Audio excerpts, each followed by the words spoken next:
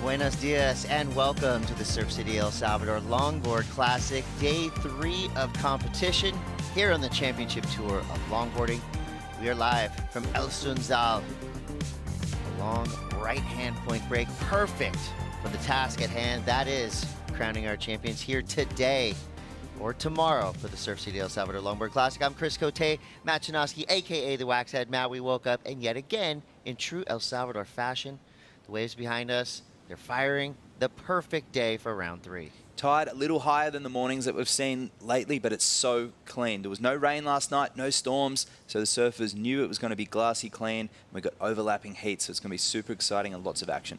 Yeah, so overlapping heats will just give you more of the longboard beautiful surfing that you're excited to see. And speaking of getting excited, let's get excited to get the official call right now. Brian Robbins standing by with Mitchell Salazar.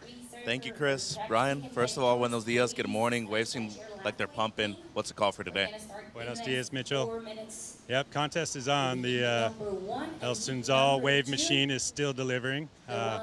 So we're starting with women's, round of 16. We're going to use overlapping heats today, 44-minute heats. So just to maximize the opportunity out there, give them more waves to ridden. There's multiple wave sets, so when there's just 2 people in the water, we just see waves going unridden. So our intention is to use those waves today. So lots of action. First 2 surfers have paddled out for heat 1, and we'll see the next heat 2 paddle out halfway through their heat, and off we go. Overlapping.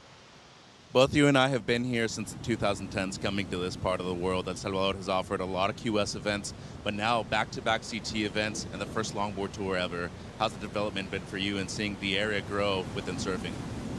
I mean, it is so nice down here. I love what they have done. First time we came, I think, was 2012 at the QS at Punta Roca, and yeah, it's quite a bit different. There's so many cool hotels and restaurants and yeah, little nooks and crannies that, like, yeah, they just feel so welcome, you know. And then the waves, like, there are waves everywhere. So it's a great surf destination. I do recommend a trip down here, if I can say that online. Just to finish the call, though, we are going to follow the women's round of 16 with the men's 16 overlapping heats there. So 16 heats all up today, and it's going to be a big day. Thanks, Brian. Chris, should be fun. Thank you, Mitch and Brian. He's right. Come on down. El Salvador is waiting for you, and trust us when we say the waves will be here when you get here. It seems like there's always something any day here of the year in El Salvador. So as we look forward to this round of 16, of course, we know the stakes get higher. Only 4 spots left for the women in the upcoming Malibu finals. So those spots will most likely be determined by this afternoon. And with overlapping heats, yes, mind surfing is fun, but it's a little bit more fun to see the world's best longboarders maximize the potential of this break. So 44 minutes, overlapping heats. What are some of the subtle differences we'll see today in competition? A lot of those mid-sized waves that we referred to yesterday going unridden, as you said, will be encapsulated by these surfers. There'll be a lot of technical nose riding happening on the smaller waves, a lot of risk taking too, because we have those longer heats and you're going to be taking off. Usually you'll see in these overlapping heat scenarios, surfers starting off on the smaller waves in that second heat priority. So of course, the first 2 surfers, which will be Kelis and Maya, those 2 will have right of way, and the surfers Mason, Schremmer and Avalon will actually have to pave way for those first 2 surfers, which means they kind of want to sit away from them. And I think that'll be the trend throughout the day, starting early, trying to get some small waves on the board, build confidence, and then wait for the set waves when they're in that priority heat. Yeah, and it doesn't really ever seem to bother the surfers in the water, just because it feels a little bit more like a normal session. But with that priority in play, you know, you've got to be on top of it, just in terms of, you know, which slot you are in the priority, because this is where things can get a little bit more dicey, just in terms of, you know, who gets to go when. So they have to be right on top of it. We do have incredible beach announcers that will be giving them all the information they need. So generally speaking, if anything happens weird in the priority lineup, I would say that's going to be rider error, because they will have all that information, audio and visual, that they can look in and see exactly where they line up in that priority order. So, you know, we mentioned overlapping heats, so we start off with just 2 surfers in the water. About halfway through this 44-minute heat, we're going to send out Mason, Schremmer and Avalon Gall, and then they'll be figuring out their own order, or they'll be figuring out the order dictated them by our priority judges. Correct, and we did see Malibu last year in overlapping heat scenario, and that is going to pave the way and set the tone for a lot of these surfers, because the experience of competition, heat IQ, is something we refer to a lot on the other WSL tours, and a lot of these longboarders are less experienced at this level. Surfers like Kelis, Mason, they have experienced that overlapping heat, and there'll be a lot of other surfers throughout the draw who haven't, so it'll be interesting to see those who adapt and those who struggle. And we're going to see all the superstars today. Kelis Leopa'a in the lineup right now with Maya Glassnap coming up next, Mason Schremmer, and Avalon Gall. We're going to see Natsumi Teoka. We're going to see Honolulu Bloomfield. So your favorite longboarders will probably surf today, men and women, throughout the entire day. So yesterday I think we did about 18 heats, went till pretty much dark. So today a little bit shorter, but I think more action, because with 4 surfers in the water, the easy math says you're going to see more waves ridden. The first wave ridden on day 3 will be Maya Glassnap. So here's your indicator of what the waves are like today, and it's firing. I mean, the perfect day to help decide who will make it to the Malibu finals. See right there, critical section through that mid portion of the wave. Looks like about a 5-wave set coming through here. So the judges looking for the same things they've been looking for all week long. They want to see style, grace, flow. They want to see you walk up and down the entirety of the 9-foot-plus surfboard under these surfers' feet. And they want to make sure you're doing it in the most critical part of the wave. That doesn't always have to mean right by the whitewater, but if you're going to get up on the nose, it will help you in terms of score if you're right there in the pocket, and just making it look exciting, making it look entertaining. The judges are surf fans like us, so you excite them, big number may follow. Maya there just starting off, a little shake of the head on that wave. First wave ridden of the day. You could sense maybe a few nerves or morning jitters. Not knowing if we're going to run today. There was a little bit of discussion in the water in the free surf before I joined some of the competitors, and they were thinking, oh, is there going to be overlapping heats? I'm not sure. It's a lot smaller today, but in actual fact, there is a lot of those mid-sized waves. Maya taking off really deep on that, holding the nose right on the outside section, but shaking head at the end. So probably not a good way for the judges to, or not a good way to indicate to the judges that you feel confident about your score. I think it was quite nice. It was a lovely opening nose ride. Yeah, I agree. You know, I think body language tells a story. I think the judges, you know, when they see things like that, it's not going to affect them as much as it would affect you know, spectators or announcers, commentators. But with a 4.33, you know, that was a keeper yesterday. I mean, we saw a lot of heats being decided with 3s and 4s all day long. So, you know, I think maybe just she thought that wave had a little bit more on it. But either way, that's a great start for Maya Glassnap, representing France. Yeah, and from Reunion Island, very familiar with long left-hand point breaks over there, some of the best in the world. But coming over here to El Salvador, after bells, Maya was a little apprehensive, wondering whether she should proceed with spending all that money to come over for the rest of the tour, being lower on the rankings coming into this event, and hasn't quite teed off like she would have preferred. Unfortunately losing out early in Bells Beach, and she did make a heat in Huntington, but it's really tricky. You're going to have to overcome a lot of great surfers to make it to that final cut at Malibu. But the warm water, the perfect right-handers of Surf City was enough for her to come over, and she doesn't regret it. She said the water's a lot like home as well, Reunion Island, the hot air as well, so she's feeling very comfortable down here. Totally worth it. And of course, she's got a titan of longboarding. That's her competition this morning, Kelis Leopa'a, you know, widely considered one of the current best doing it in the world right now. So for Maya, you know, that would be a huge confidence booster if she could take down our current world number 3, Kelis Leopa'a. Not, you know, obviously she wants to come down here and win this contest, but she has already locked in her spot in the final 8 at Malibu. So, you know, there's a couple different ways that can affect you as a surfer. It can get you excited, it can motivate you, or it can cause you to relax a little bit. Speaking of relaxing, right there, Maya Glassnap relaxing up on the nose. Great way to start this wave. And you can see she's going to stick with it, forming up. Whitewater behind her is actually going to give her a little bit of a boost as she gets back on the open face. One more hang 5 there. Nicely done for Maya. Suffers through a little bit of chop there. And great wave selection. Nothing wrong with turning and burning on a wave like that with the bunny hop. That was a good backup from that 4-3-3, starting early and perhaps trying to put a little bit of pressure on Kelis, knowing that Kelis is going to be on those bigger sets. She makes very few mistakes, Kelis, but Maya with everything to gain. Kelis just trying to improve on her top 8 position. Any result from here on in, obviously she's already qualified for Malibu, our next event, the 4th stop on the World Longboard Tour. But the way that the seeding works, the way that you'll go into those title matchups will determine how many times you have to surf. So ideally, you want to go into it surfing as little as possible. But as we've seen at Trestles in the Championship Tour, coming in ranked #1 doesn't always work out. Yeah, that's the probably one time in these surfers' lives where you want to surf as less as possible in one day. Taylor Jensen said it yesterday, you know, I want to do what Felipe Toledo did. I want to get that top seed and then have the freshness as the day ends. So Malibu qualification is really starting to come into the top of mind for a lot of these surfers. And I like in their post-heat interviews, they say, well, I'm just trying to take it heat by heat. You know that there's a little bit of a fabrication there. That has to be on top of mind, especially if you're right there around that cut line, you know, which a lot of surfers still are. We have a couple ties down in 7th, 8th, and 9th place. You know, the surfers hovering around 10th place still have a shot. We did get a graphic that basically kind of outlined exactly what surfers needed to do to get in.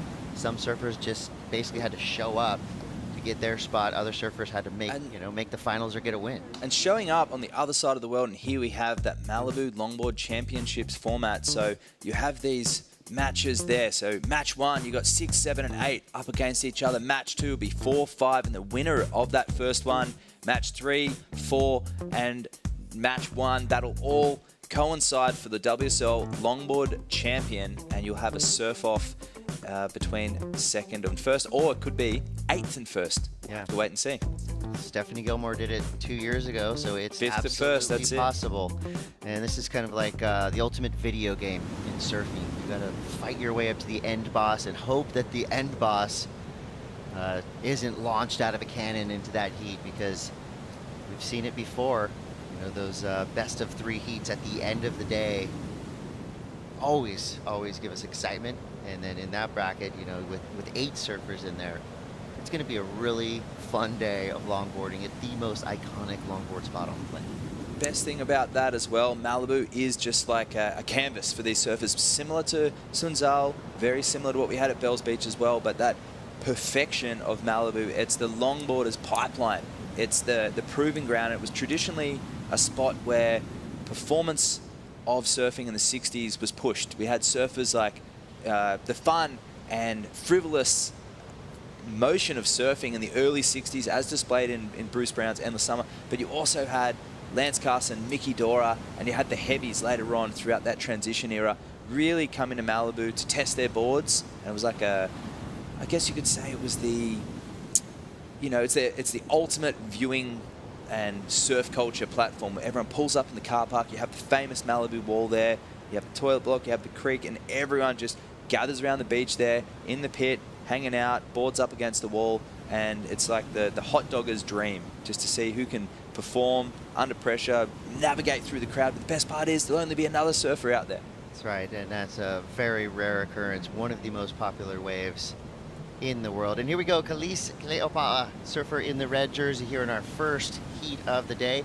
Round of 16, heat 1, these surfers trying for a spot in the quarterfinals. It's Kelis now. The wave kind of flattens out underneath her, so you can kind of think back now. Okay, so Maya, it looked like she kind of turned and went on a couple waves that went unnoticed by Kelis. Medium-sized set waves went through, but they went all the way through to the inside, and Kelis did not get that opportunity. See, that wave just came in underneath Kelis just then. She paddled over it.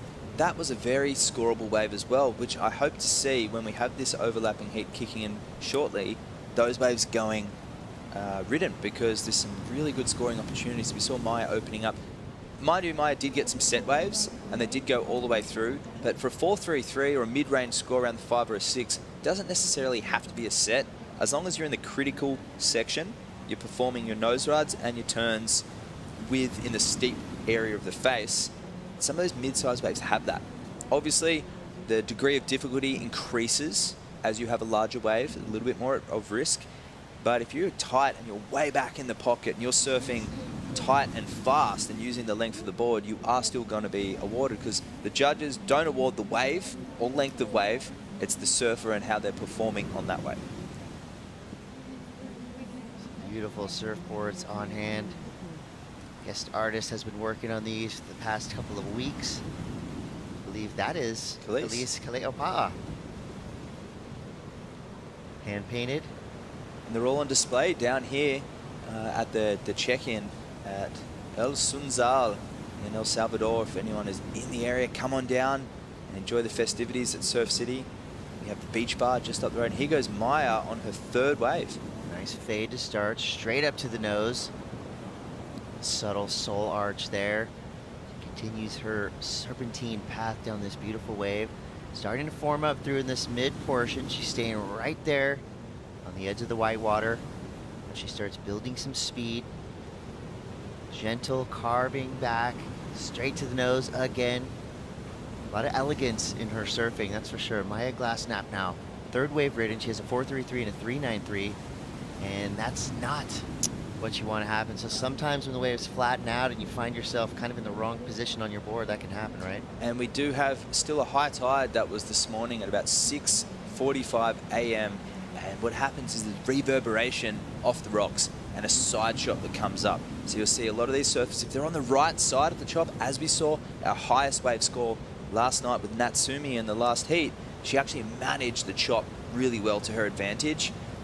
If you have those morning legs and you're a little nervous and you're overthinking the situation, that side chop can catch you off guard and just pop you off, like with Maya. Nose riding is an incredibly difficult scenario when you include the way the board's moving through the water underneath you, the forces of the fin underneath the convex bottom of that board, and how that is affecting the surfer on the board, just balancing with their feet either side of the stringer, managing that flat rocker, trying to get it in a spot to jump up on the nose so you don't pearl, so you don't nosedive, and being light-footed. And it's all about weight transfer and timing. And in that case, the backwash comes along and just, it's pure luck after that. We have 31 minutes left here in round of 16 heat 1. Round of 16 heat 2 will be paddling out momentarily. And you'll have 4 surfers in the lineup, this overlapping system, which again just allows us to maximize the waves we have. And it's been plenty consistent this morning. First wave for Kelis comes through at 2.07. So pretty shortened time on that wave. So just not a lot of time to do what she's famous for. And she's going to find herself with her back against the wall a little bit here. I don't think Maya Glassnap's last score is going to improve on the 4.33, but she seems to be building momentum. Yeah, and I'm looking that Kelis is sitting a long way out. She's probably, you can see there on the top of the screen, fantastic angle here of the Surf City Reef. You can see Kelis, that little dot the top on the left of the screen there. So she's sitting way out to the left. You can see the shallow part of the reef over to the right-hand side, and Maya on the inside. So we have a changing lineup, a little less energy, less groundswell. The waves are closer together than they have been the last few days. We're at 11 seconds period today. Yesterday 14, the day before that 15-second period.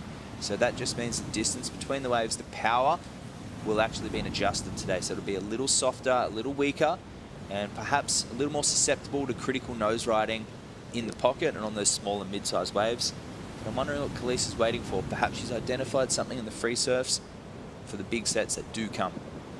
Now with the waves, I mean, just a touch smaller, I would imagine they're all riding the same surfboards, but would anything change here with waves like this? They're not all riding the same boards. All right, they switched it up. Yeah, a lot of them have gone from their more performance-y, or I should say, boards are more rocker and curve, to square tails from pintails. So Honolulu Bloomfield coming up in the third heat, swapped the board from a round tail with edge to a square tail that she rode in Bells Beach, which could be a really good option given that the conditions have got a little smaller, and I think the judges will really be paying a lot of close attention to the technical nose riding and footwork now that we have some smaller conditions. So it might be a little bit more of a challenge to get those extended nose rides, but we're going to be opening up now to potentially more carves and turns in that kind of critical mid section of these waves. I think the nose rides will come into play on the smaller waves today.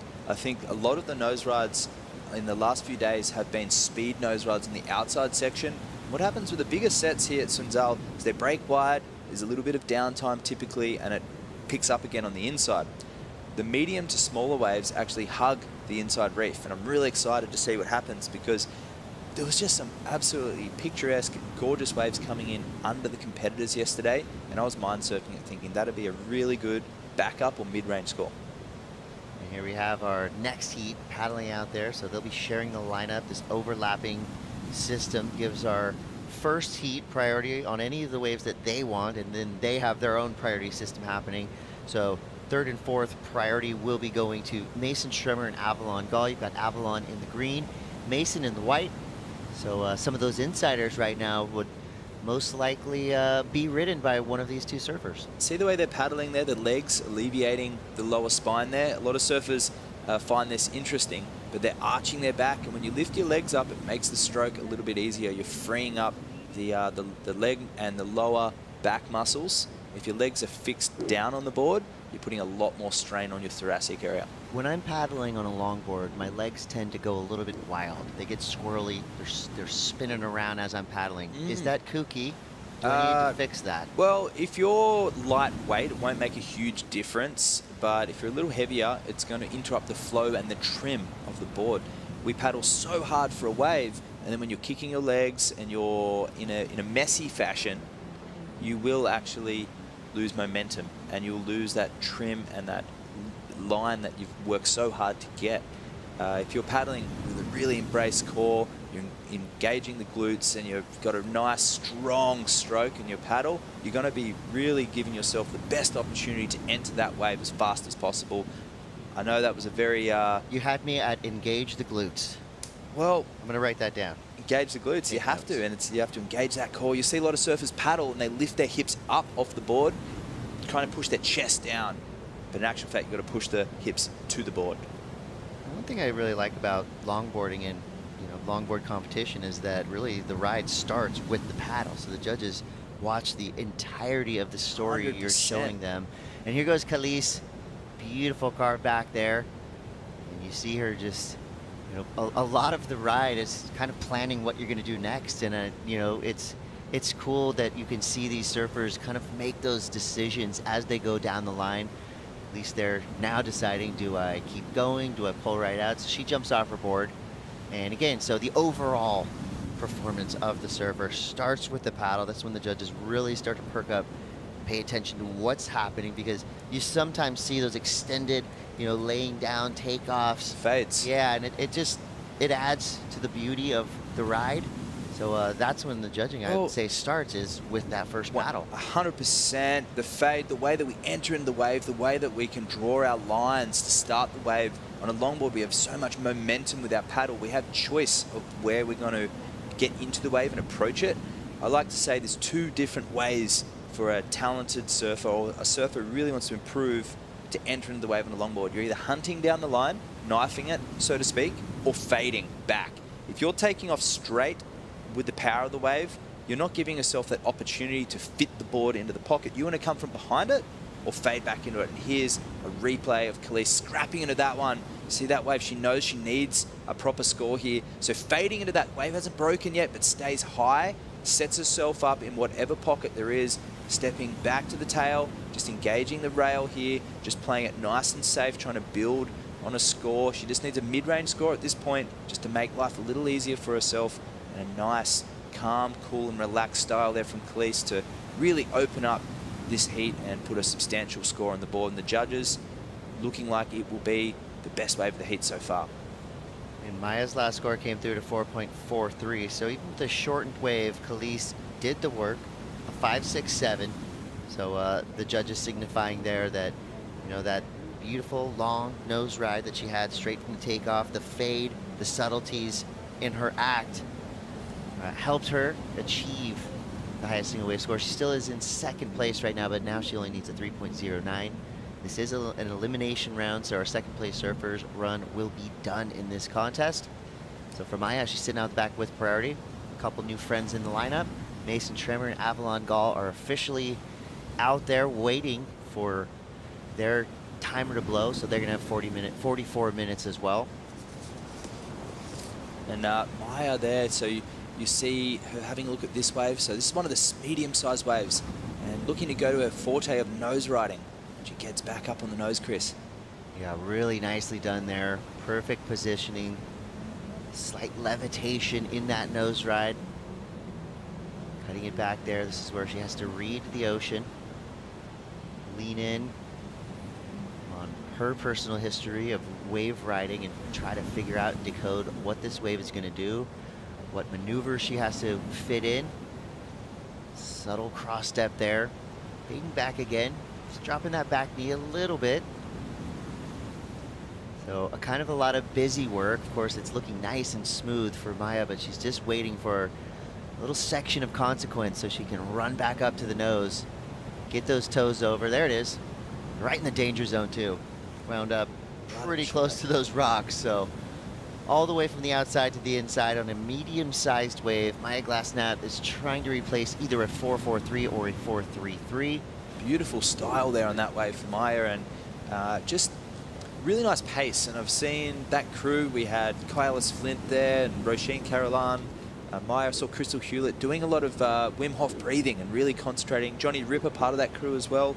They're really concentrating on their breath. And Maya looking very relaxed on the board. The fantastic camera angles showing the body language. And that one, she felt a little more confident. Halfway through the heat now, you can see really improving and just the hooter going off. So indicating just kicked off that overlapping heat of Mason and Avalon. And here we have the Reap, so gliding. So no fade or hunting takeoff, and just sort of out on the face. Beautiful nose ride, but not overly critical there, Chris. But there, just for a moment, it went a little high, and just these calves, just cruising it around, nothing of power or huge rail engagement. So the judges will take note of the relatively relaxed approach to this wave from Maya, but at this point just trying to better a 4.33 and extend her lead. And she links up to this inside section, and love the poise and the relaxed tempo of this wave.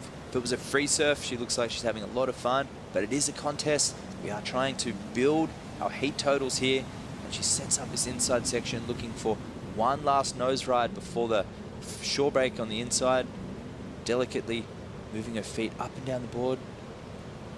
And then just before the shore break, she gets back. Yeah, the judges liked it a little bit more than her opening wave, so it comes through at a 4.9. That means now Kelis needs a 3.66. And watching that last wave of Maya, I mean, it really illustrates the allure You feel of relaxed. longboarding, right? I mean, any second on that wave, if you took a photo, that's a wall mounter. I mean, the style that we see in this event and these championship tour longboarding events is just, again, relaxing, but you know that there's a lot of effort happening, but it looks effortless. And that's definitely something that the judges take into consideration, and that as us as fans, need to realize that while it looks so easy, none of this comes easy. So with 42 minutes now on our round of 18 heat 2, so this is where we're going to start to see the overlapping heat really come into play. Your heat 1 will have priority, any waves they want.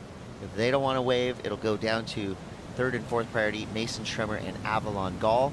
And again, this is just a way of maximizing the swell window we have and seeing a lot of waves ridden. I mean, that's why we watch, right? We want to see waves ridden, and waves ridden well. So thankfully, we have the world's best longboarders in the water to put on that show for us. Exactly right, and the grace, style and flow that these women embody is infectious. I hope it inspires a whole stack of people that are watching right now. We have the regional qualifying events. North America have theirs in early December up there in Morro Bay. So look it up, check out the event schedule for the longboard qualifying series. You can go onto the WSL app or onto the website and search through for the longboard events. And you just become a member of the WSL. It's quite an easy process, and it's like any regular contest, but we have priority, and you have to pay your entry fees as usual, and then enter in, and hopefully we'll see you here next year.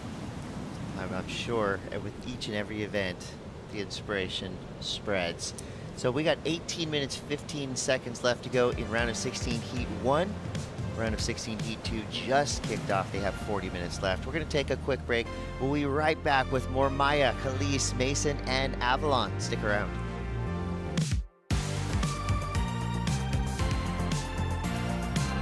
There's a right time for everything. There's a right time to find your way, a right time to enjoy pleasures. There's a right place to enjoy your passion like nowhere else.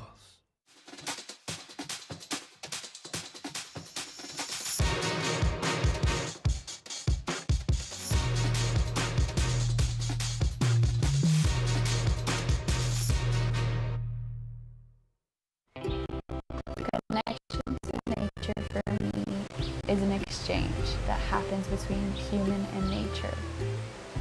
It's an energy you can't explain. It's like you pull from it and you also give back to it.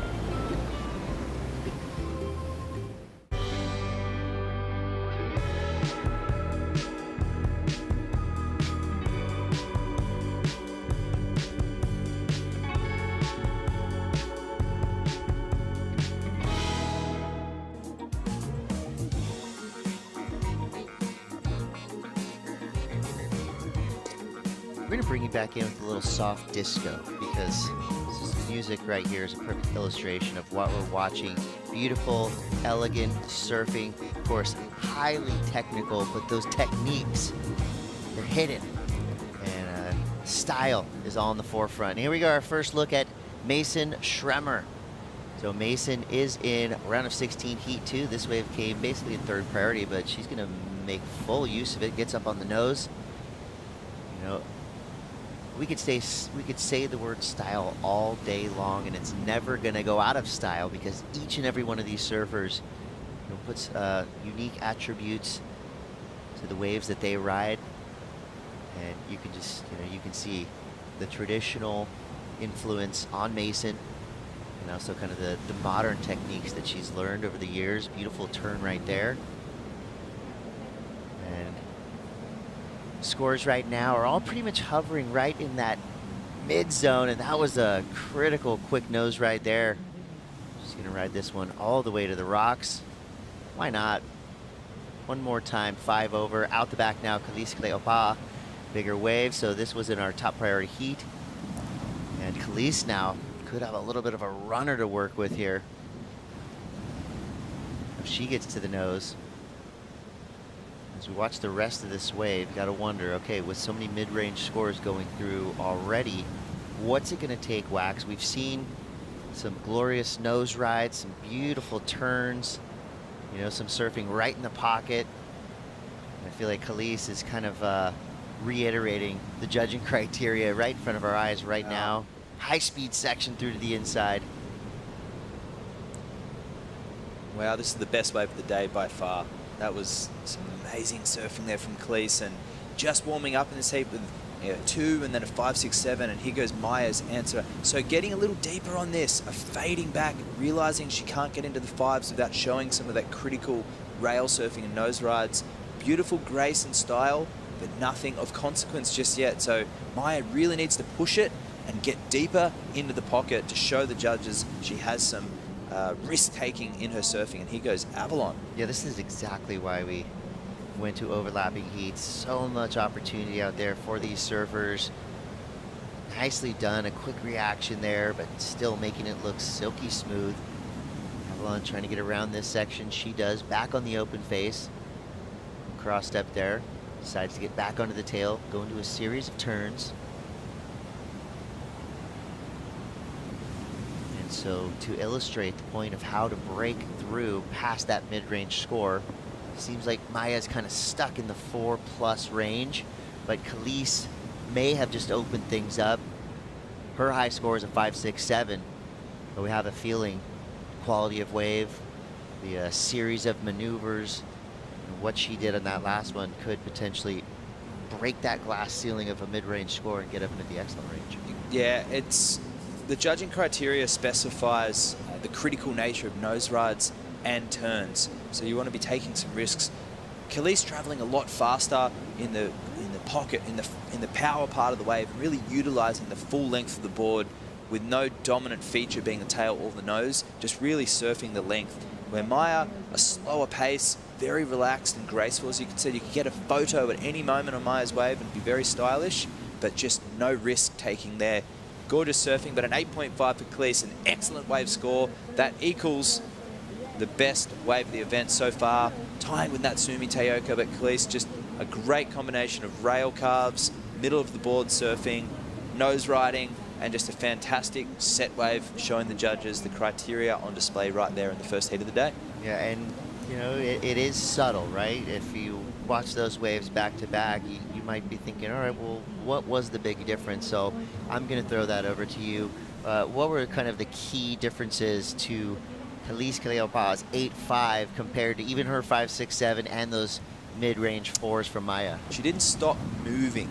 Always between the turns, moving Flow. her feet, the flow, of course. Using the footwork, another part of the criteria. And then, of course, just commitment to the turn, the rail, and driving out of the turn with speed. And then what happens when your nose ride is dynamic, you come out of it with the turn, you come down the wave, you set it up, and the nose ride presents itself again. You're using the third, the second, and the first part of the wave. And I like to say it like gears in a car. First gear is a driving gear, which you drive off the bottom. Second part, the middle of the wave, is your trim spot. The third part at the top is your top speed. Well, it is in cars that were made pre-1965 with a stick shift. They call that the old granny gear, number one. You're driving off the bottom, and here goes Maya trying to answer back. She's needing a 9.27 here. Yeah, that's a huge number for Maya, but she wants to get it. That's exactly what she has to do. Love the effort there. Got to the nose in the most critical part of that wave. You know, I feel like, you know, obviously you have to do a little bit of waiting on these waves, but we don't want to feel like we know you're waiting.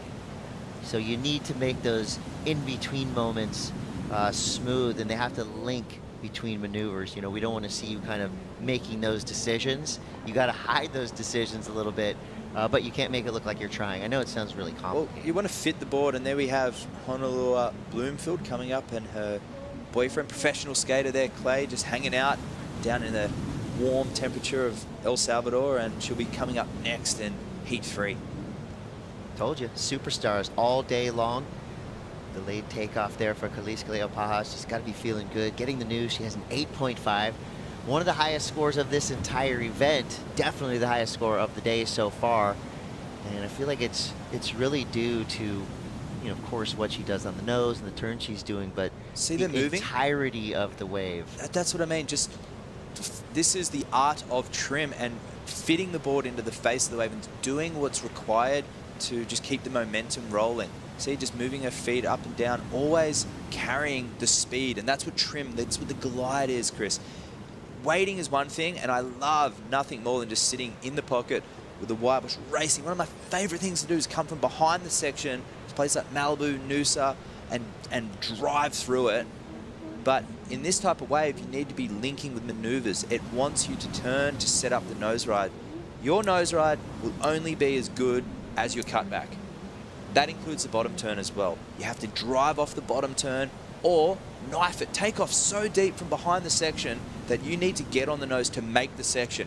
That's what Maya needs to do now. The 9.27 required. She can break it up into 2 different scores, but she has to start again. She has to aim for maybe a couple of mid-range scores or go to a 7, and she can climb a heat total too. But Kelis, 14.17 heat total with another wave to drop. And the proof is in the pudding with the overlapping heats here, because Mason Schremmer's now dropped to 4.67 and Avalon Gall now has a 5.67. So basically the leftovers are full meals out there right now this morning. So we're going to maximize the swell potential we have today, and I like seeing that. I mean, there's hardly any scores under a 4 on the board right now, so it tells us it's consistent, and that tells us that these women are loving the conditions, especially Kelis Kaleopaha, just pretty much doing what she does, effortless, glorious surfing, the 8.5. You know, I feel like we're going to see a lot more scores in that range today. Of course, the level has raised with this, you know, being a little bit deeper in the contest. The, you know, the want now when you kind of can see finals day right around the corner, you just start to see everything elevate a little bit. So not going to be surprised if we see a lot more 8s, maybe even some 9s. Yeah, beautiful, clean conditions. And I think the overlapping heats, the longer heats as well, will cure any nerves that are out there. They can warm up. Obviously, first heat of the day is always a little interesting, getting your lineups, and it's a lot weaker than it has been the last few days. So toying with the pocket, and I was very enthusiastic before explaining how to get those excellent scores. But you've got to encounter those things called nerves, slippery wax as well. That's something that we might touch on later in a post-heat interview, is we'll go through how difficult some of the variables are here. Obviously, you've got the ocean, but the warm water, the warm weather, and even keeping your board somewhere cold enough for your wax to stay with those little bumps on it, because those bumps don't just look cool, but they actually help under your feet when you're trying to leverage the board and you're trying to turn, steer, trying to do everything you can on the nose, the middle, and the tail, and your foot slips, you can say goodbye to that control and that flow and that grace, because then your hands go up, they start winding. So there's a few variables there to make it look as relaxed as Kelis is, and for that matter, Maya as well, just surfing almost faultless on those beautiful long waves. These are the world's best, and there's a reason why we're here at Surf City El Salvador Longboard Classic showcasing this performance. Yeah, Kelis right now, she's throwing away a 5.40 for that last wave. So while the turns were really nice and fun to watch, you have to have a combination of maneuvers. So, you know, that series of turns was just elegant. It was nice and smooth. She didn't really get the opportunity to get a long nose right out the back or on the inside section. So decoding that 8.5, and again, exactly what the judges wanted to see. Long nose right out the back, really nice series of turns, and they were more than just kind of placement filler turns. She was really engaging her rail way out into the shoulder and then back towards the white water. Your judging criteria is in writing, so if you don't know as a surfer what the judges are looking for, that means that you are unprepared. This information is available for everybody. Controlled maneuvers in the critical section of the wave. Utilizing the entire board, that's a unique judging criteria to longboard surfing. We want to see you going from tail to nose, back and forth throughout the entirety of the wave. And this is my favorite part of the judging criteria. Style, flow, grace, which I think should be implemented across the board, across the entire surfing landscape. All surfers could use a couple notes from the longboarders we're watching right now. There's nothing wrong with putting some grace in your act, even if you're riding a 5.6 epoxy shortboard. Grace will always be welcome in surfing. And one of the most stylish surfers to put on a jersey this year, Ethan Ewing, and he embodies that grace as well, even though being a male and, you know, being super powerful as well. Traditionally, we talk about words explosiveness, we talk about powerful, aggressive, radical, but there's a sense of style and grace there in Ethan surfing where he knows where to hold back and load up. And it's not just standing there.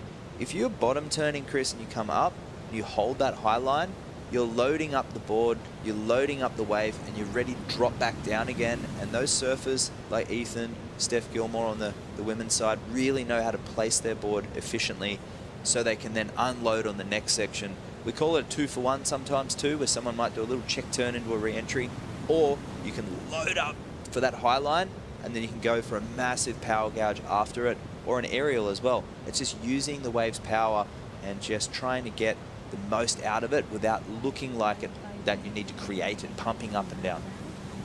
Yeah, we saw it in the documentary North Shore, right? Riding a lot of different boards, long, short, old, new. It's just going to help your surfing. You know, there are a lot of stubborn shortboarders out there. I was one of them for a few years. Like, I'm only riding my shortboard. That's it. I'm doing it in all types of waves. But luckily now, I mean, the surf world is a lot more welcoming to different types of craft. Joe Tudor always says that, look, it's the board for the day. And that's why he gravitated to longboarding a lot of times, because the waves around his house weren't always punchy and powerful. And so, you know, utilizing the wide spectrum of surfboards that we all have available now will only improve your surfing in any type of conditions, on any type of waves. You know, I've already seen a bunch of the competitors coming in on little fish boards. We've seen a couple guys coming in on just proper standard shortboards. So it's a new world. It's a world of possibilities, and you can't be stubborn to the surfboards that are available out for you. I mean, talk to Julian Wilson. The kid was nearly a professional longboarder, made the switch to shortboarder, and now he's a Hall of Famer. Definitely took a few Aussie titles off me, and That's right. vice versa as well. Scar tissue. No, he was, and it's all boards, and there's no excuse these days to not. Well, that's where the surf industry has moved towards, and this is where longboarding is as a brand of surfing. If you look at it as a genre of surfing, there is a spot for traditional style longboarding.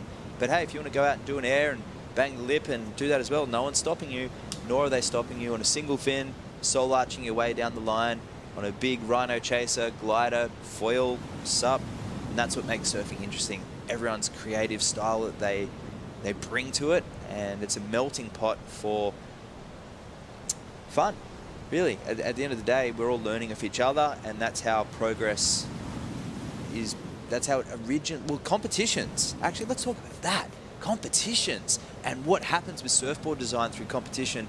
Traditionally, that was where we saw the progression. We saw new designs, and we still are today with the Michael Takayama board almost being christened in longboard competition. And of the modern day era, we're going to see more of that as we move forward. Yeah, why not test your boards in the heat of, I don't want to say battle, in the heat of the moment. Well, the thruster, in the heat of competition. Twin fin and single fin all going head to head at Bells Beach as well, 1981. The thruster came out on top. Maya Glassnap now trying to answer back. She's looking for a 927. Most likely will have to split that in two. Problem there is she's only got 2 minutes, 9 seconds to go. Quick 10 there, so she's doing the work. The wave just kind of fading out underneath her. She's going to stick with it. It could have a good inside section. There you go. Straight to the nose again.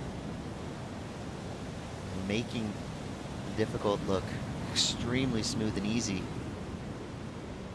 Maya Glassnap started strong, 4.33 and a 4.43, backed that up with a 4.90. But Kelis Kale'opa'a just cracked things wide open with that 8.5 wave of the day so far. A minute 33 to go in round of 16, heat 1, 23:30 to go in heat 2 with Avalon Gall and Mason Schremmer, both with one wave ridden each. Yeah, beautiful style again, carrying that momentum from the 4.43 and the 4.90. A great tempo throughout the wave, but just not moving the feet between the turns. And on that camera angle, I couldn't see the whitewater, which is meaning their face nose rides. She's really using the width of that board and the rocker for the nose ride. She's not using the pocket or the tail. Most important part of nose riding is obviously the turn, but the tail needs to be buried into the whitewash. They want to see that levitation, not from the flip of the board, but they want to see it from the tail being weighted down and actually forcing the nose up. And that's where you'll really get those excellent scores. Don't think it'll be anywhere near that 927, but it might get rid of that 4.9. We'll have to wait and see. Beautiful surfing there, nonetheless, from Maya, our Reunion Island competitor, surfing for France. Levitation is the goal. You got all 10 toes over, and you get that weightless feeling. Truly the pinnacle of longboarding, I would say. Different type of aerial. Right? I mean, that is something rare. I mean, these are the best longboarders in the world, so they know the feeling full well, and that's probably why, the addiction grows, right? You get that 1 second of levitation, and that's all you want. That's why they seek out waves like this that give you, the opportunity to get up there on the nose. And got to give it up to Maya Glassnap. That was a great heat serve. She will improve on the 4.43 at least with her last wave. It comes through a 5.63, so respectable heat total for sure. But Kelis Kale'opa'a doing Kelis things, dropping a 5.67 on her opening wave, and then slammed the door shut with an 8.5. So nicely done for Kelis, representing Hawaii. And you can feel it. Hawaiians want back on top. The women have represented Hawaii multiple times in the last decade as world champions. For the men, though, it hasn't been since Dwayne DeSoto, so the men got some work to do if they want to bring that title back to Hawaii. We got 21 minutes left here in round of 16, heat number 2. And we just started round of 16, heat number 3. They have 43 minutes to go. So a lot of surfing to come. Don't go anywhere. Get your pens and paper. Start taking notes. The best styles on the planet are in the water as we speak. We'll be right back.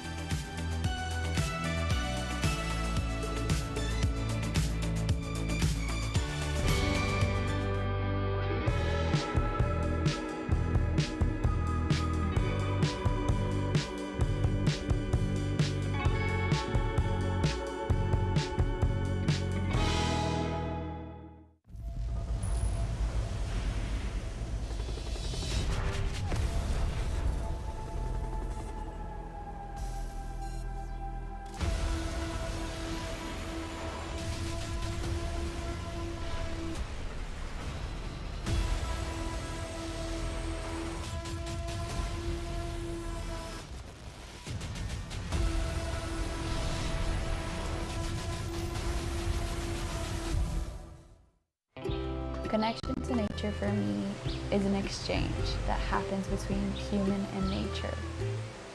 It's an energy you can't explain. It's like you pull from it and you also give back to it.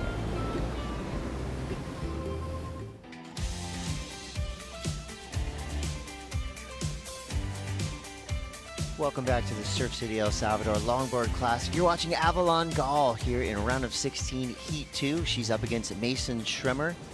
Avalon already has a 5.67, so this is live action straight out of the break. Chris Cote here with Matt Chinoski, the Waxhead. We've got a lot of goofy footers out in the lineup already this morning, and if you're talking about the goofy versus regular scenario, and you like that type of surfing, well, guess what? We've got that for you. Mason Schremmer, regular footer, representing the USA. Avalon Gall, goofy footer, also representing the USA. Foamy wave here for Mason Schremmer. And I wouldn't say the judges see foam or pure glass on the wave, but for the overall impression, oh, there we go. Cheater 5. Do we still call them cheater 5s? Stretch 5. Stretch 5. Ooh, nice turn to finish. Oh, just falling for Mason. She was on her way to a nice score there, and I think that was definitely going to improve on the 4.67. May still. We'll have to wait and see how the judges go with that, because that was right on the shore break. Look at that beautiful aerial shot there of El Sunzal with Honolulu Bloomfield. Ranked number 2 coming in this, already secured her spot. Natsumi Taoka with everything to gain. Ranked number 13, had our highest heat total of the event so far, an 8.5, highest wave score up until Kelis this morning. So Natsumi finished the day with a bang, starting off this morning with a hard heat. Look at those fish sitting out there. Of course, no sharks around here if you were anywhere else in the world. They still put their feet on the board, though, just in case. Well, there's quite a few out there, too. Maybe Richie Cravy's under there bait ball. catching some. Wow, that is a migratory pattern there. 39 minutes now for Honolulu and Natsumi for Avalon, and Mason 17:37 to go. And yeah, I would say Natsumi, waited for the crescendo of the day to become the star of the show. Probably one of the best heats she's ever served. A huge heat total, highest single wave score of the day. And we'll see if that momentum can help her here. She's going up against one of the titans, competitive longboarding, Honolulu Bloomfield. And it looks like she's picking up right where she left off. A couple quick nose rides there. Under duress, she regains control. Will impede the flow element just a little bit, but a nice turn right there, straight into the pocket.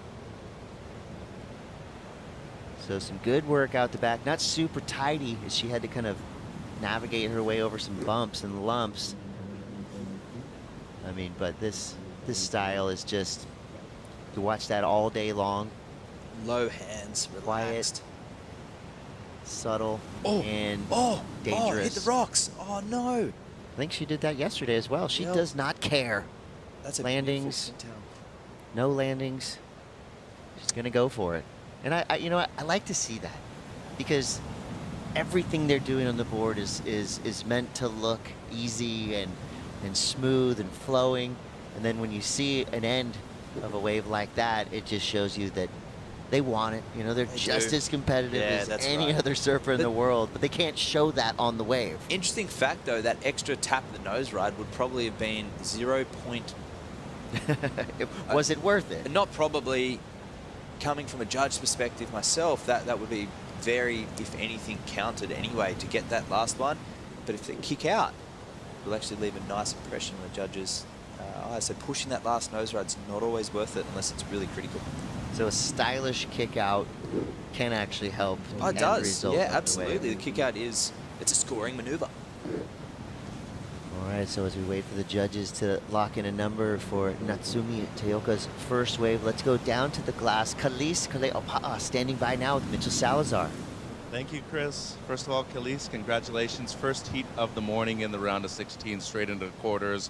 So you started off slow. Maya was able to get 2 scores before you even got one, but then you opened up with the 5 and got the 8.5 to back it up. How was it out there being the first one in the morning? It was nice, I guess, to be the first heat of the morning, you know, especially since it's like overlapping heats. We were able to get priority during the whole like 40 minutes. But yeah, when she got those 2 waves, I knew they were going to be like good scores because she's been surfing like really well during the free surf. And I was just kind of out of position for all of them. So I was like, oh gosh, like my mom might kill me when I come in. But it was really nice to get the 5 and then the 8. How have you been adjusting so far to the overlapping heats format? It's the first year we've actually seen it on a longboard tour. I think I've only done it maybe once or twice before, but it's definitely frustrating just because the heat before you may have priority. So yeah, it's nice. Talking about Malibu now, first year we've had seeding going into that event right there. How important do you think it is for yourself to get a higher seed going into the last championship and potentially get your first world championship yourself? I've definitely been thinking about like which seed might fit best going into Malibu, but honestly, I think if you're just on your game that day, I don't think it really matters what kind of seed you are as long as your surfing is like spot on. Yeah. Congratulations, Kelis. See you in the next round. Thank you. Thank you, Mitch. I feel like Kelis is going to fit in nicely in the upper echelon of that Elite 8 that will be heading into the Malibu finals. She's just known for that high gloss, polished, beautiful surfing. Give her any right-hand point break around the world, and you're going to be in for a really nice show. Coming up next, Elise Lemoyne. She'll be going up against Zoe Gropiron. So friendly fire there. The French contingent heading out into a heat together. They've had lots of battles over the years, and I think Alice, who's got the better of them every single time, will be very stoked. But Zoe needs to get through. Ranked 10th coming into this. She needs to score. And here goes Honolua Bloomfield. Honolua, 3-time world champion. And there's why. Nose ride, cut back.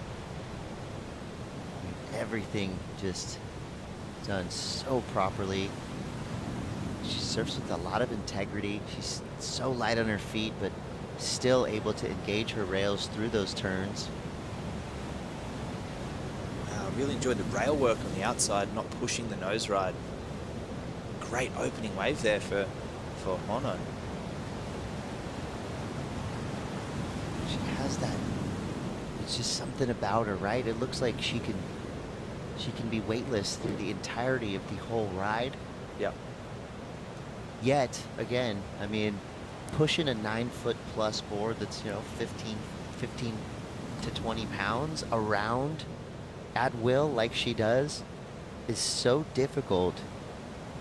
The hidden challenge that, these surfers face dealing with boards of this weight and this length and making it look so easy. And you can't say enough the skill level that they've all developed to get to where they are today. If you've never ridden a log and you're watching this right now, you really should try it because it will give you an appreciation for just how incredible all of these surfers are.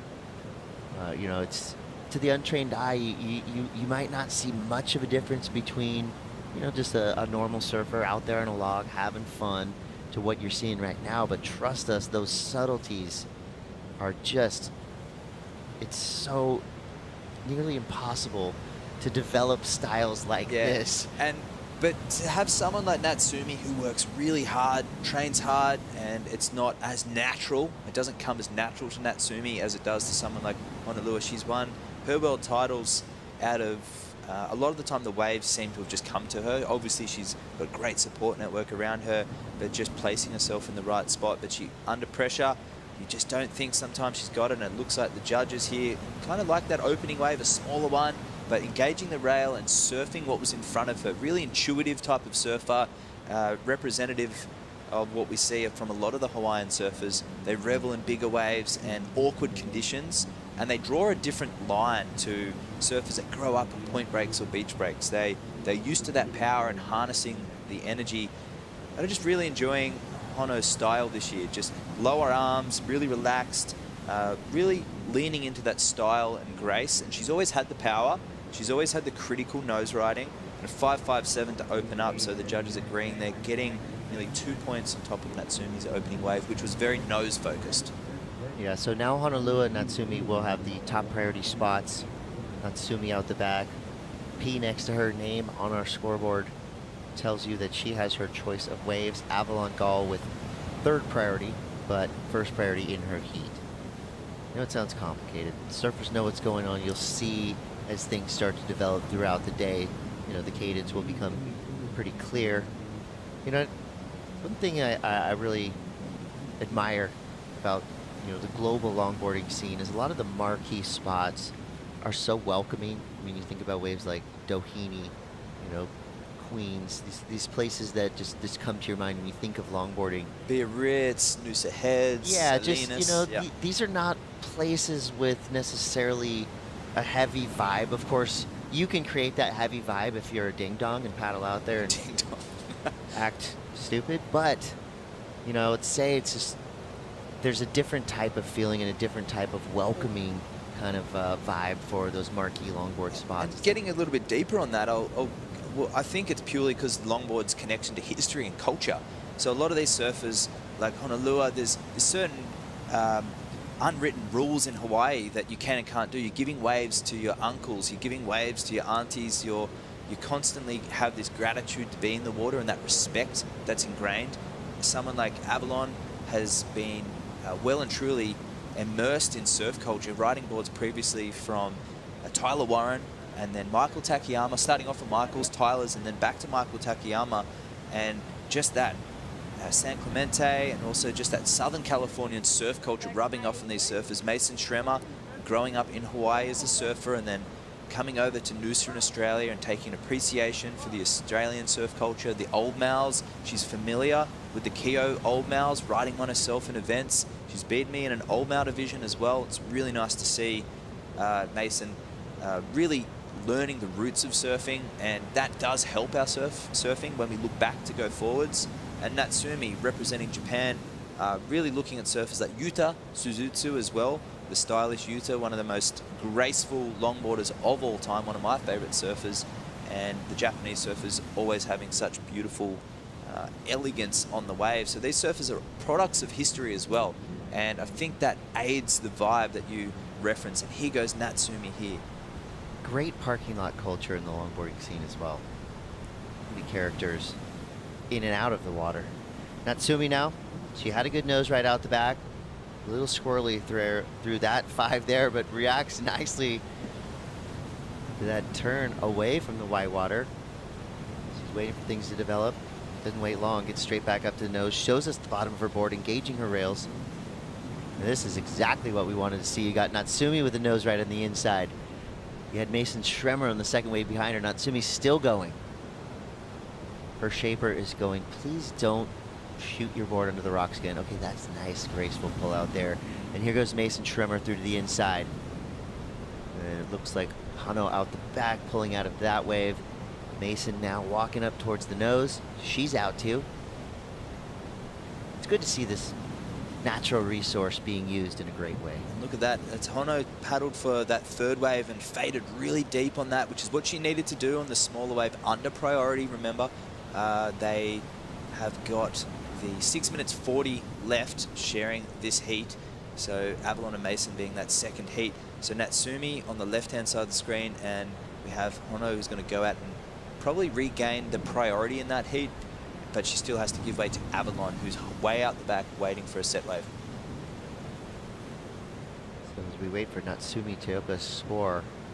And to reiterate for those surfers that are tuning in and any viewers that aren't familiar with what's going on, we have the overlapping heats, which means Hono and Natsumi are taking on each other. And then we have Avalon and Mason in that premier heat right now, who have got the main priority over those surfers. We're making use of your natural resources, as you said, and I love it. More action, the better. Yeah, so we have 6 minutes to go here for Avalon Gall and Mason Schremmer. And it feels like, almost feels like Honolulu and Natsumi, who have just been in the right position at the right time, are kind of becoming the featured heat right now, because it's been pretty quiet for Mason and Avalon. As it stands there, Avalon Gall with a 6.3 and a 5.67. Great scores. Mason Schremmer is right there with her, 4.67 and a 6.10. So quietly one of the tightest heats of the event happening right now in Heat 2. Avalon Gall out the back in that top priority spot. She has her pick of waves. She's got 5 minutes and 14 seconds to go. Honolulu and Natsumi in Heat 3 have just inside of 27 minutes to go, so plenty of time for them. There's Mason getting back out there, needing a 5.88 to advance through into the quarterfinals. And I love that we're already talking quarterfinals. This has been an event that's flown by.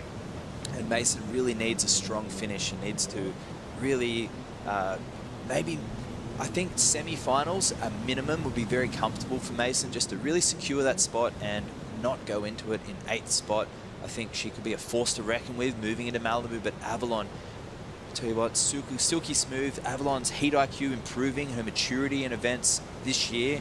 She's really stepped her game up at Bells Beach, and just in a place that was cold and very uncomfortable out of the water to get into the wetsuits, and it's not overly inviting, as you were just talking about the car park, the invitations of the car park, and how heartwarming and how many stories are swapped and how welcoming those surf communities are. Bells Beach, on the other hand, it is welcoming, but it's hardcore, it's raw. You're not hanging around in that car park any longer than you need to. But Avalon, super fun and happy outside the water, but she really put on a great performance down there in Bells, and so did Mason, who's about to lock in a really healthy score and push Avalon back into 2nd place, now recording a 6.14. Parking lots and car parks are one of my favorite parts of surf culture.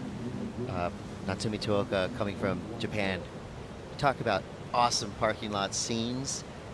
Some of the coolest, just, you know, most interesting people and vehicles. You pull up to a marquee longboard spot in Japan, and you're gonna see 1,000 of these just tricked out minivans. You open the back door, there's a compartment for every part of your surf equipment, and a lot of smiles around. You know, if you want to get a piece of real cool, classic longboard culture with a twist, go to Japan, check it out. There are some great waves there. I mean, I would say for most of the year, a longboard would be the call at a lot of breaks around Japan. You've got some really nice point breaks, and of course a thriving competitive scene, both long and shortboard.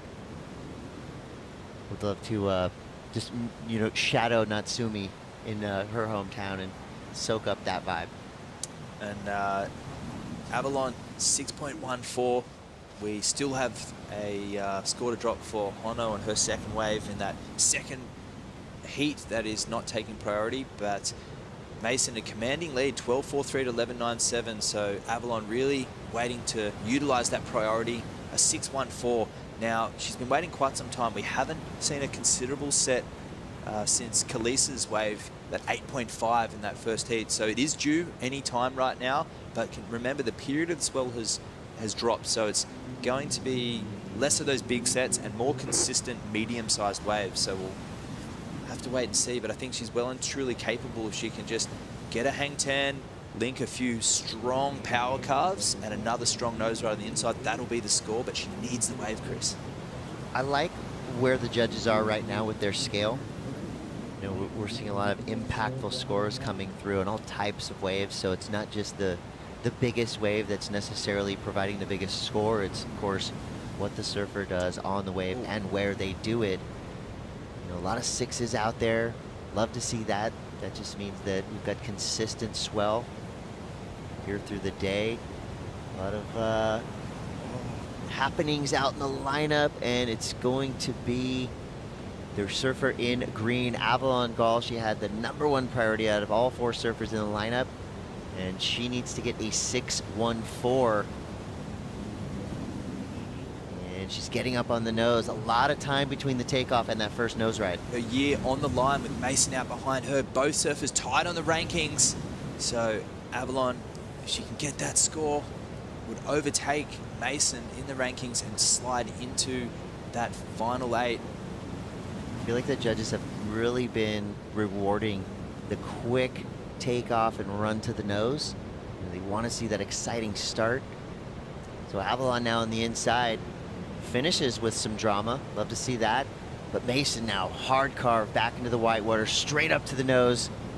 Little airdrop there, adding to the excitement of this wave. I feel like it was a pretty good one. You know, we saw her in the background, but it looked like she was perched right out on the nose of that board with 10 seconds left. And now we find ourselves in the situation of waiting for scores. Mason Schremmer versus Avalon Gall. This is a huge, important heat for both of those surfers and their hopes for the final 8. Their heat is over. They're going to wait for scores. Now we've got Honolulu Bloomfield up and at it. She has a 5.67 as her high mark now. But I think by the looks of this wave, so far, so good. Some nice work on the outside section. Waiting for things to form up here through to the inside. It looks like it could have a good line. Only needing a 4.11 to go into lead now in the priority heat. Nice work on the outside section. Just really relaxed body language from Hono, looking very calm, cool and collected in the warm waters of El Salvador. She likes this wave more than Bells Beach. A lot more power, she said, and she gets the 10 on the inside section. So a nice finish there for Hono. That'll be a nice backup, and I think it will go better than a 3.93. That was very serene, very smooth to watch, and she did get that just elegant pull out. You know, while it is kind of fun and exciting to see surfers jumping off their boards and nearly hitting the rocks, that right there I feel like is exactly what the judges want to see. Just a nice tidy finish. That's the last thought that they're going to have in their mind before locking their number in. Especially when you start on a dynamic set wave and you do a nose ride, you do a long, strong carve, and the last thing you want to do is a grovelly little nose ride and push for the score. Because remember, a lot of these surfers are trying to put on a display, and you want to make sure you have, show the judges you have a perfect score, and don't grovel for the score. Say less. Say less. All right, so now we're down to the 20-minute mark for Natsumi and Honolulu. We're waiting for that last score from Honolulu Bloomfield. And now we're waiting for the scores for Mason Schremmer and Avalon Gall. It's not enough for Avalon. 5.33, just under. So Mason taking the win, and Mason moves on to the next round, and Avalon, that's the end of her season for 2023, putting in such a great performance with a 9th, a 5th. Thought she could have gone to a 3rd, but stiff competition from Mason Schremmer and a deserved win, really coming from behind in that one to take it out and looking very confident moving into the next round. Yeah, a great season for Avalon Gall, as you said, and of course so much more to come from Avalon. But congratulations to Mason Schremmer. She's one step closer to potentially winning the Surf City El Salvador Longboard Classic, but also locking in her spot for the Malibu Finals. We're going to take a quick break, but we'll be right back. We're going to bring Mitchell and Sam in, but before we go there, let's take one more look at Alice Lemoyne, just starting this heat off. So we have Alice Lemoyne and Zoe Grupperon out in the water now with 41 minutes left in their heat. You got 21 minutes, 19 minutes left in Natsumi Teoka and Honolulu Bloomfield's heat. A lot of surfing to come. Do not go anywhere. This is the Surf City El Salvador Longboard Classic.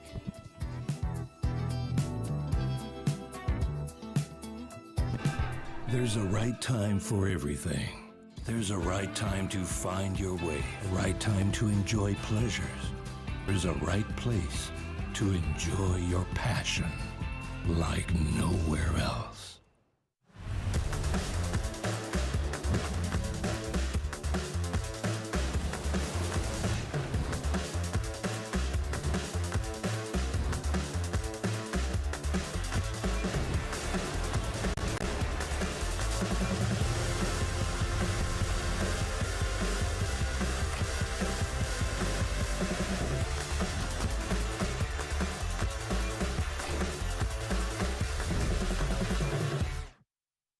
It's crazy to think that the same place that makes us feel so afraid can also make us feel the most at peace and connected. So much for the wishes, so much for the cause. The Surf City El Salvador Longboard Classic presented by Corona is brought to you by Surf City El Salvador, home of the right surf, and by Corona. This is living.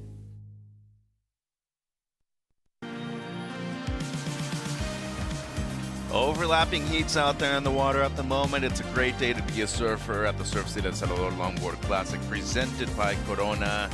Honolulu Bloomfield taking on Natsumi Taoka, as well as Elise Lemoine paddling out against Zoe Gropiron from France. You see number 4 in the rankings, Lemoine coming into the event. Number 10 in the rankings is Zoe in the green jersey. A great heat. They both know each other extremely well and have competed here at this location before. 17 minutes on the clock in the heat between Bloomfield and Taoka. Lemoine and Gropiron, basically a brand new heat.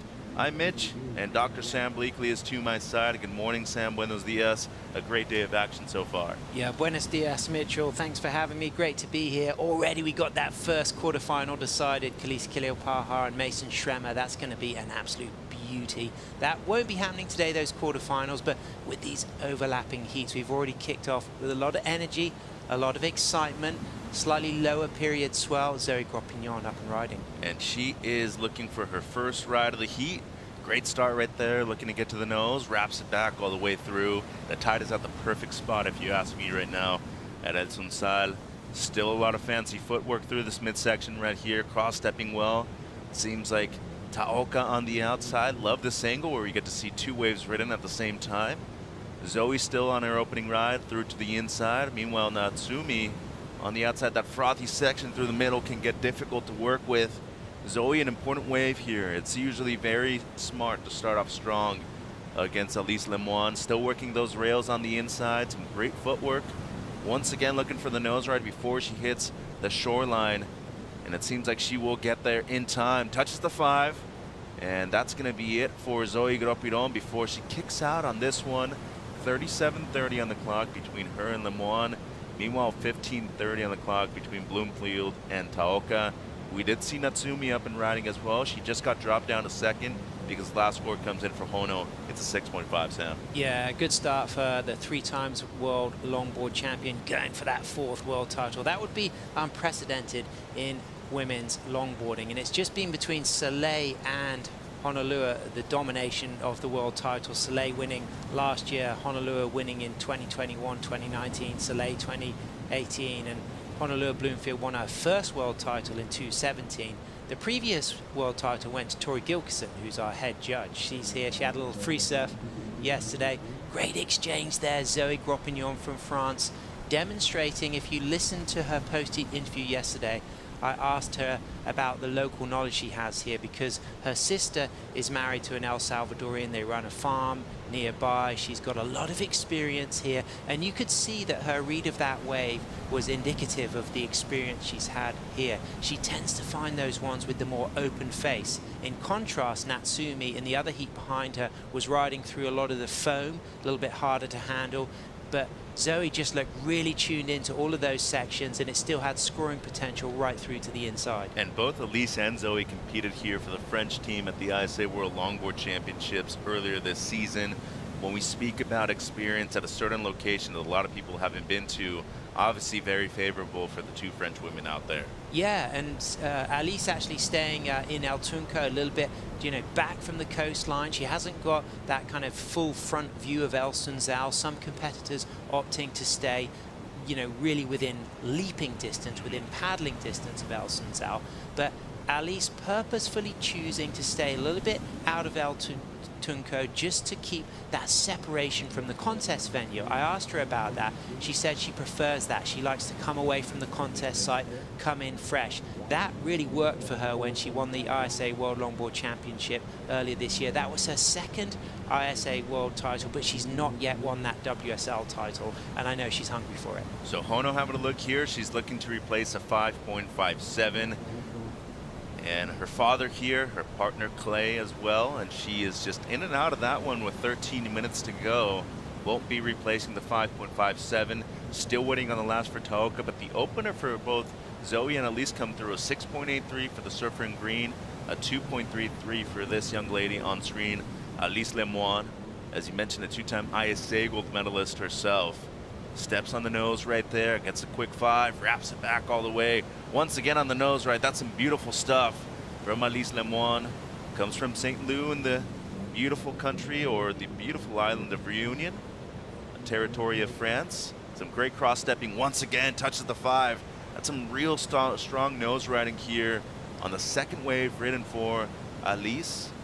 Once again, looking for that double up on the inside. Some good technical nose riding here on this one, Sam. Meanwhile, though, we haven't seen the variation with at least a touch of the 10 so far on this one. A good read of the wave, you know, good rhythm, good tempo, nice long 5s, good rail work, lively, exciting surfing. She's now based in Biarritz. Actually, she's employed by the Biarritz municipality and does a lot of educational work, promoting environmentalism, promoting sport, but also being supported to be a professional athlete. So great role for her, now based in southwest France. Zoe dropped a 6.83 for that last wave. Honolua's got those that 6.5, that 5.57. Those two women are in different heats. Honolulu in the lead in that heat. But Alice, wow, that's going to be a decent score. It's going to rival Zoe's. Yeah, while the judges work on those scores, let's go downstairs with Mason Schremmer. She is with Matt. We were just talking off camera about the energy of the waves out there, and you opted to ride the log out there. For what reason did you swap boards yesterday and for today compared to the first day of competition? I feel like the log is just a little more, mine is a little heavier, so it's a little more stable, and it just feels really good to use like the extra weight to kind of get more out of the turns and stuff. And I actually rode my log in the first round as well. I've just been kind of surfing my 2+1 prior to that just because it was really fun, but yeah, the log went really good.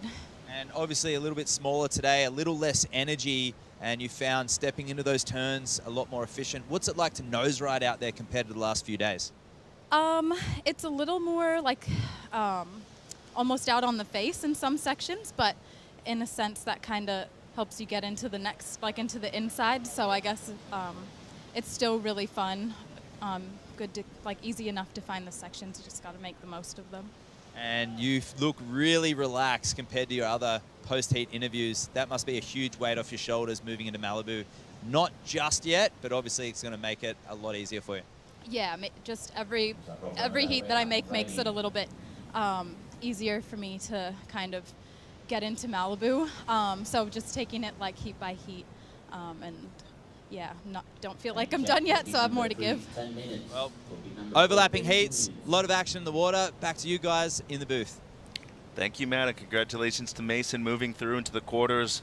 Meanwhile, live action, Hono up and riding, gets to the nose right there, looking to replace a 5.57.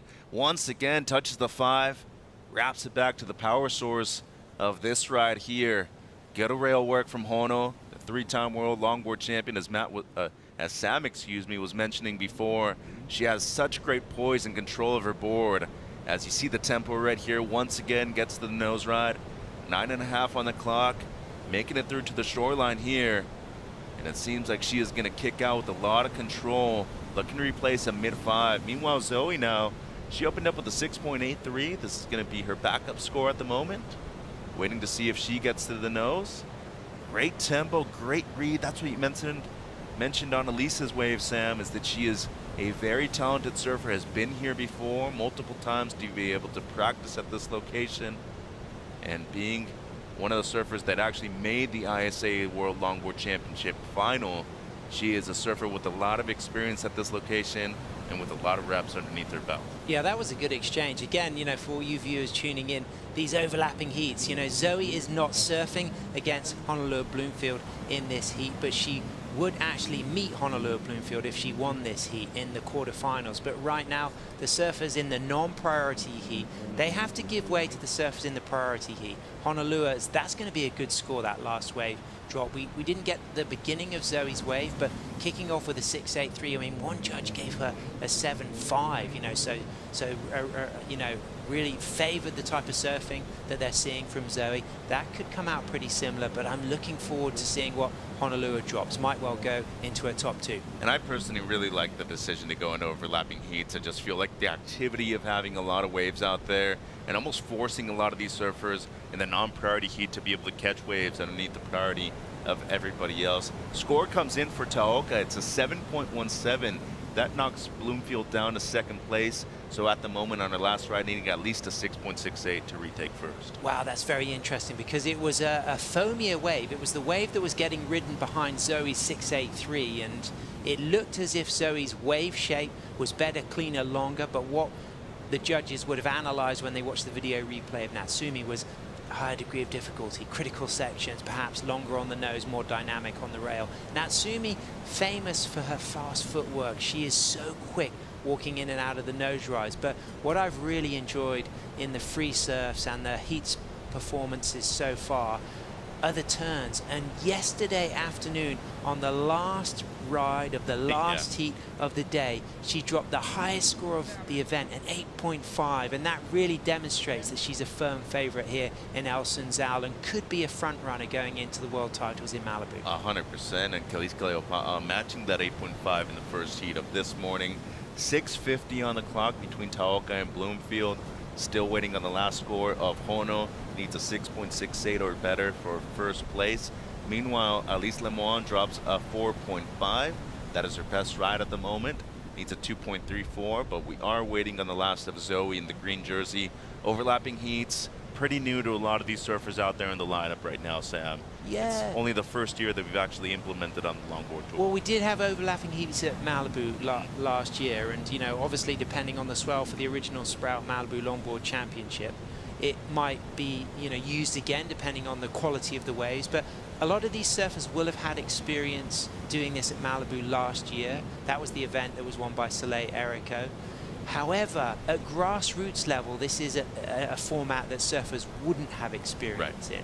And, you know, there's a lot of surfers who grow up with those more fun style coalition events, club events, board riders events, where they won't even have priority. They might have 6 surfer heats, 5 surfer heats, at least 4 surfer heats.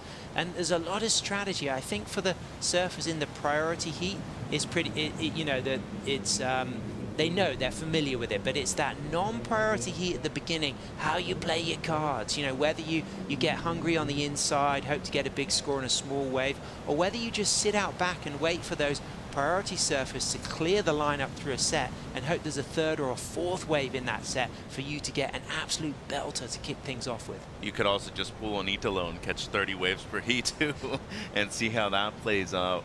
But in this heat, Mitch, you know that, I mean, 31 degrees C, like near 90 degree Fahrenheit, 88 degree Fahrenheit water temperatures. It's record-breaking stuff. So pacing yourself in these 44 minutes is pretty important. And especially with a format that allows you to have a bit longer time period within the heat too.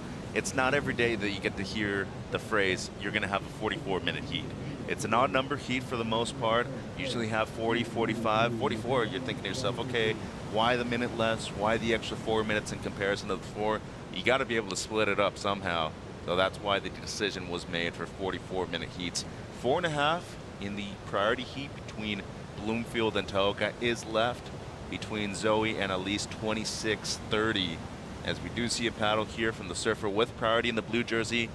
That is Natsumi Taoka. The last comes in for Honolulu Bloomfield. It's a 6.9. So it is enough for the lead. This is an important ride. Then a 6.23 is what is required from Natsumi. Nice quick footwork there, Mitch. You get to recognize the speed of the footwork that she demonstrated on that opening nose ride. It was strong. This wave a little bit more bowly and bouncy, and you can see with that lower period swell that some of these sections are broken up, and that's where the read of the sections is key, and using that footwork to keep the board trimming, having that continuous flow as we're seeing from Natsumi. She's linking that up really nicely, but Honolulu on the outside on an absolute incredible nose ride. And she dug the rail on the inside was Taoka, so she was needing at least a 6.23, but Hono has the answer back right here. Goes to the nose. That's some strong stuff right there from the 3-time world longboard champion. Once again, using those rails. her tempo and pace have always been something that I've really admired. Coming from Haleiwa, over on the North Shore of Oahu, a very smart surfer and experienced when it comes to surfing much heavier waves too. Great cross-stepping here, gets in the nose once again. Down carve with a lot of poise and control. Once again gets to the nose to finish off this ride cleanly. Honolulu Bloomfield going to town with 3 minutes to go. Yeah. That might have been an important wave right there, Sam. I completely agree, Mitch. I mean, she dropped to 6.9 for that last strong score. For me, on instinct, that was going to go even higher than the 6.9. I mean, it kicked off with a very dynamic nose ride. You know, the judges will have that opportunity to really compare it to the 6.5 and the 6.9. So they will be the ones that will know really where it falls. But my instinct said that was stronger. I like the way she's surfing, she's building, she's looking quick, lively, sharp. But what I also saw at the beginning as Honolulu was up and riding was a little bit of a kerfuffle between Zoe and Alice, the French women. It looked like there was a little bit of confusion about priority. Hands were raised. It'll be interesting to see what situation emerged there.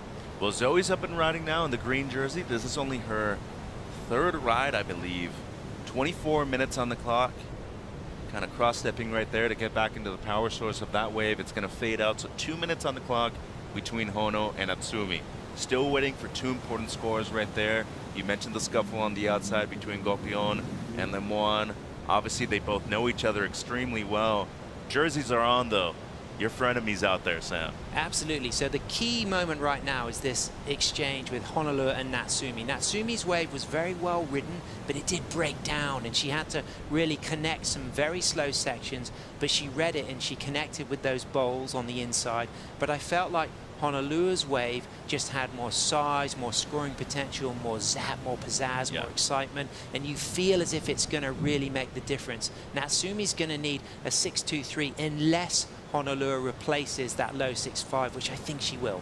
Nobody's really broken away in this heat. A 13.4 heat total at the moment for Bloomfield, 13.17. It's a close heat, and it might come down to this last exchange with just over a minute to go. You see Lemoine all the way on the outside by herself. Gropiron just caught a wave. Meanwhile, both Taoka and Bloomfield seem to be very close to the primary takeoff zone all the way on the outside. 55 seconds. We have a few waves approaching the lineup. Should be imperative for Taoka in this situation to be on a wave. Yeah, it's a real big opportunity for Natsumi. She knows she's chasing a big score. She got a 7.17 for her last ride, but still waiting for a score to drop. That one just bowling out on her. No scoring potential. Very little time left, and now sitting out of priority, Mitch. And it's really important to point out, Bloomfield is way on the inside, too. She probably knows that not enough time left. If you still need a score, you're looking to back up to 6.9. Maybe just work on the inside. You see her right there on the corner of your screen.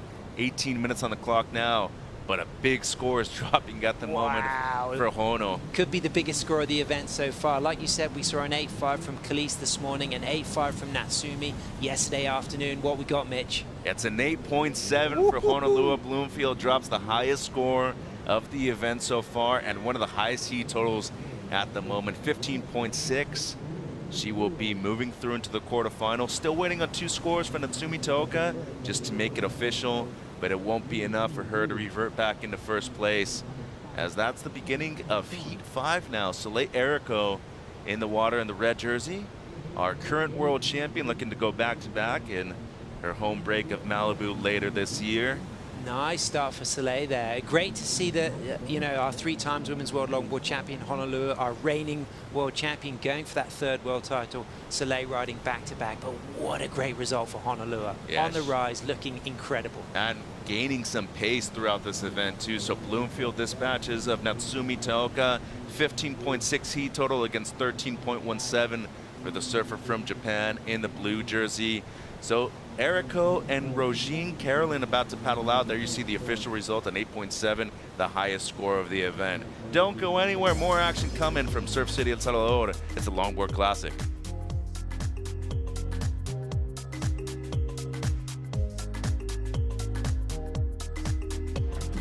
El Salvador has so much diversity. The coastline's beautiful, inland there's so many different sights to see. You literally can't be bored here. Not only are the waves amazing, seafood here is some of the best in the whole world.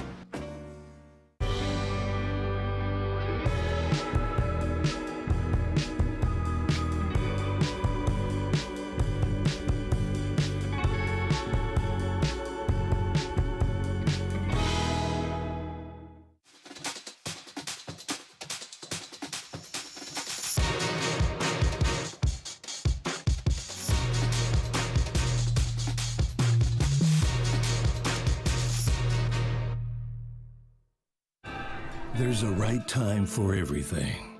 There's a right time to find your way, a right time to enjoy pleasures. There's a right place to enjoy your passion like nowhere else.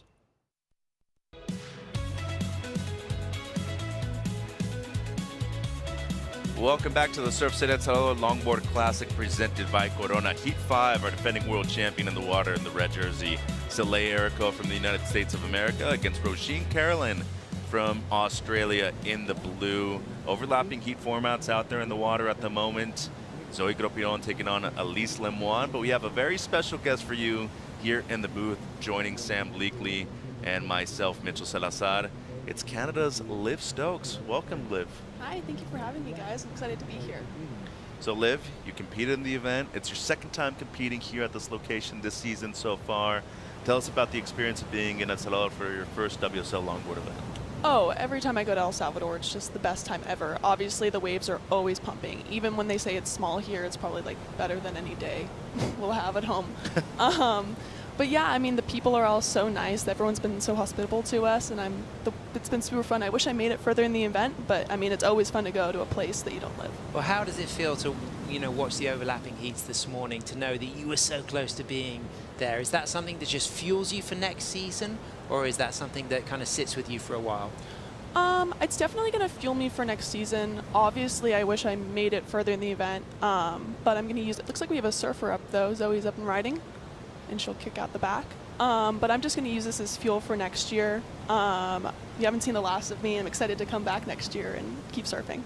Hey, Liv, I've had the chance to judge at the same event as you, the WSA event over there in California. I know you tend to judge a lot of those amateur events throughout Southern California, as you see us on screen. Mitch Sam, and that's Liv Stokes from Canada. You reside in Aliso Viejo in Southern California. You're studying for a master's degree right now after graduating from UCLA. What's it like balancing competing on the longboard tour with school? Well, actually, I graduated from UCLA in March, and I ended up taking a gap year for my master's program, so I could have the opportunity to compete. But this has been the first time in my life where I've had the ability to just focus on surfing, and it's been really fun. My master's program was kind of strict with attendance, so it probably wouldn't have flown to balance the two of them. I told them I'm really good at it. Like, I've been doing it since I was in middle school. And they said, we don't care.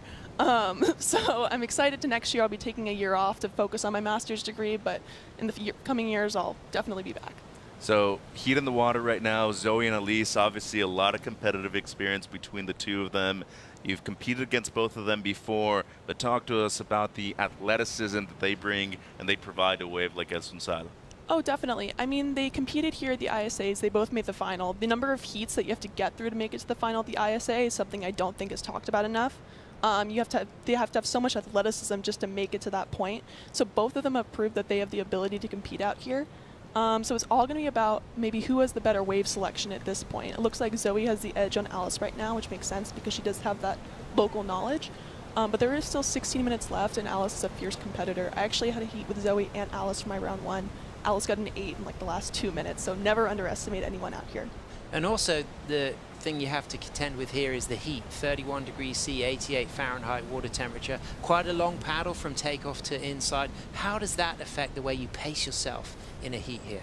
Oh my God, it's so tricky. I mean, I feel like a lot of people don't surf waves this warm. I feel like in Reunion Island, maybe it's a little bit warmer than it is in France, so Alice might have more experience competing in warm water. But you definitely have to, that's when the athleticism comes into play, and maybe people who have stronger cardiovascular strength will maybe come out on top because of that long paddle.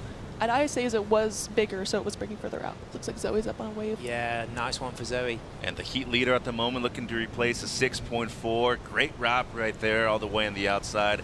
Catching a lot of these waves from very deep out of the lineup too. But with the tide dropping right now, these waves are doubling up well through this midsection. Some good footwork, good rail work so far from Zoe on this one. Love that drop knee carve right there that she brings to the table. Some good variation. Waiting for this wave to stand up so she can make it back to the nose, and she might be able to do it here on the inside double up section. Waiting for this wave to really stand up to capitalize on a scoring opportunity. I really like the pacing on this one though. There she touches the 5, just slightly. Goes to the lip line. A nice little floater to finish. 15 minutes on the clock, and she's looking to better mid-6. Once again, touches the 5. That is some good stuff right there. Halfway through the heat already, more than halfway through the heat actually. but it seems like Gropidon could easily better the 6.4, Sam. Yeah, that was great, riding the Phil Grace Euroglass board. Liv, she was talking to us yesterday in the post-heats about that rounded pintail she's designed for this spot. Have you seen a lot of variety in the equipment the surfers are competing on here at El Sunzal? Oh, for sure. I mean, it definitely is a more powerful wave. I think Taylor compared it to like a more powerful Sano, and I think that's a pretty good equation. So the rounded pintail, that would definitely be good for speed, but also I heard Mason say in her recent post-heat interview that the weight of the log is good to just put more power into the turns. So I really think it comes down to whatever the competitor feels most comfortable on, and Zoe seems to be feeling great with that board under her feet. Yeah, big heat though against Alice Lemoyne. Both of these women, of course, going for that high seed at Malibu. How much of a difference do you think, Liv, it's going to make to be in those high seeds? I mean, you see two sides of it. So you see, I mean, obviously we're looking at the final 5 at lowers on the CT side. Carissa, I feel like maybe would benefit from having some more momentum building into the final. So for older surfers, maybe who don't want to surf as many heats, it's a long paddle as well. They want to be in the higher seed, but I mean, being in the 2nd or 3rd position might not be a bad position to be in. This looked like it had a little bit of downtime, didn't it, Mitch? You know, that strong start, but then just the middle of the wave, for me, not quite as lively and dynamic as those, that 6.4 and that 6.A3 that Zoe did score earlier in the heat, but did finish strongly, Liv, on the inside. Oh, for sure. That's super important at this level, I think, is finishing strongly. I think either hitting the whitewater or doing a down carve on rail is always a great way to end a wave. It just kind of puts an exclamation point, because if the last thing the surfer sees, oh, looks like we got Soleil up. Yeah, this was a great opportunity to see our women's reigning longboard champion faded in high, gets that 5. I love the wide point back on this board and the way she just uses that down carve. It was a real hallmark of her performance, her repertoire, winning that world title last year at Malibu. Stays nice and high for that touch of the nose, walks back. Beautiful surfing on her Velvet Hour model, and it was really great how there was a little crossover between Honolulu, Bloomfield and Soleil. Both of those women are on other sides of the draw. They can only meet in the final, so that's very interesting, but they got to exchange space in the water. I wonder if there's a little bit of electricity between them both. Probably is. 12:40 on the clock between Zoe and Elise, 34 minutes on the clock between Soleil Erico and Roisin Carolyn, as we see Elise Lemoine right now touches the 5 all the way on the outside. As we had mentioned before, she did win the ISA gold medal here at the ISA World Longboard Championships in May. Smaller wave, but this one offering up some scoring potential for her. At the moment, nothing better than just a 4.5. And Liv did mention that she probably has had a lot of competitive experience in higher heats when it comes to the temperature. Cross-stepping right there, looking to get back to the nose. Great tempo on this one, but compared to the 6s in this heat, might be really difficult to get something above that. That was strong though. That Touched was the nice. 5. Steeper section too, Sam. Really important to really capitalize on the few scoring opportunities that we have seen on this ride so far. Once again to the nose, 11:40 on the clock. Probably going to be the best score of the heat so far for Elise Lemoine. Meanwhile though, Honolulu Bloomfield with the dominant performance. She is downstairs with Matt. Someone just warming up right now, not just figuratively speaking, but it's so hot out there, but you're looking forward to more out there. You're just saying how much you enjoyed it and you're looking forward to the next few heats. Yeah, you know, the waves have been really fun the past few days. It was a little weird today, as opposed to yesterday. It was like perfect. It was a little wonky out there, but I managed in the end to get a pretty fun one that felt good. So yeah, I'm just stoked to be here and I'm having a blast. So. And a change of boards, round tail to the square tail. What was your thought process going into that change? I don't really know. They both work great, but I really wanted to focus on like more nose rides today, and I feel like that one just slowed down in the pocket better. So yeah, I just switched up last minute, but it felt good. So a super relaxed and light-hearted Hono moving through to the next round. Back to you guys for live action. Thank you, Matt. Congratulations to Hono. Big performance right there for her, moving into the quarterfinals against Natsumi Tohoka. 10:30 on the clock, waiting on the score for Elise Lemoine. The last one comes in for Zoe, though. Sam, it's a 5.6. Yeah, it felt like it was just going to be lower than those 6s. But Liv, what did you think of that last wave of Alice? I liked it a lot. I liked the patience. I liked the trim speed on her Luffy board. She just, you know, well, she's looking to get into those top, you know, those top scores as well. You know, she's seen her her team, her contemporaries get that 8.7, 8.5. She got an 8 in your heat, didn't she? So she wants to get those big scores as well. I like what I saw on that wave. For sure. She's capable of definitely getting into one of those higher wave scores. That wave seems super cool. It was kind of a smaller wave, and I feel like it kind of was a little bit sectiony, but then again, she still had some really technical elements. I really like that nose ride that she had on the inside where she kind of lined it up. It was super high and tight, super quick, but I feel like the technical elements that she put into that smaller wave could really go to her benefit. Break it down for us, Liv. Yeah, so here we go. She turns into it. She goes to this first nose ride. Oh, taps the 10. That's good. We like the variation. Big swooping cutback. I like how she has strength and style. I feel like that's really important. And this is what I was talking about. When you see how it kind of goes flat and shoulders off a little bit, but she's really sticking with it. And I always like how her board's always in motion. So she's always doing something on the board, trying to cut back to the power source, but keeping it really smooth at the same time. She identifies this section, a little bit out on the shoulder, but she's still waiting. Looks like here we are, and then it goes into a different wave, a different side wave, and that's when she gets that technical 5. I mean, she read that so well, Liv, yeah. Didn't she? It just didn't have the size and the straight wall to... The women have been getting those 6s on the waves that have just been bigger, more lined up. I think she couldn't have done anything better, but the shape of the wave with the peakiness of it let her down a little bit. Yeah, and you have to reward the bigger set waves just because there's so much more risk on them. And it comes through as a 4.77, so her best. She's still needing an 8.46 to move up into first. As we see Soleil Erico up and riding, really taking her time. It just kind of felt that from takeoff, that one wasn't really going to turn into anything. Outside of the heat leader and heat number 4, Zoe up and riding. She is looking to improve on a 6.4. Great looking wave all the way on the outside. Strong carve. We mentioned before how good she has been so far in this event, and she's really built the momentum throughout the entirety of it as well. Great cross stepping right there. Good tempo so far. Looking to get to the nose, and this wave really fading out through the inside section. You mentioned, Sam, that a lot of waves that are really crossing up through the inside. This is basically a separate peak down the line. Yeah, this is a big opportunity for Zoe. This is a crunch heat between Alice and Zoe. Both women hoping to get to Malibu. Both have been big performers, semi-finalists at Malibu, but Zoe looks really good in this, already in the lead with that 6.83 and that 6.40. And a strong 5 right there. Looking to get one more before this wave finishes off. Even adds in a carve to finish that wave in a superior performance by Zoe Gropiron. She's looking to improve on a mid-6. That would mean that if she does, at least Lemoine would need more than the 8.46. Yeah, I mean, it feels like that could be close to one of her 6s. It looked like that takeoff was a little bit foamy. She tapped the nose, couldn't really hold and ride through sections. The judges will definitely be rewarding the surfers who were able to nose ride through sections. Yeah, for sure. And she did that out the back. I mean, that foam ball that hit her was no joke. I think that it definitely will be in the range of the 6.83 and the 6.4. I don't know if it'll go much higher. I don't know what you guys think. But yeah, I think it'll be in the range, but I think that, again, that opening face was not as clean and dynamic as the 6.83 and the 6.40. But Alice has dropped 2 4s. This is unusual for Alice. I mean, she's ridden 4 waves. Very normal by now. Alice has at least got a 6 or a 7 in the bank. So this is a lot of pressure on Alice Lemoine with just 6 minutes remaining. Yeah, I don't envy her position right now. It's a tough one to be in, but she's such a strong competitor. I mean, we know she can get those 8.43s.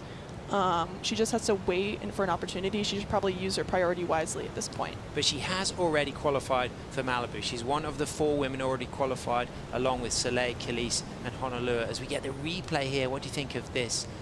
I like the turn that she did at the back. I thought that was really powerful yet stylish.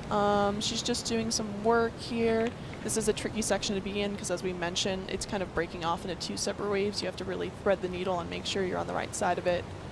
Here we get the droning goal. That's a good nose ride that she held through the middle section.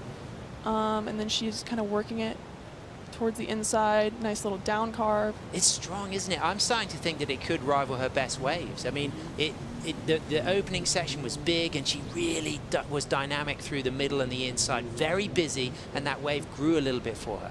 Yeah, now that we're rewatching it, obviously, I maybe have a different perspective. I really liked how she held that nose right through the middle section. I thought it was a critical section and super strong. Well, it comes in as a 6.6, so it does improve That means this surfer on screen needs an 8.66 or better. That was strong all the way on the outside. Combos it up with a carve. Alice Lemoine surfing for one of the highest scores of the event, an 8.66 or better at the moment. This wave tapering off. We have seen this double up and the second peak really come to fruition for a lot of the big scores throughout day 3 of competition, though. Good cross-stepping right there, patiently waiting for this wave to stand up. Once again wraps it back. That was really strong. But the size of the wave, Sam, as you had mentioned before, it's been very detrimental to a lot of her best scores so far. But I think this is stronger for sure in my eyes than the 4.5 and the 4.77. In her head, she's kind of probably thinking, I need 2 sevens, you know. 8.66, that's a big one. 2 sevens, I can do that. If she goes big in the high 6s or low 7s on that, she's going to feel confident, but she's got to get back out there. Liv, sometimes the paddle can be like 1.5 minutes, 2 minutes sometimes. Yeah, I mean, I think she definitely has time to go out and get another one. And I think that it definitely will be higher than her 4s, just maybe off the strength of the first nose ride in the turn. I really like those. Obviously, it didn't have the wave didn't really hold up through the middle. So we'll just have to see. I think that it definitely will lower her requirement, so that's going to be good for her. Well, 3:45 on the clock in that heat. But meanwhile, though, Soleil Erico and Rasheen Carolyn, pretty slow heat, Sam. Yeah, it's great to see Rasheen here, though, having won her first heat of the tour on day 1 from Byron Bay. Of course, a chef at the Fig Tree restaurant, traveling with her partner Jack, who's just brought a wonderful energy to this event. Yesterday he was bringing an ice bath down to all of the competitors in their camp, and they were really benefiting from that. And she is just an absolute style master on her Bob McTavish boards. I think she's one of the world's great loggers. I love watching her. I'd recommend anybody, you know, following any of her clips that she releases online. Great stylist, you know, a lot of pressure coming into this heat against Soleil Erico, but I saw her at breakfast this morning and she was confident, she was relaxed, she's going to go out there and have a good time, and they're having a big trip out of this. They're loving being in El Salvador. They're both chefs, they love the food culture here in Central America, and they might move on to Peru if she doesn't qualify for Malibu for a little surf adventure after El Salvador. They got great cuisine down there too. A 5.23, the last Lemoine. Liv, she now needs an 8.2, 2.5 to go. What's the plan right here with just under 3 minutes to go, needing something excellent? The plan is to hope that a set wave's going to come, because she can do it. She knows she can do it. She just needs the opportunity. So do you think that the fact that Alice has come into this having already qualified to Malibu has taken a little bit of tenacity out of things, or do you think this is just a little bit of bad luck? The waves she's got have just faded on her. This is 100% bad luck. Alice is so competitive. She really wouldn't want to give up an opportunity to get a higher seed going into Malibu, because she knows the higher up you are, the better chance you have of making it to the final. I mean, the waves are just kind of tricky. Obviously, we're looking at it on a screen, so we don't have the whole perspective, but it maybe is a little bit slow out there, so it's just bad luck, and unfortunately up against Zoe, who has that local knowledge, who's kind of using it to her advantage in this heat. And this might be, excuse me, Sam, one of the best heats I've ever seen Zoe surf and compete in. Yeah, and Zoe needs a big result here. You know, Zoe's kind of tour, it's been strong, but she definitely needs a little bit more. She got that 9th at Huntington, defeated by Rachel Tilley, and she got that 9th at Bells, defeated by Mason Schremmer. So Liv, she needs a big result here. She needs a big result here, and I don't know, do you guys know what she needs to make it to the Malibu, or is it just contingent on a lot of other things happening? It is, but at least a semifinal finish or better is really what she is requiring. With just over a minute to go, she's in position to do that right now. Lemoine needing the 8.2. Meanwhile, though, Soleil Erico and Rasheen Carolyn, small scores. The best score of that heat, a 4.67. There's our ranking so far. So the 4 people that have clinched, Alice, Kelis Kaleopa'a, Hono Bloomfield, and Soleil Erico out there in the red. She'd probably need to get to the final to really stand a chance, because the rough threshold is 14,440 points. So if you kind of add that up, she needs a big result here, Zoe does. So, you know, she's going to feel absolutely joyous that she's going to, it looks like, you know, eliminate Alice Lemoine. For sure. Alice was again, she has that ISA medal here just 4 months ago. So taking down Alice, that's going to give her a lot of confidence, as she should, because she's been ripping in this heat. So 25 seconds on the clock. She has priority control of the heat. Lemoine needing an excellent score of an 8.2 or better. And it seems like momentum was building throughout the event for Zoe Gropiron. You mentioned that she really needs to make the final to be able to qualify for the original Sprout Malibu Longboard Championships. and she has a chance to do so right here, getting into the quarterfinals, beating her good friend Alice Lemoine in the round of 16. A huge win for her, Sam, moving through the event. Yeah, and she's going to match up against 3 times Women's World Longboard Champion Honolulu Bloomfield in that second quarterfinal. Should be a very fun one. There's the official result.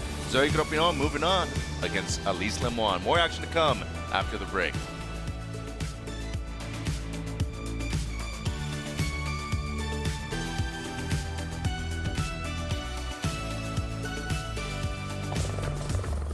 Have you been on a chopper before? I have, but not here in El Salvador.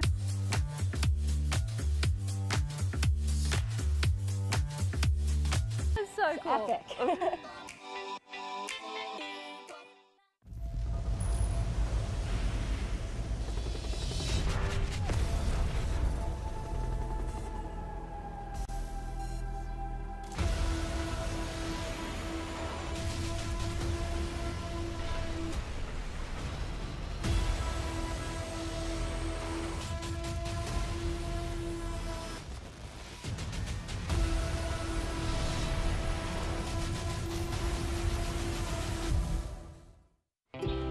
Connection to nature for me is an exchange that happens between human and nature. It's an energy you can't explain. It's like you pull from it and you also give back to it.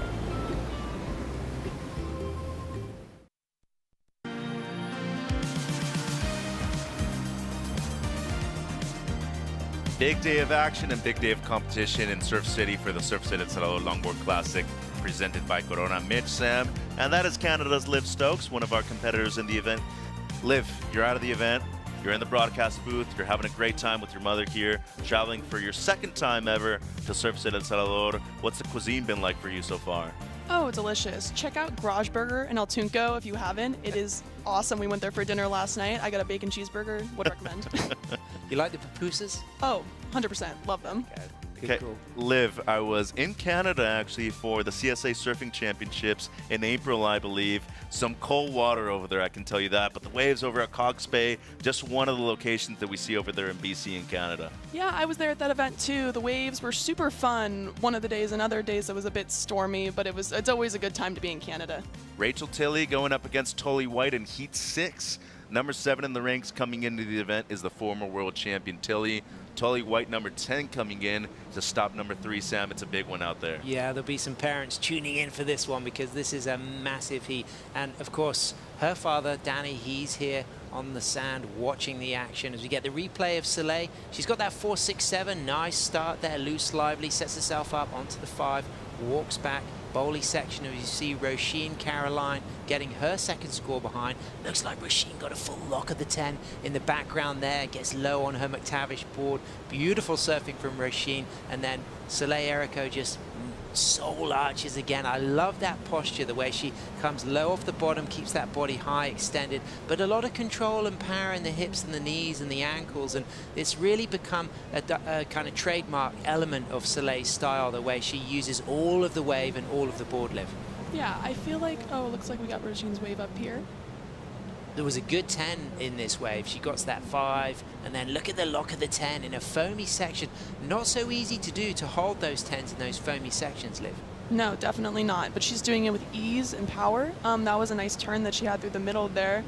Looks like the wave, she's just got to keep busy and keep the momentum moving on her board. How are those 2 drop knees as well? This is what I was talking about. Roisin is such a fantastic longboarder, using the drop knee, the down carve, beautiful nose riding, very stylish, very strong, and then the way she just stands tall when she lets the wave do the work. Oh, for sure, and she definitely did that through that last section here. Hopefully she can get another nose ride to finish it off, but if not, I mean, she did a lot of great work out the back. Yeah, this is going to be a good score for Roisin, Mitch, and Soleil drops a 4.80. I think Roisin's going to get a really strong score. It puts her right in the game. And meanwhile, the first ride of the heat for Rachel Tilley right here, Liv. Former world champ. She also has experience being a broadcaster at this location during the ISA event. Yeah, Rachel was a commentator at ISA. She did a great job. I thought she offered some really great insights, but here she is ripping on this one. She got that good nose right out the back. Gone for the dry hair start as well by the looks of it. You know, do you like the dry hair start, or do you always get your hair wet before the first ride? I always get my hair wet, or else it gets in my face, and I don't really want to deal with that. But I mean, props to her. She has her hair up, so it's probably helping. So 17 minutes on the clock, and Tully White also got involved a couple of times, Sam. Nice start for Tully White there on the Sean Nettleton board. Surfed brilliantly yesterday against Lindsay Steinrider. Good flow, putting that board on rail. Nice stall at the high section here. Cross steps up towards the middle, keeping that board trimming. And again, a beautiful rail turn, demonstrating her classic approach to longboarding on that bigger, longer board, but with a lot of beautiful trim speed and glide. Liv, we see a lot of patience from surfers on these waves. Obviously a very long wave. You have to pace yourself with tempo. How do you teach patience from a young age? Teaching patience, I think school is a great way to teach patience at a young age. You have to sit at a desk for a really long time. So that's kind of how I learned my patience on the wave, especially longboarding, maybe slower waves. You definitely, if you're running back and forth and you're frantically turning, it's not really going to look good. So surfing like waves like Sano, being from Southern California as well, that teaches patience on the longboard. Well, you know who had good patience on the longboard was Zoe Gropiron. She is with Matt.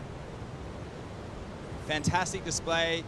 You've had many close heats with Alice over the years. What does it feel like to beat a fellow countrywoman, but of course someone you've struggled to beat and overcome in the past? Yeah, she's one of the best, maybe the best, like very inspiring friend and surfer. And it's always nice to surf against her, but it's always like a big challenge because she usually beat me. So today it feels very good to beat her, but just enjoying here, El Salvador, the wave, surfing just by two. I mean, today we were 4, but still with priority on the 22 minutes. But yeah, I feel super, super happy, very relieved because she was putting me a lot of pressure because I know her strategy. I know she can get an 8 like this. So it was a lot of like strategy. It was, yeah, I don't know how to say, but it was more about strategy than surfing and choose the right wave to have like a most potential on it. But yeah, I feel super happy, but congratulations, Alice, because you always push me to do better. And I noticed you went to a lot of cutbacks out there. Some of the waves didn't have a wall, and you've been working on that. You're no stranger to the waves here. Yeah, I mean, it was weird with the tide. There were not much wall, like just section at the back, but very like short one, and then cut back to have the inside section. But yeah, I just need to manage what the wave offer me. If I choose the wide one, then I have more potential.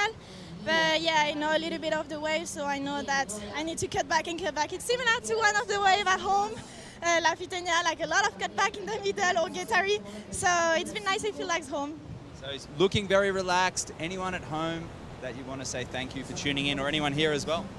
Oui, merci beaucoup maman de me regarder, de me soutenir toujours. Merci les filles, les chapelles. Merci à tous à la maison de me soutenir, tous vos messages. J'adore, ça me fait toujours plaisir, ça me pousse pour faire mieux. Et voilà, merci à tous et je vous embrasse. Heard it right there from Zoe. Moving on to the next round. She needs a big result. We look forward to seeing her up soon again. Merci, Matt, and felicitación to Zoe Gropion moving through into the quarters. Meanwhile, live action, Rogine Carolyn. As Sam was mentioning, one of the best female longboarders on the planet, has an incredible style, good tempo, touches the 5 right there. Steep section on offer, wraps it back. And she's a strong surfer too, throws a lot of spray on these ones. That could be a big difference maker, Sam. Yeah, I love those turns. You know, it was a tricky start though. She was up and she went down, got back up again. How do you think that could affect the score? Well, definitely won't be good when you look at what the judges have seen so far in terms of the consistency with the excellent scores.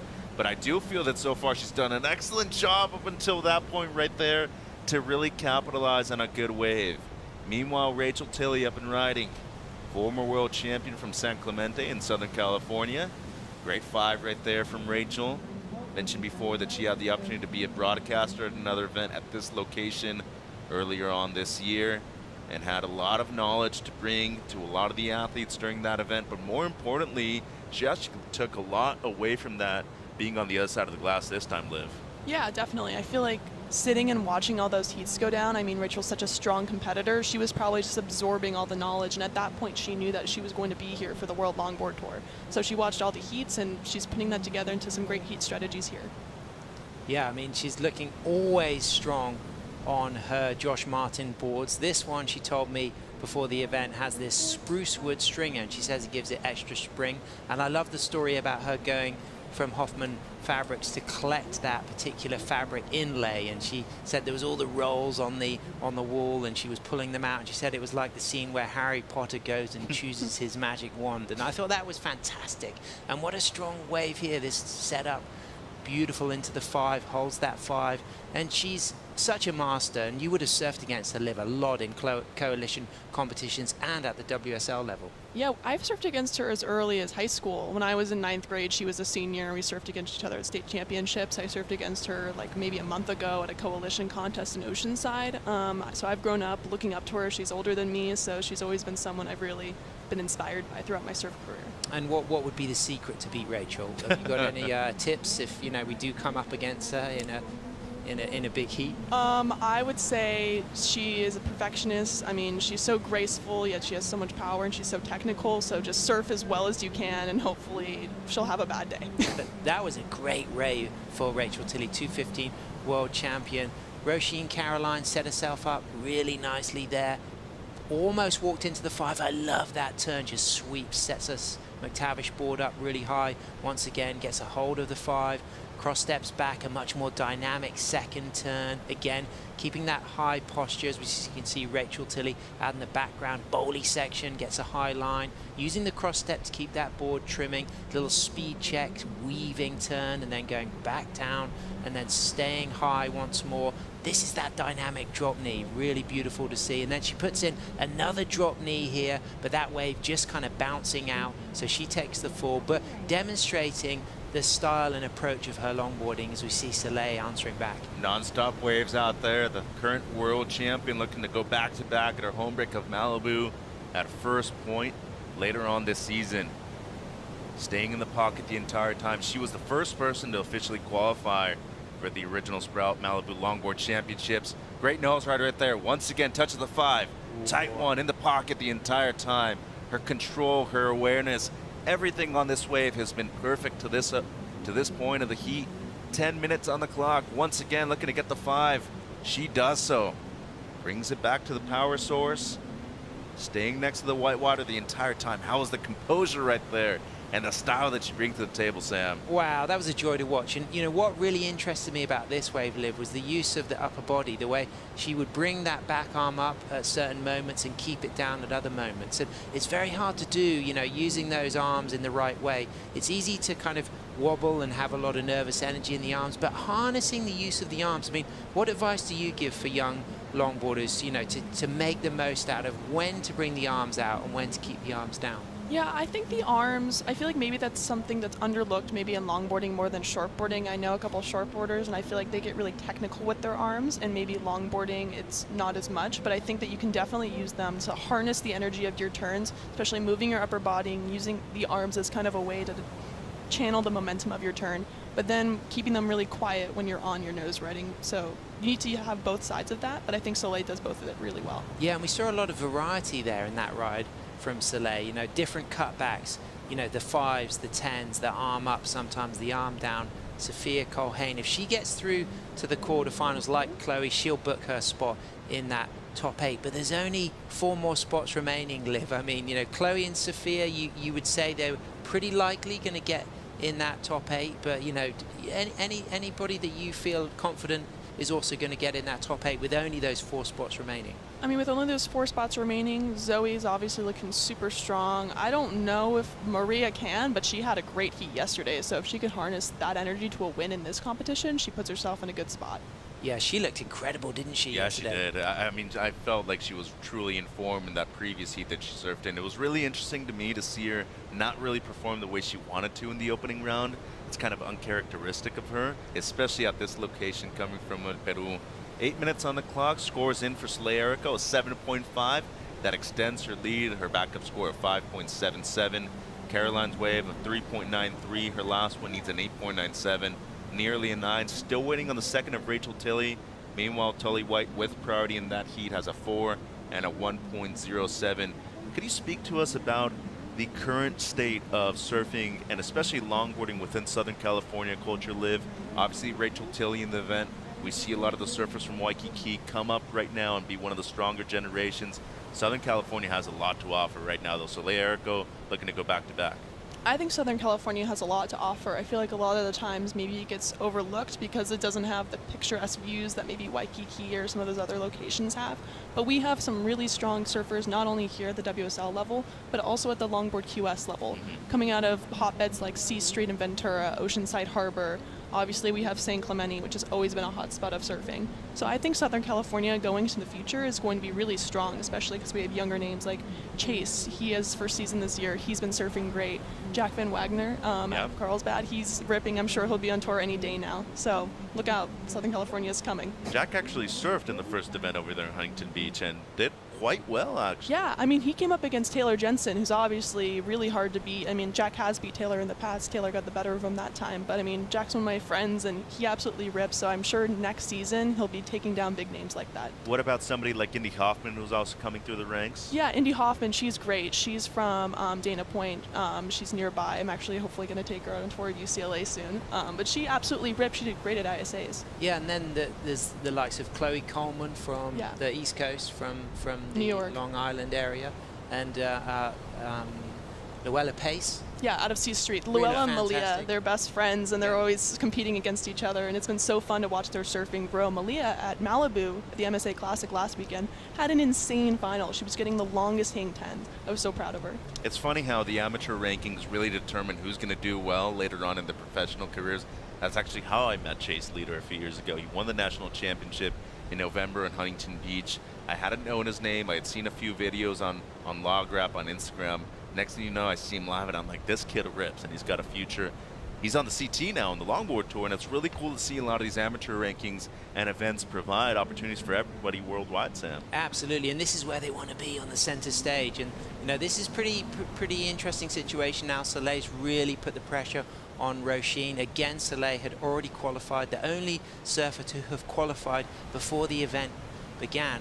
Having won the event in Bells, she was already in that top 8 at least, but she will want to be coming in as #1 seed, or certainly 3 or higher. But Roisin needs that near 9 to get into first position and advance into the quarterfinals. But this is going to be an interesting one. If Soleil does take the win and Rachel beats Tully, that'll be a great quarterfinal. But let's not rule out Tully from Manly. She's a fantastic longboarder on her boards built by Sean Nettleton, glassed at the Rhino factory. Also studying environmental science at CSU online at the moment. So Liv, I actually spoke to her, you might have done as well, and she was doing some assignments between free surfs earlier in the week. I know that feeling all too well. At Mexi Logfest, I was sitting in the world's worst Wi-Fi trying to do a quiz.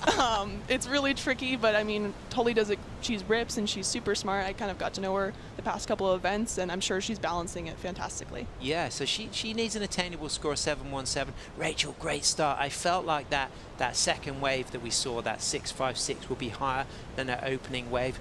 Always a joy to watch Rachel, you know, from that first world title in 2:15, you know, just at the young age of 17. She continues to be dynamic again, you know, has succeeded academically, studying that bachelor's degree in sports management at Bond University on the Gold Coast in Australia. Somebody who, like you, beyond her repertoire and her competitive achievements and her ambition to win more world titles, someone who could have an incredible sparkling career within so many elements of the surf industry as well. And it's really great to see all of these contributions. And I'd love to see Rachel in a very senior position within the surf industry in the future, whether it's in governance, politics, business. I think she could have a huge impact. So do I. Yeah, me too. Sam, you're getting her out there right now, getting the name out there for Rachel Tilley. But speaking of her competitive experience, this is textbook Rachel Tilley. A couple of 5s in the first 15 minutes of this one. Tully White, though, at the moment needing a 7.17. She does have priority with 3 minutes to go.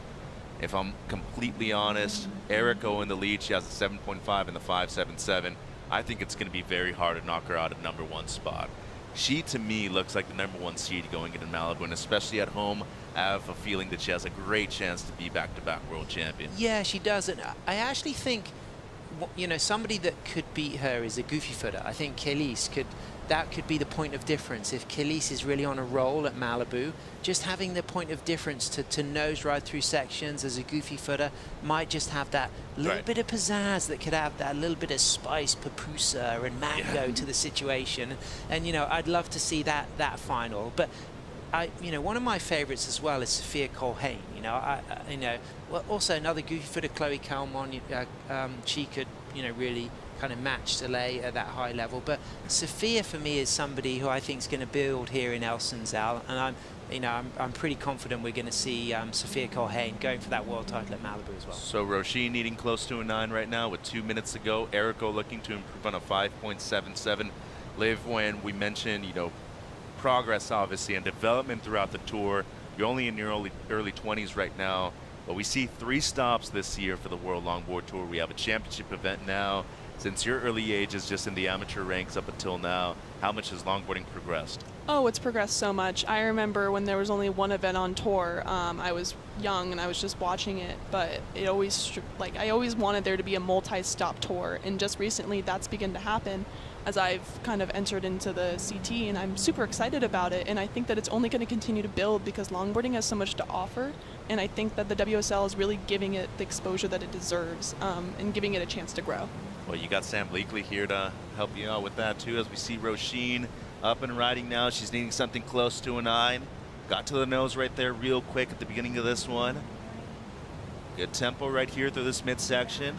Nothing incredible though, and to get something close to a 9, it would have to be the best wave of the event so far. You really have to do something that is jaw-dropping. We saw somebody up on the outside, kicked out real quick, as Roisin's still here. Eriko was up and riding briefly, and Caroline needs a big score. Doesn't seem like this is going to be it, Sam. Yeah, but what we're seeing from Roisin is a fantastic longboarder. I mean, the way she faded in, got the nose ride, cut back, got that second nose ride.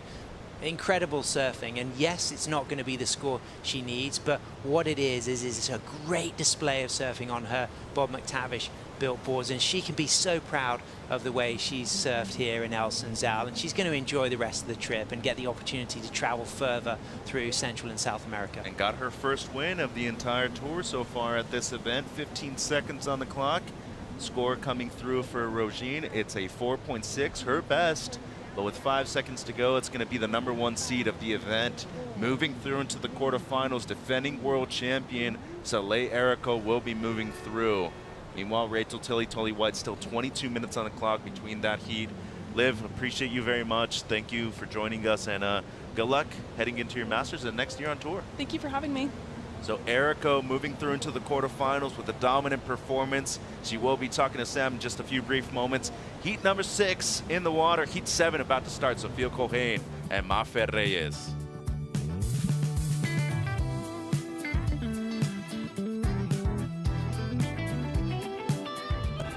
There's a right time for everything. There's a right time to find your way, a right time to enjoy pleasures. There's a right place to enjoy your passion like nowhere else.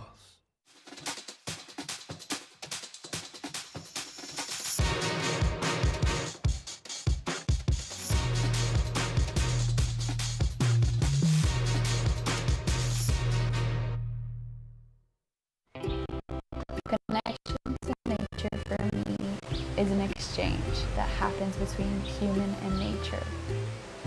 It's an energy you can't explain. It's like you pull from it and you also give back to it.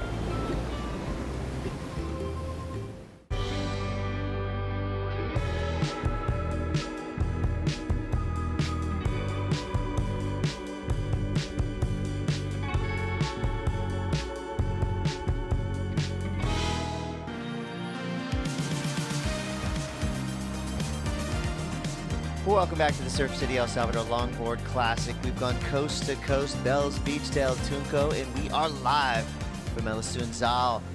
You're watching surfer in white Rachel Tilley. She's got 20 minutes left here in round of 16, heat 8. Heat 7 has now entered the chat as well as Sophia Colhane and Maria Fernanda Reyes.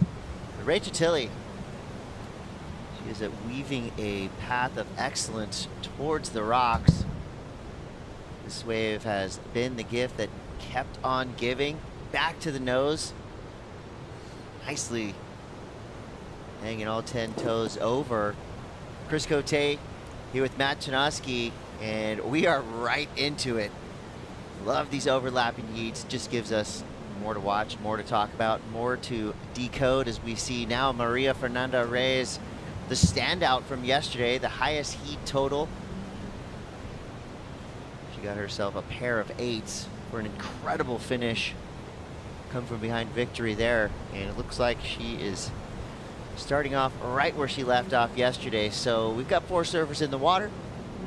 Overlapping heats mean our premier heat in the lineup would be heat 8.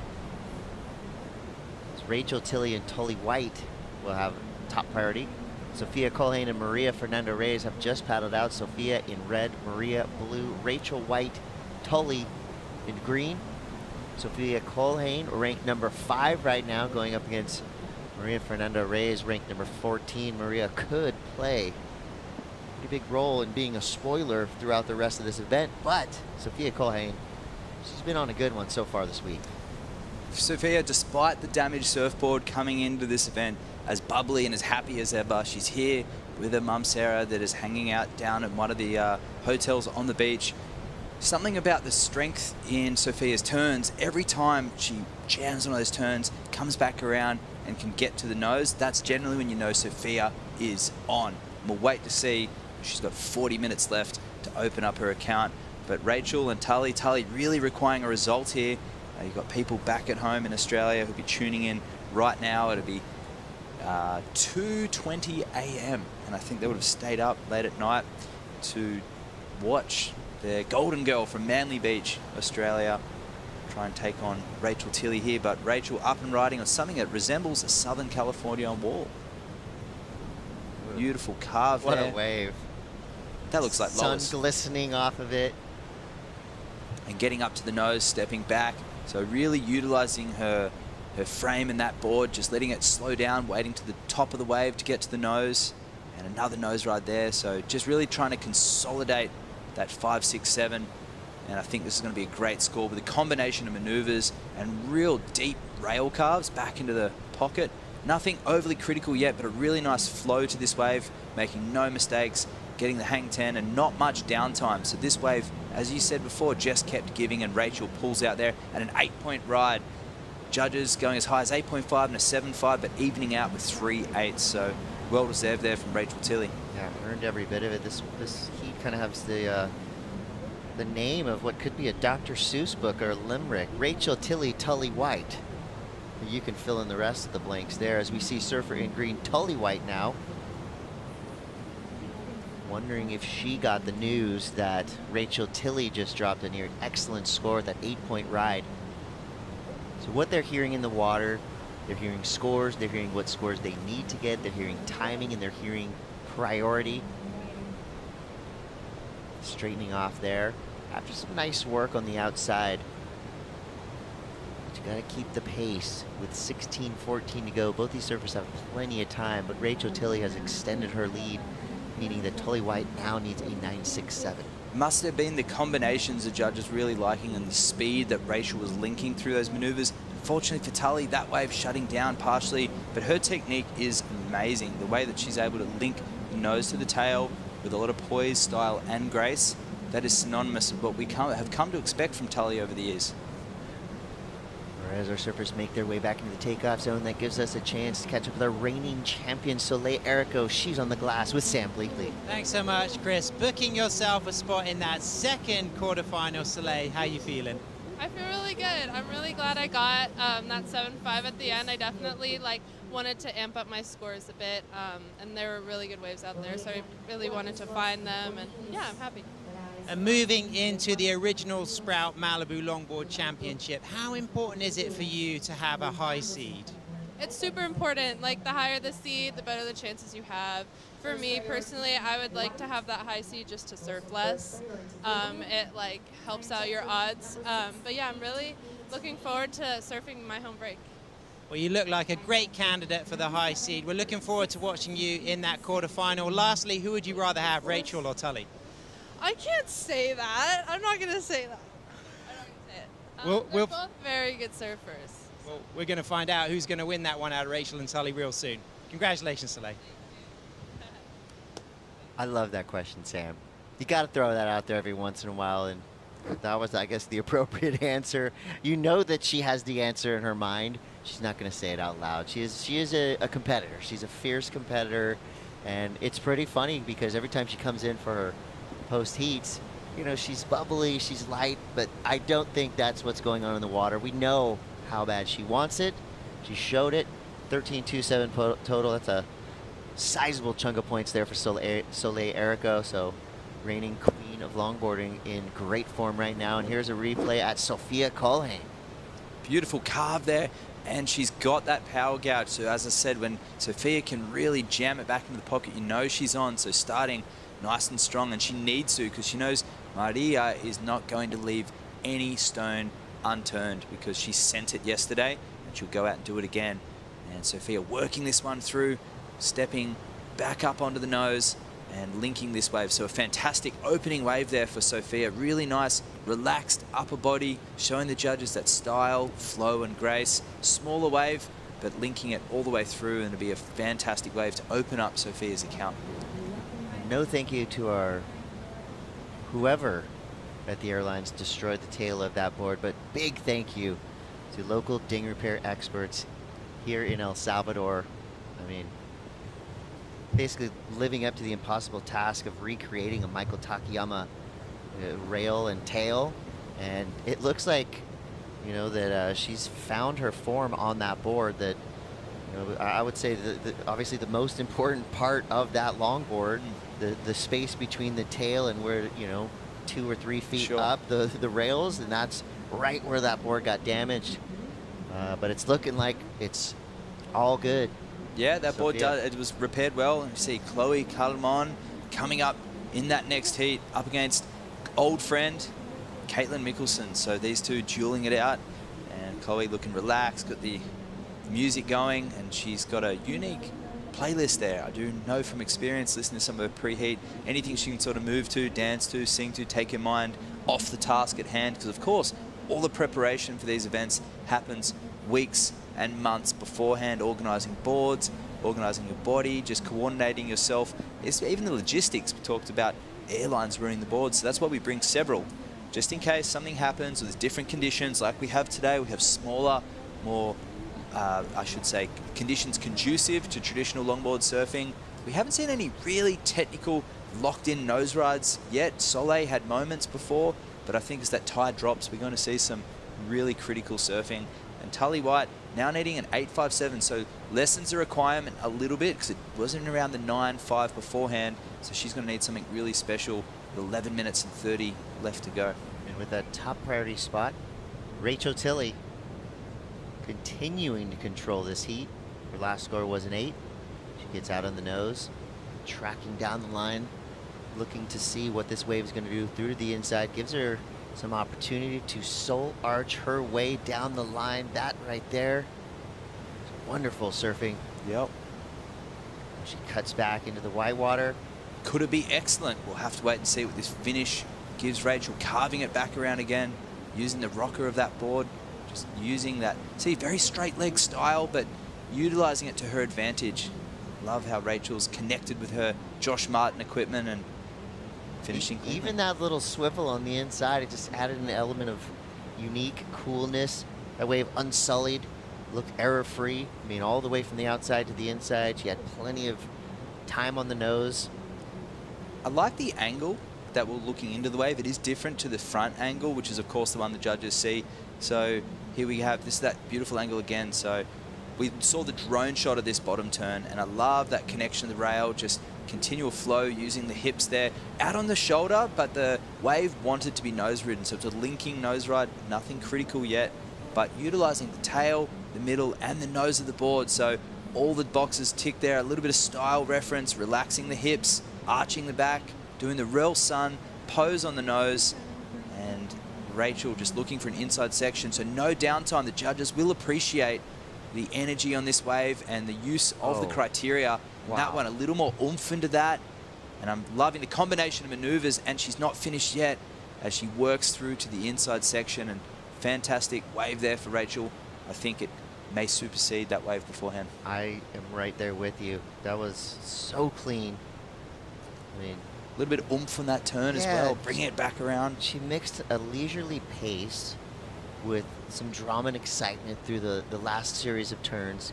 Even got the little finish, you know, got back on the nose just to let the judges know that she was in control of that wave. It looked like she could do anything she wanted, and it was the complete story, right, from beginning to end. There was no kind of slow spots, no languidity in that act. It was all pure, and I'm excited to see what score comes through.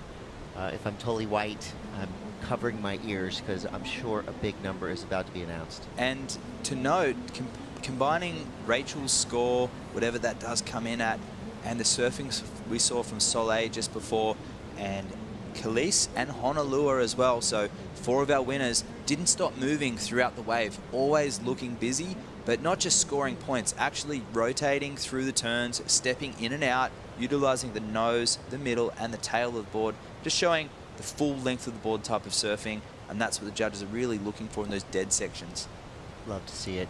30 minutes left here in round of 16, Heat 7. Sophia Colhane and Maria Fernanda Reyes. Sophia looking good right now with a 7-1-7. If she wins this heat, she will stamp her ticket straight to Malibu.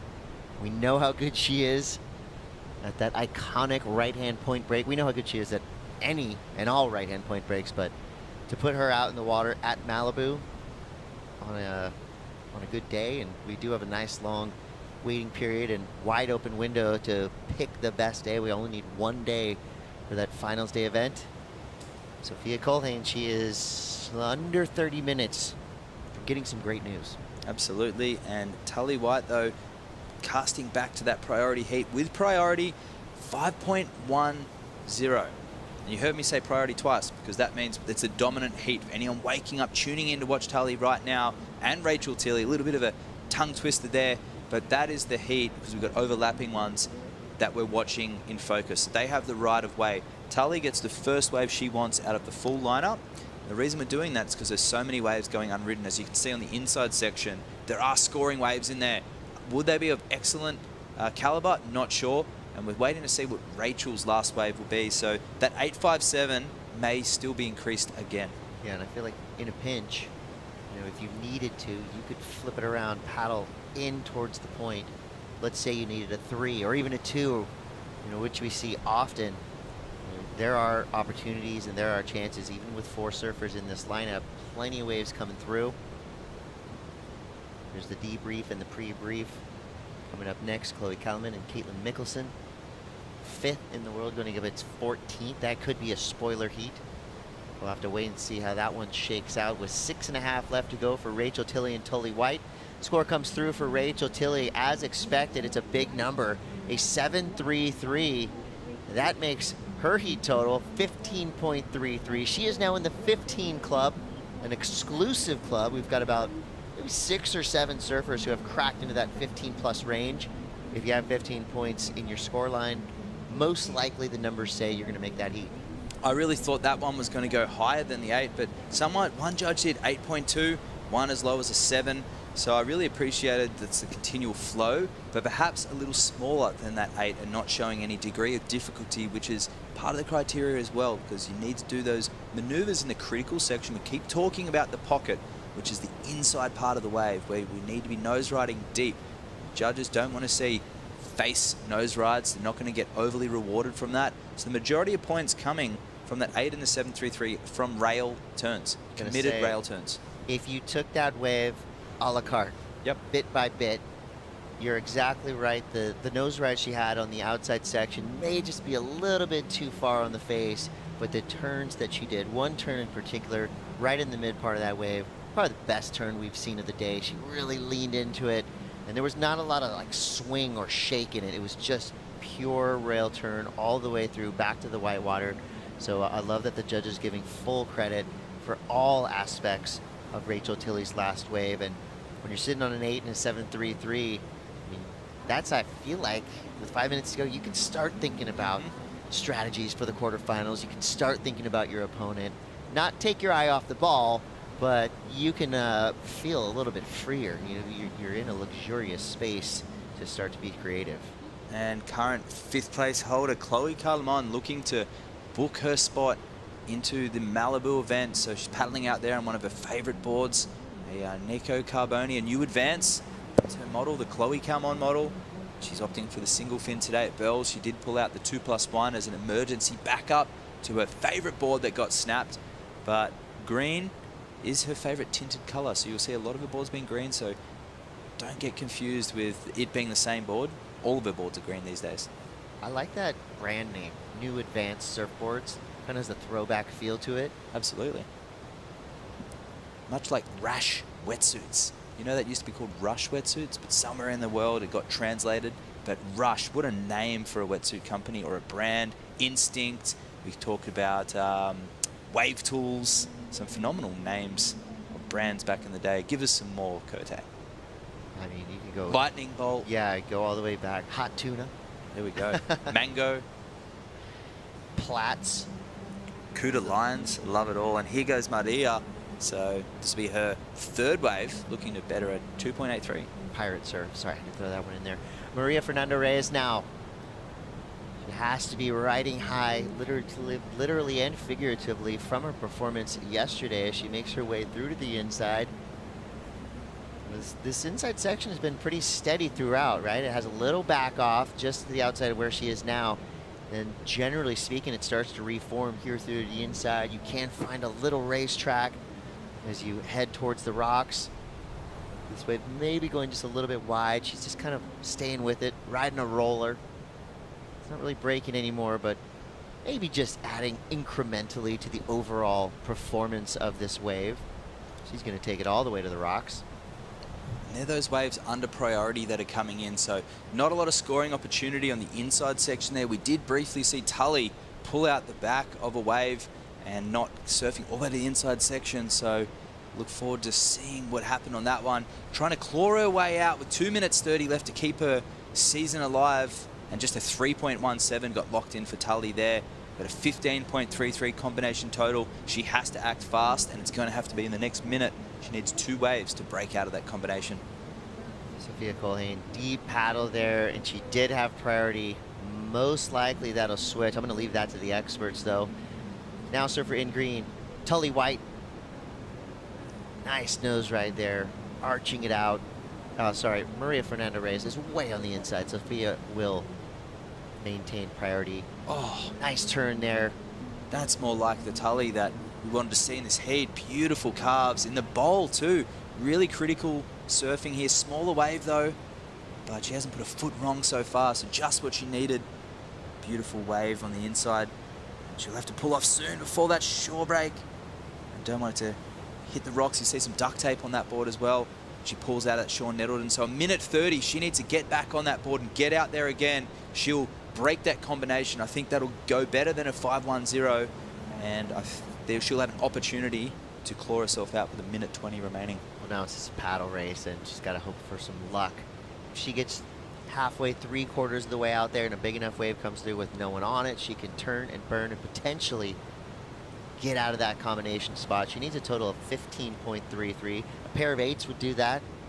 So we'll see what that last wave warrants in the eyes of the judges. Now inside of a minute.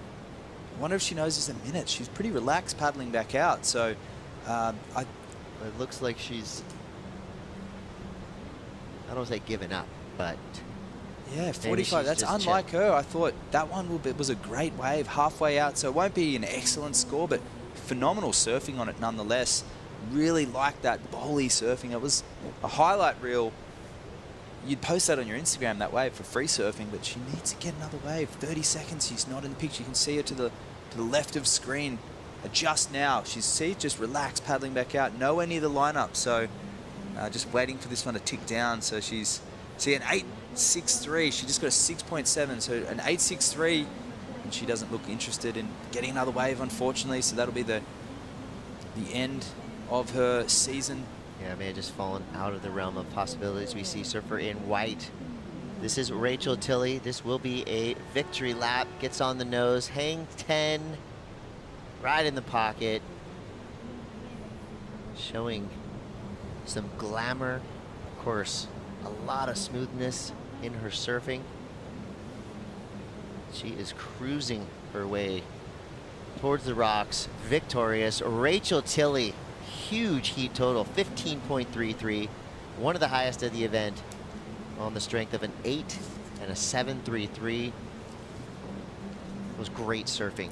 It from was. Rachel Tilley, solid wave selection. I mean, she did everything right in that heat. From both surfers as well. Tully showing some real glimpses in that heat, but just starting off slow with a 4 and a 1 and a 0.5, and really towards the end started to claw her way back into the heat, but Rachel just too strong in that 45-minute exchange. Well, heat 6 is over. That means heat 7 has 21 minutes to go. Maria Fernanda Reyes versus Sofia Colhane. We'll get 2 more surfers out in the lineup. Continue with our overlapping heats. You're watching the Surf City El Salvador Longboard Classic. We'll be right back.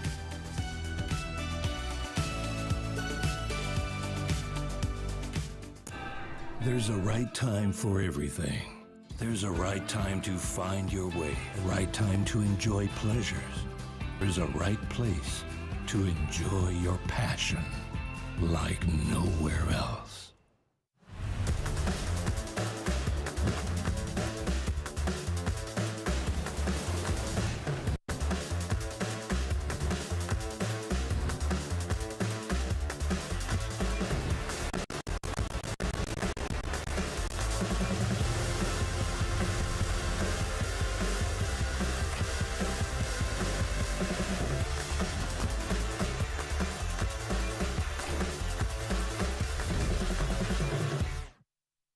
It's crazy to think that the same place that makes us feel so afraid can also make us feel the most at peace and So connected. much for the wishes, so much for the cause. The Surf City El Salvador Longboard Classic, presented by Corona, is brought to you by Surf City El Salvador, home of the right surf, and by Corona. This is Livin'.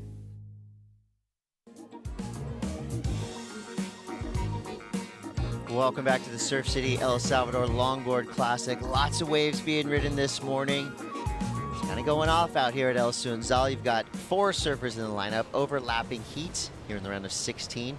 Maria Fernanda Reyes is in the priority heat with Sofia Colhane. Chloe Kalman and Caitlin Mickelson have just paddled out for their round of 16 heat 8. And already a lot of numbers coming through. Chloe Kalman ranked number 5. Dr. Caitlin Mickelson ranked 14th for now. She could play the ultimate spoiler. Chloe Kalman has dreams of competing in the Malibu finals. But we gotta sort that out after this 44-minute heat. And the last one, Rachel Tilley got a 15.33 total. Convincing victory there. I'm Chris Cote, reborn log enthusiast. I'm sitting next to Matt Chinoski. He can ride the nose, he can fix your car, he can coach the world's best longboarders. He does it all. He is the Wax Head. Thanks for having me here.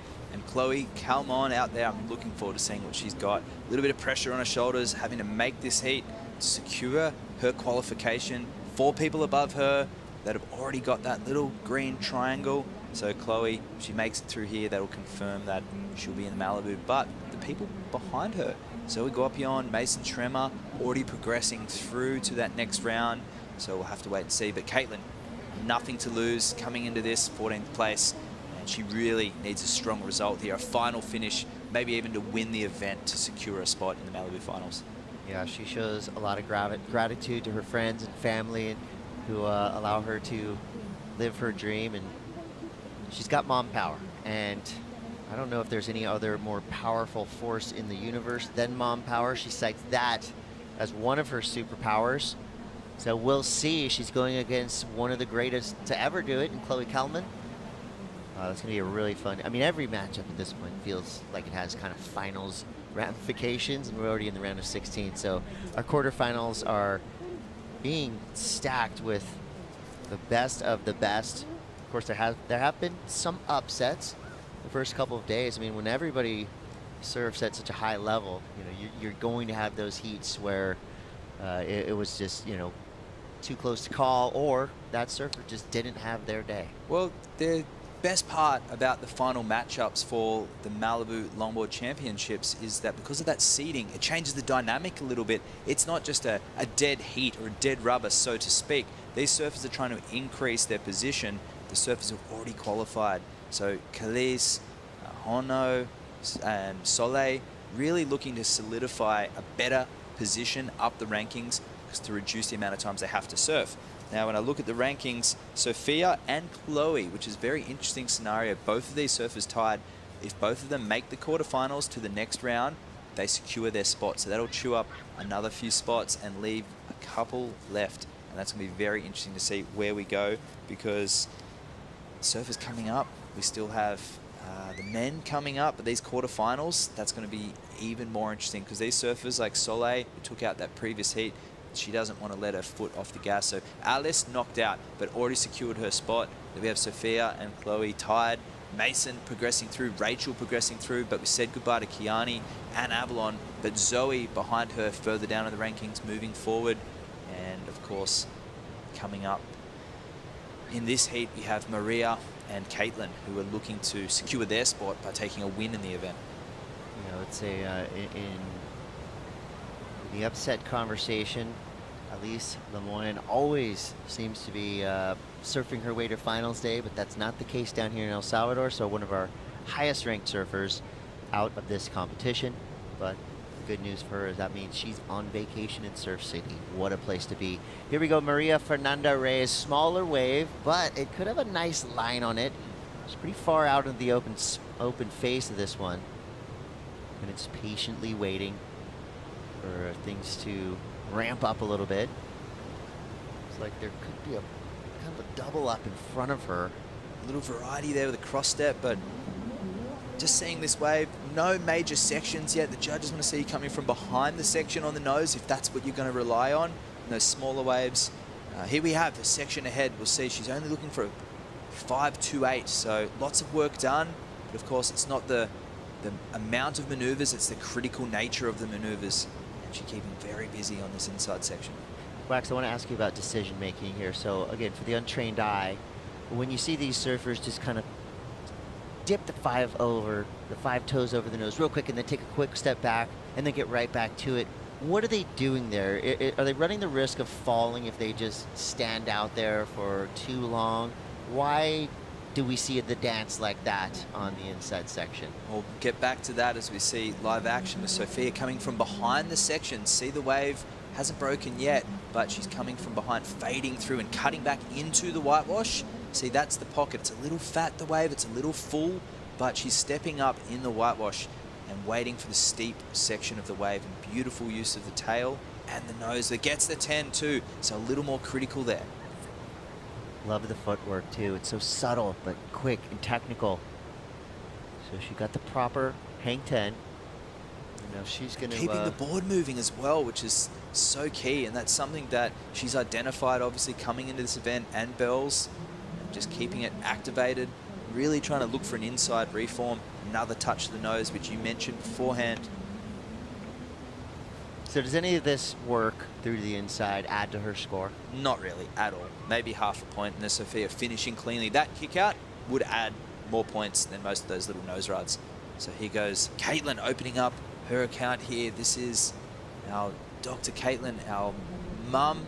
She's the only mother of those four. Wow, and a big power carve back into the pocket. So Caitlin, she's on fire and trying to flex her power game in this heat against Chloe Calmon. Yeah, I love that, the idea, right, of fading way back into the whitewater, because she easily made it back around that section. You know, she is a star and a standout in any and every club event that she surfs up and down the coast of California. She's got to be one of the busiest surfers here in this draw. So with 12:22 in Sophia and Maria's heat and 34:18 in Chloe and Caitlin's heat, we're going to wait for some scores to come through. Gives us the chance to catch up with Rachel Tilley, who is with Sam Blakely. Thanks so much, Chris. Rachel, an incredible heat total, 15.33. You're the 2015 World Longboard Champion. You've just booked yourself a spot in that third quarterfinal against the reigning world champion, Soleil Erico, keeping that dream of Malibu alive. Yeah, I've been, obviously making Malibu is a huge focus of this event, but I've been trying to not work out the scenarios too much in my head. I just know that I have to keep making heats in order to keep that a possibility for me. So that was all I thought about today, is just make this heat, make this heat. And I respect Tully's surfing so much, and she's one of my great friends. And so I knew I had to be on it and try and get the jitters out. And the overlapping heats, I think, really helped get the jitters out in that first half, and then be patient in the second half. And of course, in 218, you had that incredible final with Soleil. And, you know, how are you mentally now going into this big quarterfinal with Soleil Erico? Yeah, well, yeah, we had that final, but we've also had a bunch of heats in between that time, and even dating back to when we were like 13 years old. So, you know, she's surfing great, and I know I have to be on my best no matter who's in my quarterfinal, and I'm just playing my own game. You're looking fantastic, and I'm sure you've got some messages for the family tuning in back home. I hope that was not too stressful for you guys, and happy with that. I'll call you guys soon. Good luck in the rest of the event, Rachel. Let's get back to the action. Rachel Tilley is a great ambassador to longboarding, to surfing, to just life in general. You can feel the positivity coming from her. There was, if you watched very closely, when Sam said you're coming up against Soleil Erico, slight shift in attitude, and I love to see that. You know, that's probably just her turning the switch on already, knowing that she's gonna probably has the biggest heat of her year coming up next. Exactly right, and I noticed before that heat a little bit of apprehension.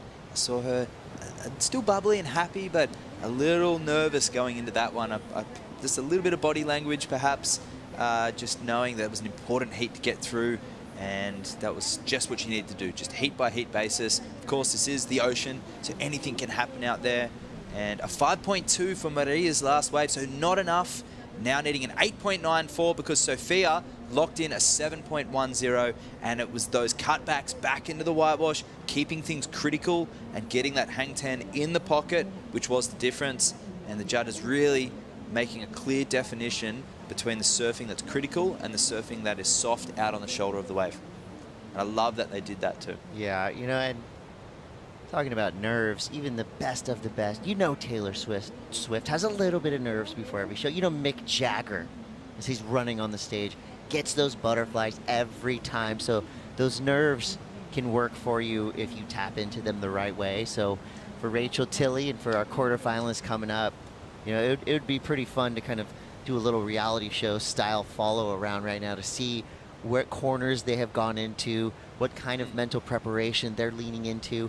We don't know exactly when the quarterfinals are going to run, but you know they're coming, and you have to start your preparation immediately. Well, overlapping heats, we're going to finish a little earlier than we have been the last few days, but we'll wait and see the call because the tide has been getting very high. But we're going to have the optimum tide with the low. The wind coming up a little bit, but still some phenomenal longboard waves out there. These surfers sitting wide. There is a lot of waves on the inside, about 50 meters to the right-hand side of the screen. Lots of scoring waves, but these surfers wanting some sets, something of substance to show the judges some critical surfing and really perform to that judging criteria. 622 high, 6.3 feet. So not as high we have seen. The high this evening, 5.5. That's interesting because that is one of the less dominant high tides that we've seen. So we're just on that downshift there. Low tide 0.7, not too bad. So, I mean, there is a massive tidal shift, but it's not as dramatic as we have seen in the previous days. Yeah, truth there. And it'll be interesting. The waves have dropped a little bit in size-wise, still super consistent. So we'll see what the tide does to the conditions we have out here. Luckily, we are in Surf City. There's always something. And another spot of luck we have is that each and every one of these competitors has the perfect board for small waves. Look at that lineup. El Sunzal, Surf City, 3-wave set. And screen grab. Full screen grab. There's your poster. And that type of thing. These are the ones going under the competitors. Little shouldery, that one. That middle wave was pretty fun. You'd free surf on a lot of these waves any given day. The free surf this morning was fun. There's about 30 people in the water, but there were still enough waves to go around. Some of the veterans of the men's side, Ben Skinner, Taylor Jensen, taking their time on the outside, but working on the inside with just some of the female competitors, trying to get some reps in, trying to get their feet in the wax. And that I don't take lightly because every single day you need to check your wax because it's so hot here, it can melt within seconds. Yeah, and in watching the free surf this morning, it's cool to just watch these elite surfers keep the tools sharp. They're not out there just going 110%. Who was out there the earliest this morning that you saw? Tori Gilkerson, actually, I think. Wow, head judge. There you go, doing some testing. Pretty early. And here we go. Maria Fernanda Reyes right up on the nose. Quick 10, back to the 5, cross-stepping into a nice turn there. Staying right there in the business part of this wave. Split second 10. Back to the pocket. Could have a good little reform for her through to the mid portion, the mid inside of this wave. She is just dancing all over this board. The judges dictate that they want to see you go from tail to nose and back and forth, utilizing the entirety of your 9-foot-plus surfboard, as well as utilizing the entirety of the wave. They don't want to see you way out on the shoulder, going straight. They want to see you weaving a serpentine path from the outside to the inside, all 10 over through that inside racetrack, still going. So Maria Fernanda Reyes leaning into a little bit of the magic that she found yesterday with a great wave. Little claim there. Love the enthusiasm. She's back out there with 5 minutes to go. That was the best wave of her heat so far, and that is what we've come to expect, especially after yesterday's excellent surfing. 5.2, I think that'll be well replaced. And here we go. Maria, our Peruvian competitor, gets a set wave, fades in. Beautiful 5 and 10 combo. And here, just judges this perfectly, carving it in the pocket and looking for more nose work. Back up again, showing clear nose ride there with the 2 feet over the nose, and stays really busy as the wave just tapers off a little bit, just waiting and keeping the board moving, showing the judges that this is exactly the wave she was waiting for. And she's clawing back at that 894. I'm not sure if it's going to be the score, but carving it back around. And this is where the inside sections can pay off. So just sticking with it. And she's not finished yet because as she sees it reform, and she cuts back, and no groveling in this section because she gets a 10, holds it, and it holds a 10 there. So this one, the judges will really appreciate this strong, dynamic finish. And she felt it too with another nose ride and kicking out with control. That right there, that was pure elegance. I think the judging criteria could include lyrics from the Sade song Smooth Operator. It's about moving in space with minimum waste and maximum joy. It's exactly what Maria Fernanda Reyes did on that last wave. That one was for you, Jaw Night Snake. See you soon in Malibu. 3:30 to go for Sofia Colhane and Maria Fernanda Reyes. That wave right there could be a huge difference maker. And the judges reacting in kind. 7-8, 7-3, a 7-2. It's not going to be the 8-9-4, but it's definitely going to help eat away at the requirement. She's going to throw away that 5-2-0 for a 7-6-0. Now a much more reasonable number, a 6.67 for Maria Fernanda Reyes. She's in second priority now, and she is about 3/4 of the way out to the takeoff zone. I'm thinking she has time. Yeah, and I noticed just the body language there when that score was read out. The head down a little bit, maybe a bit of a shake, just wondering what she can do to get a little higher to have captured that 8.6. But it was not good surfing nonetheless. Excellent, not so much. There was no sense of doubt that we knew that she wasn't going to pull those maneuvers. It was clean surfing, but wasn't overly critical. It was actually lovely surfing. The judges want to see that element of doubt, the critical sections, and make the judges' jaws drop. We're nearly approaching halfway through the day, so they want to see something amazing. Want to see some wow factor on the wave, and she did that yesterday in those set waves. She's going to have to get another one for 6.67. But Sofia, she's having a look at this wave. The other surfers have to give way to Sofia Colhane, or excuse me, to Chloe Kalman. So got this wave with first priority in the second priority heat. 4 surfers in the water, 2 heats at once. So this is the secondary heat, if you will. It's a way to describe that these 2 surfers have to wait in line for Sofia and Maria to make their decision. But Chloe Kalman now, doing Chloe Kalman things, always so stylish, smooth, so consistent. I don't know if I've ever seen her fall in a contest.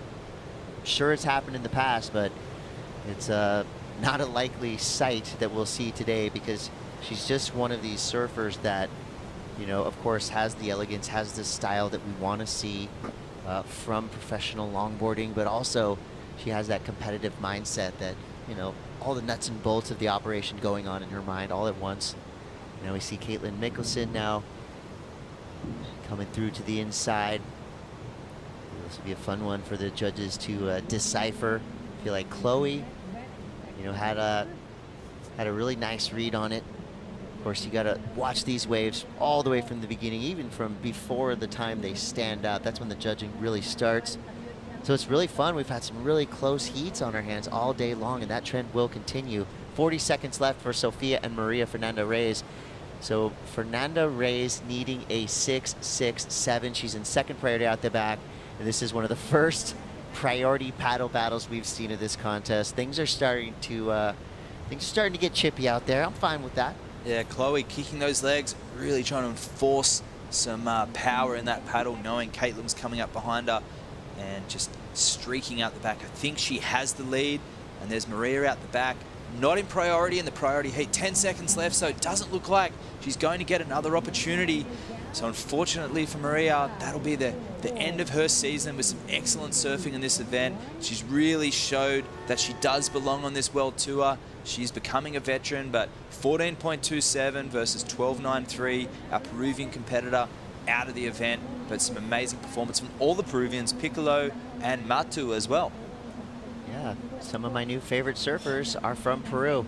So Maria right there goes down over the falls, but got to give her a lot of credit. She got the highest single wave score of that heat, that's 7.6. So takeaway for her, just like you said, she belongs on this tour. She belongs in the final 8, and I'm sure in the next few years she will get there. Incredibly talented surfer.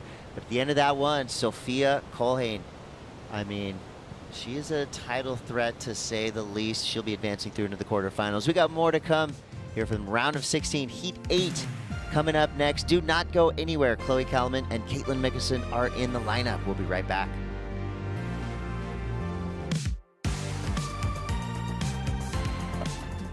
El Salvador has so much diversity. The coastline's beautiful, inland there's so many different sights to see. You literally can't be bored here. Not only are the waves amazing, seafood here is some of the best in the whole world.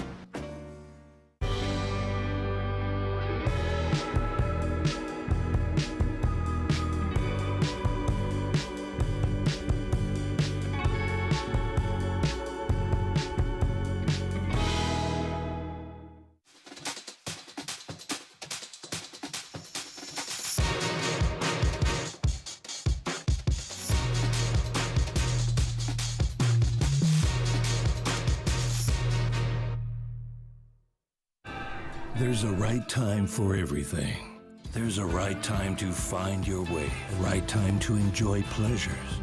There's a right place to enjoy your passion like nowhere else.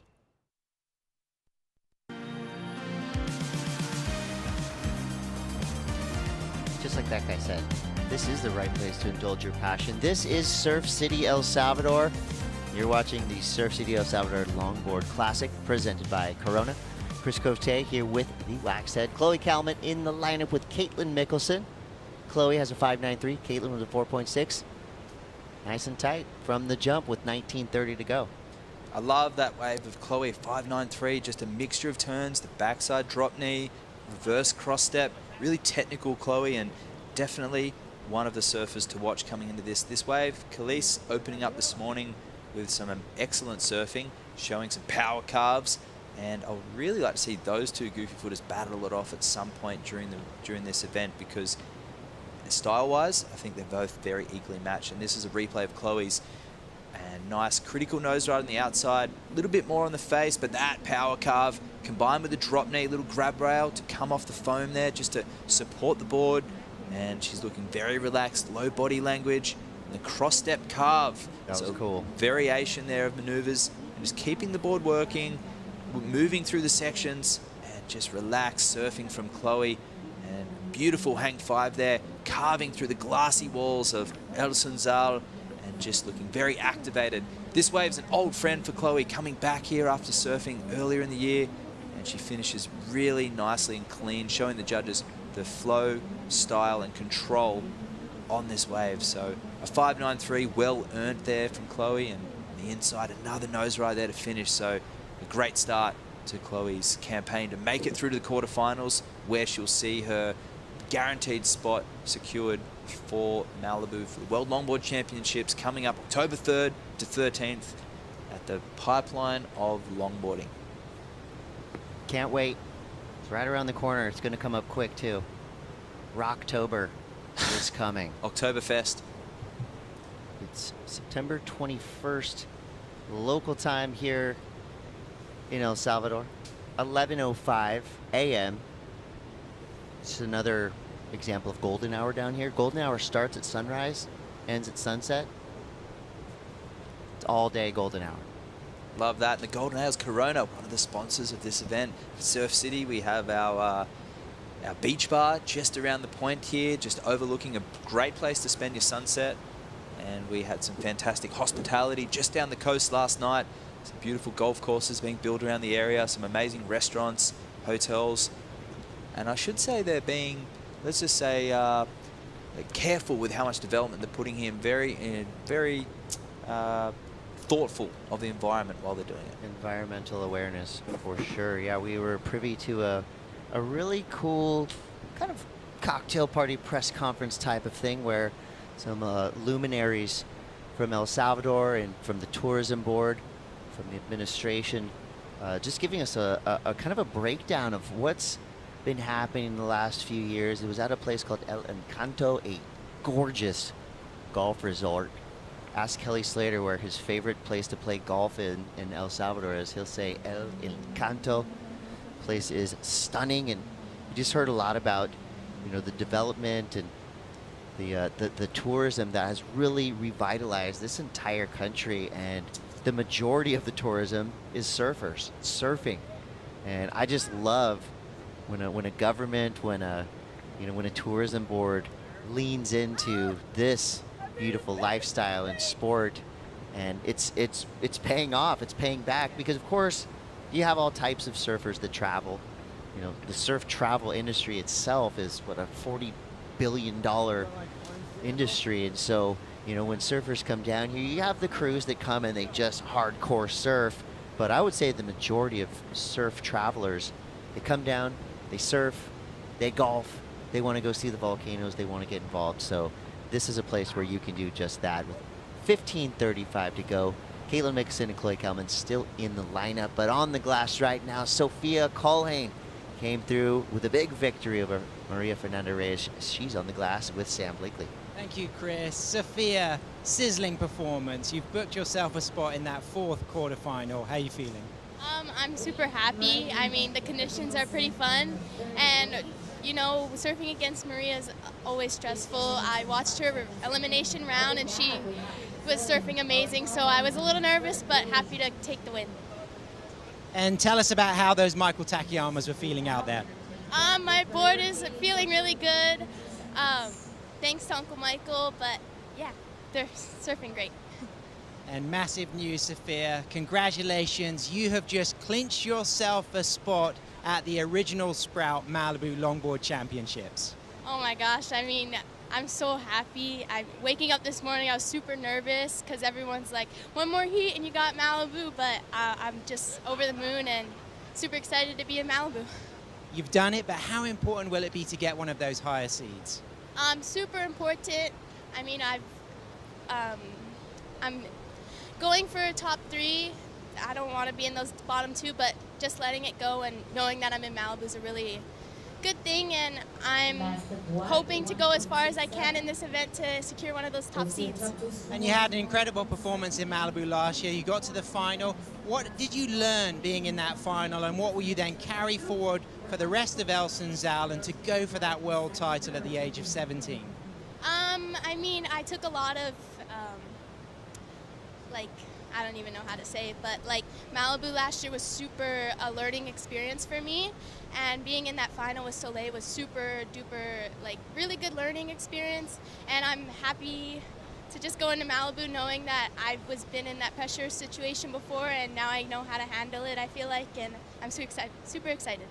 Well, wishing you the best of the luck for the rest of the event, and I'm sure you got messages for your fans and your family back home in Hawaii. Yes, thank you all for tuning in, all my friends and family, especially in Australia and in Hawaii. Thank you. Congratulations, Sophia. Let's get back to the action. Sophia Colhane, global superstar. And not just super excited, she's super duper excited to what's next. And I mean, it's pretty easy. Our list of potential favorites for the world title is growing by the minute, and the door to the final 8 is slowly creeping shut. So we see there that the tie on points, Sophia progressing through, she'll take those points and she'll run with it because Alice above her, she's knocked out, so Sophia has a chance to move up the rankings. Now she's progressed into the quarterfinals. Now she's made the quarterfinals at Bell's, semifinals in Huntington.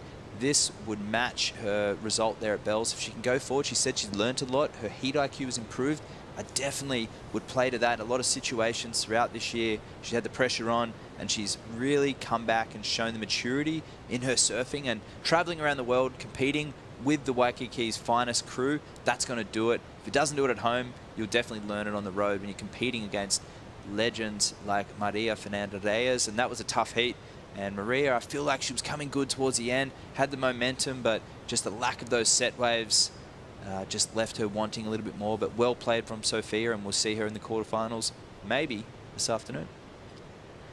I hope so. I love to get the ball rolling and keep it rolling, and obviously there's plenty of waves coming through. The wind is right on our side. Look at that, nearly sheet glass. Just enough texture to make things interesting on these waves for the surfers. So with 11:34 to go, Caitlin Mickelson with a slight edge over Chloe Kalman right now, but Chloe does have priority. She only needs a 3-3-4. And watch out, Connie Stewart is coming up against Kai Ellis Flint. That right there, on paper, looking like the heat of the day potentially. These two guys both have a lot on the line. Kaniela, he's already booked his ticket into Malibu. For Kai Ellis Flint, sitting right below the cut line for now, needs to make it through this next heat. And Kai, just to stand out in terms of the style and all the other elements aside from the nose riding. Of course, great on the nose, but Kaniela, he's great on the rail, great on the nose, and he's just a fantastic competitor and definitely a favourite to win the world title this year. But Kai, he's the cult classic. He's a lot of Australia behind him, but a lot of the stylists around the world are behind Kai as well, just flying the torch for that traditional longboarding and that critical surfing that so many people pick up a longboard to feel. And Kai really embodies that. Duct tape guy?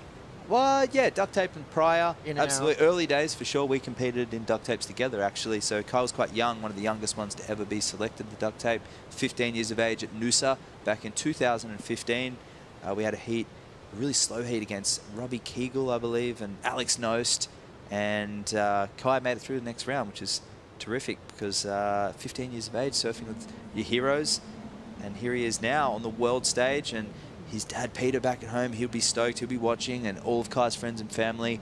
Don't know if they'll be up that early, but they'll tune in on the WSL app. You can re-watch these heats as well. A lot of these surfers re-watch it for their own analysis. This is the best coaching they'll ever get. Different camera angles, drones. You got a north camera, a south camera, a front camera angle, and you got two people analyzing these in slow-mo. So they do watch it back. Whether they listen, I'm not sure. Well, I mean, if I think throughout the day, if they listen, they'd hear a lot of very complimentary things, because every one of these heats has been, you know, really, really solid from beginning to end. There hasn't been any of those duds, you know. There hasn't been any of those heats where, you know, it's 1s and 2s throughout. Everyone's had at least a 6. Everyone's put on a good show. So it's been a really great Except day. this heat so far, quiet. So probably very... Did I just jinx it? Well, just very fitting that we don't have overlapping heats in this one, because there hasn't been a lot of waves. Chloe definitely on that 5.93 starting, but probably felt she was just warming into the heat. There was an 1.67 she caught. I did notice she got to the nose and she pulled off, seeing Caitlin regain priority. So we'll have to wait and see. This is going to be clutch. It's going to come right down to the end. Hopefully they have 2 to 3 more waves left each to really show us what they're capable of. And I'm sure if it's Chloe right now, she's just hoping time really runs down very quickly. Yeah, so Chloe does have priority out the back. Only 2 surfers in the lineup. That's going to change. We're going to send the men out next, and then you'll see the first heat of the men, most of it, half of it will just be 2 surfers, and then we're going to start filling it up and going into that rotation of overlapping heats. The reason I said Chloe would want it to go down very quickly because she's only holding a 1.67, and we know Chloe, all she'll really need to do is just 1 nose ride and a turn, and she'll get rid of that. 3.34 is her what she needs to advance. Sorry, so she's holding a 1.67. Yeah, and that's very easy for her to get, standing on a board, having a look at the waves. But she needs to be patient here right now because Caitlin with 2 mid fours, and that's a keeper score today, I think. I feel like a mid 4, if you get one of those in a slow heat, you'll be holding on to that for the end. I look forward to seeing more of these 2 surfers throughout the heat.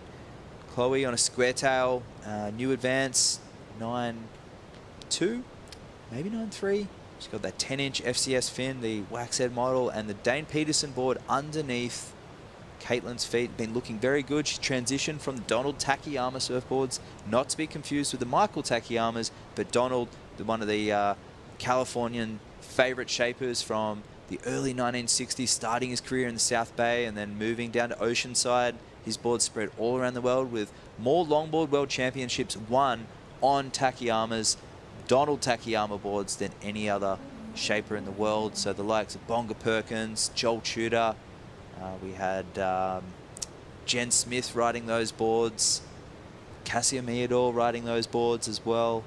I think a lot of people have just dabbled with Takayamas over the years.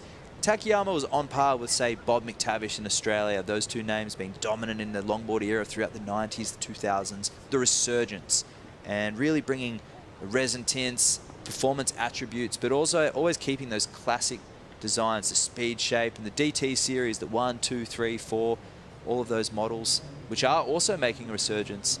There's a little brand set up, Longboarding's Not a Crime, which pays homage to a film that was made in 1994 by Chris Bystrom. It's part of a series, Blazing Longboards, Full Cycle, and then Longboarding's Not a Crime, and showcasing the performance side and the traditional side of longboard surfing and the drop knee turn, along with aerials, so the radical array of surfing back then. Here goes Chloe, a fan of the drop knee turn herself, up and riding on her third wave. Crucial wave here, needing a 3.34. So got this wave with priority, so now Caitlin's out the back with her pick of waves. It was a little bit of a smaller wave, but she doesn't need a huge score. Now she's just got to hope that the lull that just happened continues on and doesn't give Caitlin a chance. But I feel like with 5 minutes, 40 seconds to go, there's going to be another swing in who's in the lead for now. It's probably going to go to Chloe, but Caitlin does have a lot of time out there, and she's all by herself right in the peak of this takeoff spot. So this is going to be a long 5 minutes for Chloe Kalman. Chloe, one of the fittest surfers on the World Tour. This is where the training comes in.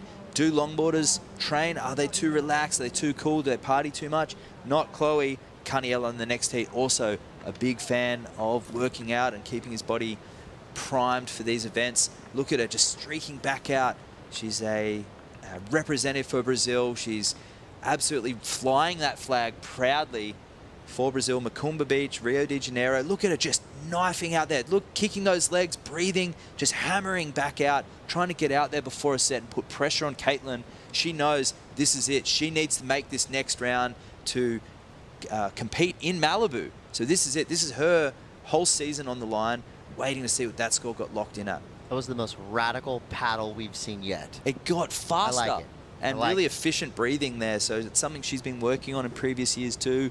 Not only to calm the nerves, but to get efficient through your body. The amount of oxygen that you're bringing in, it's not always healthy to do big breaths to fill up the chest. You want to do those stomach breaths. And a lot of the surfers doing their Wim Hof breathing and meditating before their events, and just very efficient recovery breaths as they're paddling back out.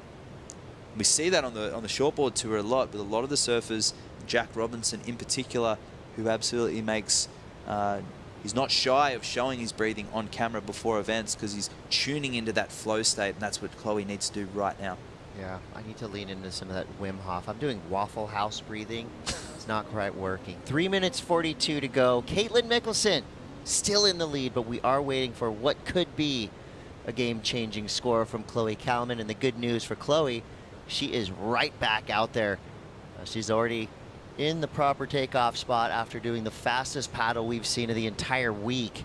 But time now for Caitlin probably feels like it is absolutely flying by. For Chloe, it feels like it's reached a dead stop. So here we are with another nail-biting finish for round of 16, heat 8. Last chance for these surfers to make it their way into the quarterfinals. There's Chloe. You see right back in the takeoff zone. Most likely going to make her presence known right behind Caitlin. Maybe just a little tap on the shoulder. Hey, I'm back. Well, then that's where that fitness comes in. She's put the pressure on Caitlin. You think back to earlier in the heat where Chloe and Caitlin had that paddle battle for priority, and it did work out for Chloe to get that score, but we'll need to see if that was a mistake or not going that wave, because we're still ready to lock that in. Judges looking at the replays, taking their time. It was a 3-3-4 and it was a smaller wave. She did get to the nose several times and some carbs.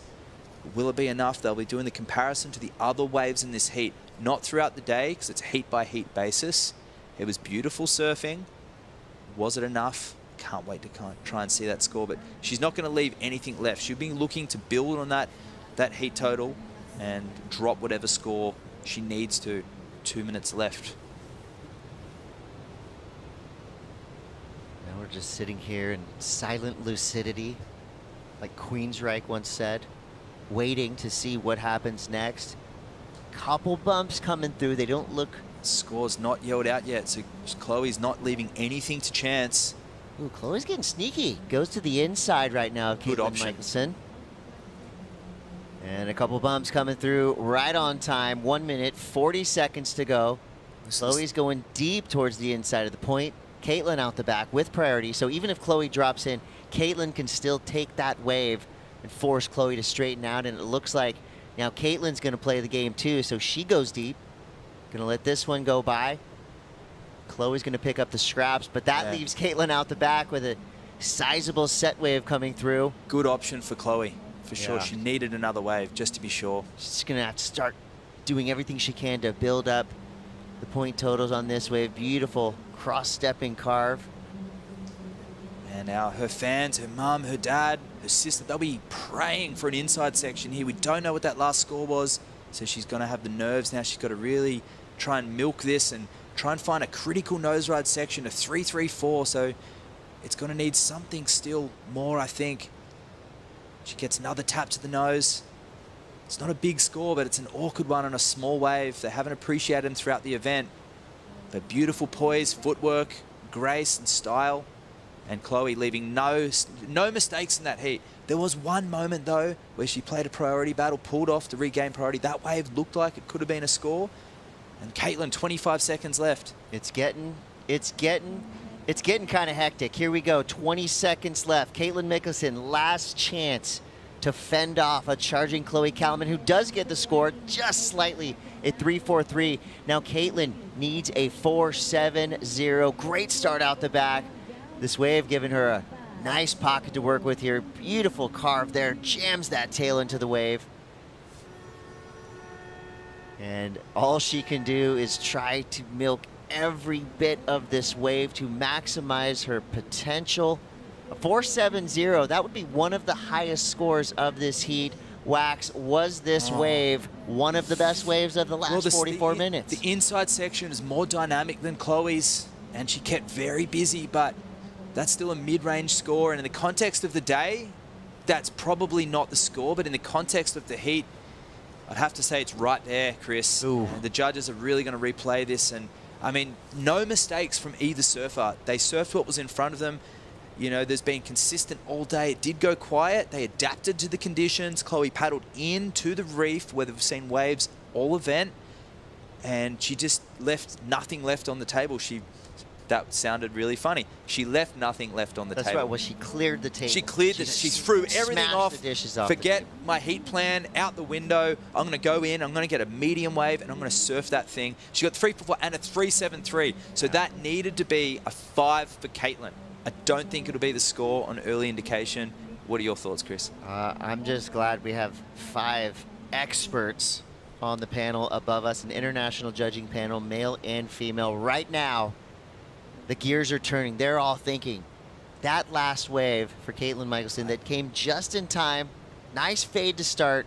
Was it enough? Was this a 5-point ride? Love the fade. No, nothing critical yet, though. Nice rail carve there, sets it up. And this wave tapering out, but another power gouge back into the pocket. And these are all set-up turns, though. The judges, for a 5, you're going to have to really commit to something in particular. But the bonus thing is she has the section ahead of her. The judges watching this replay as well. A little bit of downtime, no footwork. So they'll take note of that.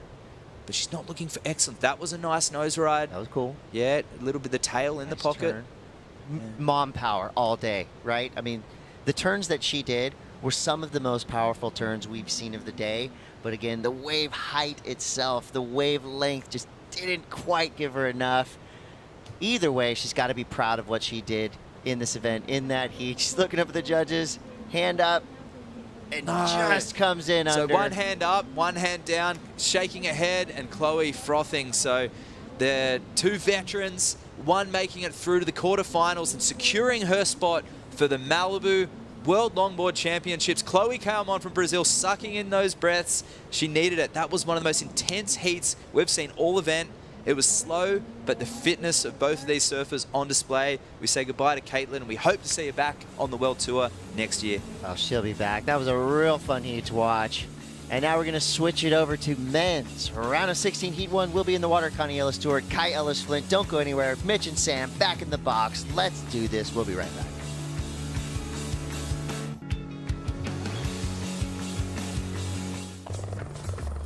Have you been on a chopper before? I have, but not here in El Salvador.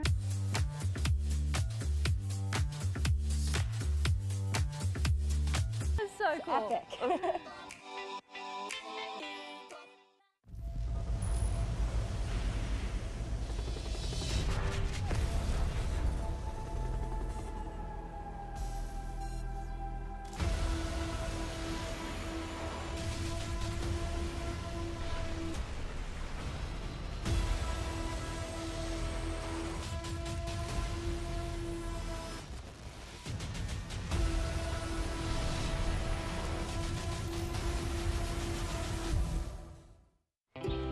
Connection to nature for me is an exchange that happens between human and nature.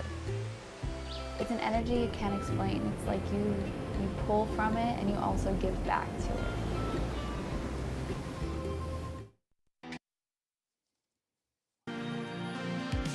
What a finish to the round of 16 for the women, with a heat between Chloe Kalman and Caitlin Mickelson, the last of the round. Extremely tight finish, but guess what? We have more action coming up. Mitchell Salazar here with Dr. Sam Bleakley. Sam, the men coming up, Connie Ellis Stewart taking Kai Ellis Flynn to the first one. Should be a fun one. Yeah, that's going to be an absolute beauty. But a little reflection on that one from Chloe there. She got the score. That was difficult because it went calmer in that heat, but she didn't put a foot wrong. She rode the waves that she got to their max. Caitlin, fantastic performance. But I'm very pleased to know that Chloe's going to be in Malibu, because I want to see as many goofy footers in Malibu as possible, because I think they're the people that can have the edge. They can bring that point of difference to that perfect right-hand point break. And she actually didn't leave things up to chance. Got the score, just what she needed on her previous ride. Ended up getting something better right at the end, too. As we do take a look at our first heat of the round of 16 for the men. Number 2 in the rankings, champion over in Huntington Beach, Connie Ellis Stewart taking on Kai Ellis Flint. Right off the bat, Connie Ellis Stewart taking the first wave of the heat straight to a long nose ride on the outside. Mentioned his Hawaiian upbringing and how good that area of Waikiki has been lately in producing a lot of world-class surfers. We're talking about one of the premier ones on screen. Connie Ella doing great so far, flowing with smooth transitional turns on this midsection of this wave. 43 minutes on the clock, and Connie doing what he does best, just bringing a lot of flavor to these long right-hand point breaks of El Sunzal. Once again, a strong 10 right there in the pocket, a smaller wave on the inside, but he did extremely well to start off with a bang. Now Ellis Flint on the outside. one of the premier stylists on tour. Oh, they are just going to toe for toe right now. Nose right on the outside from Kai. And brings it down with a strong grab. Straight to the nose. Lovely 5 right there from Ellis Flint. How's that smooth wraps straight towards the pocket again. Drop knee car for Kai. Wow. And he is just combining things well right here, Sam. And he might get the edge on the paddle bouncer here. Do you think he's kicked out just early enough to get the edge on Connie Ellis-Stewart? It's going to be a paddle battle in 31 degrees Celsius water temperature. This is an absolute fantastic start to this opening heat of the round of 16 for the men's. What an exchange. Connie Ellis straight into a bolt upright, crisp, critical, glorious hang 10. Backed it up with some really good nose riding through the inside and some great turns through the middle. Kai Ellis Flint, a unique line. He was really deep on the fade. He got those 6 precise steps, also kicked off with a hang 10. His rail engagement, it did take him more around the wave in contrast to Connie Ellis. He got further to the bottom of the wave using the bottom turn for some of the setup. So as Connie Ellis was more kind of in the top half of the wave for a lot of the ride. But both surfers for me will be borderline excellent range scores. We might see the judges playing a little bit safe just to leave some room in that scale, but I think that first exchange was 2 world-class longboarders longboarding at the very top level, and it, you know, if it was later in the event, they could be a couple of 9s. 100% agree right there with that, Sam. 41:20 on the clock right now as we see Connie Ellis-Stewart on screen from Waikiki and Honolulu on Oahu. From the South Shore, we normally see a lot of shortboarders come from the North Shore of Oahu, some of the best ones. A lot of great longboarders coming from town nowadays, though. You know who came to town from Rio de Janeiro all the way to Malibu? Chloe Calmon is with Chris Cote. Thanks, Mitch. Parabéns, Chloe. Wow, usually, even in competitive longboarding, it's a nice, chill, relaxed atmosphere. A little bit different in that heat from beginning to end, pure excitement. Thank you and Caitlin for putting on a show like that. How was it for you out in the lineup? It was not relaxed at all. It was quite the opposite. And today we were doing overlapping heats with longer time in the water, so you assume you're gonna have a lot more waves. But I think we got into the moment when the tide was changing and it got really quiet out there. And yeah, we were just battling for little scores. And I think it's a big lesson you learn in events, because sometimes, like, this is a perfect wave and you wanna paddle out and put on the show. But sometimes you make a heat with low scores because that's what the ocean delivers in those 20 minutes, and now this 44 minutes. And I'm stoked with that. As long as I make through the next round, that was my main goal. And it's always hard to go up against a good friend, Caitlin. We were against each other in round 3 in Bells, same. And we are staying like in the rooms next to each other. But when we go in the water, we do a good battle, we push each other, and big respect to her. And yeah, I'm really, really stoked to get that one out of the way. Well, you guys put on the most exciting heat of the day. You also got the award for fastest paddle back out to the takeoff zone. And with that award, more accolades. Congratulations, you have locked in your spot for the final 8 at Malibu. Ooh, oh, that's a big relief. And, you know, that's what I trained for. All those workouts pay off on the paddle back out. And I was thinking, oh, I might die here and I have the whole afternoon to rest. And I feel better now after making through the heat and locking my spot into Malibu. That was my main goal coming into El Salvador. But I don't want to stop here. I have so much fuel in the tank, and I can't wait for the quarters. Quarterfinalist, Chloe Calmon. Congratulations. Thanks, Chris. Thank you, Chris, and parabéns, felicidades to Chloe Calmon, moving through into the quarterfinals and qualifying for the original Sprout Malibu Longboard Championship. Meanwhile, Connie Ellis-Stewart on the outside, one of the most talented nose riders in the world, also shows his arsenal of maneuvers right there, uses it on rail on the outside. Ellis Flint, what an exchange. They had one right at the beginning of the heat, second one of the heat right here, Sam, stalling right there. Kai, great nose ride in the pocket for Ellis Flint. He is just on fire this afternoon here at El Sunzal. Wow.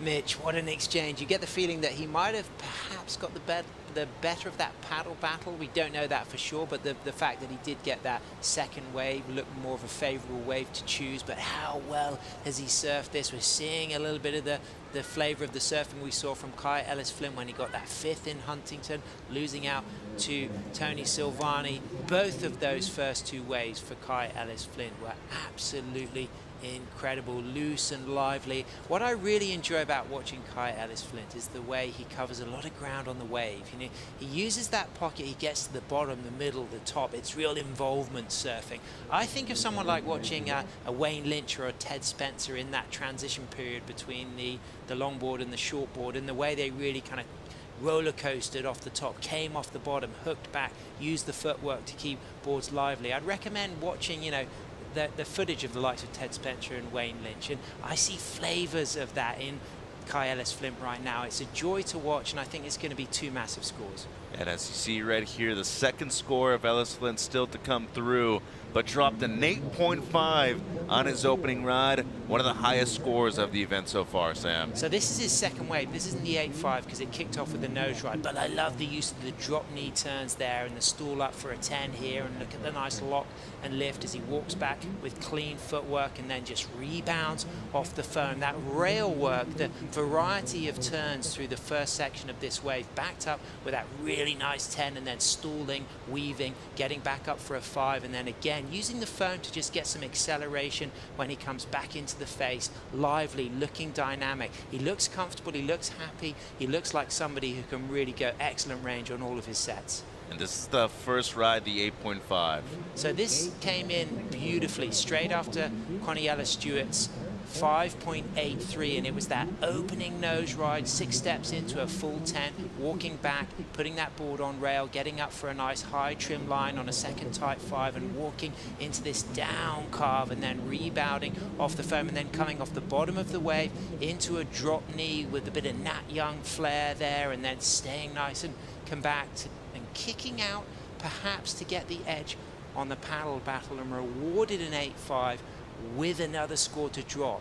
Coniella gets a 4.33 for his second score, doing some fantastic nose riding, but Kai Ellis-Flynn's waves look to have a little bit more size and a little bit more scoring potential on rail. And what we definitely know about Stewart is that you don't want to poke that bear. One of the greater nose rides in the world at the moment. He is one of the top 5 surfers the last 2 years in a row. But Ellis-Flynn, to me, has kicked it into another gear in this heat so far.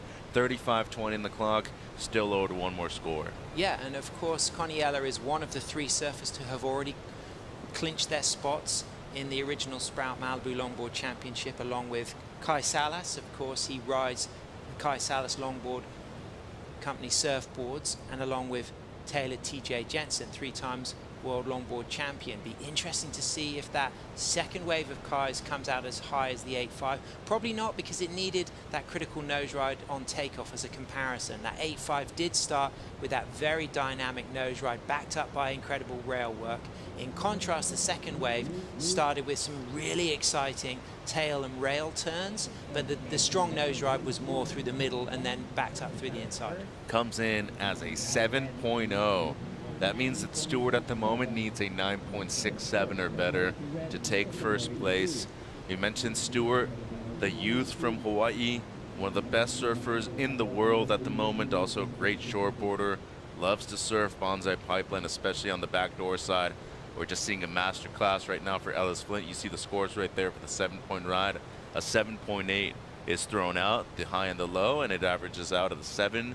15.5 heat total in the first 10 minutes of this one, Sam. So Coniella now needing that 9.67, he's going to be thinking, you know, I'm going for a 7 and an 8, and from that position I'll build on that bigger 8. You know, chasing a 9.67, of course this guy can get a perfect 10 if the wave delivers, but it's a lot to think through, and with this much time he's probably just recognizing that he's going to drop both of those scores. And the criteria here: controlled maneuvers in the most critical sections of these waves, using the entirety of the board, and traditional longboarding in terms of the surfing style, flow, and grace. But how about the combination of major maneuvers too, Sam? That's what I felt that we saw on the 8.5 from Kai Ellis-Flynn. Yeah, and you know, in the last few years we've seen surfers like Justin Quintal and Harrison Roach win world titles with very dynamic rail surfing. Yes, fantastic. cross-steppers, critical nose riders, very stylish. But you watch those surfers on rail and the way they cover ground. I often think if you were to just to Photoshop out the body of the surfer and just see the lines that the board takes and see how it gets in and out of the pocket, gets high and low, comes off the bottom. They really do know how to ride the wave to its utmost. And they emphasize it too. 11:40 a.m. at the moment. We have our low tide at around 12:50. So in around an hour, the low tide 0.7. The high tide this morning was a 6.3 foot high tide. The high tide this afternoon at around 6:30 p.m., 5.5, so not as huge of a difference. But when it comes to the rankings coming into this event, Sam, Connie Ellis-Stewart had a chance to officially qualify and get his spot heading into Malibu. But Kelis Flint, number 9 in the rankings coming into this one. This is a massive moment in his career right now. He still hasn't officially qualified for the original Sprout Malibu Championship. Yeah, and Declan Whiting, if he gets to the quarterfinals, he will clinch his spot. That's top 3 already qualified. But look at those big names further down the list. And even off that list, the likes of Ben Skinner, of course, a real candidate. Steven Sawyer, surfers that would hope to win this final at El Sunzal, would have the confidence to win this. And Kai Ellis Flint is a real kind of crowd favorite, but so is Connie Ellis-Stewart. For many years, the longboard community have expressed how he would just be such a great poster surfer for the longboard community to be a world champion. And images of those bolt upright 10s have become iconic, synonymous with stylish longboarding. 100%. Here's the heat leader, Ellis Flint, gonna go down on the outside. I don't know if he's wearing a leash or not. Can't really see where the board is positioned right there. Still has 31:20 on the clock. Seems like a quick recovery for him. Just going to be a throwaway score. In terms of the characteristics that really stand out on both sides, you mentioned the rail work. Obviously the nose riding skills from Connie Ellis-Stewart. But it also seems that the pacing of the lineup so far from Ellis Flint, he's been in rhythm out there with the ocean in this one. Yeah, and it's important to remember that it's not a nose riding competition. That, you know, footwork and nose riding is such a huge element of longboarding, but that factor of rail surfing with major nose rides and major turns in the steeper section, and that control and continuous flow between those maneuvers, and good speed throughout the entire ride, those are the things that the judges will recognize and reward. And that those words, style, flow and grace, so important. We've seen a real masterclass from both surfers. There will be a lot of longboarders tuning in who would have watched Connie Ellis first ride and gone, you know, that was just absolutely incredible. Why was that not a bigger score? Those nose rides were incredible, but they were then comparing it to that opening ride of Kai Ellis Flint. And Ellis Flint has a 5th over in HB, a 9th place finish in Bells Beach. You mentioned that he's number 9 coming into this event in terms of the rankings. A huge moment for him. He's obviously looking to at least make the semifinals to officially qualify for Malibu. Yeah, and of course he needs a big result here, but Connie Ella has already got that spot in Malibu, and I think he's one of the fittest surfers. I think he's one of the few people who could come from a lower seed and still win a world title. I think some of the older surfers like Kai Salas, Taylor Jensen, it would be really challenging for them to have the stamina to come from those low seeds. They'll be looking to aim for that top 3 seeding. Should be a very fun finish to day number 3. Look at that angle right there from the drone. Goes to show you how much the tide has dropped earlier since we started this morning. 29:25 on the clock at the moment. Different kinds of takeoff zones out there right now with the lower tide in comparison to a higher tide too, Sam. Yeah, absolutely. 11:45 local time. That low tide kicking in at 12:50. It'll be high tide later this afternoon, pushing up till 6:39 p.m. We've got the men's quarterfinals on standby, so there is a possibility that these men will continue to surf today. And wow, what a massive day it is, because the stakes are so high. Looking at names like Edward Del Pero, Kevin Scavana, Ben Skinner, Richie Cravey, Johnny the Ripper, you know, Taka Inui, J.R. Esquivel, they're all, Stephen Sawyer, Tony Silvani and Cole Robbins are all names who have not yet clinched their spot in the top 8. And they're all surfers who've got the self-belief, the self-confidence that they know they should be winning these events. And, you know, they will not settle for anything else other than a final berth. But there's only going to be 2 finalists here in El Sunzal for the men's. Just under 30 minutes to go right here. Stewart still needing the best score of the event, a 9.67. starting off with anything better than an 8-point ride must feel incredible, but once you're able to back it up with a 7, which is very close to having an excellent heat right now, 15.5 heat total, talk to me about the amount of relief that Kai Ellis-Flint is feeling at the moment in comparison to Connie Stewart, who is normally a very quick starter, just hasn't able to get anything better than the 6 at the moment.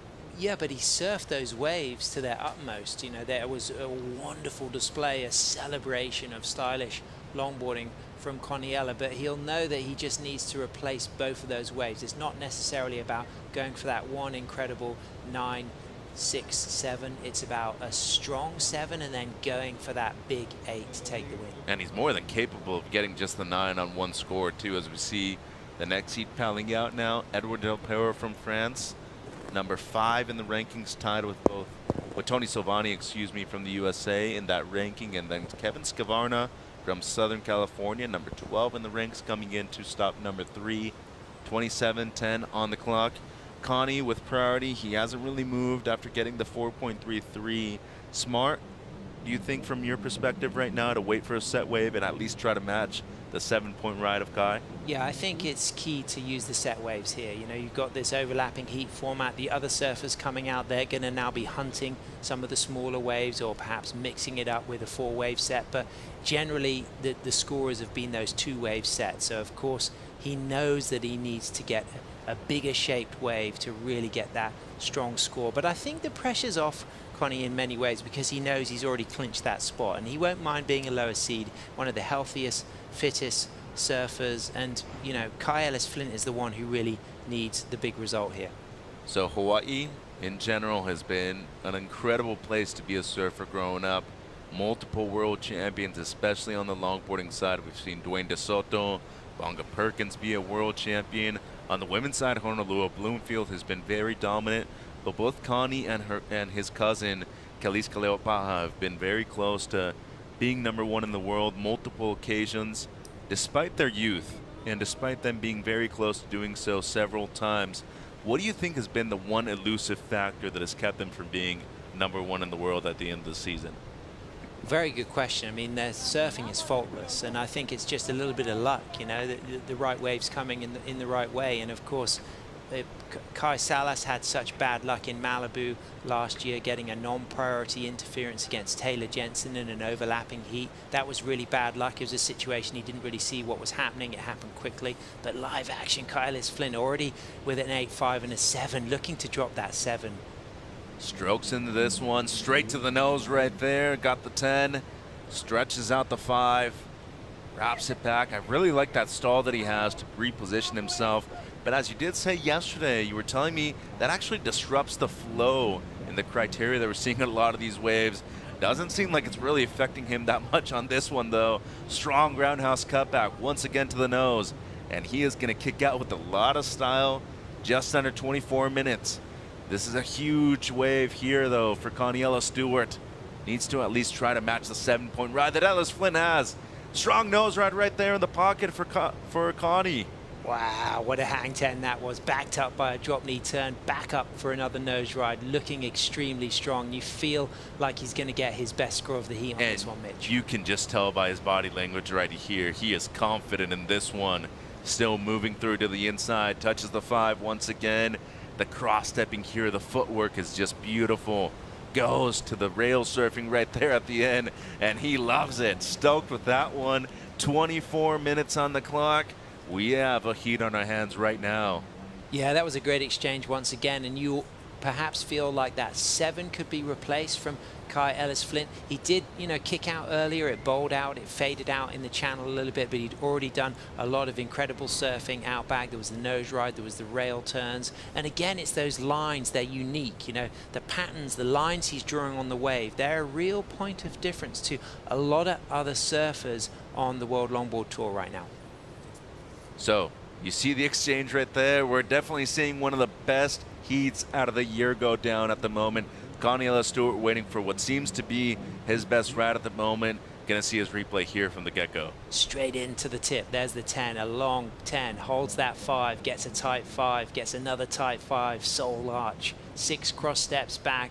to a rail turn, staying in the middle of the wave, setting a high line, using the cross steps to keep that high line, staying in the middle of the wave, and then still in the middle of the wave, but with a beautiful drop knee turn, back up for a 5, and then a 10, and the lift, and then just walking so dynamically out of that 10 on his Connie Tsunami model, and then walking back into this drop knee carving turn and setting himself up off the bottom as the wave just tapers down, and it gets a long line still ahead of him, back up for a 5, touch of the 5, staying nice and tall, lively on the cross steps, and then just ending with a float and just that feeling of joy knowing that he's going to drop a really big score.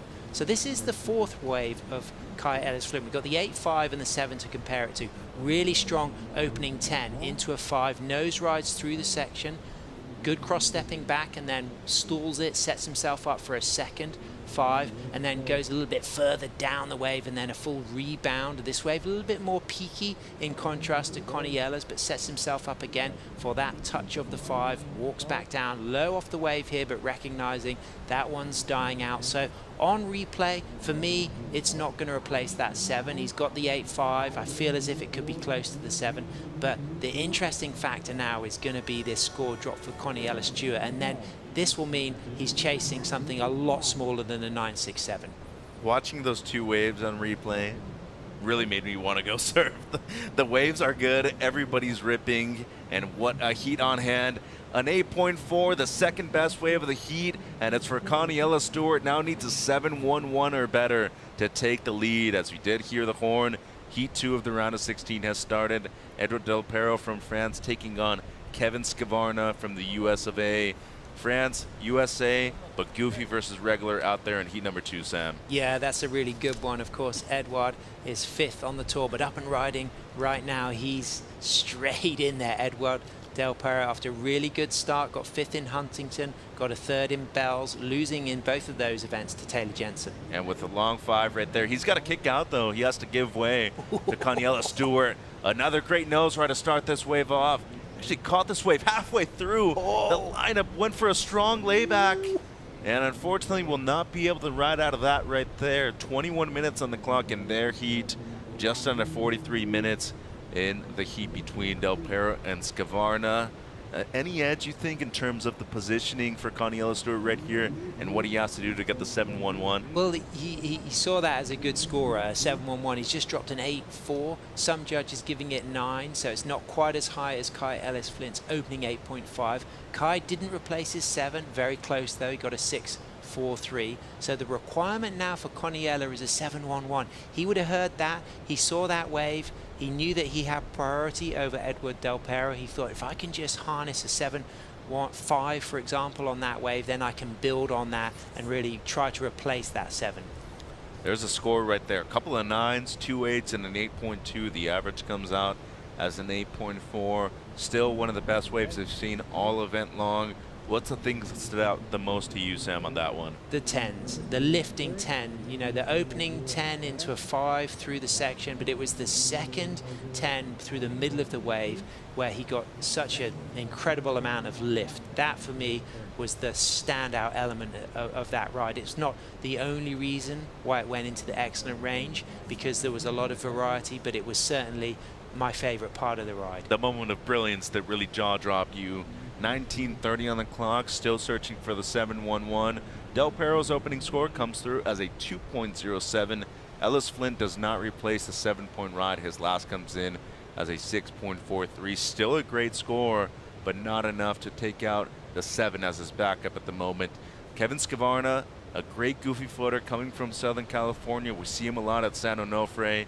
He's a lot of talent when it comes to surfing. A great waterman, is a lifeguard in Southern California, but looking for his best result this season. At least needs to make the final, qualify for Malibu. Yep, riding those infinity surfboards shaped by Steve Bailey at Dana Point, and he's been looking good. The goofy footers, I've enjoyed watching them. I've enjoyed the likes of Steven Sawyer. I loved watching Nicholas Andrade, sadly eliminated in a fantastic heat against Steven Sawyer yesterday, but if you get the opportunity to watch the replay, that last long nose ride of Nicholas Andrade was incredible. You know, 3 hang 10s linked up with the same long trim line in a hang 5 was very outstanding. It definitely was. So Connie Ellis-Stewart trailing at the moment against Kai Ellis-Flint. Needs a 7-1-1 and has 18 minutes to do so. We'll see if he can do it right when we come back.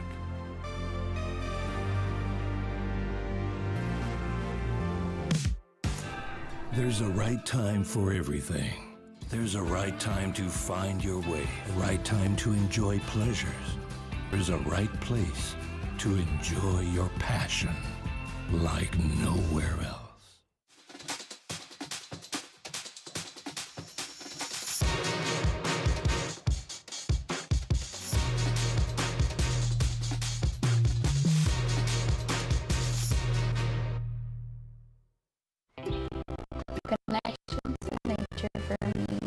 Is an exchange that happens between human and nature.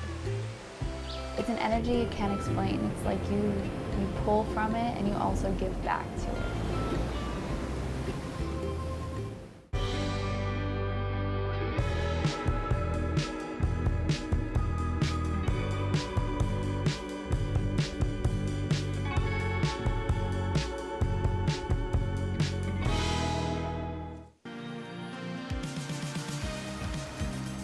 We have one of the greatest heats of the year on the line so far. Kai Ellis-Flint leading against Connie Ellis-Stewart in Heat 1 of men's round of 16. Meanwhile, the start of Heat number 2, Edouard Del Perro from France against Kevin Scavarna in that heat. Only a 2.07 has Edouard in the lead momentarily. Meanwhile, though, Ellis-Flint got off to a razor hot start, an 8.5 and a 7.0 for the surfer in the blue jersey. He is currently leading over Hawaii's finest, Connie Ellis-Stewart, at the moment.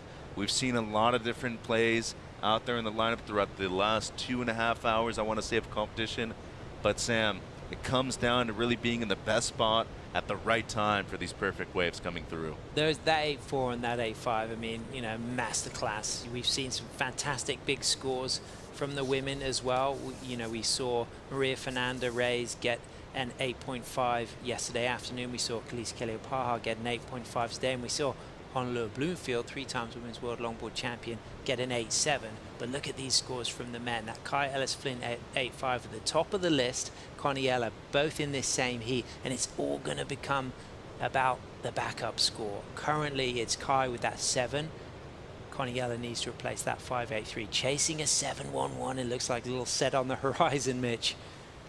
Seems like Connie having a look here underneath the priority of Kai. Straight to the nose once again. Holds the 10 for a long time. Back to the power source of this wave right here.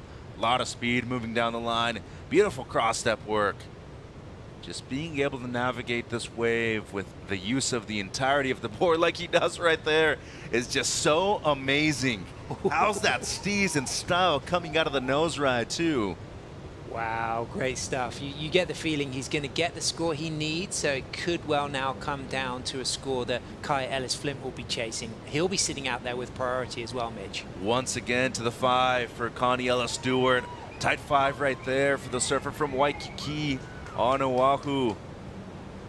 And goes for the rail turn at the end. Gotta love the feeling of just finishing a wave like that. Oh, that was some watermanship.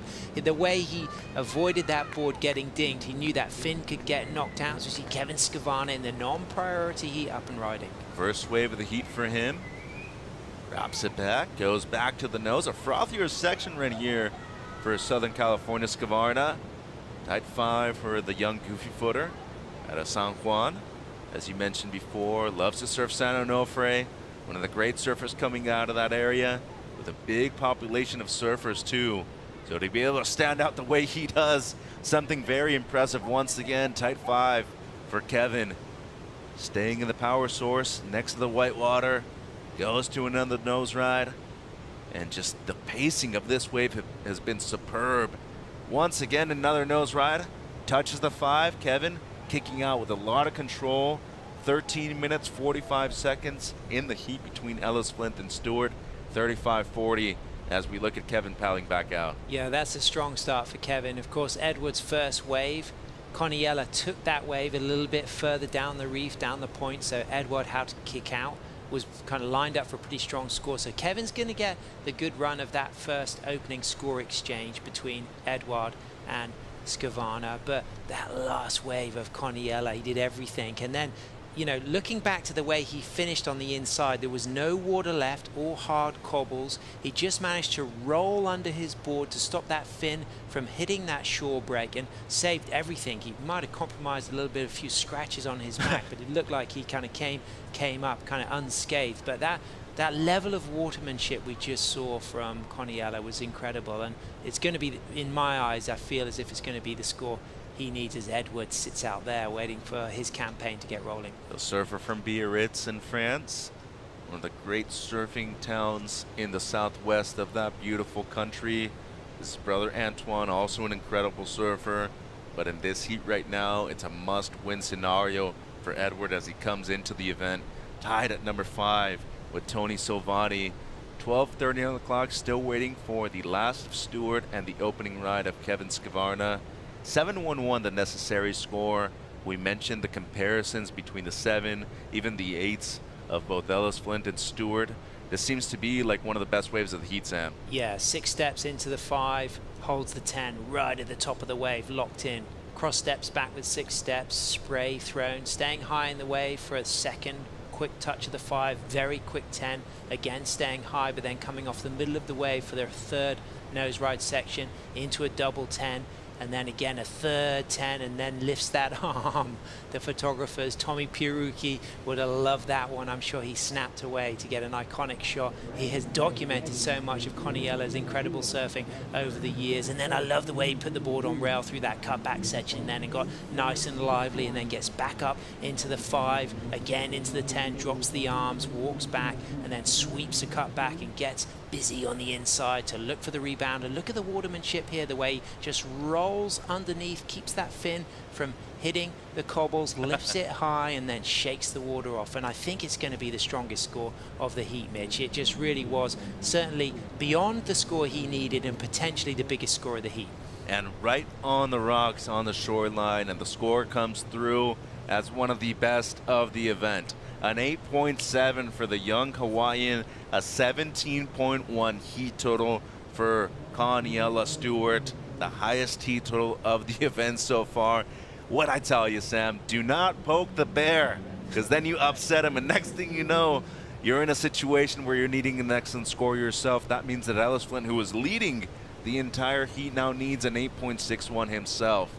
Looking now towards Edouard Del Perro, opened up with the 2.07. Strong nose riding skills to start this wave off. He is a competitive machine, Sam. This kid loves to compete, still hasn't been a world champion on the WSL side, but a lot of competitive experience here for the surfer in the white jersey.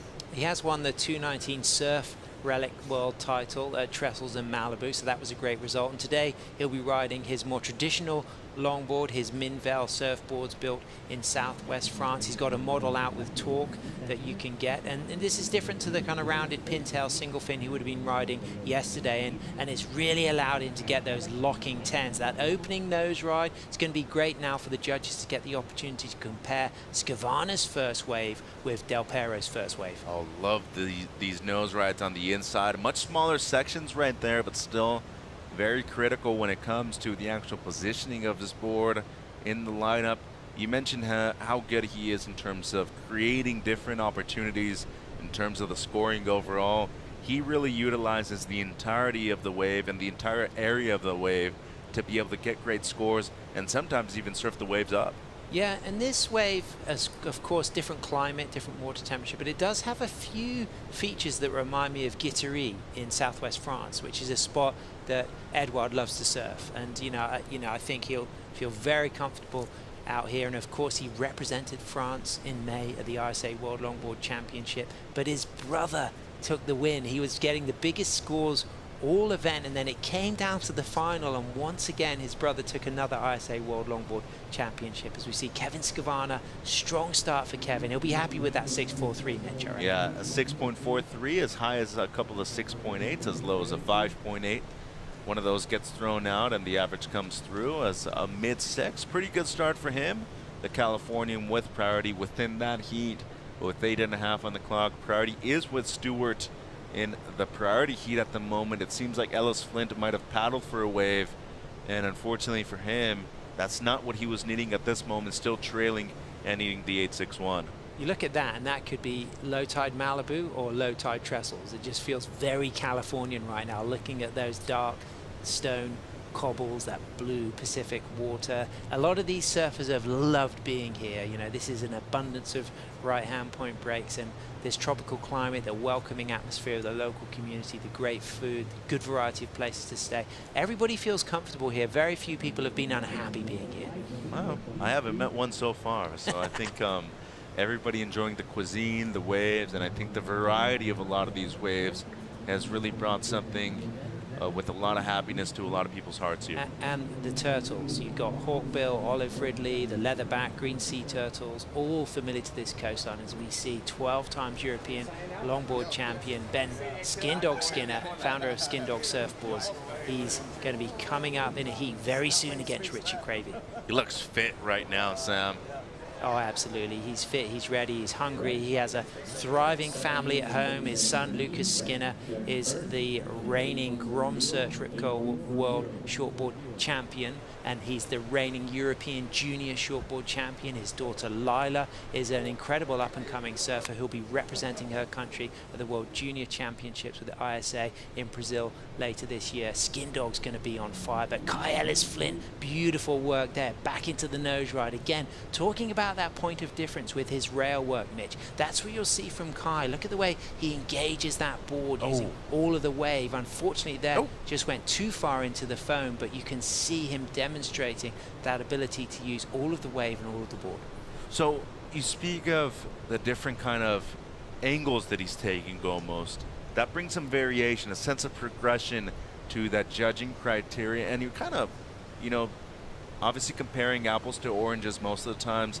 The 8s in this heat, the 8.4, the 8.7 of Stewart, the 8.5 of Ellis Flint, there's been a lot of variation between those three scores per se. But on Ellis Flint's especially, I want to say that that one kickstall put him into a great position to really capitalize on the rest of the scoring potential down the line. How do you feel about the use of the kickstall at a wave like this? Well, he knows how to get behind the pocket. So some surfers will just do that elegant fade. Some will come off the bottom. Some will stall it. What you'll see from Kai Ellis Flint there is he really kind of jams that pressure on the back, but he knows the tempo of the wave. So he's really feeling out the section. He wants to be on the nose, right in the pocket, as we see Kai Salas, Kai Amana, Takayama. Seed number 2, Kai already clinched his spot there, secured his spot for Malibu. Kai Amana needs a big result. Kevin Skavana up and riding on the nose, toes on the nose, into the 10, Mitch. And Skvarna still riding this wave through in the midsection. Love that drop knee car from the goofy footer from Southern California. Looking to get to the nose again. He does. Strong 5 right there from Kevin. Once again, bringing the power on the rail. Great section to work with, a lot of speed moving down the line here. Great control, composure, and a lot of poise on this one. Using the tempo of the wave to his advantage. Touches the nose rise yet again. And getting into the shoreline right here. Got to really commit to a section if he can. Uses the rail, nose ride. Strong one on the inside. And he is really capitalizing on the scoring opportunity on this one. Great stuff from Kevin Skvarna. Opened up with a 6.43. Meanwhile, Del Perro's opening ride, or second ride, excuse me, a 4.83. It seems like Skvarna will take the lead on this one with just 26 minutes on the clock. Go the Goofy Footers. That was a really strong ride. I think it's going to go higher than a 6.43. Love those 10s. Love watching the Goofy Footers. There are a few left in the men's draw. Richie Cravey. We've got Regilio, JR, Esquivel. We've got Steven Sawyer. These guys are world-class Goofy Footers. We've already had Kelis Kelly-Opahang, Chloe Calmon secure their spots for the original Sprout Malibu Longboard Championship. I'm really behind the Goofy Footers. It's just that point of difference, seeing them on a right-hand point, fades it in, 6 steps to the 5, straight in to the 10. Great lift and lock on his Infinity surfboard, walks out of it. And look at the way he uses the drop knee turn there. That's dynamic. This is one of the masters of the drop knee, and again setting himself up for that second nose ride section into a beautiful tight 5 clean cross steps, no hesitation, and that drop knee setup. We see Chloe Calmon using that technique as well, coming out of the cutback and then setting up with the drop knee, walking into this turn. No use of the drop knee there, demonstrating variety, but finding the 5, hold of the 5, good footwork, stalling it back up for another hold of the 5, a little bit longer than that last nose ride, and then just getting back into the pocket again for one more touch of the 5, holding it even longer than those previous 2 nose rides. What a good bit of surfing from Scavana, really putting the heat on Del Perro. And the tempo on that wave was impeccable as well. Great stuff there from Kevin Scavana. 3 minutes to go in the heat between Stewart and Ellis Flint. This is a big moment right now for Kai. Number 9 in the rankings coming in. Great fade, takeoff right there, straight up into the lip line, wraps it back, really needs a steep section to work with, touches the nose ride, once again back to the power source. He is silky smooth. Yeah. And just incredible to watch. It's so pleasing in terms of the style. Once again, the drop knee carve right there. He needs a nose ride section on this to really go up into the excellent range. He's done everything he can off rail, but there's that nose ride section through the inside, Mitch. Man, and he might be one of the greater rail surfers we have in this entire event. Once again, looking for the nose ride. Good 5 right there, strong one. A little longer too, but are these sections really steep enough though? I think, to me, so far, that's been the question on this one. Needs an 8.61, doing all he can on that one with 2 minutes to go. And how cool is that? Straight into the knee paddle. That was a really incredible bit of surfing from Kai Ellis Flint, of course, from the Central Coast between Newcastle and Sydney there. And we get the replay of Connie Ellis-Stewart looking to drop an 8.4 straight into a 5, into a 10. This is the wave behind Kai Ellis Flint. Again, keeping that high line, back up for a nose ride, no 10, but a good 5, and then quickly runs back to the tail, cuts back, rebounds off the foam, comes off the bottom, uses the drop knee turn setup, straight back into the nose rides, a touch of the 10. So lively here. You can really see how Coniella in this wave, he just upped the ante. He increased the pace of the footwork because he just wanted to stay super lively through these slower sections, back in for a nice 10. I mean, he spent more time hanging 10 in this heat than most surfers have hung 10 all event. And there it is, that other hang 10 through the inside. Might well go up there into the high scores. Is it going to replace his 8.4? We'll have to see, but what we can see is the paddle battle. And what I tell you, Connie Ellis-Stewart comes from a place that is very humid, very hot in the summertime too, and he is used to weather like this out there right now. 40 seconds on the clock in that heat. Meanwhile, though, Del Perro opened up with the 4.83 as his best. Strong carve right there from Edward. Staying in the pocket the entire time. He is a methodical surfer and a great competitor, but really separates him from everybody else. He is an incredible athlete. But this wave dying out in shape, the beginning of it looked exciting, Mitch, but he really needs to deliver some damage through the inside. He's got that beautiful nose ride through the inside there, but Kevin Scavana dropped to 7.33 for his last wave, so it's kind of whether this wave really had that scoring potential to get the 8.93 that he needs. Truly right, as he's trying to make it around this section here, still riding, and it seems like he's going to keep the 4.83 as one of his high marks in the heat. And the heat between Stewart and Ellis Flint is over. So Coniella taking the win, just trying to make things official as we see live action. This is Kaimana Takayama in heat number 3. He is up against Kai Salas. As Takayama moving through on the inside, strong surfer from San Clemente, California. Great nose ride right there, touches the 5. And Takayama still working through on the inside here. Looking to open up with a strong score against number 2 in the world coming through, Salas. Once again using the rail there is Kaimana, and he is just flowing with the motions on this one. Still trying to work this wave all the way to the shoreline if he can. He's going to kick out with a lot of control right there. So both Stewart and Ellis Flint were waiting on 2 scores for them. The previous of Ellis Flint comes through as a 6.6. It wasn't enough to move him up into first place. Did catch another one. Doesn't seem like it will really make a difference though. But what a great display of surfing from Kai Ellis Flint. Works at North Coast surfboards in Byron Bay, and he can be proud of the way he surfed. But Connie Ellis Stewart, he shone bright there, and he's still going to drop a big score, 7-3-0, so that 8-7, that 8-4. But Kai Ellis Flint's 8-5 and that second 7 that he got, those first 2 rides, I mean, they were fantastic. This is a heat where you must watch the video replay. Backed up against the wall, Stewart comes out on top and takes a huge win moving into the quarterfinals against Kai Ellis Flint. He has already qualified for Malibu but wants to win his second event this season here in Surf City. More action to come after the break.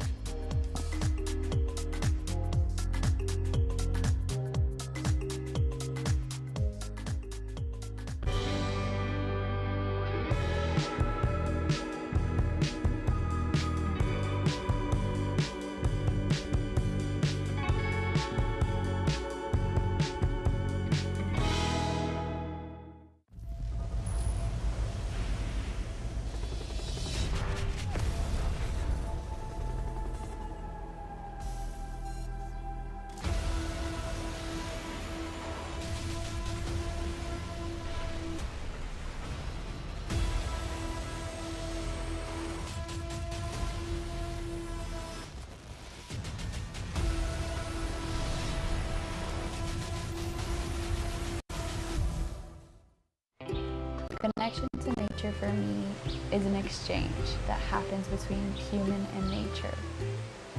It's an energy you can't explain. It's like you pull from it and you also give back to it.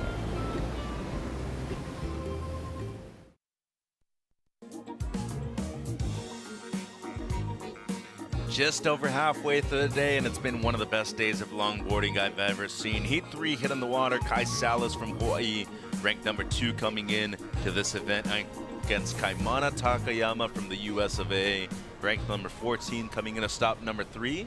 Mitch here with Sam, and Sam, what a heat between Stewart and Ellis Flint, but now we have this guy to talk about. Kai Salas coming off of a big win over there at Bells Beach. Straight to the 10. An incredible nose ride with a lot of lift. How's the control coming out of it too from the surfer from Honolulu, Hawaii? Wow, on a beautiful prototype 9-8 single fin aboard that he won the competition in Bells on, and you can see why. And he said, if it ain't broke, why change? It's still moving down the line with a lot of speed right here. Great carve right there from Kai. Once again looking for the nose ride, goes for the 5. And he's going to finish with a strong hit on the lip line right there. Still has plenty of room to go. He's fired up from watching his team rider, Conniella, just take the win. You know, the show that Conniella put on, Kai Salas is like, you know what, I'm going to match that. And how's that jump of joy kicking out right there from Salas as we look at Edward Del Perro now with a lot of style and steez. Love that soul arch into a rail grab cutback, Mitch. I really like the variation that he brings to the table with that grab rail carve. A 5.07 on his last. Still plenty more right on offer here. Yeah, that 5.07, the wave just didn't have much more scoring potential. It was a peaky one, but this looks stronger, Mitch. Much better nose right on the inside. This wave doubling up right here. About to hit the dead low of the tide as Del Perro still working through on the inside. Cross-stepping, nearly lost it right there. Recovers well. Gets the 5. Once again, uses the rail incredibly well. And has one more section before he has to kick out. And it's basically a forced kick out right here, Sam, as he gets a nose ride right before he hits the rocks on the shoreline. 16:45 on the clock between him and Kevin Scavarna. Scavarna has a 13.76 heat total, but Del Perro looking for at least an 8.69 to take first place. Yeah, I mean, that is probably not going to be the 8.69, but it's going to reduce the requirement. Of course, he runs the Del Perro surf experience with his brother, and he looks super strong on that ride, Mitch. No surprise that Conniella Stewart is into the quarterfinals. He's downstairs with Chris Cote. Conniella, you just passed the toughest test of this entire competition. You and Kai going wave for wave, the highest scoring heat of this entire event. You came in and it looked like there was a lot going on in your mind after that heat. What did you take away from the water just then? Nothing more to thank than the man up above, man. I mean, what are the odds that those waves came to me and I was able to perform, you know, to get some excellent scores up there. So nobody else to thank.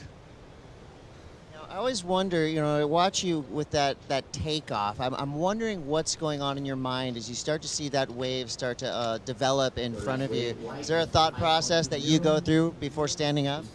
Oh, there's definitely a million things that go through my mind. So many different lines you can draw on a single wave. And, you know, I just kind of just over my head, just go and tick the boxes that the judges are looking for, you know. Just go to the nose, hang 10 in the pocket, critical, do some turns, and just connect it all the way through to the end of the wave. As a surf fan, and I know a lot of people out there will echo this sentiment, that was so fun to watch. You guys put on the heat of the day. Congratulations. What's next? Next is quarterfinals. And, you know, like I said, just take it heat by heat, and we'll make it through. So, yeah. Aloha, guys. Miss everybody back home. My girlfriend, my family, Dixie, Rosie, Phoenix, my mom, and my sister guys at home. So just happy to be here. Happy to be in El Salvador. Waves are pumping. Pew. Aloha all day for Connie Stewart, moving through into the quarterfinals. Thank you, Chris. Stay hungry, Connie Stewart, because you still have a few more heats to go before you're able to win your second event this season so far. The best performance we've seen all event long, 17.1 heat total for the young surfer from Honolulu, Hawaii. Meanwhile, 14 minutes on the clock. Skvarna still in the lead against Edward Del Perro. Last for Del Perro comes through, Sam, as a 5.2, now needing an 8.56. Yeah, it's gone into his top two. He's still chasing that big score. Kevin Skvarna kicking off with that 6.43 and that 7.33. Kai Salas, that's going to be such an incredible score. The 218 RSA World Longboard Champion, but 3 times finished second on the WSL World Longboard Tour in 209, 211 and 217. And in 209 and 211, he actually won the final events of the tour then. So he's got incredible pedigree, and it would be wonderful to see him win a World Longboard title this year at Malibu. Don't know if there's anybody more deserving of it, honestly. He's been around for a long time, been multiple time runner-up, as you mentioned, but also one of the better surfer shapers there are worldwide in any kind of discipline in the sport of surfing. Seems like we have a couple of waves approaching the lineup.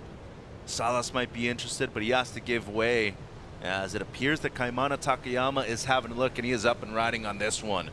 Deep on the peak, around the section, straight to the nose right, and then into a strong carve afterwards. That was nice, wasn't it, Mitch? And the surfer that surfs in San Onofre most of the time, originally from San Clemente, California, long heritage of surf riding in his family. Making his way to the nose, goes for the 5 and just loses control at the end. That was such a shame. It was such a strong ride. I mean, yeah, he's got a big score already delivered up to that point. I love that opening 10. I love the rail work. He got super spicy, just turned 25. Of course, a regular at club events, a winner of the fantastic single and unattached event in La Union in 2019, and also a winner at the Noosa Festival of Surfing. I mean, his father, Michael Takayama, building boards that so many of these longboarders are looking fantastic on. We just saw Sophia Colhane secure her spot for the Malibu Longboard Championship, riding the Michael Takayamas. Avalon unfortunately eliminated earlier, but I like what I saw from Kaimana there. He looks fired up. It was unfortunate that he took a fall at the end of that ride. And it's not every heat you get to see him like this. He is motivated in this one, and obviously going up against the number 2 in the world, you have a lot to prove right now. If you're Takayama, one of the younger surfers in the event, go out there, capitalize on a couple opportunities. Next thing you know, you're making the final, you're getting your first ET win. 7.83 for Kai Salas' first ride. That is a big score at this moment as we look at Kevin Skvarna up and riding, tight 5 right there. Real strong nose ride all the way on the outside for the Californian. Fading once again to the nose, brings it all the way around and straight into the pocket. Really love the compliment that he has with the rail surfing and his nose riding abilities. His footwork, Mitch, is just been absolutely perfect on this ride. The pace at which he's just walking in and out of those nose rides has been flawless. And I did get a text a while ago, somebody saying, go Skvarna.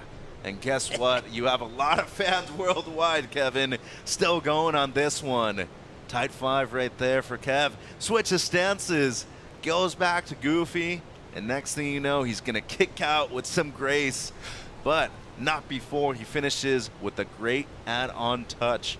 A strong turn at the end. 11:30 to go in that heat. Looking to better a mid-six. He's going to be so proud of that. All of his fans tuning in will love that. That was Kevin Skavana at his finest, even throwing a little switch stance in the end. Probably recognized as he switched stance that leash might tangle him up, so quickly went back to Goofy. Fades in, using that drop knee. But look at the precision of the footwork. Straight into that tight 10-5, holding back on that 5 and staying locked on the nose and walking out so cleanly, coming off the bottom for another setup for the 5 and holding that. Look at the footwork there, precise, and that drop knee setup stall into a high line and then letting his walk back to the tail.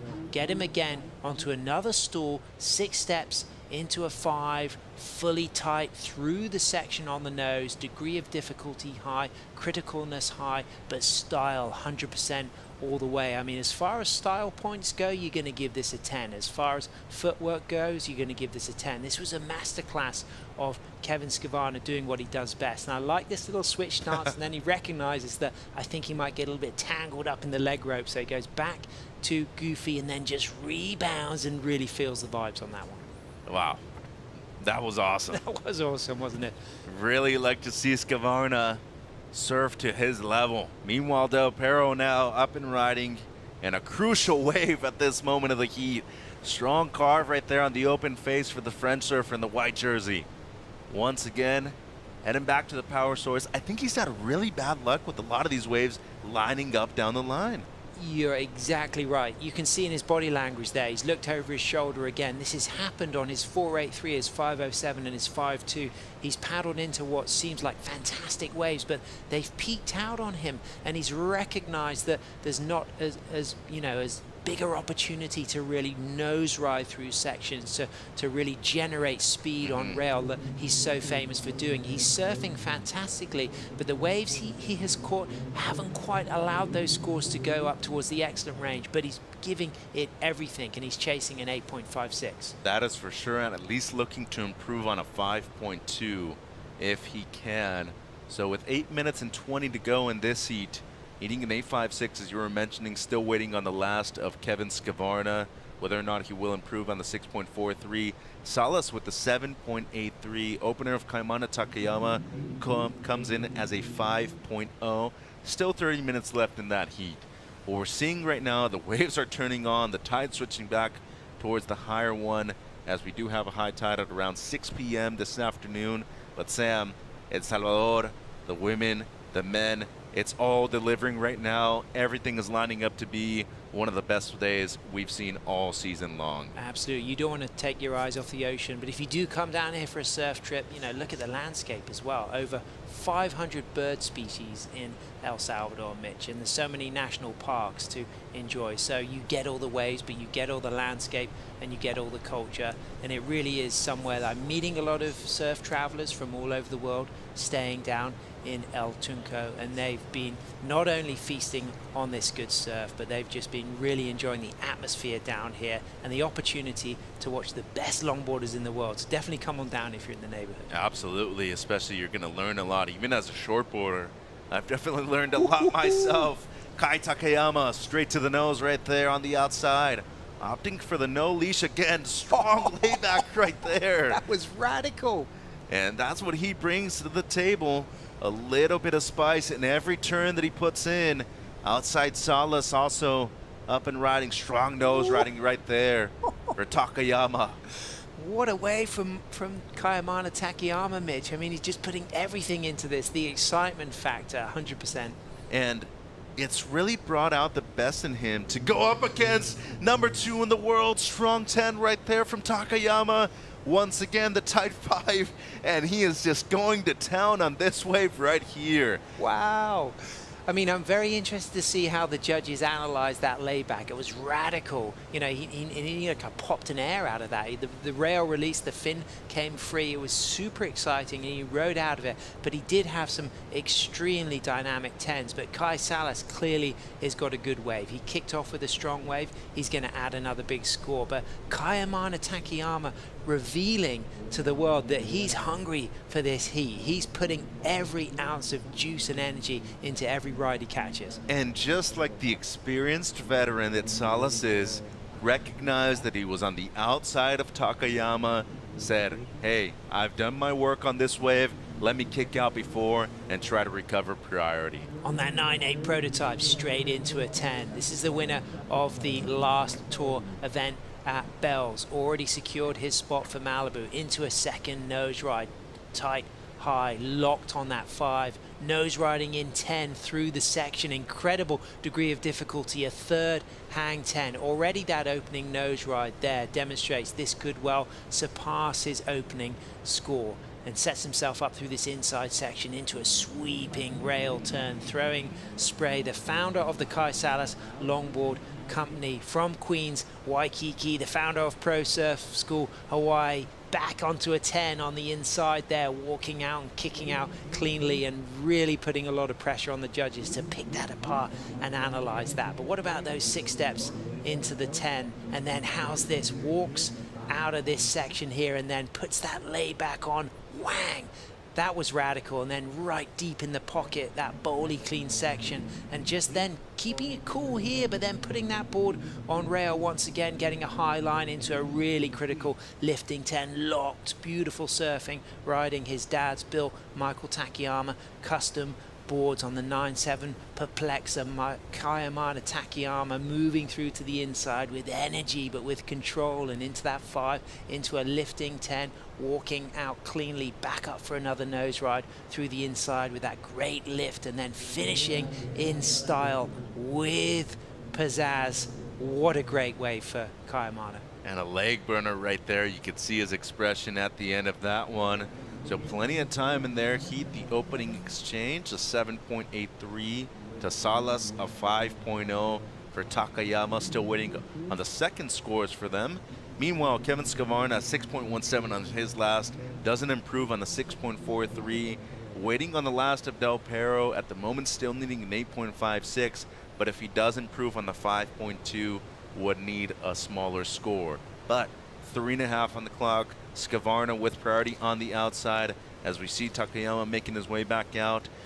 The play right now, needing the first excellent score that we've seen out of the 2 heats in the water. You'd really have to do something incredible based off of what we saw from the first heat out of this men's round of 16. Yeah, Edouard's been unlucky with the wave shape, but he's surfing fantastically. Kevin is being on fire, and the waves that he has got have had that wall, that line. Del Perro drops a 5.53, not enough. Still chasing that big score in 8.23, just under 3 minutes, Mitch. You know, there will be enough time potentially for one more set.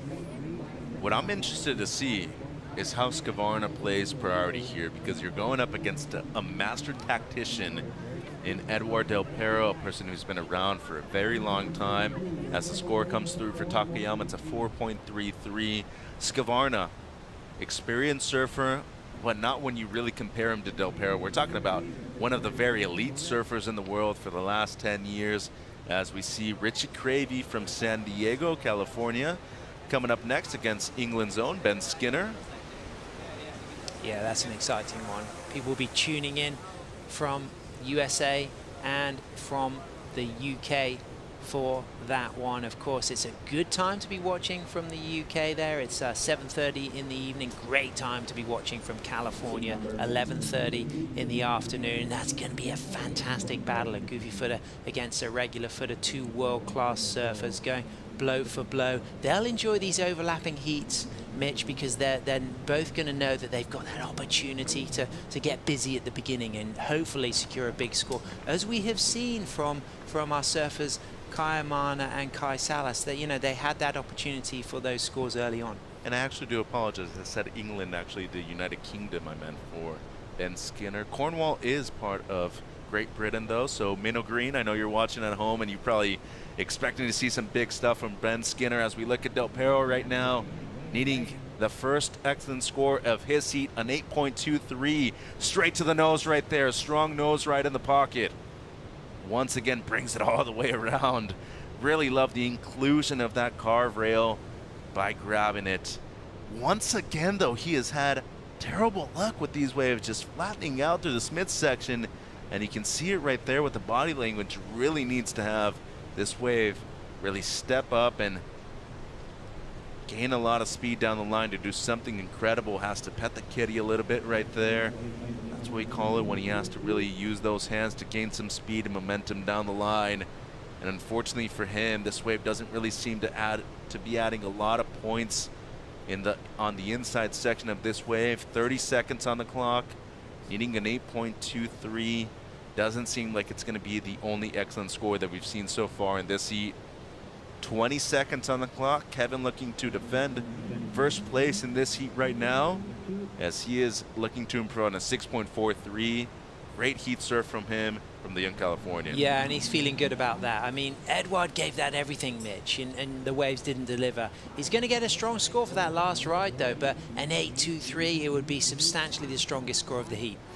And the heat has ended, so waiting for a few scores to come through. The last of Skvarna and the last of Edward Del Perro on screen. Would be needing an 8.23 or better to move up into first place in this one. And you got to give him a lot of credit, right? He went out there and tried his best, was definitely on every set that he could be on. Just a lot of those waves that he was able to select weren't panning out. A lot of the waves that he was thinking they would. As you see right there, that's the judging tower. Skvarna on the beach, so is Del Perro walking up the rocks. And those things, the ones that aren't wet, are probably around 1,000 degrees right now. Middle of the day, it's hot, everybody's hungry, everybody's thirsty, but guess what? The waves are turning on, Sam. It's been a fun day so far. Yeah, you can see both surfers on their square tails there. Edward on his Minvel. You can get his Torque model, boards built in Southwest France. The Infinity Steve Bailey boards under the arm of Kevin Skvarna. That score coming in. Do you think it's going to be enough, or do you think it's going to not get even close to that 8.23, Mitch? It doesn't seem like it will be for Del Perro. Scores are looking pretty good for Kevin Skvarna, though, as we are waiting to make things official. A 5.33 for Edward Del Perro, so not even close to enough. And as you see right there, a great sportsman as always. Waiting on the last score of Kevin Skvarna. Seems to be one of his top 2 waves. I mean, Kevin on fire. 7.73, Mitch, to end the heat. And what a way to open up the first 2 heats of the round of 16. Kevin Skvarna moving through with the 15.06 heat total against France's Edward Del Perro. More action to come. The back end of Takayama and Salas, and Ben Skinner, Richie Cravey about to hit the water.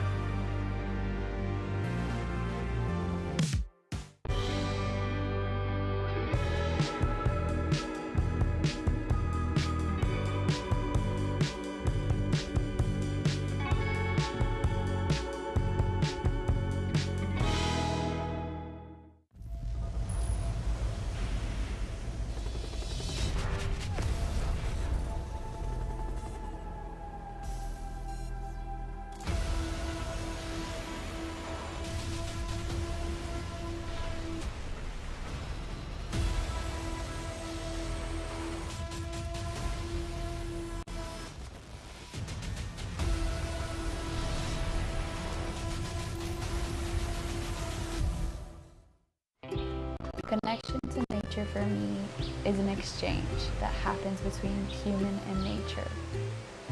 It's an energy you can't explain. It's like you pull from it and you also give back to it.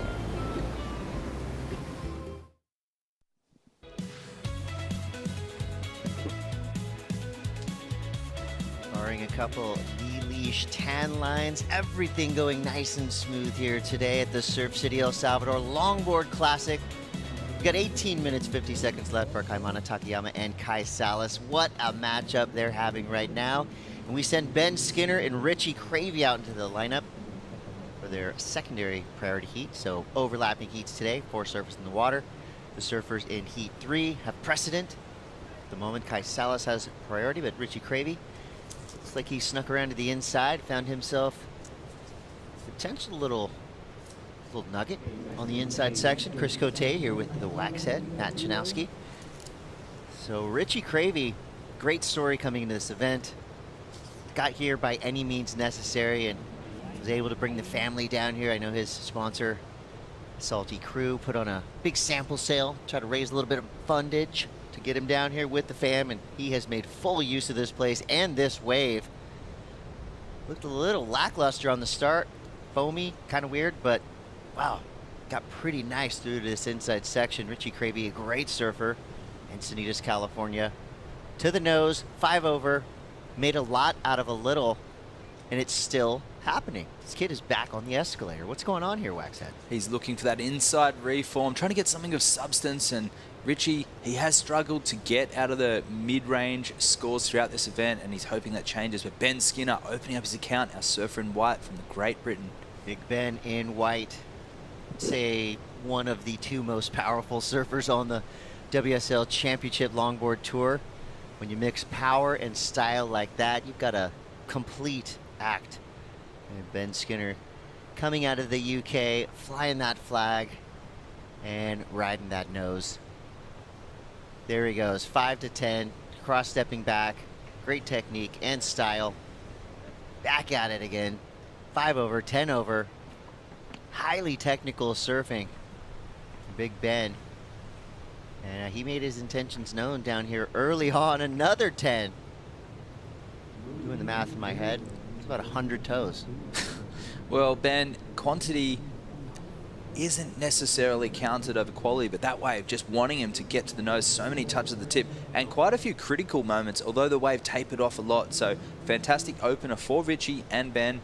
I don't think they'll have any nerves. Both are very experienced competitors and watermen, with both guys riding boards short, long, and being men of the ocean. So surfer in white making his way back out. I think Ben may have got the better of that exchange, but that inside camera angle is a little deceiving. The judges are sitting higher up, and they have the best real-time angle. They do review the footage, they do review the replays when they need to, especially when there's 4 people up and riding. But I'm looking forward to seeing what that exchange will come in at.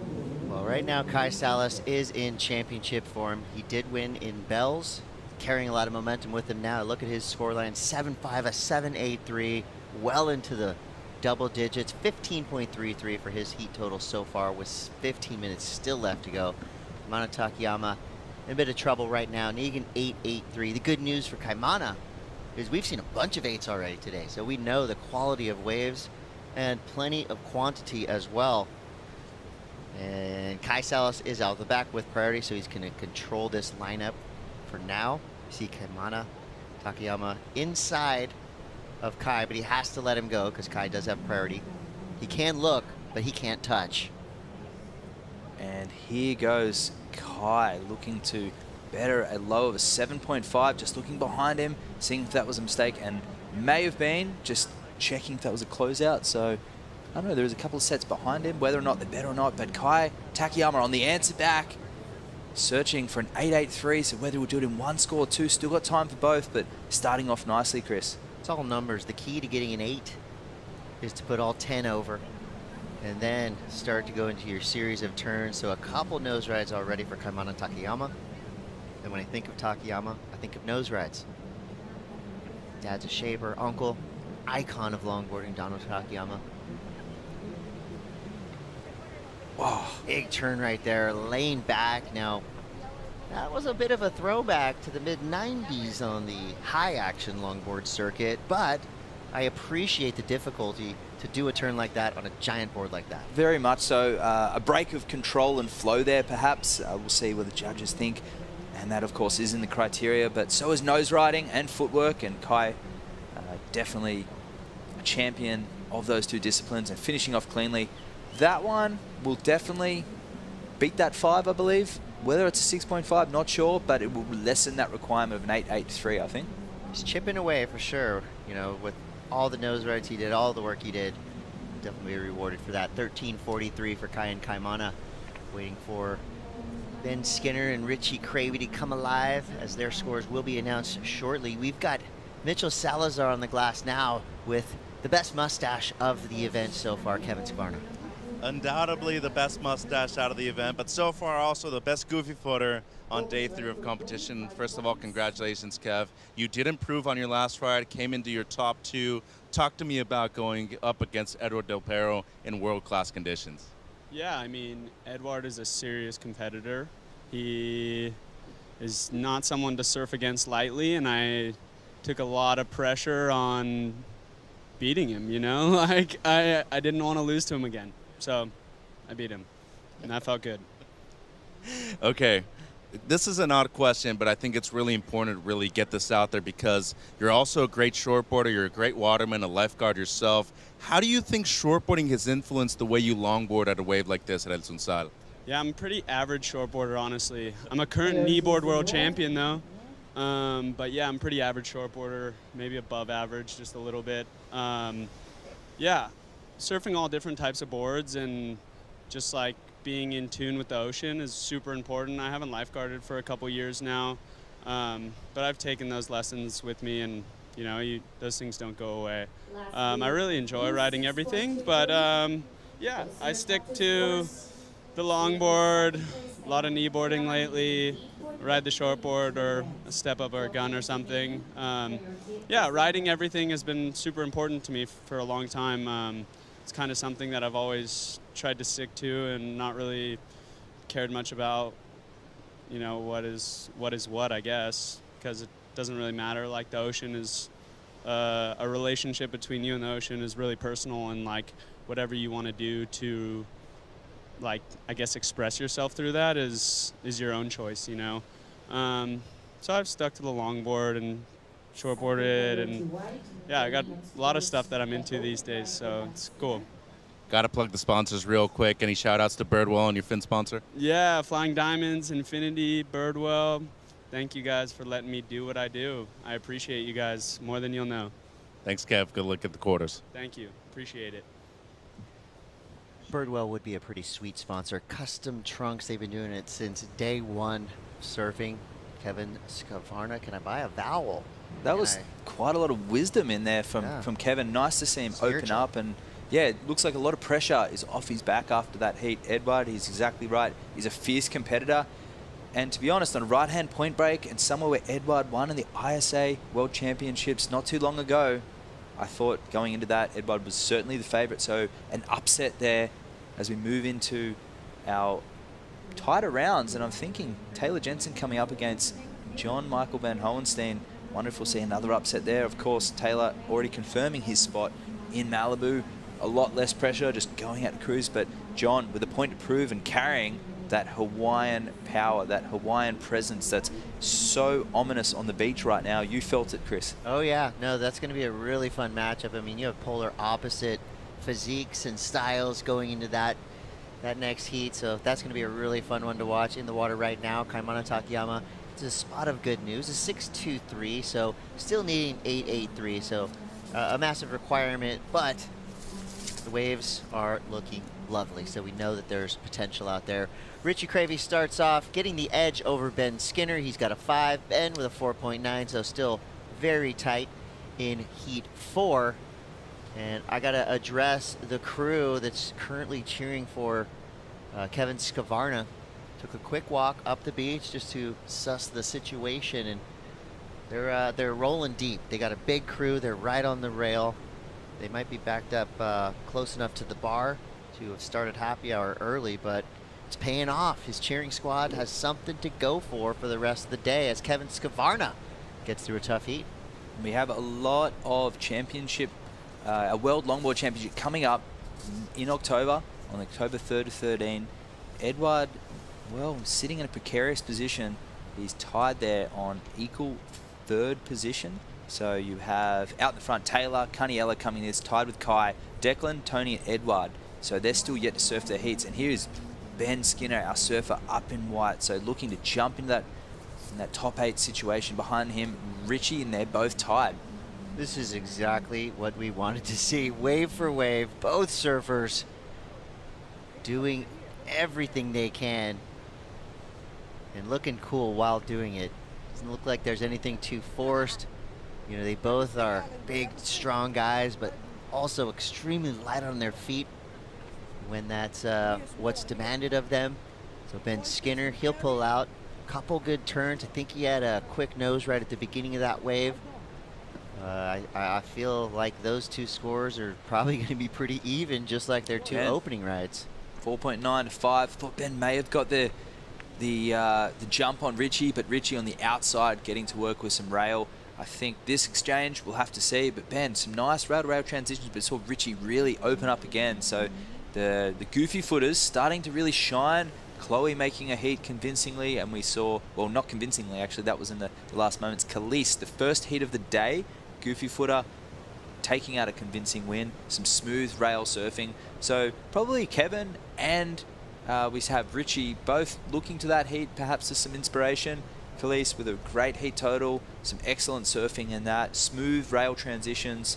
And I think as the waves get smaller, it may get a little easier for the goofy footers to put the board back in the pocket. There's less turbulence, technically speaking, as you're nose riding. When you're on your backside, there's a lot more forces pulling you down the face. When you're on your front side, yes, the tail can slide out, but it's a lot easier to hold high and tight. The backside, there's a lot more going on your heels. So Kevin doing a great job, and Richie, we'll have to see what that one comes in at. But Ben locking in a 9. A 6, sorry. Let's reverse that. Yeah, 6-point ride. I mean, that's a good jump from his 4.90. And Wax, I've been asked a few times while on the North Shore of Oahu, you like beef? And it's not a great question to be asked, but I got to ask you. Kai Salas, Kaimana Takayama. Kai used to be a Takayama rider. Yep. Obviously, they both, now are representing different board brands. I'm sure they've been friends for a long time. But is there a rivalry when it comes to the Michael Takayama boards versus the Kai Salas boards? I know they've kind of switched over a few times with different team riders. Yeah. Is that a thing? It was partially for a while, because Kai was stepping away from the Donald Takayama boards into making his own designs, and he'd honed them for quite some time before he'd released the label, having a lot of input with his surfboards previously, and just feeling like it was the right time for him to go out on his own. And eventually he had a stable of Waikiki's finest up-and-coming surfers jump ship from the Takayama label, Donald Takayama label, and the Michael Takayama label, not to be confused with Donald, jumping from those boards straight onto the Kai Salas boards. Some went back and forth a little bit. We saw Avalon Gall, who was on Tyler Warren's boards, jump back onto the Michael Takayama boards. She was obviously Californian, spends a lot of time in Hawaii. And we also saw Honolua, who's gone back and forth. She's jumped on, not the Kai Salas boards, she's been on Michael's boards a lot and still dabbles with them as well. But needless to say, Kai Salas Longboard Co. and Michael Takayama now have their own elite team riders at the top level, and there's room for everyone because these boards are going well as Kai is putting it to work right now. Yeah, right now the #1 team rider and board builder, Kai Salas, has been putting on a clinic on this wave. Straight from the takeoff, no wasted movement. The entire board used. Finishes with a nice turn there. That right there, I mean, that's just textbook Kai Salas style surfing. A lot of power, smooth, stylish, soulful. The perfect mix. I think that's going to get him a pretty solid #2, 7.83, so 7.5. So with all those team riders switching in and out, sounds like a friendly beef. The kind of beef we like, friendly beef. Speaking of boards, you see there's Johnny the Ripper on that square tail nose rider head. So that was ripped out. On a turn. Yeah, on a turn. So it popped out. You could see that repair around. That's his favorite board. So it's a prototype that he's been working on. And that board paddling out right now resembles, from Johnny the Ripper, a Michael Takayama style nose rider.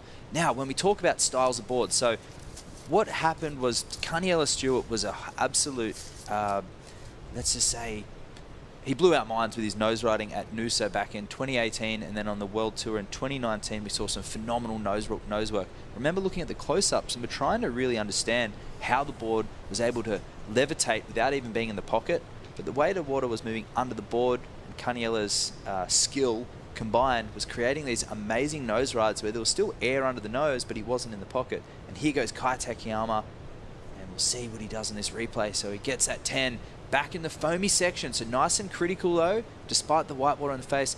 And that one, carving it back in the pocket, in and around that whitewash, trying to be critical here, showing the judges some technical surfing.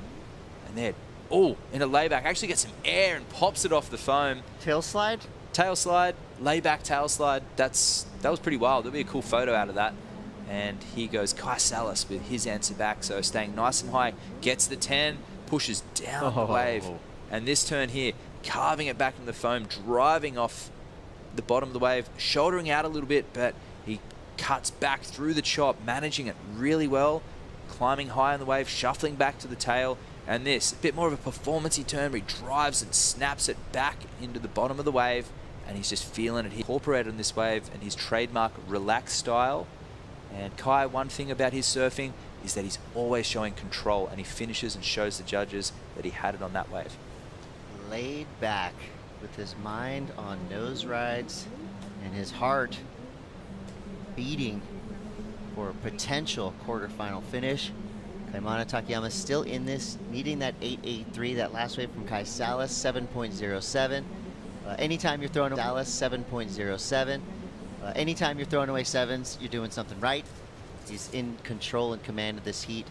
Kaimana Takayama has 7 waves ridden, 6.23 and a 6.50. I mean, still, that heat total would have had you getting through most heats of this event, but he's kind of run up against a brick wall in Kai Salas. Guess what? Another set's coming through. I love this place. A 5.13 for Kai with that amazing snap. It made our jaws drop, but the judges will deem that as a lack of flow and really just stopping the board's momentum. But here he goes, chasing an 8.83, 1 minute 30 left to go.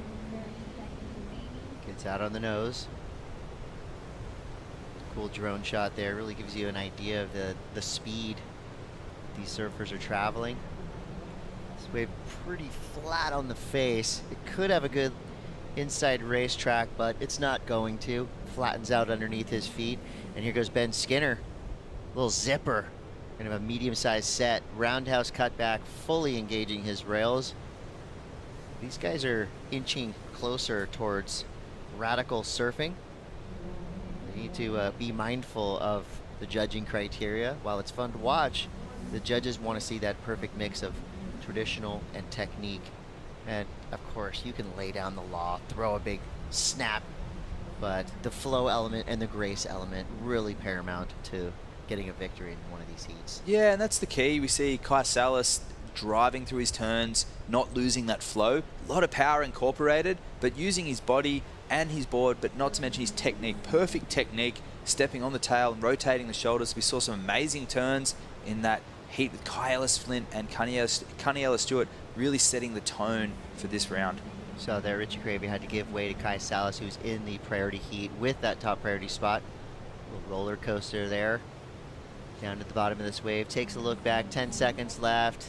Feel like his job is done. Kai Salas, another stellar heat in the books, a 7.83, a 7.5, and full credit to Kaimana Takayama, 6.5, 6.23, both surfers achieving greatness, but at the end of it, it was Kai Salas who was firmly locked in his spot in the top 8.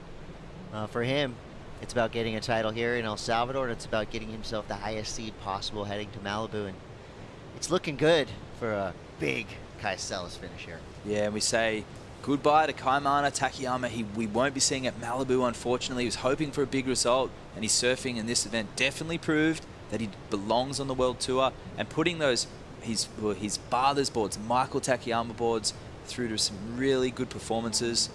And Avalon Gall also losing out on those boards. So unfortunately, that couple, we say goodbye to them, but welcome to Kai Salas. He moves forward. So it's going to be official here in a second. We're just waiting for that last score for Kai Salas to drop in, 2.67. Takayama comes through with a 2.93. And that makes it a heat, 7.83, 7.5, 15.33 total for Kai Salas. He is a quarter finalist. We're going to take a quick break, but we'll be right back with more. Ben Skinner, Richie Cravey, Taylor Jensen, John Michael Van Hohenstein. This is going to be a good one. Come right back.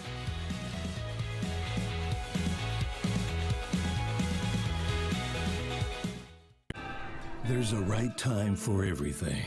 There's a right time to find your way, a right time to enjoy pleasures. There's a right place to enjoy your passion like nowhere else.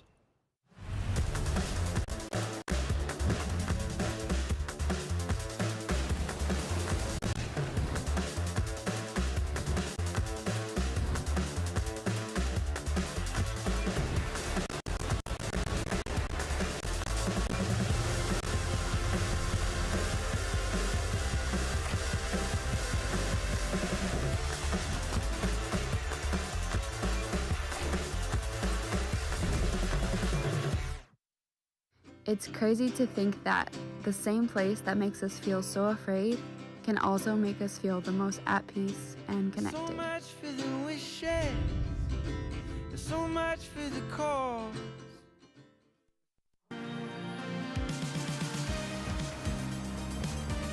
Welcome back, longboard enthusiasts. You're watching the Surf City El Salvador Longboard Classic. Chris Cote here with Matt Tanoski. We are watching 4 incredible surfers do what they do best in this lineup right now. Here's one of the best to do it. Taylor Jensen, current world #1. Nose ride, carve. It's exactly what the judges want to see. And now, this is the busy work. And if you can make your busy work nice and fluid and stylish and hope that the wave keeps kind of perking up down the line, you're just going to keep the attention of the judges and keep that number going up towards a potential perfect 10. Like the creativity here, nice flow. You know, a lot of movement might be the only thing that could impede him getting a really high score. Just looked like you know, maybe a little overexcitement, but why wouldn't you be? The waves are perfect. Here you go, Johnny the Ripper, aka Johnny Hammersticks. Whoa. That could be a new one. That was one of the best turns we've seen of the day. And why not back it up with another beautiful drop knee carve right there at a third. Let's go. Johnny the Ripper has entered the chat. He's got 40 minutes to do it. An inside section that offers him the perfect area to get on the nose. Are you kidding me? A 4th. I feel like Johnny could potentially be starting his way to a major upset, unless, of course, you're in the Johnny the Ripper camp. But wow, what a way to start this heat. Wow, yes, 39 minutes of this heat still to go, and I can't wait. So the rookie, John Michael Van Hohenstein, he has competed at WSL level before, but doing the full tour this year. And I tell you what, those drop knee drives in the pocket, nose riding in the pocket, that's exactly what he needed to do coming up against world #1 Taylor Jensen, moving into the Malibu event. Taylor's already secured his spot, of course, and he's just trying to increase his seed. As we see, Kai Salas had already moved forward, and love that start. I think Taylor's starting really strong as well, just hot dogging a smaller wave. Of course, anyone who's tuning in right now, you'll see Taylor with and John, they're in the non-priority heat, and Ben Skinner and Richie Cravey are in the priority heat, so overlapping. This is not a 4-person heat, although there's 4 people out in the water. It's split into 2. 3-time world longboard champion, 2011, 12 and 17. Really looking to secure it this year, and he's been looking strong at all the events so far, Chris. It's a pretty exclusive club, being a 3-time world champion. Only a handful of humans on the planet have achieved that, and he's made his goals pretty widely known that he wants a 4th, just to separate himself a little bit more and get into an even more exclusive club. 38-35 and 16-34 on the timer for now in these 2 heats. We got Kai Salas, who just came in from having the time of his life here at El Sunzal. He's standing by with Mitchell Salazar. Thank you, Chris. Kai, another 15-point plus heat total right there against Kaimana Takayama, a young up-and-comer. When you knew that there was a 3rd stop on tour in El Salvador, that you expect these kind of waves in terms of the quality of them out there? Yeah, I was really looking forward to this event. Honestly, more so than anywhere else on tour, just because it looked like it had a bit of power and it was a perfect right, and it was in warm water. And then I was watching the ISA event earlier this year, and I was just psyching to get here, and then to actually go out there, and it was better than I expected watching. And so yeah, it's just such a fun wave. More than 15 years on tour. You've been 3-time runner-up, but I want to talk to you about your generation of surfing. A lot of them still around. Taylor Jensen, he's leading the rankings coming into this event, but you've been a pivotal force for Hawaiian surfing. Leading the charge right now, you have Connie Stewart, Kelis Kaleopa'a. How significant do you think your impact has been on not only their careers, but their upbringing within surfing? Yeah, you know, I've heard that, you know, when they were young, they used to look up to me, and honestly, like, in recent years, I kind of get inspired by them more so than anyone. So we kind of feed off each other, and it's fun, and we travel together, and we're all doing doing good, and we're all riding the boards I shape and design. So we got a good little click. What's been the biggest change since you started competing on the Longboard Tour up until this moment now? The criteria, it's changed from a super high performance style of longboarding to it's more traditional. And now, based off these waves, we kind of found like a happy medium where we're not just out there nose riding on big 10-foot heavy logs. Like you actually got to turn. So I'm really digging the criteria and the venues on tour, and I'm so happy to be here. Seems to be suiting you, Kai. Good luck in the quarters. Thank you. Thanks, Mitch.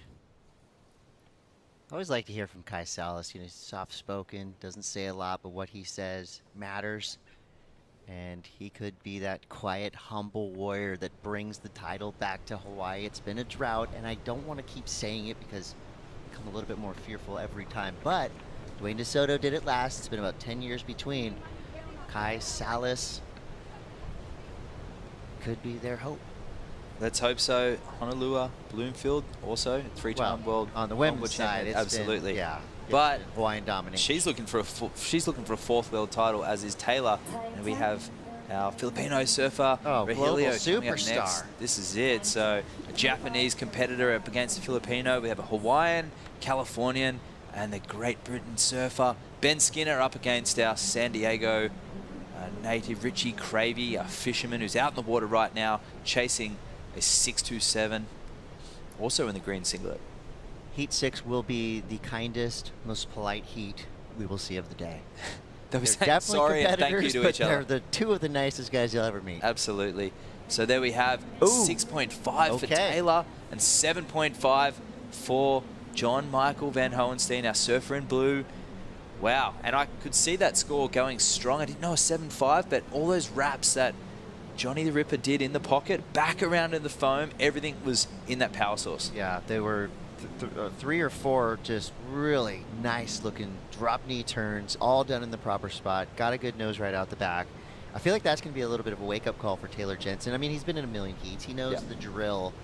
He's never going to underestimate one of his opponents, but even just getting the better of the opening exchange, that's going to make John, that's going to give Johnny Dynamite, which would be another good name for him. That's going to give John Michael a little confidence boost. And it's also just going to kind of remind Taylor Jensen how good everybody is on the WSL Championship Longboarding Tour, as if he needed a reminder. He knows. Yeah, and I think the biggest threat to Taylor's dominance, apart from Kaniela and Kai Salas behind him on the rankings, was actually Kai Ellis Flint, who Kaniela took care of previously in that heat number 1. And I just think Kai offers a blend of power, style, and intuitive nature of surfing and creativity that we haven't seen really at this event yet. And Kai was really throwing it down, very creative with his turns, powerful, full rail turns, but hands always by the side and super relaxed. I think Taylor will be feeling pretty relaxed going into this, knowing that probably in the background, one of his biggest threats was just eliminated and will not be at Malibu to challenge Taylor for the World Longboard Championship. It happens. I mean, your favorite surfer, whoever you are, wherever you are, your favorite surfer will eventually get knocked out. I mean, even the best of the best suffer losses.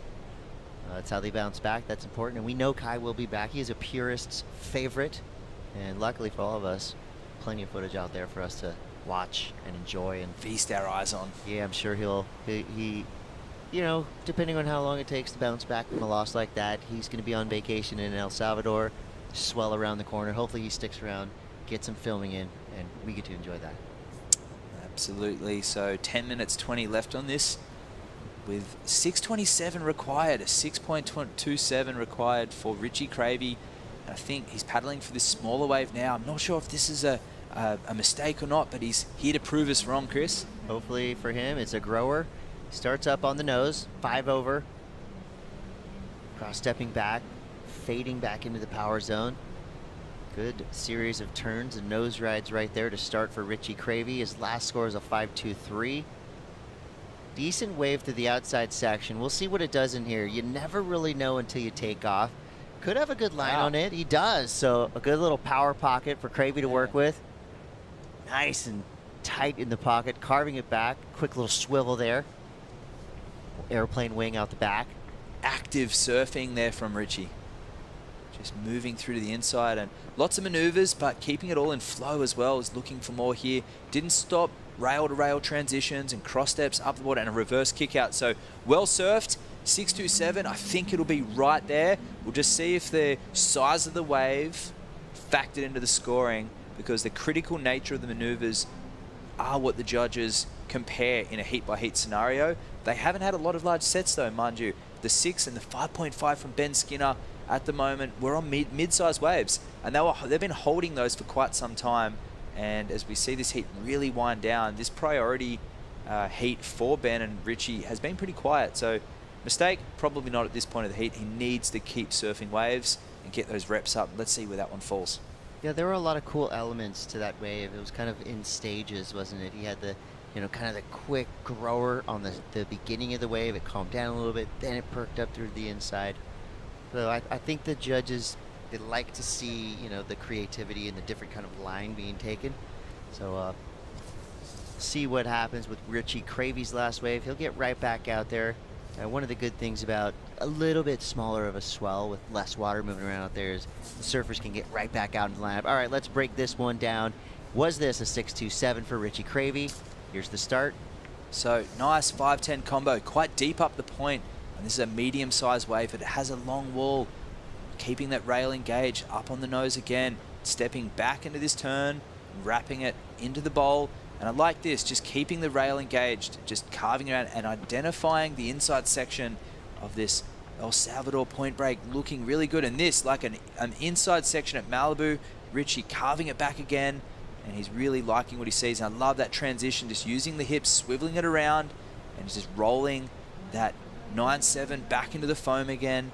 And here, just swiveling it again, and it gets another touch of the nose. So very active surfing, not one critical moment, but a really nice backup score. And I look forward to see where this one came in at for Richie Cravey. Definitely gave the judges something to think about. Now here we see Ben Skinner with 7.21. This is his answer back to Richie's last wave. Big, powerful, smooth carve there. Now he's kind of sitting in the whitewash.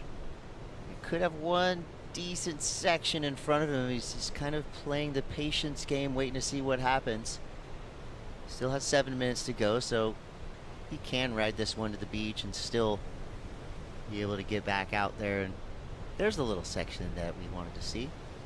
Doesn't take much, does it? Just a little perk up of the wave in the pocket, and they'll use that to their advantage. Even a big kid like this, Ben Skinner, has that ability to just become weightless. And that's, I don't know if that's something that you can practice or train for. What helps when you have a double concave on the deck of your board and holding that nose right on the inside, self-shaped skin dog surfboards model as he pulls out of that wave. So double concave on the deck. Yes. For the layman, even if you know a little bit about surfboards, you would probably be more used to thinking. Can we get technical? Concaves on the bottom.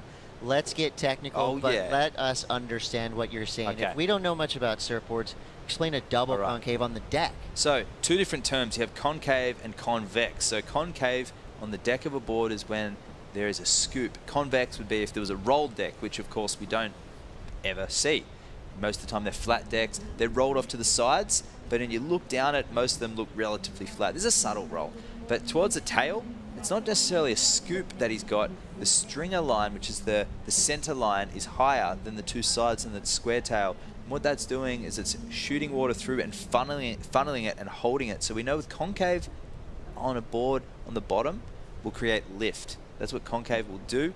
And by creating lift, especially around the fin area, you can have a whole heap of different combinations. A double concave will squirt through turns. A single will grip. And here we have Johnny. We'll get back into that design talk shortly as he's putting that 9.4 through its paces. I love his drop knee turns. I mean, they are always cool looking. Wave dissipates beneath him. So John Michael and Hohenstein, a.k.a. Johnny the Ripper.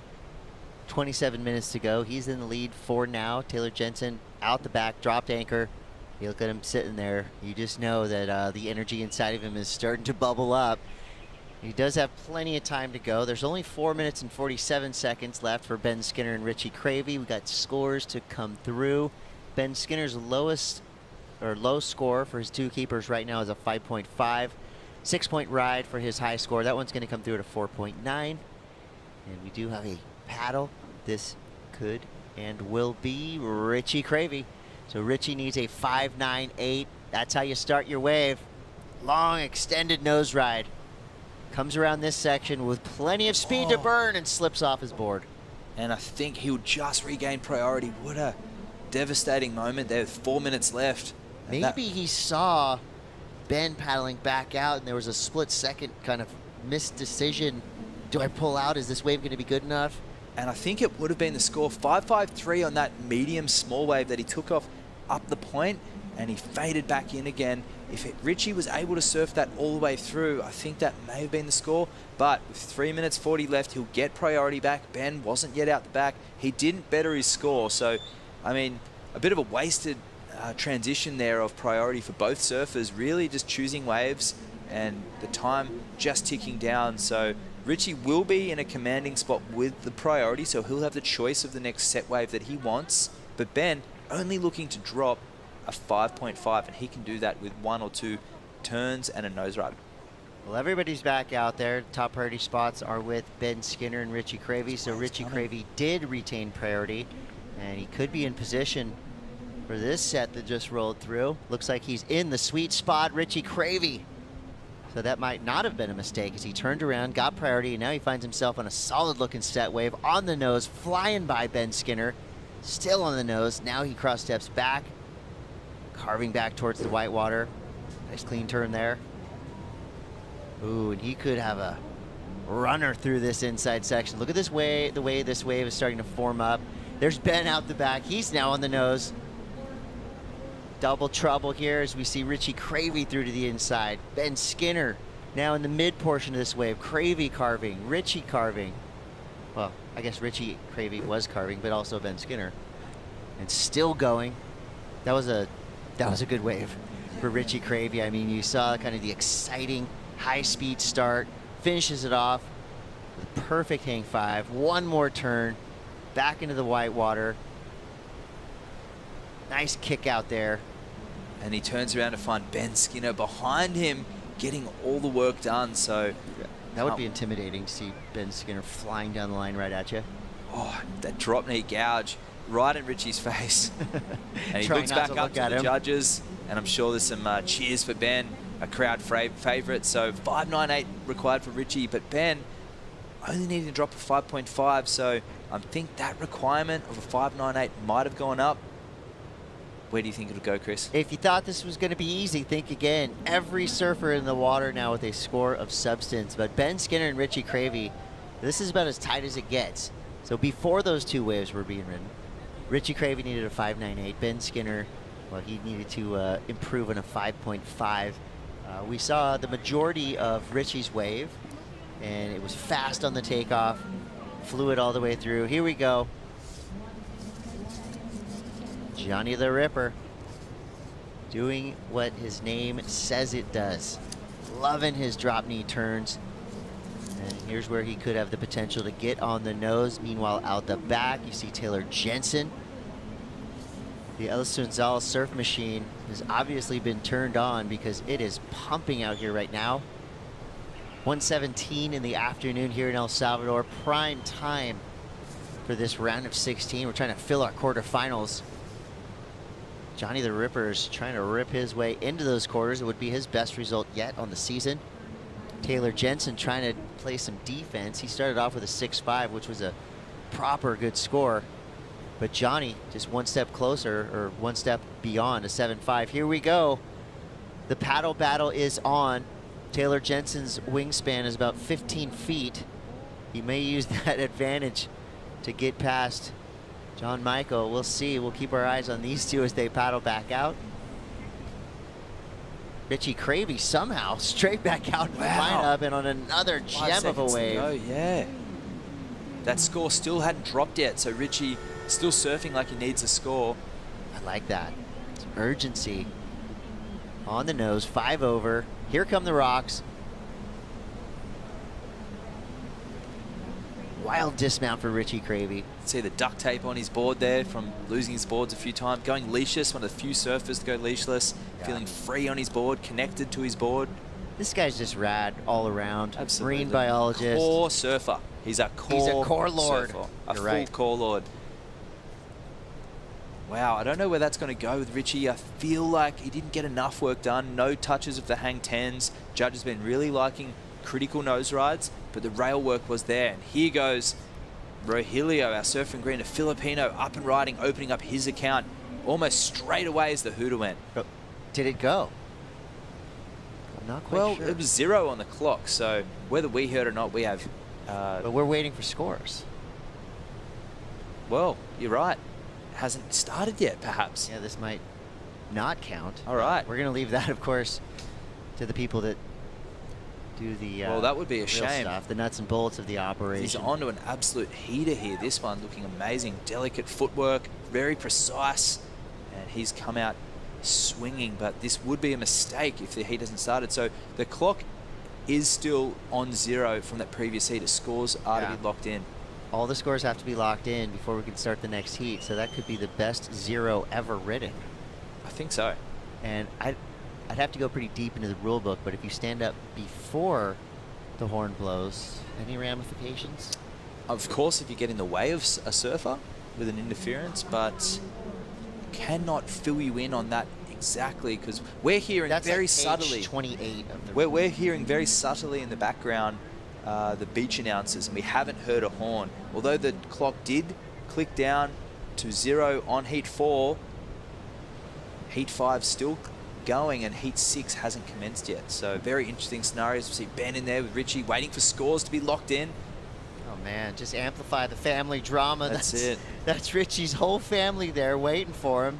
He doesn't know what the scores are yet. They're super close.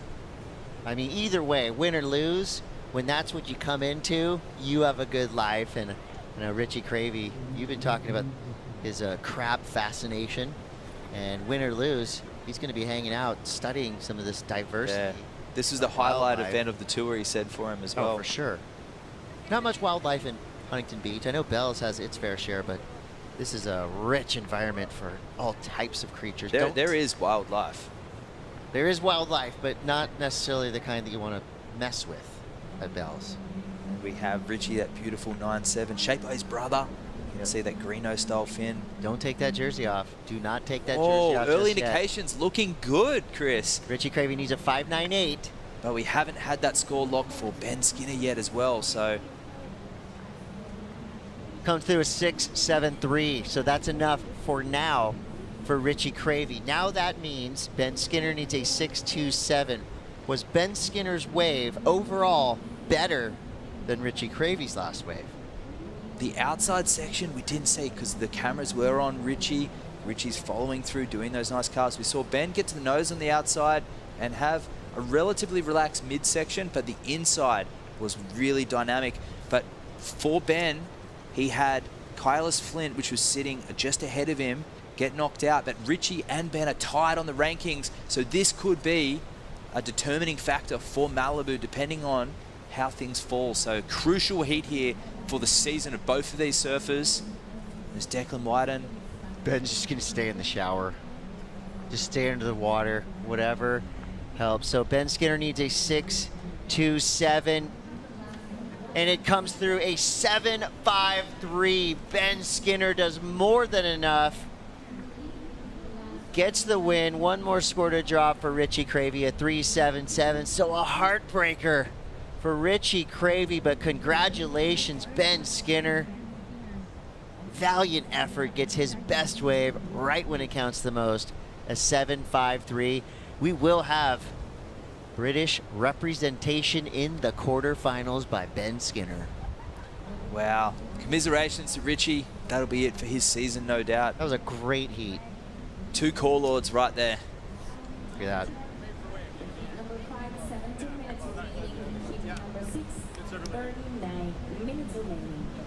Well, that was really fun to watch.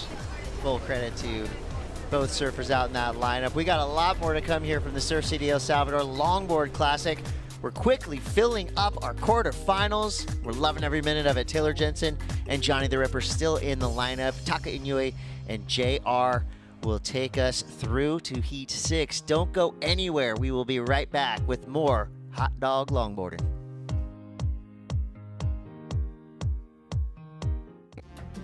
El Salvador has so much diversity. The coastline's beautiful, inland there's so many different sights to see. You literally can't be bored here. Not only are the waves amazing, seafood here is some of the best in the whole world.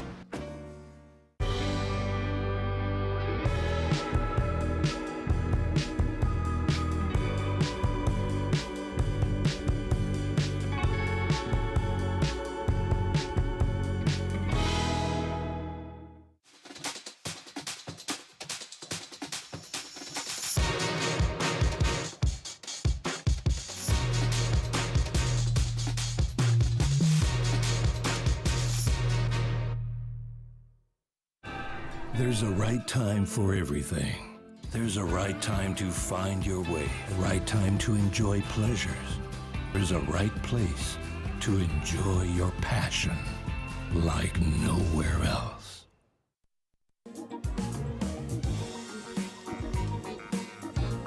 What a day it's been. Elite level longboarding at its finest in a perfect right-hand point break. This is the Surf City El Salvador Longboard Classic. Chris Cote here with Waxhead. 15 minutes left for Johnny the Ripper and Taylor Jensen. Heat 5. Heat 6 is out there with just inside of 40 minutes to go. Taka Inoue, Rogelio Jr. Esquivel. This right here is a very international field. Japan, the Philippines, Hawaii, USA represented. 4 surfers in the water. 2 surfers will make their way to the quarterfinals. Can't wait for this. This is going to be unreal, and it does look like Rogelio's got a little star there next to his name. So whether that's a score we're waiting to drop, hopefully. We'll update you when we know. Hopefully the judges were anticipating that. But priority is with Tucker. So he has ridden a wave in the break. So just listen to the beach announcer behind us really yelling that one out. Because we have the different nationalities, of course, speaking English with Taylor Jensen and John Michael Van Hohenstein, but our Japanese surfer and Filipino surfer both needing different translation, but understanding English too. And here goes JR, and gets a heels on the outside section. One of the coolest moves in longboarding, a hang heels. Did it proper, cross-stepping back. And he's like a spider on his board, right? It's almost like his feet, they don't actually lift up, they almost slide through those cross steps. Just another cool element of JR's surfing. And you want to know something else very cool is that Tucker is leading JR by 85 points. Ooh, so this is a crucial. That's nothing. Yeah, they're between. They're tied for that 7th and 8th position right now. Oh wow, and a beautiful roundhouse there from John Michael Van Hohenstein as he's trimming this one through. And this wave looking like a first point Malibu wall. Is he warming up for the finals? We'll have to wait and see. This has got to be better than a 5.67. Looking for a 7.84 against Taylor. Again, into the foam. So looking like this wave's going to have an inside section. Hoping to get to the nose. Another drop knee wrap. And just going to be hunting a variety. Sense of variety here with some nose riding. He's going to look to move his feet. And that he does. Back up onto the nose. Gets a 5 and a 10, standing tall as this develops into the shore break, and he finishes cleanly with control. So exactly what the doctor ordered, and he sends his hands up into the sky, but Taylor right behind him. Well, those were, again, some of the best turns we've seen of this entire event. I think if I could have one maneuver from any surfer in the draw, I want Johnny Hammerstick's drop knee carve. I mean, he just showed us 4 or 5 of them, and they were all spectacular. We don't know exactly what Taylor Jensen did on his wave, but we expect that it was awesome because he's so consistent, so powerful. And of course, he does have the ability to just become weightless, cross step up to the nose, hang 10, all the good stuff. Another great exchange right there. This is what you want to see, right? You don't want to see things go down to technicalities. You don't want to see 2.5s being the difference maker. You want to see 7s, 8s, and 9s. Here we go. Let's take a look at what Taylor Jensen did after that wave from Johnny the Ripper. Nice opening hang 5-10, steering on the nose and holding it from behind the section. So starting off very strong, 2 steps back to the tail and slashing it back into the power source. Another upright 10 for Taylor, showing nose control, variety, and linking it with critical rail carves. So already starting off with a bang. And he's going to try and set up an inside section here. And he does again. Gets to the nose. 5. Back again. And he sees John Michael Van Hohenstein setting up his inside section. He'll go for one more nose ride and identify that there's priority on the line here. He does a carve. And you'll see Johnny on the inside. He goes for another nose ride as well. So, and then here. And he'll get back out and try and regain priority. And this is the replay of Johnny the Ripper. So holding that 5 and 10, steep in the pocket for an extended period of time. So he caught up with this halfway through. And he's just mid-board pumping there, driving into the foam there. So that's where we caught up with him last time. That was a long nose ride for Johnny. Huge nose ride, and he finished really, really strong, where Taylor started really strong. So more critical on the outside section for Taylor. And here he goes on the inside. This is the replay. Roundhouse drop knee back into the whitewash. So some radical surfing, but keeping the board moving. No footwork just yet. He had the nose ride on the outside section, but traditional longboard surfing incorporates footwork, and he gets it done in here. And gets 5, and he holds this 10. So a really dynamic finish, and another hit off the inside section. So action-packed waves. Taylor looking to better a 6.5, and Johnny the Ripper looking to get a 7.84. Yeah, while we wait for scores, let's watch the stylings. Japan's Taka Inui. This guy's very comfortable on the nose of his surfboard. I love when he starts to kind of crouch down and wind up, coiling through those carving turns. Another 2 for 1 as JR now is up and at it. Taka still driving through to the inside section. He's got a nice drop knee turn on him as well. Flow, a little questionable through this inside as he was hung up in the whitewater just a tad, but still going through. Maximizing the scoring potential this wave. A little wild ride there. Keeps those toes over, back to 10. Doing a lot out of a little right here. Taka Inui. Is he still going? Same wave, still going. Oh, ooh, active head over surfing. heels. Incomplete there for Tucker, and here we're going to catch up with JR. Beautiful hang 10. Not quite in the pocket though, but he gets it back into the foam for that rail carve, and another setup turn there. So the guys really engaging the rails in this heat. We're seeing some amazing turns from all 4 surfers and nose riding as well. So who's going to be the element of difference? We'll see if JR can complete this. Cool surfing, kind of just sticking in the pocket there. And as we see JR make his way to the inside, big numbers flying out into the water, much to the joy of Johnny Dynamite, Johnny Hammersticks, aka Johnny the Ripper, 877. One of the new highest single wave scores of the day, fending off an 8.8 from Taylor Jensen. Johnny now in the lead. Taylor drops to second. Taka, JR, both waiting for scores now. And now we can go down to the glass where Ben Skinner is with Mitchell Salazar. Hey, Chris. Tense moments here on the glass because Ben's had every kind of scenario go through his head in the last 5 minutes and even in the water right now. But dude, you just went through a barn burner at the end of yours. Richie got the score, you got the 7.5 at the end. What was the thought process like going into that one? I mean, that was a big heat. It's really hot. It's hard to think anyway, let alone with all the scenarios, you know. Richie's a great surfer, great human, and it's like, you know that if he gets a good wave, he's going to get a good score. And I made some pretty bad decisions on wave choice in the heat. Luckily, the wave came at the end for me, and I surfed it well enough to get the score. But, you know, it was close, and my heart's still pounding. How important has it been for you to be able to surf at different kinds of tides, especially with the different swell out there in the water, much shorter period than it was the last few days? Yeah, it's different out there today. It's a little bit, not all the waves have a lot of wall. And so you've got to be really smart, pick the right waves, which I didn't really do. So next heat, that's my plan, be smarter. I've surfed pretty much every conditions since I've been here. I'm staying in Loyola Surf Camp, which is just literally 15 meters to my left, right in front of the spot. So I've seen all its characteristics, all the tides, and so I've been making the most of that.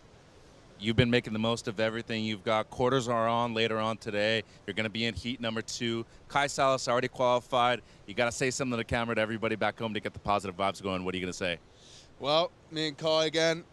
Let's go, everyone. I can't believe this is coming to this, but without all your support and everything, I just wouldn't be here. Again, my family, love you lots. Michelle, Lucas, Lila, Lucy, Levin. Let's go. Thanks, Ben. Good luck.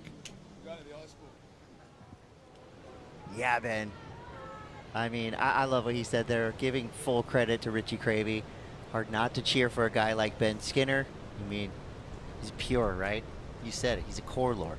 He's living up to that title. That he is, and the power surfer Taylor Jensen chasing a 7.44, 7.27 on that last wave was not enough, and he would have heard that score come through. So huge committed power carve. That's going to help. Driving off the bottom, yep, and back up onto the nose. Taylor Jensen with a flawless start to this wave. Don't think he's the type of person who would be intimidated with the numbers or the requirements needed to get him through a heat. He's already sitting at #1 in the world right now. Of course, that can change if something wild happens in the next 5.5 minutes. So far, John Hohensen in the lead.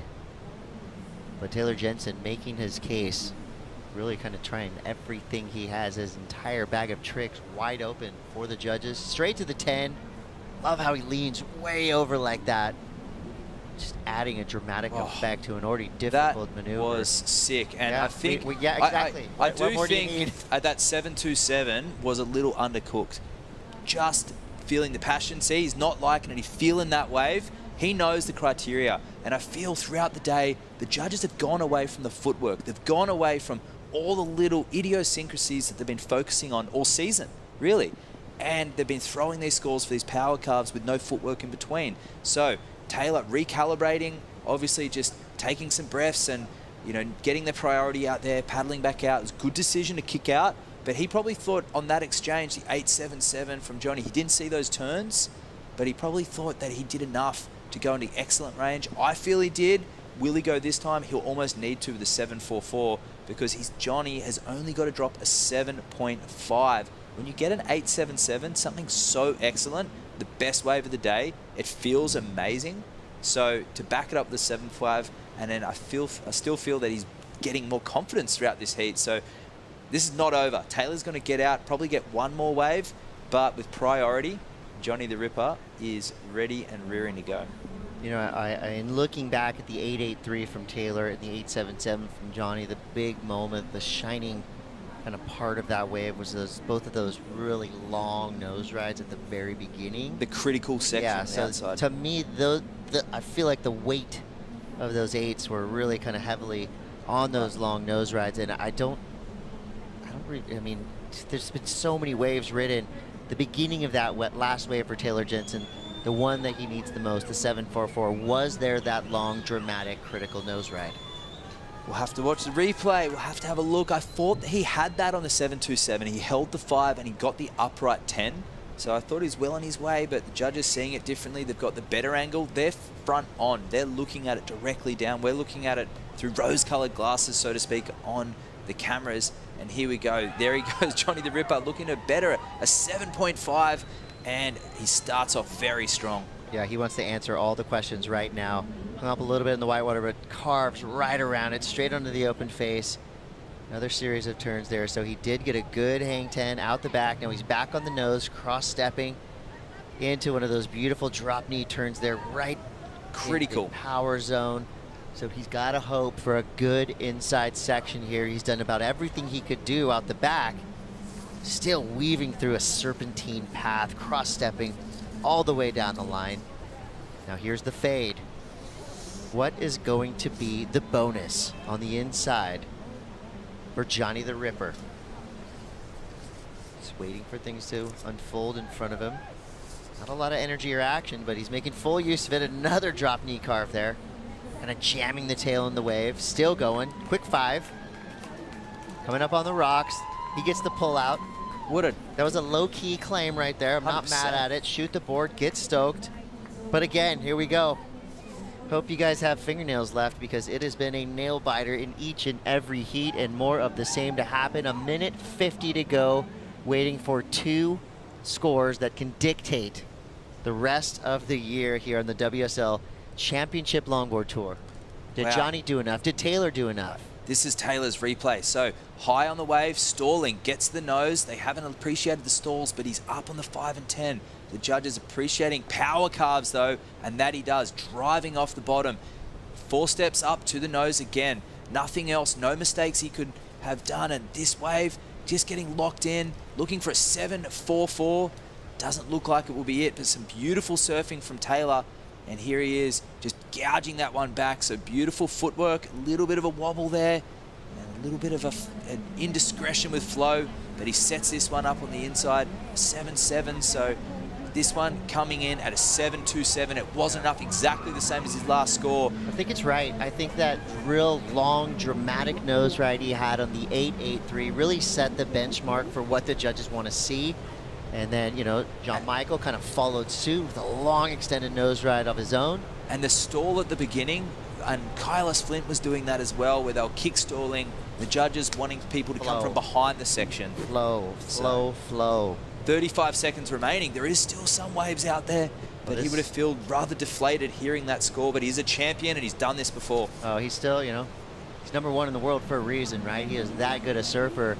So this would be considered pretty major upset, you know? #1 surfer in the world going down to a pretty much a wild card. But he has confirmed his spot in Malibu. He's locked in. He's going to Malibu. There you hear the screams. 5, 4, 3, 2, 1. Johnny the Ripper is a quarter-finalist. The crowd goes wild. Big ups, though, to Taylor Jensen. What a heat. 8.83, the highest single wave score of the day. But he just went up against a wrecking ball. Johnny Hammersticks, 8.77 for his high mark. And either way you slice it, win or lose, that was pure entertainment. Thank you, Johnny. Thank you, Taylor. That was so fun to watch. Can't wait to hear what Johnny the Ripper has to say after that one. We're going to take a quick break. We're going to regain our composure after a wild finish. A lot more to come here. You're watching the Surf City El Salvador Longboard Classic. Mitch, Sam, come on in. Let's do it.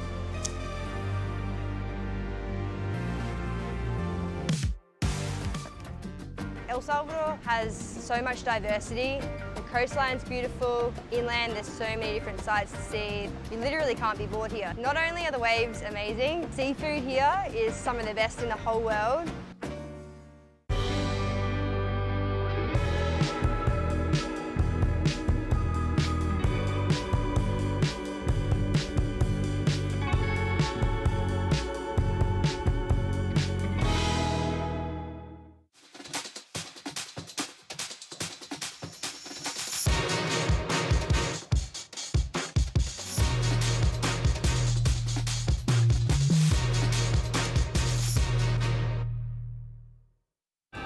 There's a right time for everything. There's a right time to find your way, a right time to enjoy pleasures. There's a right place to enjoy your passion like nowhere else.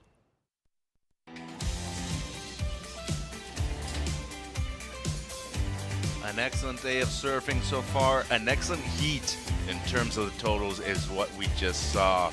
Heat 7 and Heat 6 still yet to conclude in this one out in the water right now. It's the Surf City El Salvador Longboard Classic presented by Corona. Mitchell Salazar here with Dr. Sam Blakely. Sam, what a day. What a bunch of performances we've seen so far. Ben Skinner just barely making it through the skin of his teeth. And now we have a couple of great heats to call. J.R. Esquivel, a finalist here before at the ISA World Longboard Championships, taking on Taka Inoue. But the first time we've seen Declan White in a few days, taking on former champion Steven Sawyer. Yep, 2 goofy footers represented in these 4 surfers, but that man gets the highest single wave score of the event, an 8.83. But he came up against a Johnny Van Hoyenstein, Johnny the Ripper, absolutely on fire. Johnny getting an 8.77, backed up by another big score. Taylor already had secured his spot in the top 8, but this will affect his seeding moving into Malibu, Mitchell. It definitely will, unless somebody really just ends up losing first time in the quarters this year. He will not remain the #1 seed heading into the championship event. Here's Declan Whiten. He's number 4 in the rankings coming in to stop number 3. The Australian who has one of the best forehand carves in the entire game. Outside Taka Inoue in heat number 6 against J.R. Esquivel. Watching Whiten here on the inside. He has been great at transitioning from the outside to the inside. Strong 10 right there in the pocket from Declan. In the red jersey. Beautiful carve right there. Brings it all the way around to... I asked him the other day if he got some inspiration from Ethan Ewing over at the Rip Curl WSL Finals. He said, hey, I'm just bringing my own style of surfing to the game over here. He has 40 minutes on the clock still to present what he's got. Going up against a former world champion from South Africa, Stephen Sawyer, not an easy task. No, and of course we saw Kevin Skavana, the goofy footer, secure his spot in that first quarterfinal against Connie Ellis-Stewart. But the winner of Declan Whiten and Stephen Sawyer, they will come up against the winner of Tony Silvani and Cole Robbins, which will be our last heat of this round of 16. And then we heard that announcement, we'll be moving overlapping heats into the men's quarterfinals, kicking off with that Connie Ellis-Stewart Kevin Skavana heat. So these overlapping heats really delivering a lot of high octane action and huge stakes. You know, Ben Skinner, him keeping his hopes alive of going for a world title at Malibu. Of course, Johnny the Ripper getting that win. You know, a lot of the surfers lower down the ranks, they will want some of these pre-qualified, already secured their spot surfers like Kai, TJ and Connie to stay in the event to open up more spaces. But the fact that Taylor has been eliminated, it does now open the door for another name to get in that top 8. Live action JR from La Union, the Philippines. And he is number 8 in the rankings coming into this one. So this is a huge moment for him. His first time competing on the WSL Longboard Tour, as an entire season has really played to fruition into the skills of certain surfers. Obviously Taylor Jensen has been one of them. He was the #1 seed coming in to stop number 3. JR still moving through on the inside. This wave might double up cleanly. Good rail surfing right here. We saw the excellent nose right on the outside. That was some steez right there. Yeah, he does that soul arch arm lift kind of turn, little stool, but put some body language into it. We saw him getting heels yesterday, demonstrating his full repertoire. He knows he's got moves in the bag if he really needs to get the massive score. He's got a couple of tricks up his sleeve that the judges could well reward. Well, Maroon 5 said it best. You got to have the moves like Jagger to really get some big scores. 16 minutes on the clock. Looking to improve on a 6.33 as his low score at the moment. Taka Inoue needing an 8.33, an excellent score. He got one under his belt too. Nice into the 10, gets a second 10, arching, the trademark full arch. Elasticity from Taka Inoue, nearly loses it, but just untangles that leash as he cross steps back to the tail, puts that board on rail once again. So 2 incredible nose rides kicking off, backed up by 2 very good turns as he sets himself up with that sweep round there, keeps those feet together, just readjusts the foot to get it back on the fin on his Piccolo Clemente single fin, looking lively as always. Taka Inoue will stay busy, there's no denying that. He'll throw everything into there, even using his hands to untangle his leash. That was incredible. There was a few wobbles between things, but there was some exceptional moments of agility, of elasticity. I mean, he's one of the more lively longboarders I have ever seen. You never know what's happening next, and even when he's free surfing, the first thing you do is perk up, watch, and wait for something exciting to happen. As we see this man looking for excitement, Cole Robbins against Tony Silvani, Mitch.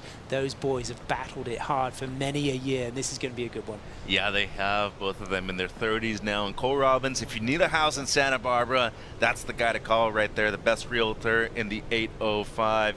He's coming up against his good buddy, Tony Silvani. You see TJ right there. A bit disappointed that he didn't get the W coming out of that one in the round of 16 against John Michael Van Hohenstein. But still a great result.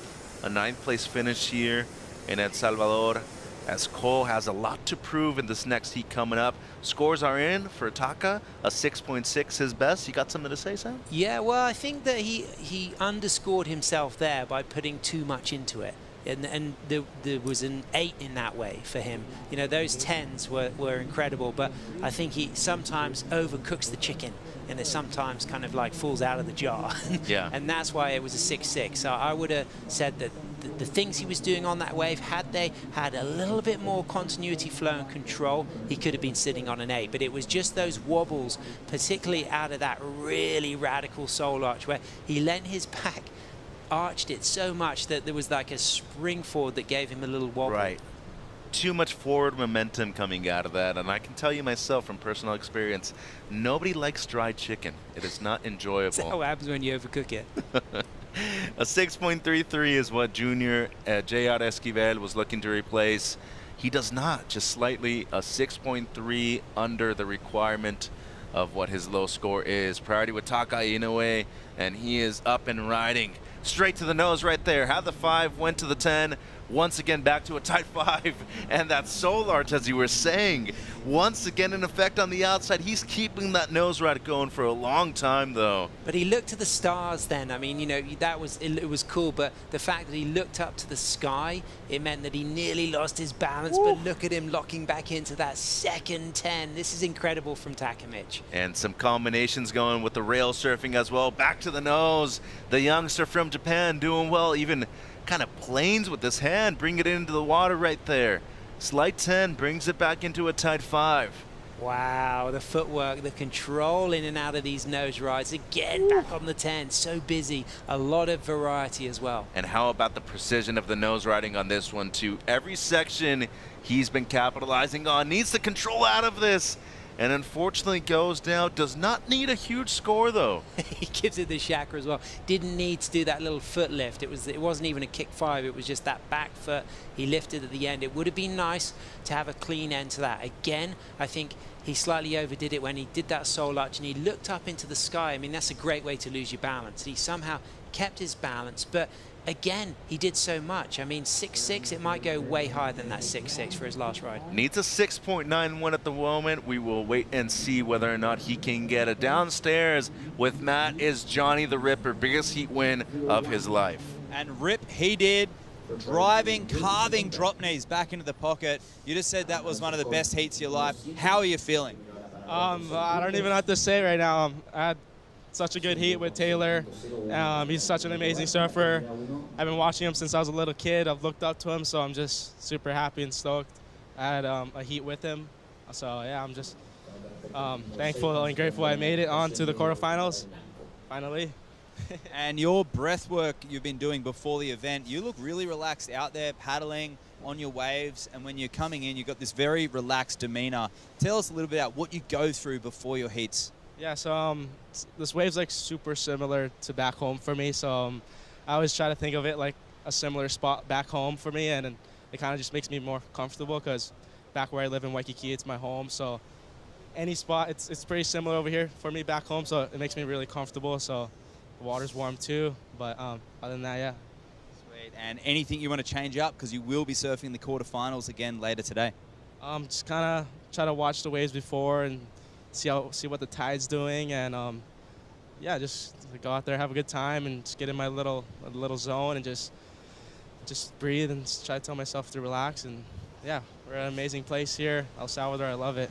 And we talked about creative lines. You said everyone's just drawing their own canvas like an art. Is that what you love about longboarding? Yeah, I love longboard. I don't know, it's such a unique sport, and hopefully one day I'll get into the Olympics. But other than that, yeah, longboarding's changed my life, so I'm just blessed for that. And there we have, you're changing other people's lives with performances like that. Back to you guys for the live action. Thank you, Matt, and congratulations to John Michael Van Hohenstein, moving through against number 1 seed Taylor Jensen. Meanwhile, number 8 seed up and riding. This is J.R. Esquivel. Nose right on the inside. Did a lot of work on the outside already. A long ride for him. Once again, touches the 5 right there. Incredible nose riders. This young gentleman from the Philippines has to kick out before hitting the shoreline right there. Meanwhile, in the other heat, Declan Whiten, strong 10, all the way perched up on the nose. Brings it back with a strong carve. Looking to control with the layback, and he does. Wow. I mean, that took so much strength for the Manly lifeguard to hold on to that and not fall. I like that little claim, too. When he brought his jersey back down, he's like, you guys see that? It was clean.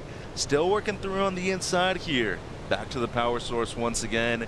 Cross-stepping well, touches the 5 slightly, and he's going to kick out with a lot of poise and control.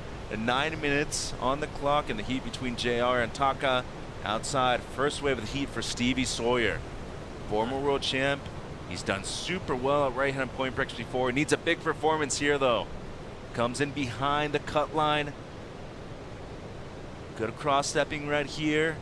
Looking to really get the nose ride going, though. That's really what he's good at. This wave just seems like it's going too flat right here, though, Sam.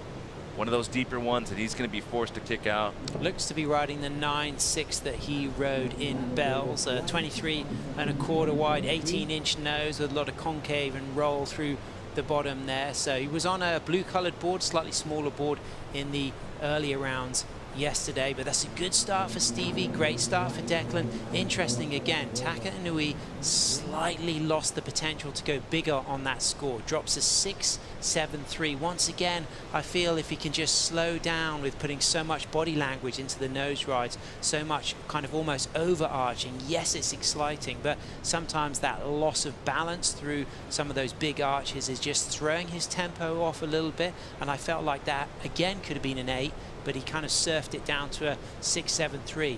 JR looked very strong. A lot of variety, using the stroll, walk back, switching stance at the end, not getting too tangled up in his leash. I think it could be his highest score of the heat so far. So Taka needs to take on board that opportunity just to be precise, to control, to have that continuous flow between the critical maneuvers, but not to rush it, not to throw too much in with the body language. You don't want to throw in too much surrealism when it comes to painting yeah, I like it, Mitch. A wave like this over here. A 6.73 under the requirement as JR Esquivel drops a 7.4. There's the rankings. The people that have lost out already are a bit on the blurry side. Cornelia Stewart has officially qualified. So has Kai Salas. Taka Inoue and JR Esquivel, they need to win the event to officially qualify for the original Sprout Malibu Longboard Championship.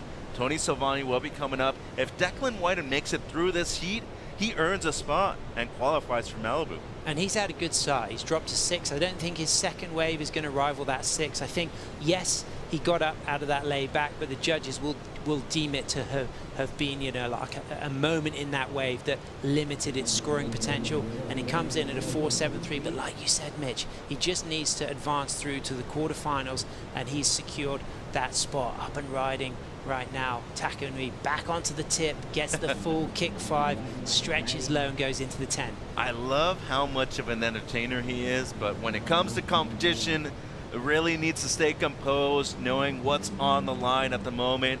Long, stretched out 5.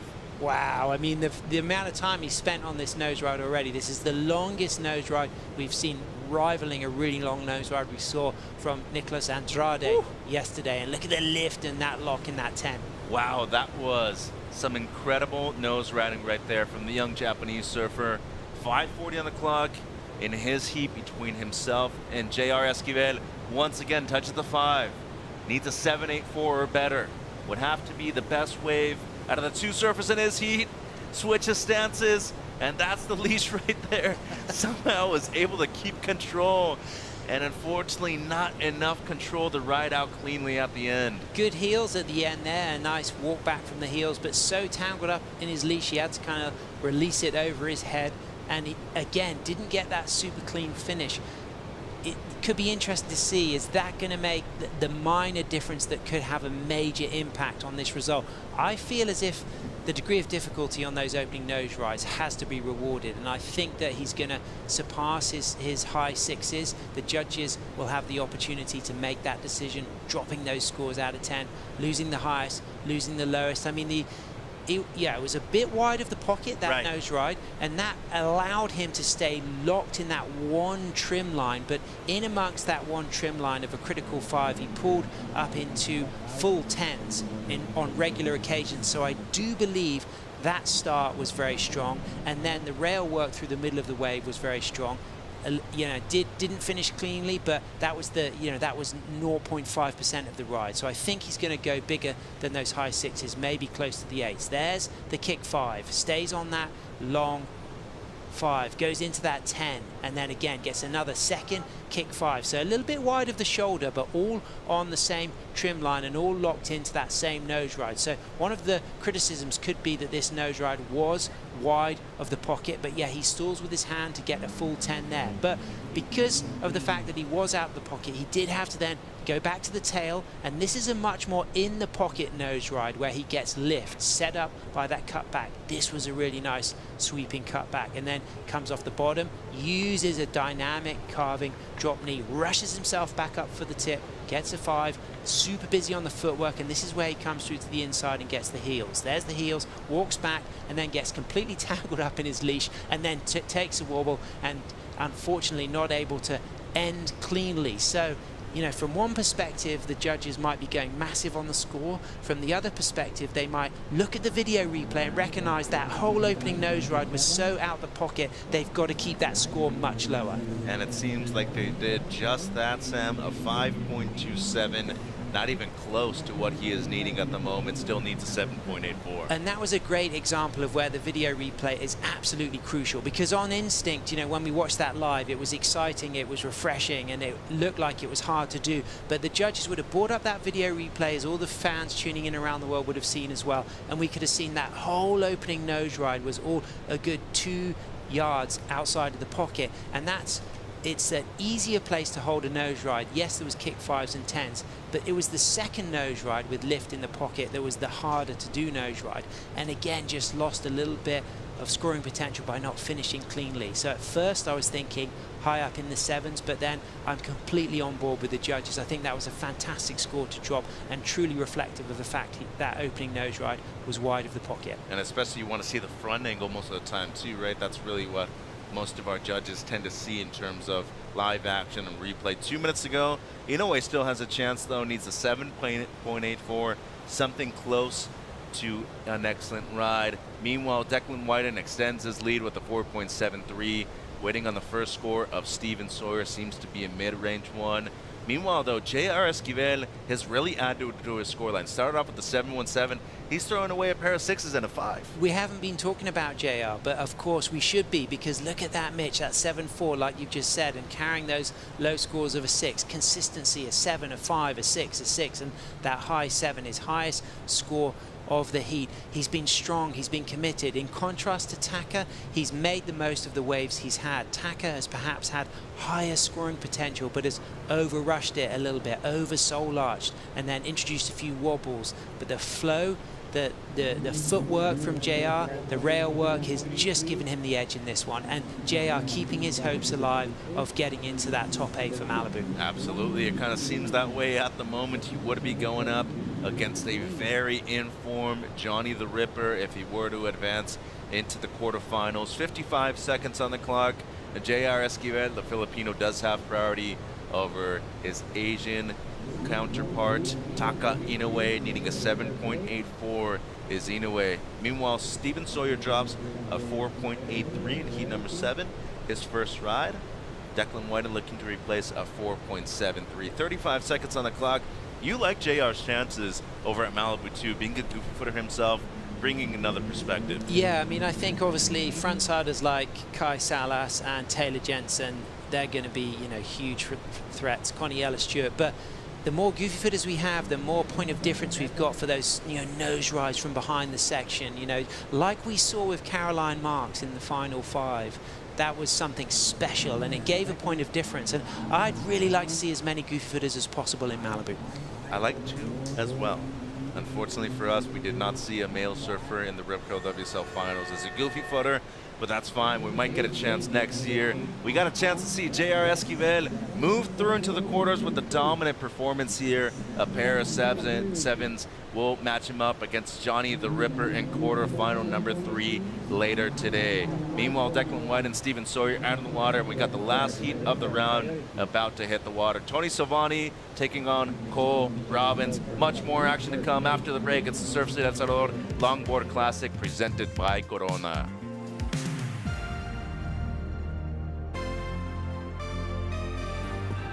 There's a right time for everything. There's a right time to find your way, a right time to enjoy pleasures. There's a right place to enjoy your passion like nowhere else.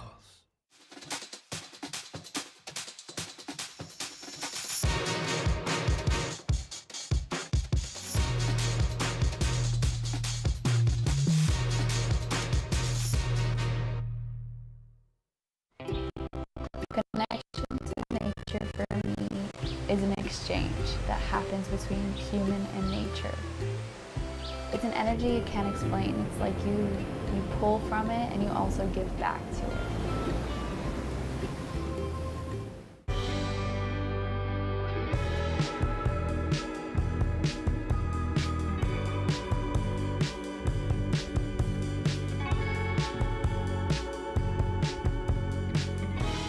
The Surf City El Salvador Longboard Classic presented by Corona is brought to you by Surf City El Salvador, home of the right surf, and by Corona. This is living.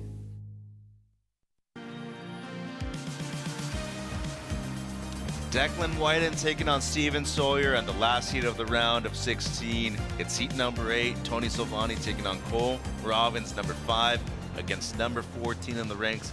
These two gentlemen know each other quite well. Tony Silvani been around for a number of years, and so has Cole Robbins. Many matchups in the past, Sam. One of the beasts from the east and one of the bests from the west. Ooh. East Coast versus West Coast. And like you say, those surfers, those regular footers have regularly matched up. Silvani on that fantastic Bird, Bill Stewart model. Cole Robbins on those beautifully built boards by Wayne Rich. But it's Silvani who gets the opening wave. Well, pretty expected right here. If you know Tony Silvani, you know that he's going to have one of his scores in the first 5 minutes of the heat. He is a fast starter himself. That wave probably going to be a throwaway though. 3 minutes have gone by. Declan Whiten still in first over Steven Sawyer, a 6 and a 4.73. Meanwhile, Stevie with the 4.83.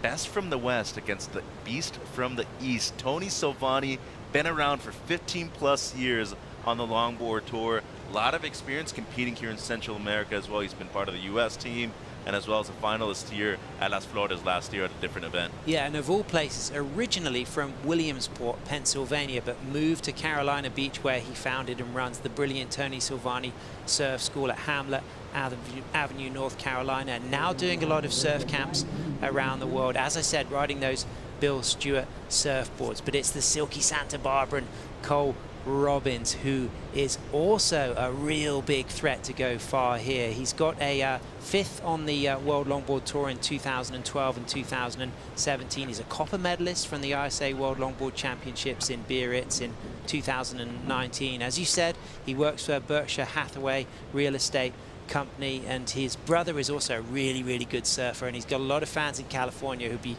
tuning in, rooting for him right now. Okay, got a fun fact for you. Williamsport, Pennsylvania, USA.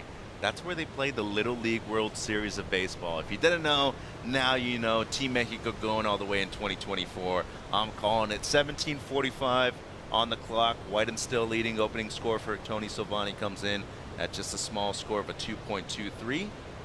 Tony, of course, has been an ISA World Longboard Champion from 2011, but the one WSL World Champion in these 4 servers is Steven Sawyer, 218 World Longboard Champion. He won that in Taiwan. He beat Kai Salas in the final. Steven Sawyer has got that 4.83, so it's pretty evenly poised, because that's better than the backup wave of Declan Whiten, but Declan's carrying that stronger 6. Declan, 2 times Australian longboard champion. He rides Steve O'Donnell boards, does a lot of fantastic work with Steve O'Donnell there, and his dad taught him to surf when he was 5, did Declan, and they used to surf at the pass in Byron Bay, and then when his dad got a mini mal, he never looked back and then moved on to a McTavish longboard, and then for 10 years he's been a team rider for Steve O'Donnell. But Silvani for a long time has been a team rider for Bill Stewart. Bill Stewart has been, you know, at the heart of the longboard community for many decades. Yeah, one of the OGs really of longboard shaping himself, and a brilliant mind yourself when it comes to not only longboarding, just surfing in general. What do you think has been the biggest thing when it comes to progress in terms of longboard shaping? Seems like Kai Salas is at the forefront of that over there, Hawaii, mainland US and Europe like yourself. What are you seeing?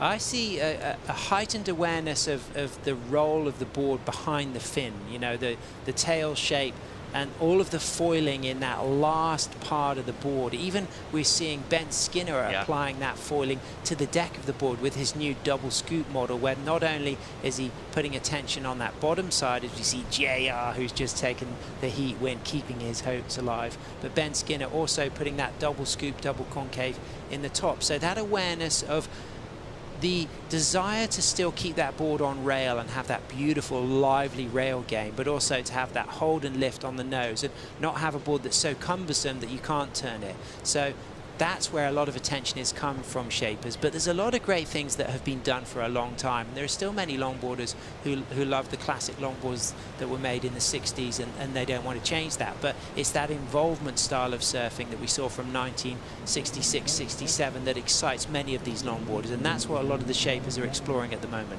Easily excites me, I can tell you that. 15 minutes on the clock. Declan Whiten, if he makes this heat and straight into the quarterfinals, he will have officially qualified for the original Sprout Malibu Longboard Championship. Meanwhile, Steven Sawyer still wants to keep his hopes alive. Really does need to win this event to have a chance of qualifying for Malibu, though. You mentioned 2018 World Champion. It was pumping that year. He beat Kelis in the final in 2018. Good on the backhand. I would have to say just as good on the forehand, but it's really been that growing up at Jeffreys Bay that has poised his style. Absolutely, and of course, Sawyer Surfboards, he's a shaper himself. His dad, Des, of course, a fantastic shaper, built many of Derek Hines' fantastic boards we see in the mighty film Litmus, but this is Silvani into a 5, into a 10, into a stall, and into a cutback. He's a quick starter, I can tell you that. Great 10 right there in the pocket for Tony. Likes to get to work early on in this heat. Outside, it seems like Cole Robbins having a look at his first ride of heat number 8. Silvani still going to work. Great card right there. Really accentuated the use of his arms on that one, too. Wave seems like it's decreasing in size, but still going to stick with it and try to make the most out of it if you can. Wow, you could see the flex in the board there. Just as he walked out of that nose ride, you could see that just kind of the energy of that flex just move its way back through to the tail as he moves his way all the way through to the inside. Busy surfing from Silvani. Cole Robbins' wave behind looked cleaner, maybe had more scoring potential, as we see him still going strong on the nose midge. Into a 10 on the inside on his Wayne Rich board. A tight 5 right there for Cole Robbins, and just as he usually does, finishing with a strong carve and a big smile on his face too. Yeah, that big smile, that says a lot. We saw the beginning and the end of that wave. I heard some hoots. He's giving a due respect point to some of his fans on the beach, but that smile says a lot, Mitch. Normally the surfer knows when they're going to get a big score. One of the better representatives we've seen from the United States of America in a long time. Been a long-time competitor himself here on the World Longboard Tour. Really like the fade takeoff right there too, Sam. Yeah, snaps it quickly. 2 steps, doesn't get the 5, but then readjusts for this 5. Locks on a 5, nice clean section. Trims through the section into a quick 10, stays on that 5, goes low down the wave and then onto the tail for a roundhouse cutback and stays right in the pocket and then off the top, rebounding again off the foam, and then again nice and high. A little bit of variety of rail work, setting up a high line, holding the 5, getting a touch of the 10, walking out of the nose right quickly,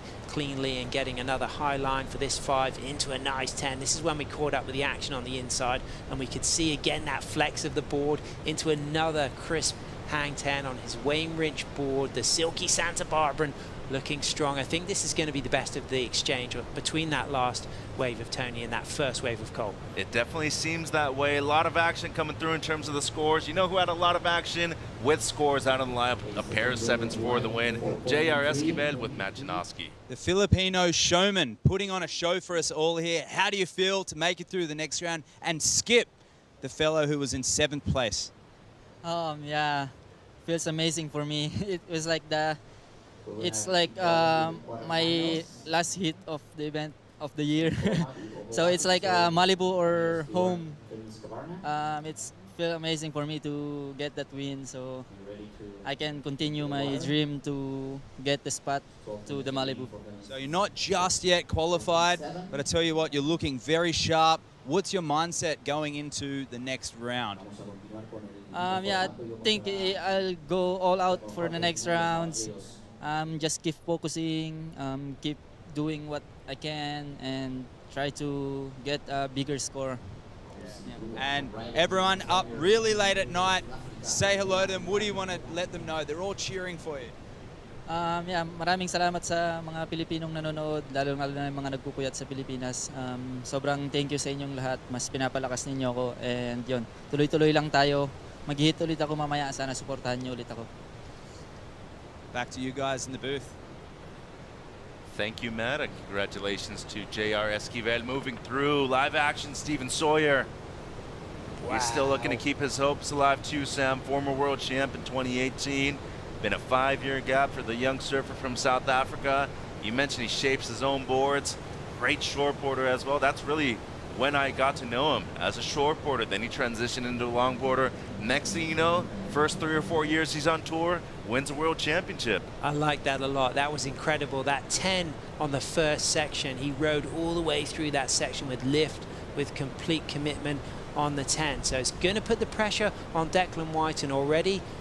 Steven's got the stronger backup score. It now feels like he's also going to have the stronger top score. So you might find now Declan's going to need a requirement in the kind of 7 range. It'll be very interesting to hear what score the judges deliver. They're going to study that replay. Declan's sitting out there with priority. It doesn't look like there's a rideable wave right now, so there's probably going to be a chance for him to hear the score drop, and I'd imagine the situation's going to change and Declan will know exactly what he's going for. His parents, of course, they'll be tuning in. Paul and Margaret were fantastic fans for him, getting that incredible result down at Bells Beach. It was inspiring to see the surfing that Declan was doing, finishing in the final, coming second behind Kai Salas, losing out in Huntington with a 9th to Kai Ellis Flint, but really hoping to keep his hopes alive to get to this quarterfinal at least and secure his spot for Malibu. Sawyer waiting on the score right there. Really slow heat for both of them. Each of them have 2 waves only in around 35 minutes in those that have elapsed out there in the water. Both for Silvani and Robbins. Silvani has 2 waves, a 4.83 and a 2.23. Score comes through for Cole, though. Quite good, 7.0 for the surfer from the 805. Yeah, he's going to love that score. That's strong. Better than Tony's 4.83. It did look quite clear that he got the better of the exchange. Tony was very busy on the wave, but Cole's wave had a wall. And we've seen that a lot today, Mitch, haven't we? Edouard Del Pero is a great example. When he lost out to Kevin Skavana, Kevin got the waves with that wall and that big scoring potential for those nose rides through sections, whereas Edward was on those peakier waves where he had to do a lot of turns to stay in the pocket. That was also the difference between Tony's second wave and Cole's first wave. Cole did have to then do the surfing on that wave, of course. One judge giving him a 7.5, the low score of a 6.5, gets that 7. Nice situation for Cole. He's got plenty of time, but the big one is this score that's going to be dropped for Steven Sawyer. Is it going to change the situation, and what will Declan be hunting for? Well, they're definitely taking their time with this one as well. They can see different angles of the replay. They can see the drone angle too if they want to see the steepness of that wave. But it usually comes down to your first instinct when you're judging. 7:45 on the clock. It seems to me like the 6 that he needs at the moment, or something close to it, is definitely going to be more than the necessity. But in terms of what Whiten's going to need right here, the play with 7.5. Do you think, okay, if the requirement's too high, do I split it in 2, or do I just go for the 1 right here? I think it'll be a requirement that he can get in 1 wave. Instinct is important here. My instinct was wrong when I first saw Taka Inui's wave in the last heat. I liked it a lot, but then when I saw the replay, I really recognized how out of the pocket he was on those long nose rides with the kick 5s and 10s. But what I saw from Steven Sawyer was a real dynamic 10, really under the hook in the pocket with lift moving through a section. This guy knows how to nose ride as well. Connie Ellis Stewart getting in the water for that first quarterfinal against Kevin Skavana. A flying Hawaiian, Connie Ellis Stewart coming up. A big heat. Skavana still has title hopes moving into California as the final event, the championship event, to crown a men's and women's world champion next month. 6:35 on the clock. Declan Whiten waiting for the score from Steven Sawyer to see if he will require something to retake first place. Scores are dropping. Sawyer doesn't care about it though. He just wants to be up and riding. It's a 6.13. He moves up into first. Great start to this one, though. A nose ride for Sawyer on the outside. Wraps it back all the way. Great style and timing. The tempo on this one has been perfect so far. Seems like this wave might be shouldering off, though. He's just going to try to stick with it if he can. And he's going to be forced to kick out with 6 minutes on the clock. Before this last one to Sawyer, Declan White needing a 4.97. A very attainable score, Sam. Yeah, absolutely. I thought, in instinct, I thought Steven Sawyer's wave was going to go bigger, and he would have felt that he could have replaced that 4.83 on that wave. That's why he went for it. Unfortunately, he hasn't replaced his 4.83, but he's got time. But now we've got Declan White and sitting there with priority, chasing a really attainable score. In his head, he's thinking a flat 5, but of course he wants to go excellent range. He wants to give a set everything he's got. But if a set doesn't come through in those last couple of minutes, he does have the freedom to maybe get a slightly more marginal size wave to go for that 5 if he gets desperate. At around what point in time are you pulling the trigger and saying, hey, this wave ain't showing up right now, I gotta get busy? Declan Whiten is you know, he's had a lot of great influences, you know, growing up, you know, the whole Manly Malibu board rider culture, all of the lifeguards there, of course, you know, he's got great experience competing. Camo, of course, Camo Gray, Manly lifeguard legend, you know, I know he'll be tuning in, you know, loves surfers like Jack Entwistle, Lawrence Harkness, and Harley Ingleby, Taylor Jensen. He's learned from those legends about patience, and he's seen over the decades how those top surfers sit out these hot, sweaty 4 minutes and just trust that the ocean will deliver. So I don't think you'll see him scrapping until that last minute. I love these last few heats. Tasty papusa. Man, they have been some tasty ones today, and I'm telling you, 4 minutes to go. The excitement levels are high, as you see Amado de Jesus Alvarado to your left and Matias Maturano from Peru. Unfortunately, on the right. probably not laughing at our jokes, probably laughing at their own joke we haven't heard. But great to see Amado surfing so well. Local wildcard, local legend, you know, fantastic goofy footer. Put on a show, and you know, with the heart of El Salvadorian longboard culture. And it's great to see a lot of the Latin American surfers getting their representation here at a wave that is close to home, especially for the local Salvadorian surfer. Really awesome to see him compete in his first CT event. Yeah, and Matias, of course, from Peru there. What a great experience this has been for him. And what I love to see with these younger surfers is them still on the sand, watching the action, learning from the best, and visualizing what it will take to be here next year. 3:20 on the clock. Sawyer with the lead, slightly over Declan White in a 10.96 heat total versus a 10.73 heat total. Sawyer wants to get busy on the inside. He knows that improving on the 4.83 is extremely smart at this point of the heat. Whiten having a little bit of a move now. He definitely knows the time is winding down. 3 minutes to go, still chasing the 4.97. Yeah, and we've got that tide coming in now as well. We had that low at 12:50, we've got that high at 6:39, so it's local time 2:21 p.m. so it's pushing in. You know, often there are these one wave sets, sometimes we're getting 3 wave sets. You can see now Steven Sawyer, he's getting in the space of Declan, putting the pressure on. Steven out of priority, can paddle around, stay busy. Declan's got to keep his position. He doesn't want to get himself too far out or too inside, but he knows he needs a score. It's an attainable score, and we were talking about that moment, Mitchell, of when he starts to get desperate, when he will have to shift inside and find anything to hunt for that 5. Well, Cole Robbins looking to work on the inside, but all focus right now on Declan Whiten. If he makes it out of this heat, he will officially qualify for the Original Sprout Malibu Longboard Championship. Needs a 4.97, basically a 5-point ride. He has 2 minutes to get it. And if you're Steven Sawyer at this moment, he's working on the inside. He wants to improve the 4.83 at all costs. Robbins up and riding now. Wow. Underneath the priority of everybody else. Strong nose right at the beginning. Wraps it back all the way through. And that's what growing up at point breaks like Green Con over there in Santa Barbara are going to do. Well, he's going to go into first because he only needs a small score, but that was a great nose ride. But it gets you thinking, is that a wave that Declan could get a 5 on? Tasty pupusas. It seems too hard to me to be able to get a 5 on that wave than it is on any other wave on the inside, just because I feel that that further peak all the way on the outside doesn't give you the connection that you want. Mitch, that has to be a set. I can see a lot of scoring potential here. So 1 minute remaining. Declan sitting out there with priority. Which wave does he choose? How does he position himself? And can Steven get out in time to get his chance to replace one of his low scores? Which pupusa flavor are you getting right now with 50 seconds? We're going to get the answer right here. Up and riding. Could be his last-ditch effort. Strong 10 on the outside from Declan Whiten. Needs a 4.97 or better. And as I told you, Sam, these waves all the way on the outside tend to fade out quite a bit. The last wave of Robbins was a 3.23.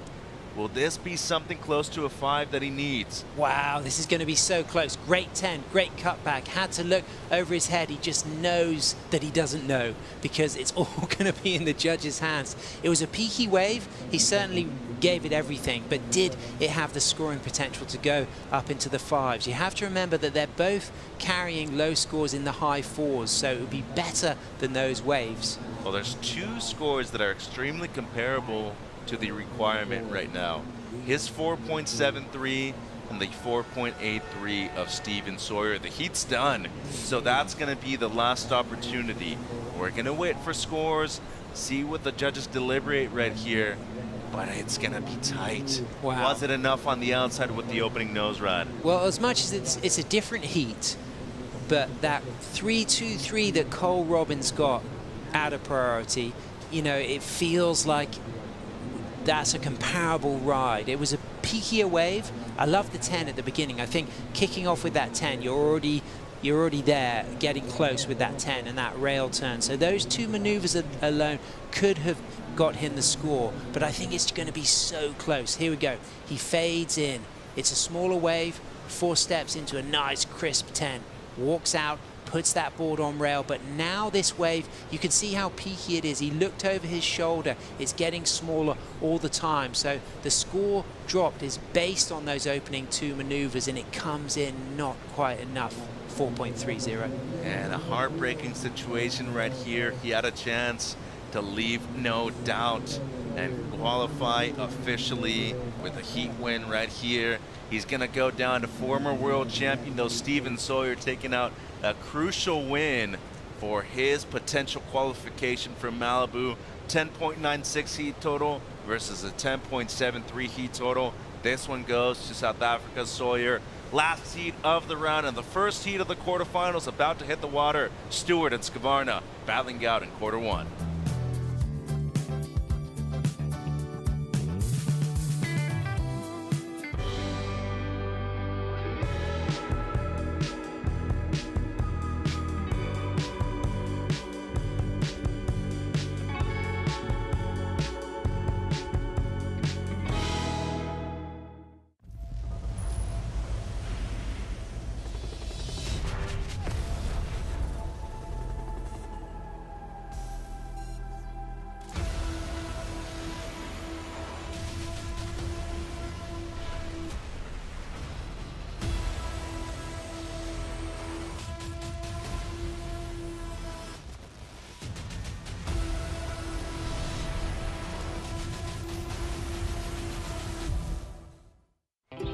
Connection to nature for me is an exchange that happens between human and nature.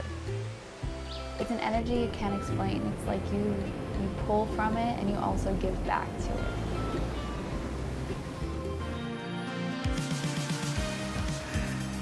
Welcome back to the Surf City Salvador Longboard Classic presented by Corona. Quarterfinals in the water now, and it is our number 2 seed, Connie Stewart, in the water. He is one of the great surfers coming out of Honolulu, Hawaii at the moment. Great carve right there from Connie. Quarterfinal matchup against Kevin Skvarna. Things are looking good at the moment for Stewart. Great rail surfing so far in the pocket. This definitely seems like a wave that could easily be in his top 2 at the end of the heat. Mitch here with Sam Bleakley. Cole Robbins leading against Tony Silvani in the last heat of the round of 16. But we are straight into the quarters. Stewart Skvarna, number 2, up against a ranked number 12 surfer. Let's hear some Spanish. 2 and 12 in Spanish. 2 en contra de 12. 2 against 12, big one. Opportunity for Kevin to get a big result. He needs to win here to really stand a chance of getting to Malibu. Connie Ellis-Stewart already has got that spot at Malibu, but what a strong start for the Hawaiian. Looks super lively. He's fired up from that big win against Kai Ellis-Flynn in the round of 16. And as you can see right there from the south shore of Oahu, Honolulu, Hawaii, Stewart, somebody that made the final last year against eventual world champion Harrison Roach. A very close final over there in Malibu. He has a brand new clean slate coming into 2023. Already has one victory over there in Huntington Beach, looking for his second one here in El Salvador. Silvani up on the outside. He's a 5-4-1 or better for the lead. Strong 5 on the outside. Wraps it back, setting things up in the pocket. Once again, long stretched out 5 right there from the surfer from the East Coast. You mentioned originally was born in Pennsylvania. Not really a coastline right there. Growing up in Carolina Beach though, in North Carolina. One of the best surfers to come out of the East Coast in a long time. The longboarder riding the Stewart surfboards, wrapping it back. Great transitional turn right there for Tony. Needs a mid-5 to take the lead over his good buddy Cole Robbins. Came into this event though, Sam, ranked number 5. He wants to leave ranked at least in the top 3 if he's potentially able to get a win here. Decent 5 right there to finish this wave off. We mentioned yesterday he is a grinder and he truly embraces the grind, taking it all the way to the beach. Tony once again a little 10 to finish this wave off, and he's gonna kick out with a strong ride, his 3rd one so far in the round of 16 Heat 8. Wow, that was going to be comparable to the 7th from Cole Robbins, but getting his 2nd score. Connie Ellis-Stewart super loose and lively. He looks really clean and crisp and fired up to really have a big result here. He's come off the back of that win at Huntington. He got the more disappointing result, that 9th, losing out to wildcard Landon Smells in Bells, but this is looking like a great backup score, Mitchell. And it seems like the game plan was to go out there and get busy from the get-go. Strong grab after a beautiful 10 on the nose right there through the midsection. Caught that wave, paddling back out after his first one too. So already has 2 waves against Gavarna 0 in quarterfinal number 1. There we see Tony paddling back out with 15:45 on the clock in his heat. So Cole's carrying that worst 2nd score of a 3.23. Tony's carrying that 4.83. So you think Tony's going to move up into 1st position and then give a score for Cole that's going to be probably attainable. I feel as if Cole's opening 7, that wave from Tony is going to certainly rival that. Could go a little bit higher, we'll have to see. Could go a little bit lower. Doesn't need much though, a mid-5 for 1st place. Couple of waves approaching the lineup right now. It seems like Skavarna might be having a look at the 1st wave coming through right now. And this thing has a good line to it as well. Up and riding. The surfer from San Juan Capistrano in Southern California. Strong nose right to begin with. As you mentioned, you really like seeing the goofy footers go on the back end at right hand point breaks. Wow, that was some fancy footwork right there. Keeping composure, especially on the top 3rd of the board right there, the front 3rd. Once again, a tight 5 for Kevin. Brings it all the way around. Really like the integrity of the power right there of Kevin Skavarna. Still has some more room to work with here on the inside. Lovely cross-stepping by Kev. Once again looking to make it to the nose, gets a 5. And with a lot of speed, he's going to be kicking out with a lot of composure right there. Meanwhile, Robbins on the outside behind him. Working through right here. Big the 5. Yeah, big opportunity for Cole to drop that 3.23, Mitch. And it seems like he definitely will right here, bringing it all the way to the beach. And you mentioned that he has competed here before at the ISA event for the United States. Ooh, finishing right on the rocks. Watch out for your ankles, Cole. 14 minutes on the clock between him and Tony Silvani. Hopefully everything's cool right there on the shoreline. One of the few surfers not to use a leash on his Wayne Rich board. He kind of saved the board and took some risks on his ankles there, but he seems to be okay. Great ride for Kevin Skavarna. Kevin is definitely on form. Tony's ride comes in at a 5.90, so not as high as Cole's 7, but it does swing the situation, but a low score now needed for Cole. South Africa stand up. Steven Sawyer moving through against number 4 in the rankings, Declan White, and Steven is with Matt. A whole heap of set waves just coming in then that you would have loved to have been on to close out that heat. How was it just letting time tick down with Declan had priority in the end? That was tough. I mean, I was very chilled in that heat. I didn't feel any nervy, which I was stoked on, because the first couple of heats I just felt like I wasn't quite in there.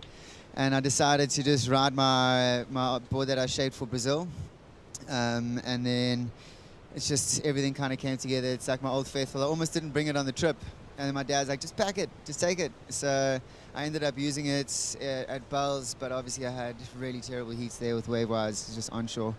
And then out here, I thought I just saw a couple heats before mine where the guys are getting some good nose rides. And it looks a little bit more favorable for backhand right now. As it's kind of, there isn't really a section to come around. The last couple of days, it's always kind of just been chasing something that's in front of you. And then Kev just smashed his heat before mine, and as I was paddling out for my heats, I saw a couple sets that broke wide, so I still had to like go under or go over some waves. And then the start of my heats, the other guys had priority, and there were like 2-wave sets or 1-wave sets. So I didn't even get a wave in the first 20 minutes. Everything kind of just fell into the last 20 minutes. When I finally had priority in the main heat, I caught a wave and I just got just slightly above a 6 or something, maybe a flat 6. And it literally just went flat. I thought I was going to paddle out to sprint it back to the outline, to the back line, and hoping I was going to get another set. And it just literally went flat. Saw Declan didn't go on a wave. That was my backup wave, got like a high 4 or something. So to get through a heat into the quarterfinals with the low 6 and a high 4 is not really where I want to go. I didn't get the waves. The waves didn't come for us, but I'm very stoked. Just kind of fell into place. And oh man, thank you God, thank you so much, just for freaking letting me get through a couple of heats now. And thanks Whistler, thanks to my family, everyone for support. Oh my gosh, yeah, geez, coming here Whistler is just like we're going to cover all your travels. So that took a load off me, and yeah, geez, I'm just so blessed to be here right now. And we'll see you in the quarterfinals, but we don't know who you're up against just yet. But Kevin Skavana tying on the rankings. That'd be pretty cool to see you guys go through to the semifinals. Man, Kev Dog and I, we need to meet in the finals. He's in the first quarterfinals heats. I think I might be 3rd or 4th. So it looks like we could take out the other boys. Goofy footers all the way. Let's go. Show them some muscle. There you go. Back to you guys. It's hard for me not to laugh when a fellow goofy footer goes all the way into a final and then ends up winning. Because guess what? We have a chance of getting 2 of those. As he just mentioned, Kevin Skavana in quarterfinal number 1. He's looking to go all the way as well. Kevin is just surfing so well at this event. I mean, that was fantastic into that 10, cleanly walking out, but then that wave's just bubbling on him, dying out, no more scoring potential. But that opening 10 we just saw on Kevin's second wave, so 2 scores now to drop. That second one's not going to be so important. But Mitch, what I really picked up there was 218 world champion Steven Sawyer recognizing that in this lower period swell, because the waves are a little bit more peaky, it's favoring the goofy footers, and that's really interesting. We're seeing the goofy footers shine. I think that's a cool thing. Cole Robbins on the outside now. He moved down to 2nd place, but we are waiting for his previous score as the last of Silvani came through a 5.9. It comes through for Cole Robbins. It's a 7.07.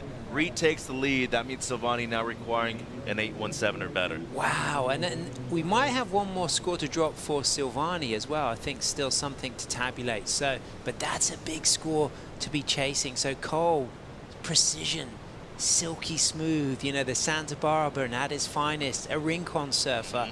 You know, a lot of similarities to Rincon here on the lower tide. Of course, completely different culture and climate, but texture-wise on the wave, you know, speedy sections. Rincon's faster than this wave. This wave's more cutback orientated. But of course, the regular footers are feeling at home. But let's not rule out the goofy footers. We've seen Kevin Skavana shining. We've seen Steven Sawyer get in that 4th quarterfinal. It's either going to be Tony or Cole that's going to meet Steven, and there could well be a goofy foot duel in that second semi if J.R. Esquivel manages to beat Johnny the Ripper, which is going to be a tough one because Johnny's on fire, and if Steven Sawyer beats wins that fourth quarterfinal. So a lot of goofy foot is still in contention for the win in El Sunzal. Finally. Finally. It only took us years, Sam, but we're getting there. Scores dropping through for the last of Silvani. He doesn't want to wait for the score, though. He's going to get busy. And up on this one, strong 10 at the beginning. And he integrates every facet of the judging criteria into his surfing. This seems like it has a great line. Moving forward, got the 5 right there. He's going to bring it all the way around with this roundhouse cutback. And as you see right there, just as smooth as silky as he was 15 years ago. That was a really nice drop knee roundhouse. Really nice opening nose ride there. Still some scoring potential on the inside, stalling it, keeping it busy, chasing a very big score though, Mitch. So the last score comes through as a 6.57, now needing a 7.5. Robbins up and riding, looking to replace one of his 7s. Real strong stuff on the outside. With the nose ride, a beautiful carve right there from the 805 local. And as you know, there is the Rincon Classic over there in the winter time, and only local surfers can participate. Cole Robbins has been a champion of that event before, and as you can see right here, playing into his surfing, being here at El Sunzal. Some great stuff on this one, Sam. Yeah, if he can keep his composure to the end, I think he's going to replace one of his 7s. The way he walked into that 10 and the way he then carved that rail and then set himself up with a second nose ride after that opening rail turn, and then all still nose riding through the inside. This could well go into that top 2. Cole Robbins is absolutely on fire, Mitch, and he needed to be to beat Tony Silvani, but there's still time for Tony. Chasing a 7.5, but that requirement might increase if Cole hammers down a bigger score than one of these 7s, and my instinct says he's gonna. And how's the fatigue factor on this wave too? In all 3 of Robbins' best rides, he's brought it all the way to the shoreline. You just saw him grab his legs right there, and he even winced a little bit. He's feeling it right now. You mentioned the temperature, the length of the ride, but having to surf at this location 2 times in a day is going to be a tough task for a lot of these competitors. Yeah, Cole, 32. You know, he's still young, but he's got 32 years under his belt, and it's not easy. You know, keeping up that momentum. Of course, yeah, moving into those quarterfinals is going to have a big impact, and the getting some shade, getting some hydration, getting the right sugar levels is going to be key if he's going to keep this dream alive. Score comes through for Silvani, not enough. It's a 6.73. Focusing now on Connie Tsunami Stewart. Whoa, what a killer 10 again. Once again, demonstrating some of the best hang 10s in the business, Mitch. And once again, gets to the nose right there. He's been able to bring in the variation, though, and the great use of the rail work as we see demonstrated on this one. Tight 5 right here from Connie. In the pocket the entire time, too. How's the smile right there and the nod to somebody paddling back out? I believe it was Cole Robbins. He's just like, what's up, man? Yup, here perched on the nose. Once again, getting an incredible nose ride and an incredible ride all the way to the shoreline for Conniella Stewart. What a wave, what a performance. And the Flying Hawaiian just kicking out with a lot of style and composure on that one. Wow. Great surfing from Conniella. Gets a 5.17 for that opening ride. This is going to go way higher than that. But Kevin Scavano, we're still waiting for a couple of scores to drop for Kevin, aren't we, Mitch? But yes. This looks good. This is his second ride. Actually, his third one, excuse me. As the second one was the shorter one. This wave, it seems like it might have some more potential down the line. Go switch. You did mention that the leash will get in the way of cross-stepping when you are switched, though. So smart decision to go back into the goofy-footed stance right there. Lovely stuff. Hangs the 5 for quite a while. Goes back to it with the nose riding. A tighter 5 right there at the end. And bringing it all the way to the shore. He's going to kick out with what seems to be one of his top 2 scores. Watch out for your ankles, though. Wow, and he got a bit of tension on the leash there, didn't he? You could just see that pull taut. His footwork today has just been first class, and Kevin's power through the footwork. This is indicative and reminds me of the kind of surfing we see from Justin Quintal, Quinny, who's been a former World Longboard Champion. Of course, Quinny won in that fantastic season in 2019. And what I see from Kevin, yes, he's his own person. He's the one and only Kevin Skvarna, but it's that same super precise, strong footwork, always looking like he's in control of the cross steps, pacing it with the speed of the wave, walking in and out of critical nose rides, always staying in the pocket. I love what I've seen from Kevin. He's been flying the flag for this style of surfing for a long time, but he's really shining today. But he's coming up against an absolutely red-hot Connie Ellis-Stewart. And I feel like it's the waves, really, that are bringing out the best in Kevin's surfing so far. He mentioned that he went up against Edward. Edward Del Perro had gotten him in a few times. He really wanted to get that one back. But as of right now, you mentioned the hot as a blowtorch surfer in the red jersey, Connie Ellis-Stewart. We're expecting a big number from him, but we are still owed 3 scores for Kevin Skvarna at the moment. Meanwhile, though, Cole Robbins, 7.6, an upset in the making as Tony Silvani coming into the event was a number 5 ranked surfer. And it looked like the strongest ride. You know, we remembered what those low 7s were like, and it felt stronger. One judge giving it an 8, the low 7.3 erased, get that average out of those other scores, comes out at a 7.6. Very, very good to see Cole shining here. He was disappointed earlier in May when he represented Team USA for the RSA World Longboard Championship and he didn't reach the final. He was a favorite to get to the final, but he also recognized the fitness required on those long hot water paddles in bigger conditions than we're seeing now. So he's come into this event having learned a lot from that previous experience, and he looks like he's picked up a lot of those things he's gone through, and he's shining right now. Definitely shining like a star out there. A minute 55. Still leading by a significant margin against Tony Silvani. Silvani needing something close to an 8, a 7.94 to be exact. His first score comes through for Kevin Skvarna, a 6.77. As Cole Robbins up and riding again. This is his 5th wave in the first 43 minutes of this heat. This wave kind of has a different line to it. He might have to approach the section differently. Looking to get to the nose, he does right there. Engages the rails with that lovely carve back into the power source, but it just seemed from the get-go that wave was not going to improve on his low score. Meanwhile, on the outside, Silvani, a huge ride for him, engages with the strong 10, perched up at the nose. Brings it around. He needs this wave to really double up on the inside, though. Seems like he might be carrying enough momentum down the line for this wave to have some scoring opportunity. 50 seconds.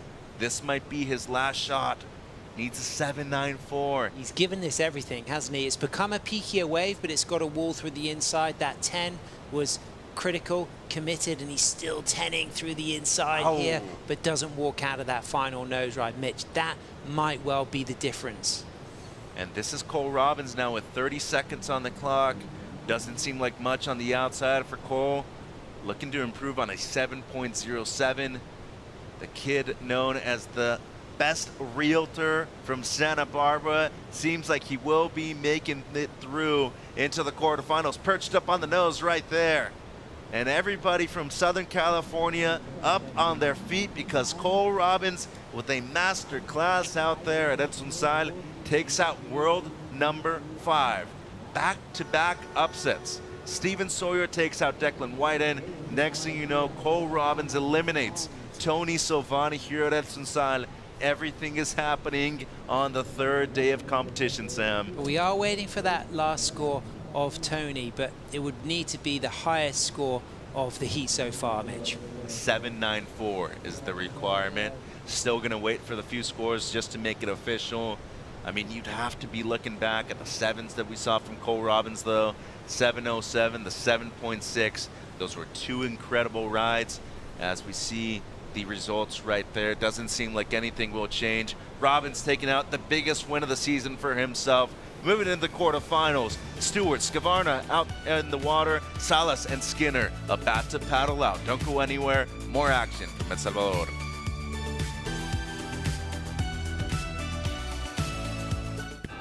There's a right time for everything. There's a right time to find your way, a right time to enjoy pleasures. There's a right place to enjoy your passion. like nowhere else.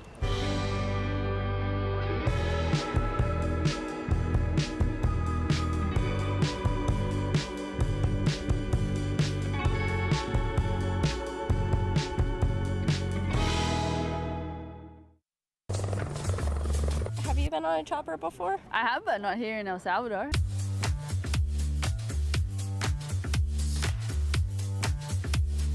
It's so cool. Epic.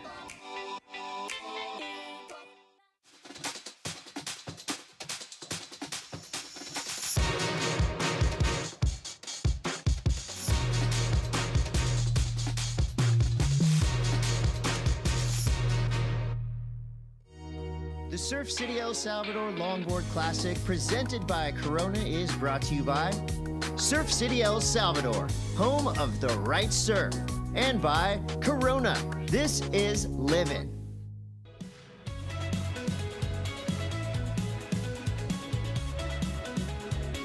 And away we go. This is the Surf City El Salvador Longboard Classic. We are into the quarterfinals. Heat 1 in the water as we speak.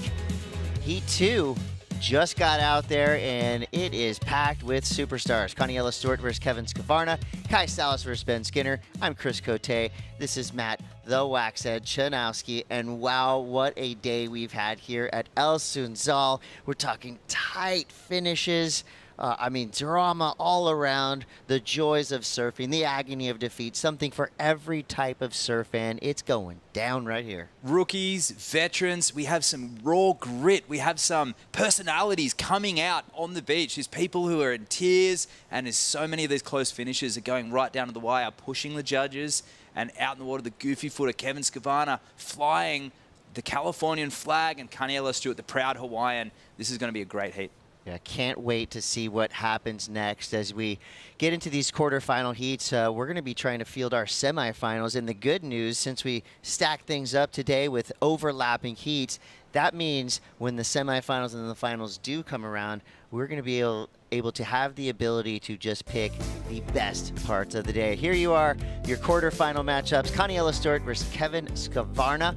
That's in the lineup right now with 18 minutes to go. Kevin Skavarna in the lead. Kai Salas versus Ben Skinner. Quarterfinal 3 is looking like a hammer as well. Can't believe that. Those guys are just hanging out right next to us.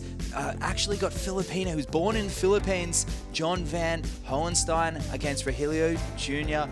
Escobar. And I tell you what, these guys, the goofy footer and a natural footer battle, it's pretty much exactly what we have in the water. But Stevie Sawyer, Cole Robbins, the Santa Barbara surfer up against the goofy footer from Jeffreys Bay. It's just an amazing matchup. And Kai Salas and Ben Skinner in this second heat, the two power surfers, the veterans on the tour, and both of them, Ben looking to secure his spot in that final 8. Kai Salas already qualified, looking just to move up the rankings. Now, ratings leader Taylor Jensen was eliminated. And for Ben Skinner, he hasn't had much time to kind of bounce back from what was a very dramatic finish. He got the edge, literally waiting in the shower for about 5 minutes after that heat finished up.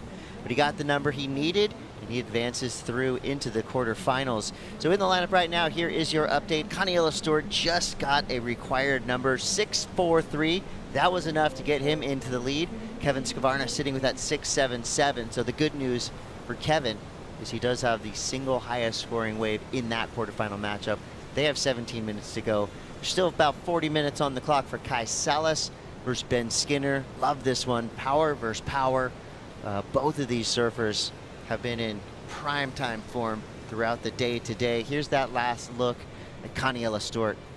Long hang 10, upright stance, and looking for that roundhouse carve. Cuts it short because he scoops into this section here. He identifies another nose ride, and he gets both feet over the nose for the hang 10.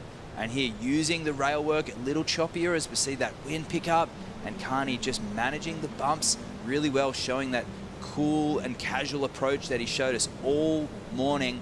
And a 643 for that wave, and then an 8 dropping. So we'll get some information if this was the 8 or the 643, but dynamic surfing there from Caniello, who's looking to really push himself in up the rankings. This is the 8-point ride, just got confirmation, and you can see why with multiple hang 10s, use of the rail, the judges deeming it excellent, and a dynamic finish there for Connie Stewart. Well, as Sterling Spencer would say, you know the rules. Do everything the judges want to see, and you'll be rewarded with a big number. An 8-point ride for Kaniela Stewart. That puts some separation between him and Kevin Skavarna, but watch out. Kevin Skavarna looks like he was on a gem right behind Kaniela. Incredible hang 10 opening as well. So they went 8 for Kaniela. We'll see what this one comes in for Kevin Skavarna. Beautiful footwork. As Sam Bleakley said, the timing and the absolute precision footwork has just really seen Kevin put in his best performance of the year so far. Loving the use of the rail through there. Continual motion, just momentum, just moving forward. And there's the pocket. He steps up onto the nose again. And I'm just loving that cool, casual approach. Low arms for Kevin. That shows he's confident, he's relaxed, and milking this one through. And he's just going to set it up for a kick out. Reverse kick out, and he loves it. A little claim off the back. He's got his fan base down there cheering him on. Do it. Give him something to cheer for. Here we go, Kai Salas. Watched him preparing for this heat. Stoic, kind of off into the corner, getting into a meditative state. And it looks like his preparation is paying off. So far, so good on this beautiful right-hander for Kai Salas. Gets around this section. No extra movement. Everything right in its proper place. Gets back to the nose. 10 over, pure flow from beginning to end. It's almost like there's an unbroken line, right? There's been no glitches, no hiccups. Back on the nose, hang 10, straight in through this inside racetrack section. Beautiful surfboard under his feet. And obviously he knows every inch of this board because he made it. So Kai Salas is out. Gives us a chance to catch up with the winner of that last heat, Cole Robbins, standing by now with Sam Bleakley. Thanks so much, Chris. Well, the Silk of Santa Barbara, Cole Robbins, that was such a great display, and you've booked yourself a spot in that last quarterfinal with Stephen Sawyer. Yeah, thank you. That was a blast out there. The waves are so good today, and it was insanely good yesterday too. And it's a little bit slow, so I knew I kind of had to be patient, try to get the best waves, and then just pretend that it's Rincon, like what I grew up surfing back home, and trust in my abilities to just try to make it all the way to the shore. And it looked like one of those heats where nothing was going to go wrong. You looked so sure about every bit of footwork, every 10, every rail work. You know, what was the recipe to get yourself in that space to surf so strong? I think it was just, you know, kind of getting in the right mental state. I was really focused all day. I was stretching, listening to music, and I just kind of felt like a good elevated high right before I paddled out. And you know, these types of waves are what I grew up surfing, and I knew that, you know, the boards that Wayne has been shaping me are perfect for these waves. I can't thank him enough for incredible, you know, harmonic 67 that he's been making, and it's working insanely well out there. I'm very stoked. Well, you've got a massive quarterfinal to prepare for. Hopes going into Malibu, getting in that top 8? Yeah, you know, it's a long shot. I know I have to win the contest in order to qualify for Malibu and, you know, essentially make the final to qualify for next year. But, you know, at each one of these events, I think everyone on tour, they go into it hoping and expecting themselves to win it. So I don't know why any of us would compete if we didn't have that goal in mind at the end of the day. So I'm excited to keep going. I know Tony's such a great surfer, and, you know, I really appreciate all the support and the kind messages I've been getting back home. I love all you guys. It's been a blast so far, and I'm going to try to keep the ball rolling. Well, get yourself ready for that quarterfinal. We're looking forward to it, Cole Robbins. Cole Robbins spinning that Santa Barbara Silk. Easy guy to cheer for. I mean, great human, and giving full credit to his competition there. Sign of good sportsmanship. Congrats to Cole Robbins. He'll be right around the corner coming up quarterfinal number 4. As we see now, Kaniela Stewart. So a lot of scores are going to be coming through after this last exchange. Kaniela rode this wave all the way from the outside. Kevin Skavarna potentially has a solid number coming through as well. I mean, every heat has had that finals feeling. I know I've been saying that since day one, but now it really, really feels like finals day, and we're just into the quarterfinals. As you see JR getting ready. He's going to be going up against Johnny the Ripper. The most names in one quarterfinal in this whole event. There you go. And I did mention before about Johnny just telling me that he was born in the Philippines, obviously part of that Waikiki contingent now. And these two were actually sharing a little booth. So they were hanging out in the competitors area together. And there's JR with his support crew from the Philippines. And that there is just the support crew that is given him. Luke back home, one of his coach manager. and they've got a lot of support behind both of these surfers from the Philippines and the Waikiki region, all very passionate. And Caniela, 7.5 to back up that 8. So Kevin now requiring an 8.73, which is going to be a tall task, but he has 2 scores to lock in, Chris. Yeah, the way he's been surfing, you know, he's definitely been standing out. But I mean, Caniela Stewart is just, man, he's got ice running through his veins. Gets on the beach, you know, jovial, happy guy, quiet. You feel the aloha, but get him in the water and you can tell that he has got that one singular focus out there. Probably not a fun guy to surf against in a contest, let's be honest. Yeah, definitely a focused individual here, and he's taken some big scalps already. That heat with Kelis Flint, that was one of the best ones that we've seen. Highlight reels all day long. A lot of waves, super consistent, and just coming off the back of a really quiet heat that we saw before there with Chloe Calmon and Caitlin Mickelson. Chloe just needing a high 3 to progress, which she did end up getting, and groveling on an inside wave. Next heat, loaded with set waves. So many so there was empty waves rolling through. And that's what we've come to expect here at El Sunzal, the beautiful wave machine. But if you're in a heat with some lulls, just got to be patient. Yeah, that machine is turned on right now. Scores coming through for Kevin Skvarna, 6.93.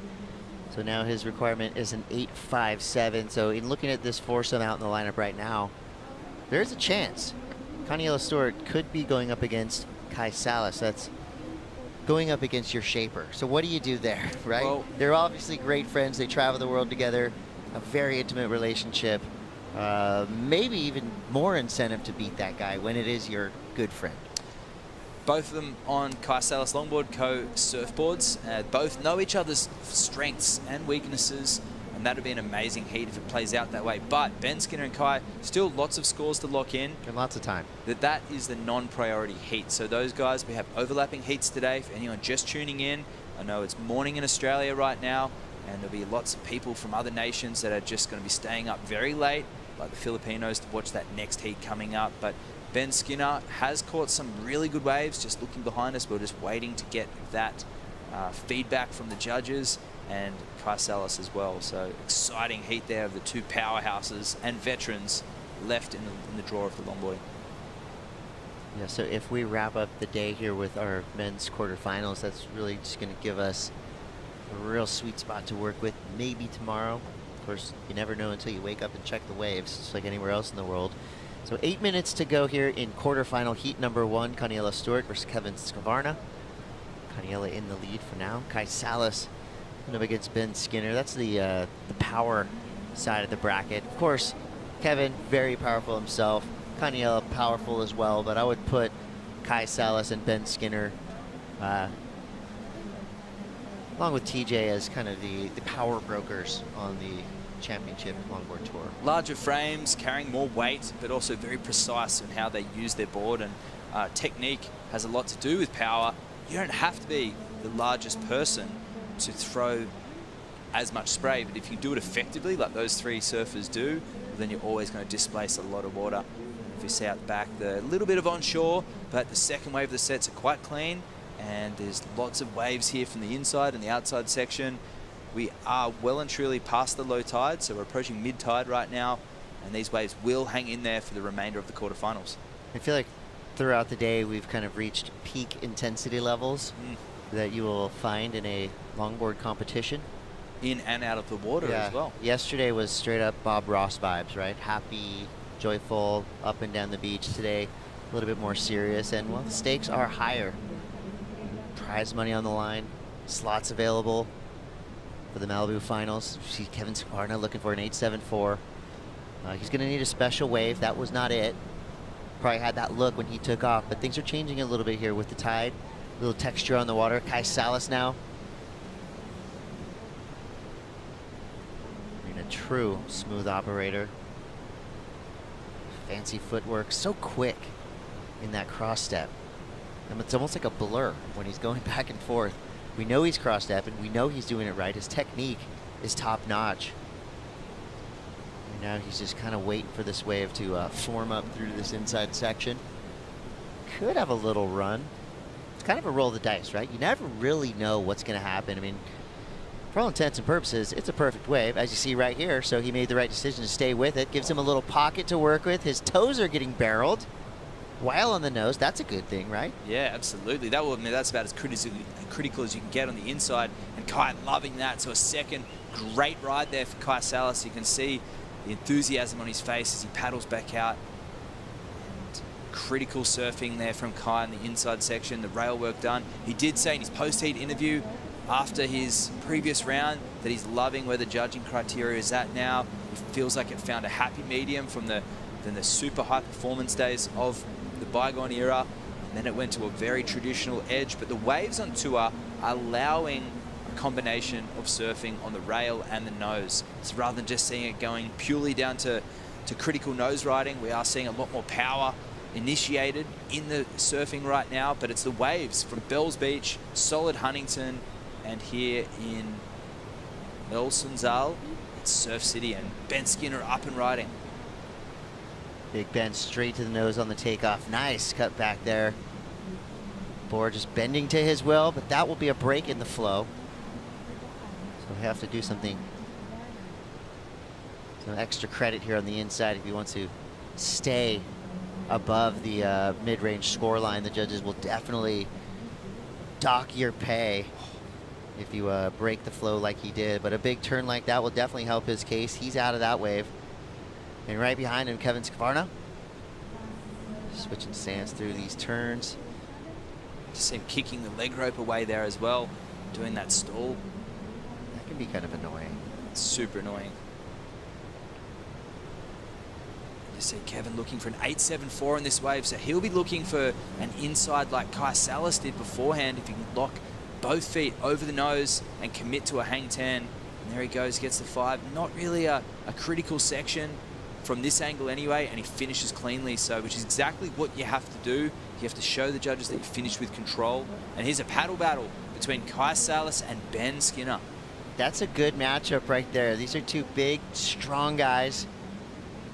Say the boards are probably about equal, but it looks like the Hawaiian waterman just with the edge. Ben says, you take it. We've got 25 minutes left. I'm going to save it up. Freight training back to the outside.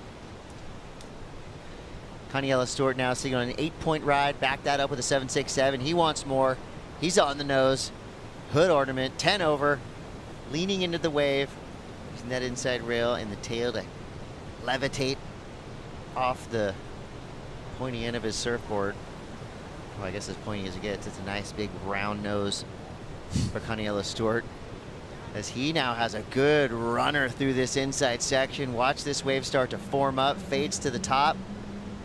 We go through a cycle of a couple more turns, just patiently anticipating what's going to happen next, and what happened next was nothing. That wave died under his feet, but some good time on the nose out the back. That was amazing, and actually had Ben Skinner and Kai Salas paddling out when he performed that second nose ride. So just putting a show on for the boys and telling them that the young gun is here and he's a force to be reckoned with. Already throwing down a 7.67 and an 8. He'd be throwing away a 7.5, a 6.43 as well in his scoreline. So he's really warming up here in this event, and he'll be looking to go into Malibu first place and just try and give himself the best opportunity to win his first World Longboard Championship.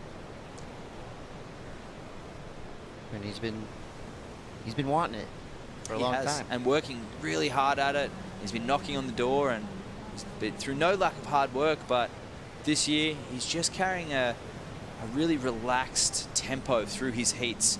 And he's won many heats convincingly, and we've said he still hasn't really got out of second gear, just cruising and monopolizing situations to his advantage. But now stepping it up against Kevin Skvarna. An 8.74 required for Kevin. We'll see if that grows. Kevin about to lock in a really healthy score, be his best one yet perhaps. Yeah, he would need an 8.74 in order to take that top spot away from Caniella Stewart.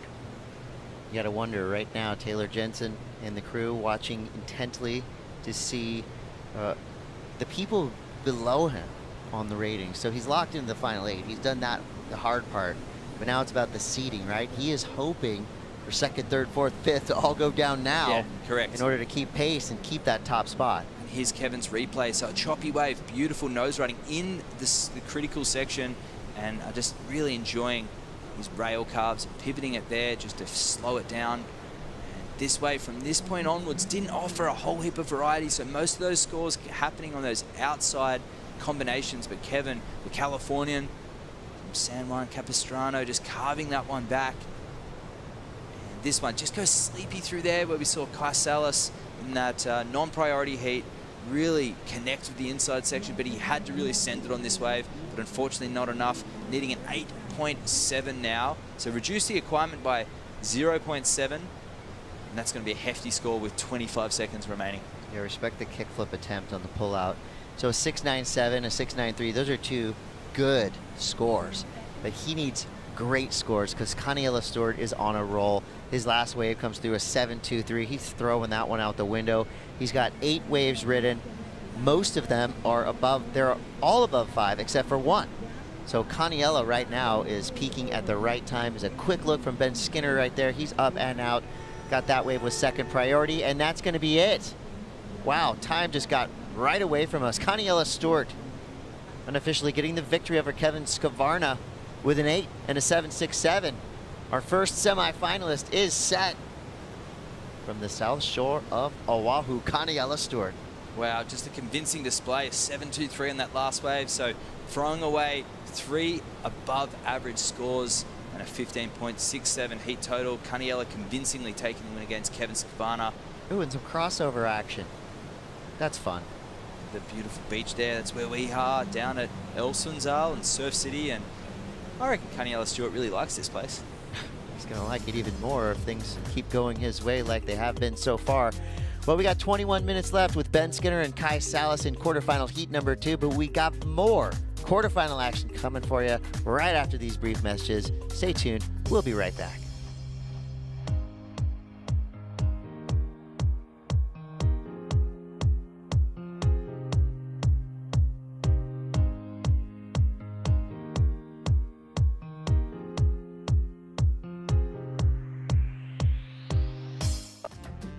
El Salvador has so much diversity. The coastline's beautiful, inland there's so many different sights to see. You literally can't be bored here. Not only are the waves amazing, seafood here is some of the best in the whole world.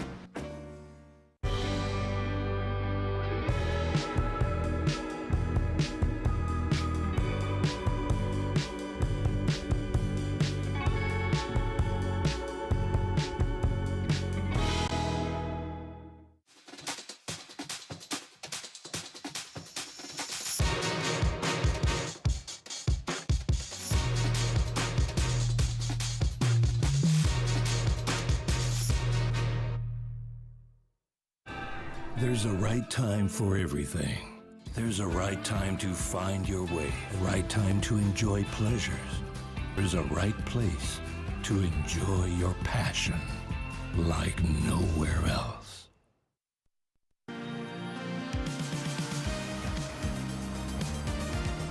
Like Frank the Tank said, fill it up again. We got more quarterfinal action for you. This is the Surf City El Salvador Longboard Classic. Johnny Michael Van Hohenstein going up against Virgilio J.R. Esquivel. Johnny the Ripper versus J.R. Simplify things here. These two surfers, I would say, are kind of writing their own Cinderella stories. Both of them have had decent years on the WSL Championship Tour. Virgilio at Huntington Beach, pretty much the dream run there, you know, doing it for the hundreds of fans that showed up for him on the beach there. Johnny the Ripper, you know, a little up and down in the rankings, but right now both of these surfers could be on their way to their best finish yet. And what a time to peak here on the last event of the WSL Championship Longboard Tour. They have 40 minutes to do it. Meanwhile, flip side of that, Ben Skinner, Kai Salas, they're locked into it right now. Kai Salas with a 7.33, 0.50, he's going to throw that away. Ben Skinner has a 7, so pretty much dead even. He's got a 5.17 backup. Virgilio Jr. Esquivel, the pride of the Philippines. This guy makes it impossible for you to root against him. What a story. He's that cool. Great sport. And think, again, we're going to call this the gentleman heat of the day for sure. Two of the nicest guys currently doing it, Johnny the Ripper and JR. Be interesting if we mic'd them up to hear what they're talking about in the lineup. Do you think there's banter going on out there? It'd be very friendly between those two. They're super stoked to get as far as they have. John really needing a solid score to make it into the finals on October 3rd at Malibu. Of course, we have a 10-day waiting period there, and if we can get it anything like some of the waves that we've had here at El Sunzal, it'll be a fantastic event. I'm sure we will, as that is the pinnacle of longboard waves. It's South Swell season. South Swell season from the South Shore of Oahu. He won't be surfing Waikiki in that South Swell. He'll be looking to surf Malibu if he can progress through this heat and take the win, just to be sure, because we still have quite a few people in front of him on the rankings that are in the draw. But of course, a lot of people that were stacked on those rankings that have taken a fall, including Declan Wyden, who came into this in 4th place. Richie Cravey fell out. Taco Nui fell out. Edward fell out. Tony Silvani's fallen out. And there's going to be a huge change-up. But Ben Skinner still in the water now against Kai Salas. Stevie Sawyer progressing. Kylis Flint out as well. So Kevin Scavana in front of him. Kai Takayama out. Cole Robbins progressing. So equal points with Cole Robbins. Both of these surfers are going to have to take the win, and both are looking very, very strong moving into the next few rounds. But Kai Salas 7.57 and a 7.33, commanding lead so far. But we know the big fella, Ben Skinner, a surfer in green from Great Britain, who has brought some absolute fireworks to the WSL Longboard Tour in previous years. This year, a little sleepy by his standards. We're used to seeing him in the top 5, but he's a battler, and he will not be giving up with 16 minutes remaining. Johnny the Ripper, quick fade straight to the nose. I love that when they just put their body way out there, stand straight up, all 10 over. Oh, this is JR, excuse me. Well, JR, an amazing nose rider too. It's pretty cool too. These guys have a pretty similar style and look on the waves. You see out the back, another surfer up. We're going to stay with JR as he makes his way through to this inside section. So some good work on the outside. And this is where you kind of got to make that decision. Do you stick with this wave? Do you potentially waste time? Now he's out and didn't waste much time either. Kai Salas, meanwhile, has been dropping hammers. He dropped a 7.57 on his last wave, a 7.33 before that, and he's on his way to another solid score. Through the inside, he's going to get a little racetrack here into the foamy section. That tells us this wave is a little bit bigger and a little bit wider out off the point than the previous wave from JR. So now Kai is out. Johnny the Ripper now, he's out. We'll see if John Michael got out in front of JR to potentially get priority back. Yep, the wave machine is still pumping. Quick up and out there for Ben Skinner. Little bit of texture on the water right now, but no big deal at all. Well, you mentioned the body shapes of Rogelio and John being quite similar. Well, they are very similar in stature, both being Filipino by ethnicity and using their bodies to their advantage. And someone else who does that is Ben Skinner up in green, one of the largest, heaviest surfers on tour, and doing turns like that, using the advantage of his board and his body, power gouging, and a drop knee carve just to spice things up. Yeah, Ben Skinner just utilizing every inch of the board so far and every part of this wave. Right here, just taking a little break. There's nothing wrong with that. If the wave isn't giving you, opportunity to dance, just chill. You're not going to get points taken away from you if you have a relaxed approach through the mid portion of the wave. Here things might get interesting through to the inside. He's coming closer and closer to the rocks. You might want to get out of that wave now. Perfect timing for Ben Skinner. Onto the one patch of sand we have on the point too. There he is, looking back to the shore, waiting for a little bit of feedback on not only time. You can see a lot of these surfers don't wear watches, and at this level it's not great to rely on the beach announcer because anything can happen, but at this level you'll get regular time calls and an indication when somebody paddles out for the next heat. You get a feeling, okay, generally 5 minutes to go, that next heat's paddled out, or in this case it's 22 minutes to go when that next heat. Yeah, we've got some of the best in the business, Ixa and Mateo up in the tower. with our beach call. 35 minutes for JR and Johnny the Ripper. Kai and Ben, they have 13 minutes.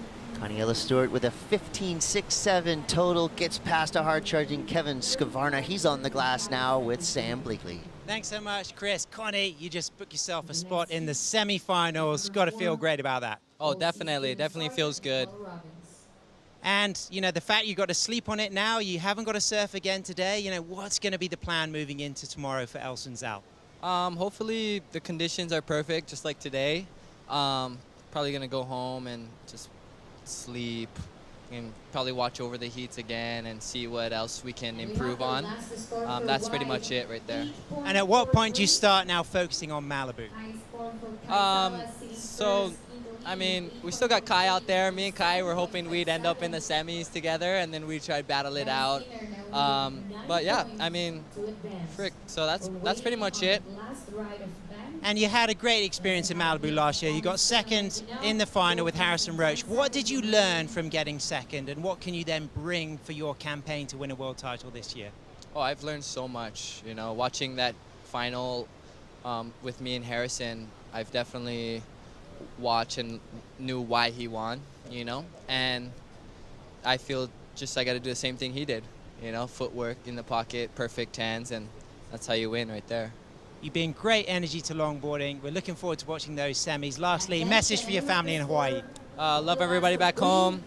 My family, Dixie, Phoenix, Rosie. Love you guys so much. Miss you guys. And on to the semis. Let's get back to the action.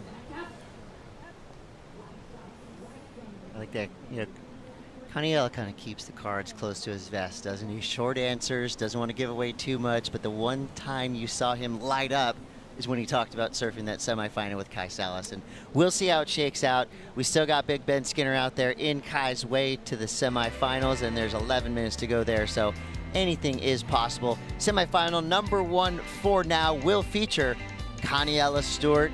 He's been on a roll so far, and I like it that, you know, obviously he's pretty confident, but at the same time he says, look, you can learn with every heat you surf. Even if he went out there and got a perfect heat, the other guy didn't even catch a wave, you can still learn from that moment. So he's going to go back, do some homework, get a good night's sleep, like a real athlete. That's right, but Ben Skinner just dropped a 9.4, so it could be very interesting. He might have heard what Kaniela was saying, right? Pretty much, and I think that fired him up, and that was that big power carve. And of course, between Stevie Sawyer, Cole Robbins, and this heat that we have in the water now with Rahilio and John Michael Van Hohenstein, we'll see who makes that next semi-final. And this is the replay of that 9.4, the highest wave of the entire event, is Ben Skinner holding a long 10 and nose ride, and they're stepping back into the power gauge. A little bit of a shuffle actually stepping into that, but the judges deeming this excellent surfing, power gauge and a drop knee turn just to make things harder for Kai Salas, and he gets back up to nose again. And this wave really offered a lot of critical surfing, and that is the criteria. Critical surfing in the pocket, using the rail and the full length of the board. So Ben Skinner, congratulations, a 9.4, the highest wave of the event so far, and he's not finished yet. Some more work on the inside as well. Yeah, that was just the moment, right, that we kind of mentioned. He was chilling. So again, don't do too much, right? Just do what the wave demands. Obviously, it's pretty clear there. The work that he did on the outside through to that mid portion of the wave was enough to get the highest single wave score of the event. The biggest turn, too. I mean, full rail engagement all the way. It looked like he was about to lose control, regain his composure quickly. I like the cheeky little look back up to the judges like, what are you going to do now? Well, it was interesting because he was chilling in that midsection, but it gave him a little bit more in the end. And I think that wave just held its size. And the judges are really commenting on the speed of some of the surfing. And look at that beautiful lineup of Surf City. This is stop 3 on the World Longboard Tour. And we hope we'll be back here next year, because what a display this is. And what a great warm-up, literally and figuratively speaking, coming from Bells Beach and moving in to the final stop at Malibu. I can't believe, look at this, it's a wave machine. And their wave's going unridden in a 4-man heat. There's Taylor Jensen there. A little bit of R&D here. No doubt watching who he will be facing in the upcoming Malibu finals. Possibly hoping Ben does take the win here. Right? Because that could help Taylor's him with ahead of his the position. rankings, absolutely. So the same thing goes for the Malibu finals as it did for the Rip Curl WSL finals. Highest seed surfs the least, meaning that you could be going up against somebody who surfed 4 heats. 4 heats in one day at Malibu. That's a lot of paddling. That's a lot of surfing. That's going to take a lot out of you. And when you come out, and if it is Taylor Jensen, I mean, we know how strong he is already. He's one of the few guys you think would be able to surf 6 or 7 heats on that day and be fresh the entire time. But he could be the end boss. He could be that final hurdle that the other surfers need to get past, and it is definitely not going to be easy regardless of who it is in that top spot. Ben Skinner had Kelis and Richie Cravey getting knocked out of the event, who were tied on 8,065 points. So you can almost say Ben has skipped both of them. And there we have, so Rogelio in final 8th spot there. Look at the surfers knocked out of the draw. So a big jump for Rogelio just for making it this far right now. And just below that line, sitting down below that is Ben Skinner on equal 9th. So a great result for Ben, exactly what he needed to do, but it's not done yet because Stevie Sawyer, Cole, and John out there in our priority heat, in our non-priority heat right now in red, are still in the draw. You know what? Underdog events are good for the sport. They're good for the culture. And I'm not saying that Kai Salas is an underdog or Kaniela Stewart is an underdog, but if you look at the rankings, guys like JR, Johnny the Ripper, even Ben Skinner, you would consider them underdogs just by the numbers. And it just makes it that much more fun, right? If it's just pure domination, yeah, that's cool too at times, but you love to see different names in and out of the semis and the finals. Just gives you a good, healthy mix of different styles and unique approaches. Good. So 7.98 for Kai, just about excellent. 6 minutes 25. It's going to have to be a considerable wave, and he has already got an 8.43, which was his last wave. So he'll feel confident that he can do it, but he needs the wave, and the onshore wind slightly picking up the tide coming in, but Ben Skinner proving that there are well and truly excellent waves out there with that 9.4. So there's no excuses. The veterans really pushing each other in this heat. What a heat total for both surfers, a 16.4 taking on 16. And I have a feeling you can just look at the waves. You know, we have 1 ridden there from John, 2 from JR. We have 4 there for Kai Salas and 6 for Ben Skinner. So I'm expecting a lot of waves to be surfed in the next 5 minutes. Yeah, I mean, Ben and Kai right now are putting together the highest scoring heat of the event so far, both in the 16+ range. But the good news for Kai, you know, if any other heat of the day, if you heard a 9.4, you would probably kind of be sinking into the give up mode. But for Kai, his 7.57 and his 8.43, both higher than Ben Skinner's backup score. So that means the required need is a 7.98. He already has the feeling of that with that 8.43, so he knows what it's going to take. If Ben was to get a 9.02, it would put Kai Salas into combo land. And that is very possible given what we just saw. But here is JR taking off with no priority in the second heat. So no love lost there. He's just trying to catch waves under. And here he goes, Ben Skinner trying to better a 7. All right, so gets straight to the nose, fading back. Cool swivel there. It's a little shaky through that second series of turns, trying to clean things up here. I mean, who would blame him for getting very excited out there after dropping a 9.4? But here we go. He's got a front row seat to Johnny the Ripper. Got this wave with priority. There's that traditional, gorgeous drop knee turn that Johnny's been showing us all week long. Could have a good line on it. You see how it's kind of building up down the line. That's a good sign for John Michael Van Hohenstein. Call him JTR too. JTR versus JR. Love the way your mind thinks, Chris. Carving that one back to the pocket. Just love a good nickname. I know you do. So don't we all? So here's JTR. All the way through to the inside, and he's got a nice little inside racetrack going on here. 10 over. He's got to get a 5.94 to advance through into the semifinals. Great work here on the inside section. Back up to the nose, 5 over, almost getting 10 over.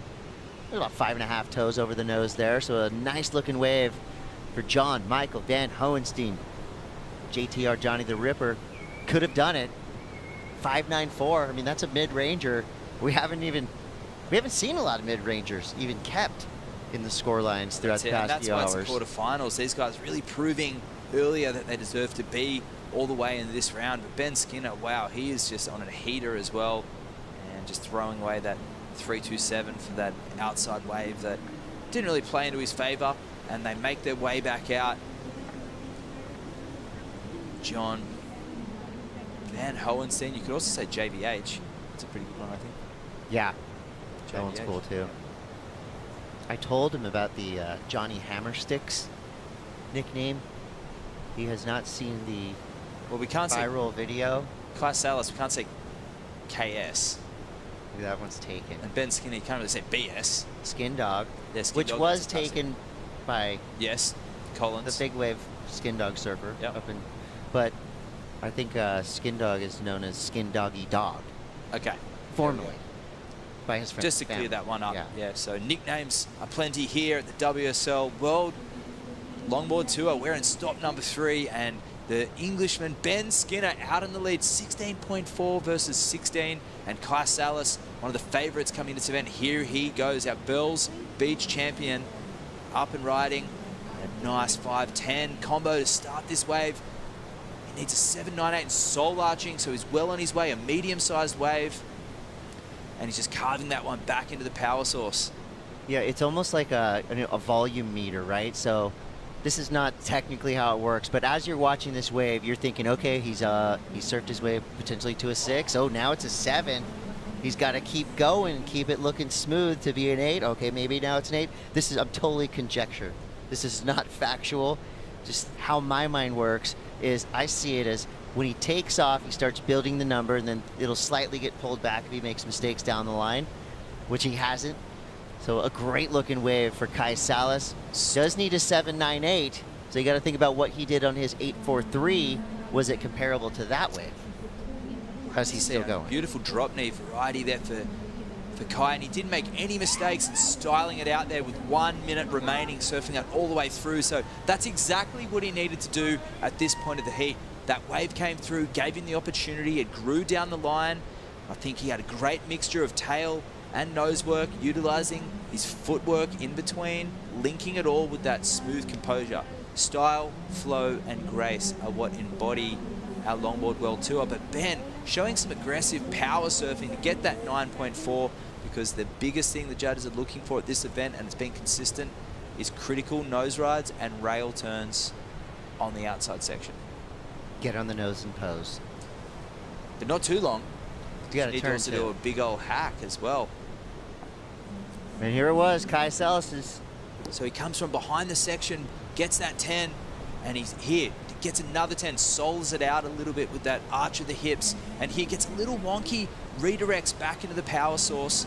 So just a setup carve for Kai, and it walls up again through the middle of the wave. So this is a great wave selection for Kai, giving himself the best opportunity and that layback, but he flows out of it, and that awesome. will be key, because it set him up, it slowed him down perfectly to set him up for this section here, where he gets a series of carves back into the foam, and he sets up right to the shore break. So polished surfing there from the Hawaiian Kai Salas, giving himself that best opportunity for that 7.98.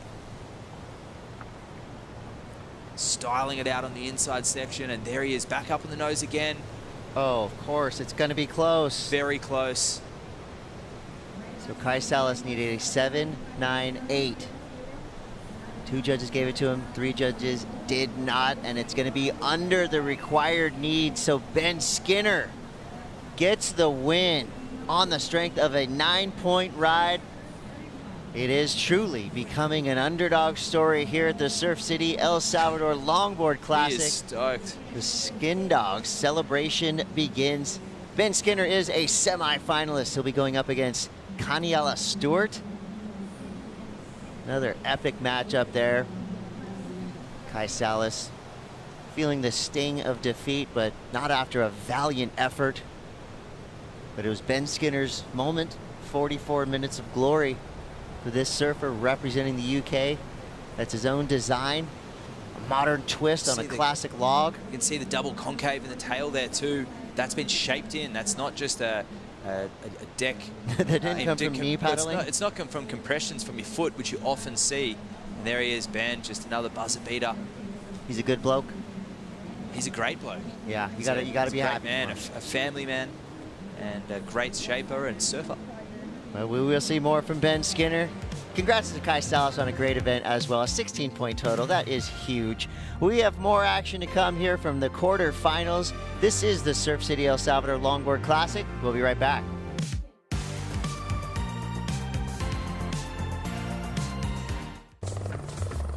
Have you been on a chopper before? I have, but not here in El Salvador.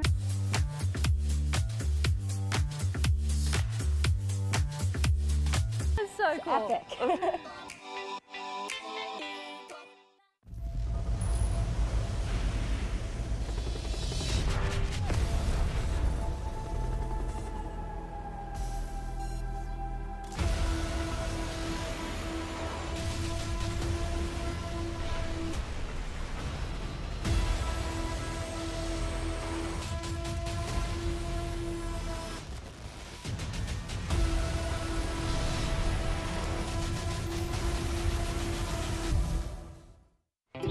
Connection to nature for me is an exchange that happens between human and nature. It's an energy you can't explain. It's like you pull from it and you also give back to it.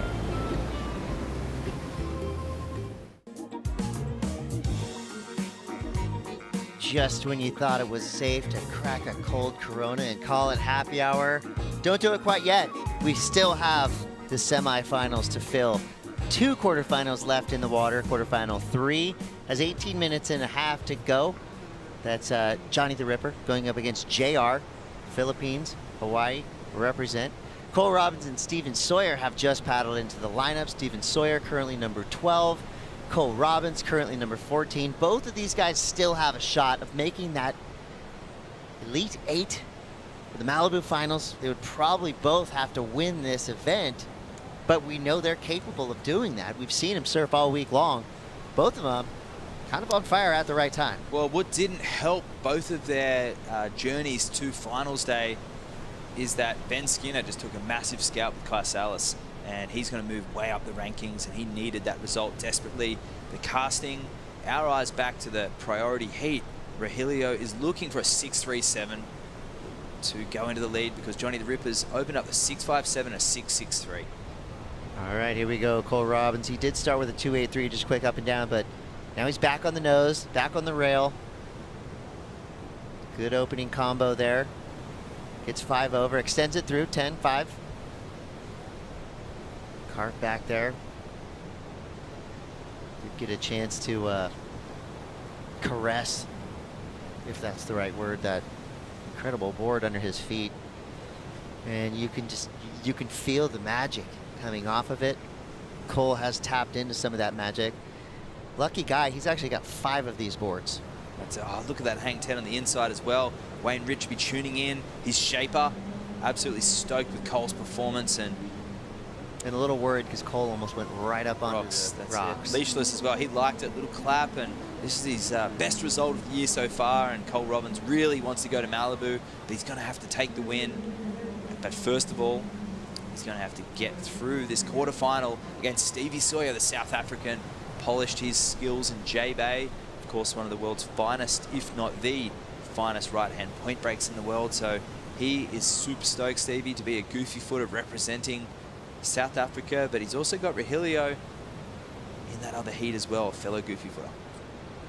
More fun heats to watch. 16 minutes for priority heat 3. Quarterfinal heat 4 is 38 minutes, and check it out. Winner, winner, Skinner, dinner. Ben Skinner is standing by now with Sam. Yeah, thanks so much, Chris. Skin Dog. Wow. In the semi-finals, but a 9.4, the biggest score of the event. Tell us about that ride. Wow, it all seems like a bit of a blow at the moment. I'm so hot, my head's just like pounding. And, you know, a lot of emotions, and like just didn't really get my luck all year. And then finally, you know, it feels good. And talk us through that 9.4. You know, what was it that you had to do, the degree of difficulty, the risk, and it really did pay off? Well, I got a good nose ride at the start, and I just knew that stepping back, I just had to put everything into that turn and just put it on rail and push as hard as I could. And I've been doing that the whole time free surfing. I've been connecting like the nose rides to big turns, which, you know, it's what they want to see. It's powerful rail surfing and with speed, and it felt good. So it was nice to be rewarded, you know. It was mental, yeah. And you've had so many amazing heats over the years with Kai Salas. He's already booked his spot in the original Sprout Malibu Longboard Championship. What's it going to take for you to get to Malibu to get in that top 8? I must be pretty close now, I think, you know, with Edward losing and Tony, I believe, and so it's going to be close. But right now I just got to ride the moment, and yeah, it just feels good. Feels really good. Well, it looks good, and I know you're going to have a massive, heartfelt message for your friends, your family, all of your support tuning in at home and around the world. Yeah, I might cry, but just thanks to everyone, you know, like, yeah. So it's a lot goes into this, and not just for me, but from my family and everyone around me, so. Wide up and riding. Good job, Skin Dog. Into the semi-finals. Let's get back to the action. Those are the tears we like to see. Pure joy from Ben Skinner. Semi-finalist here at the Surf City El Salvador Longboard Classic. I love that we got to see it sink in for him right there. Yeah. Riding the high all the way from the UK.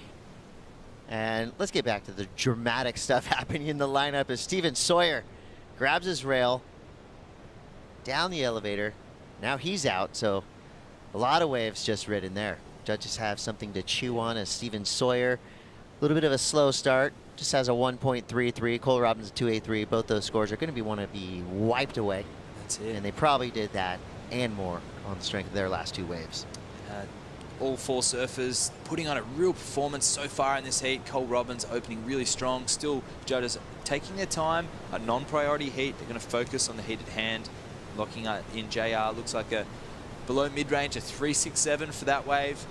And I'll tell you what, Johnny the Ripper on that Mark Little Hawaiian Designs shape looking really good.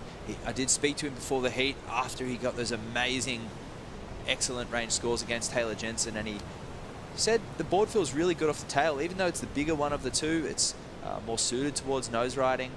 He said it feels amazing between transitions and the footwork element where he doesn't step between his turns, but he said he really enjoys staying on the tail and the board feels like it wants to carry momentum. And Stevie Sawyer here, critical nose ride, the outside section carving it back through, and they're just stalling up the top, a trademark Stevie transition there, and he coming back into the foam and a little drop knee carve, whipping it into the shouldery wave. So this wave petering out on him. We're going to have a look to see what happens on this inside section, and a beautiful drop knee turn, and he's in the pocket. That board way back in the whitewash, and a great carve just when most people are going to the nose. Stevie is carving in the bowl, looking really lively.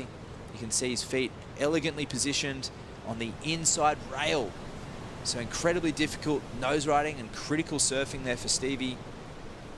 Really look forward to seeing this score, and finishes cleanly in front of the judges. So that could be one of Stevie's best waves that he's had all day. Well, this is the right time to do it. Two of the last heats of the day. After these two heats, the Corona post show. A lot to unpack there. Good luck, boys. I'm off for that one. I'll be watching it from right over there. So not technically off, but You'll be out there 11:30 going for a left. quick little wave, and I don't blame you. Down here at Surf City, the wave machine keeps pumping, and to all those viewers at home, don't know if we really want to let them know, but it's our job too. But this place breaks all the time, and this is small. This is some of the smallest conditions that you've seen. You've been down here before. No, that is the absolute truth. I mean, the waves are perfect, and this would be considered flat in Surf City, El Salvador. Most days, twice this big, twice this consistent, and if you kind of see what we've been seeing throughout the day, that says a lot. Surf City, El Salvador, truly one of the greatest surf destinations on the planet, one of the most welcoming. A lot of places you go, you might feel a vibe if you're a surfer. You might feel a vibe if you're dragging a big board bag around with you. Well, here it's the complete opposite. Most of the tourism is surf tourism, and there's a lot to do besides just ride great waves. You can check out volcanoes. I mean, there's tons of them. You can go into the rainforest. Talk about some of the best coffee in the world. Downtown San Salvador is super cool. Just, again, it's been an underrated destination for a long time, so it's great to see that Surf City, El Salvador getting its due. You see both John and Stevie Sawyer putting their hands up, just requiring some updates, wondering about scores, but we can tell you at home that our surfer in red, Johnny the Ripper, with a 7.07 and a 6.63, so out to the lead with our Filipino surfer, a 6.88, required to go to the lead. Overlapping heats for anyone tuning in right now, so John and Rogelio are out in the lead, in their opening heat, sorry, so they've got the priority. Third, fourth priority goes to Cole Robbins and Stephen Sawyer. They're in that fourth quarter final, and they have their priority too. Stevie is in second priority. Cole is taking the lead in that one with that first priority, and that basically means choice, and they can't get in the way of either Gilio or John. Well, Stephen Sawyer's last wave was a 6.83 deep paddle there, but he's basically in fourth priority. Yeah. So you have Rogelio Jr. in that top priority spot in the priority heat. John Michael, second priority. Cole Robbins, so he's in first priority for the second priority heat. Sorry if that was very complicated. Basically, Stephen Sawyer's last in line. So there's this call for Stevie Sawyer. He's just being reverberated his score of that 6.83. So now requiring a 2.33 because Cole opened up a 6.33. So it's a battle of the backups at this point with half an hour left on the clock for their heat. I think that will definitely be replaced. Just another barn burner. Of course, it's going to be tight all the way to the wire. 8:24 to go for quarterfinal heat 3. 30 minutes to go. Quarterfinal heat 4. You know, with the boards, both surfers in the priority heat, John and Rogelio, they're riding pretty similar. It's a Kaisalis shape under Rogelio's feet. That one is an old board, a favorite of his, and that's something he rode down here earlier in the ISA event where he made the finals. And John's board there, it's the Mark Little Wine Designs surfboard. It's a square tail, wide point slightly forward, and it's really cool. He's going to jump in the shaping bay and he's going to tweak some boards. He said he doesn't prefer too much nose concave in his boards as well. So that board relatively, not convexed, but relatively flat in the front end under the nose. Where a lot of these surfers who are riding the nose rider style, or we should say Michael Takayama inspired designs, do prefer some nose concave in there too, which will just lift the nose up a little bit more. But as we keep saying, your nose ride is only as good as your cutback, and all of the surfers in both quarterfinals have been performing on the rail just as well as they have on the nose all event long. And for those not as familiar as maybe you and I put myself in the category of not as familiar with surfboards as you in the longboard category. So nose concave would be kind of a scooped out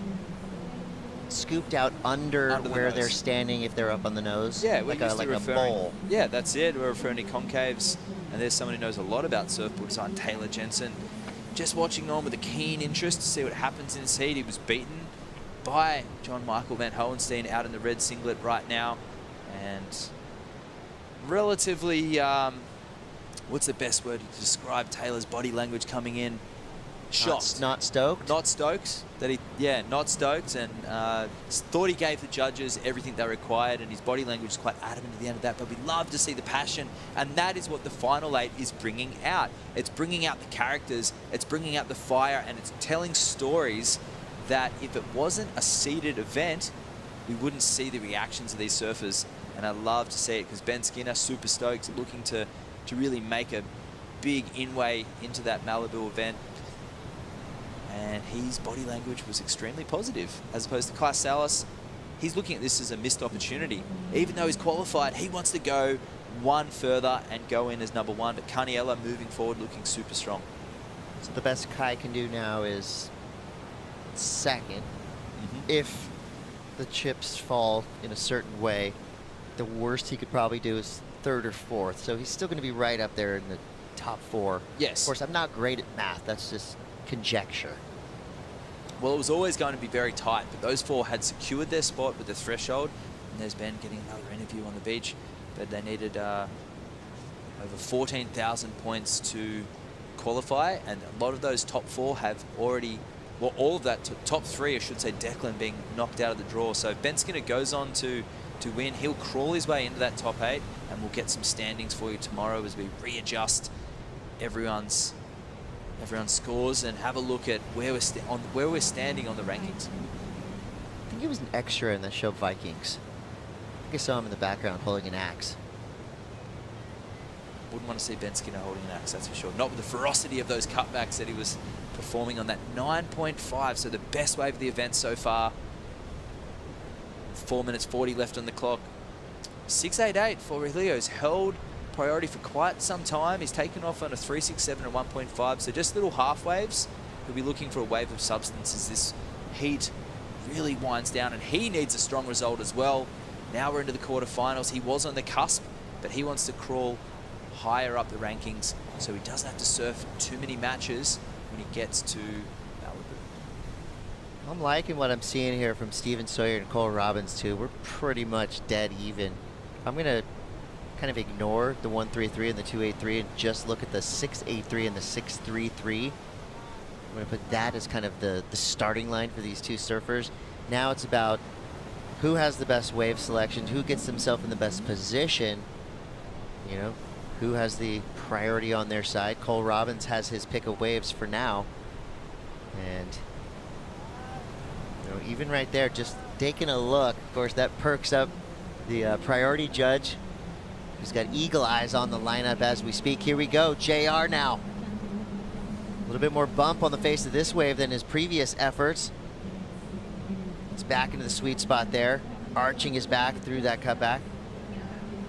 Now gets back into the pocket, trying to figure out where and when to get back on the nose.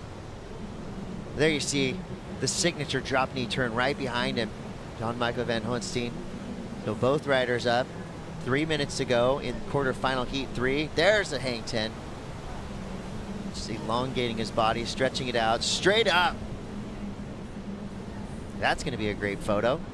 And still going, providing highlights throughout this entire wave.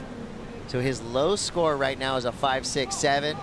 He is feeling it. He should be, because that was a great way to surf that wave. Now here goes Cole, streaking down the line. A hot pocket with 5 over, still riding on the nose. Clicks a quick 10.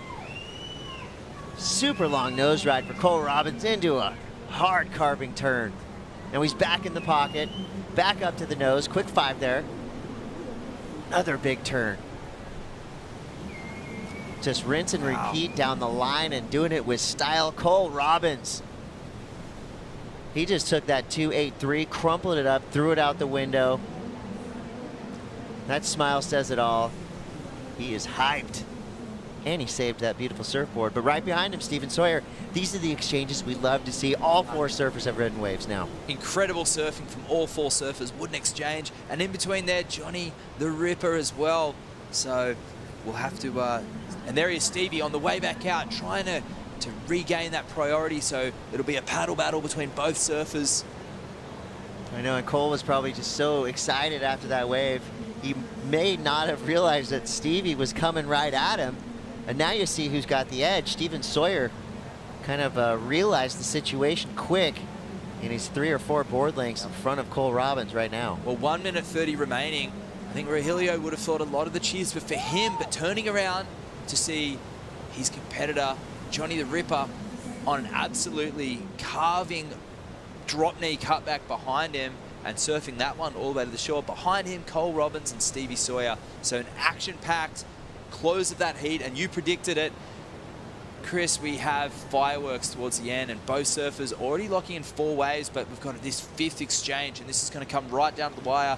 Only a 6.88 required for JR, and this was that wave behind. So quickly making his way up to nose, holding a long 5 before the section, driving in the middle of the board, shuffling back to the tail, but a drop knee carve and gouging that one back to the foam. So really beautiful transition there from our Hawaiian surfer, Johnny the Ripper, and another power carve with that layback and flowing into the next section. And that there was a beautiful transition. Creativity. Going off what the judges have been looking at all event. sort of displacing the footwork and creating more of a favourite for power couches, but the flow that he's coming out of it with, that layback with a lot of speed, and sets it up with a long nose ride on the inside, and right in front of JR, a power carve with the cheers of the crowd. So that carve was for JR, wasn't it? That one was incredible. And this was the outside of JR's, so he got the first wave of the set, a little bumpier. And stepping back, and just here having to control this turn, and he does really well to manage the bumps, and he didn't put a foot wrong, considering and waiting for the inside section, and he needed it. The score wasn't there yet, a 6.88 required. Standing on the tail now, a little bit of downtime, gets the 5, and here, linking the inside. And this was the dynamic part of JR's wave, gets the 10, soul arch. And again, another 5 and another soul arch 10, but not overly critical in the pocket. The judge has been very strict, and it comes in under. It's a 6.2 as the Hooters already gone off. And meanwhile, John Michael Van Hohenstein drops an 8.6. Wax, come on. You're not entertained. What an amazing finish for quarterfinal number 3.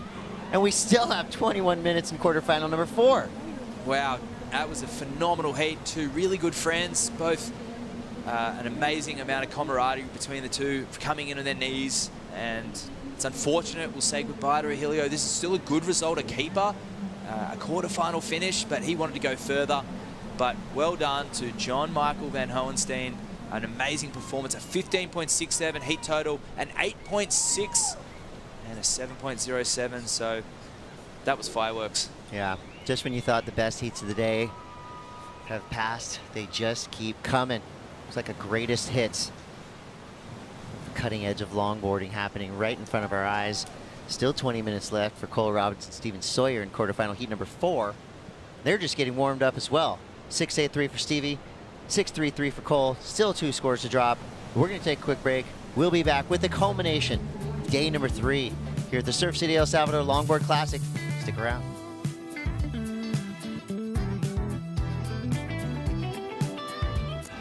There's a right time for everything.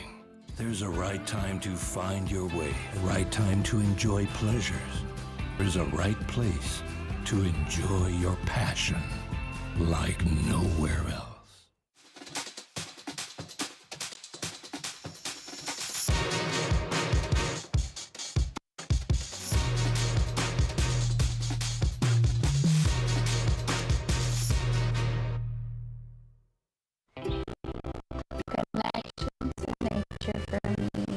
Is an exchange that happens between human and nature. It's an energy you can't explain. It's like you pull from it and you also give back to it.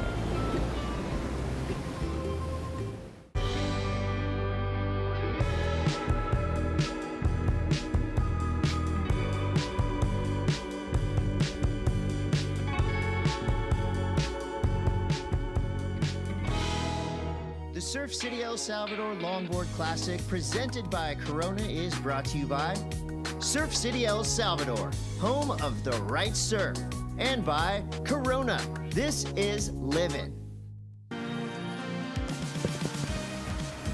19 minutes to conclude day number 3 of competition here at the Surf City El Salvador Longboard Classic, presented by Corona. Steven Sawyer trailing California's Cole Robbins. Robbins in the lead with a 7.27 and a 6.33. The former world champion from 2018 needing a 6.78 or better. Mitchell Salazar here with Sam Bleakley for the last heat of quarterfinals. Quarterfinal 4 out there. Sawyer takes the lead on his last ride, a 7.2. Interesting one here at the end. They both need a big result, really looking to win the event to be able to get into the top 8 and qualify for Malibu, Sam. Yeah, particularly Cole. He would definitely need the win, and it would depend on some other surfers falling short. You know, all of those people who are tied down there in equal 9th, equal 11th, they really need to go beyond the semi-final. But this is so evenly poised. Steven Sawyer carrying that 6.83 and that 7.2. Cole Robbins carrying a 6.33 and a 7.27. So Cole just needs that 6.76. But wow, what a performance from Johnny Mitchell in that last heat. Incredible. JR has been such a standout all season, and I'm curious to know the possibilities if he still stands a chance of getting in the top 8. But what about this replay from Cole Robbins? Looks like a good start, Mitchell. Yeah, 727 right here, Sam, as we've seen before, opting for the nose right on the outside. Once you get to the open faces, a lot of carving with the rails. Yeah, nice second nose ride in that bowl section. Talking in the post-heat interview about how he felt familiarity with this wave compared to Rincon, holding a long 5 through a section into a 10, walking out on rail, and sweeping turn on his Wainwright board. And I love the way he comes off the bottom and cross steps back into the nose ride, navigating this inside section, getting super busy. Already a dynamic big score waiting to drop. So a 727 for that last ride. This feels like that could go even higher, Mitch. Yeah, and it seems like Robin's looking for something that will eclipse a 727 that he had on his previous ride. Meanwhile, Stevie Sawyer got a 7.2 for this one, a strong one that put him up into first place. Straight into the 5, into a second 5. Beautiful backside nose riding from Stephen Sawyer from Jeffreys Bay, South Africa, demonstrating that he's no stranger to one of the best right-hand points in the world, Jeffreys Bay, with the section like the point tubes, super tubes. He's able to longboard all of them, and he's looking so comfortable moving through to this steeper, bowlier section and just keeping his feet on that inside rail and then cross-stepping into the other rail side to jam that board on edge, and then setting back up for a full nice tight 5 in and out of that with style, stepping out just in that shallow water on the inside. Both of these surfers at the very top of their game. And it seems like both of those scores are actually owed to us. So with 15:40 on the clock, waiting on 2 scores, one from Sawyer, one from Robbins. Here's the South African again, straight to the 10 on the back end on the outside. Strong stuff there from Stevie Sawyer. Moving backwards, using the footwork to really place himself in the pocket the entire time on this wave. Once again to the 5. Really love the way he brings that board all the way around for the roundhouse cutback on the back end here, Sam. And great, opting to ride this 9.6, 23¼ wide, 18-inch nose, concave to roll, to V, to flat V. Sounds complicated, but I asked him to describe this board when we were in Bells, and it's got a lot of dynamics on the bottom. He spoke to his father, Des Sawyer, and Des said this morning, just ride it, give it a go, and it's paying off, looking absolutely sensational. Barely brought this board. It was a board that was originally designed for the duct tape event over in Brazil. Meanwhile, Cole Robbins now went for the rail carve right there, and unfortunately maybe a bit too strong for how soft the section was right there. 14:30 on the clock. It is non-stop out there. The tide's rising, a lot of waves pushing through the lineup right now, and plenty of time for both Robbins and Sawyer as we are in our last heat of day number 3 of competition. Waiting on the last of Stephen Sawyer. He's looking to better a 6.83. We mentioned the speed management, but it also seems like he's just kind of finding a rhythm and getting into a groove at a long right-hand point break, very similar to J-Bay. Yeah, I mean, Cole Robbins' wave then was a bouncy one, so it's obviously not going to go into his top 2, but Stephen just looked unhesitant in that commitment to that opening nose ride. I love to see the goofy footers shining today. It's been one of my favorite elements of the day. We just saw a goofy footer go down, JR, in quarterfinal number 3. We also saw Kevin Skavana go down in quarterfinal number 1, getting beaten by Connie Ellis-Stewart. But those goofy footers have looked so good at Sunzal. They definitely have. You know who's looked good at Sunzal so far is John Michael Van Hohenstein. He is with Chris Cote. Yeah, that's right. Johnny the Ripper. I've given this guy about 12 nicknames on the day, but I got a new one. Johnny the Semifinalist. How does that grab you? Yeah, what a heat.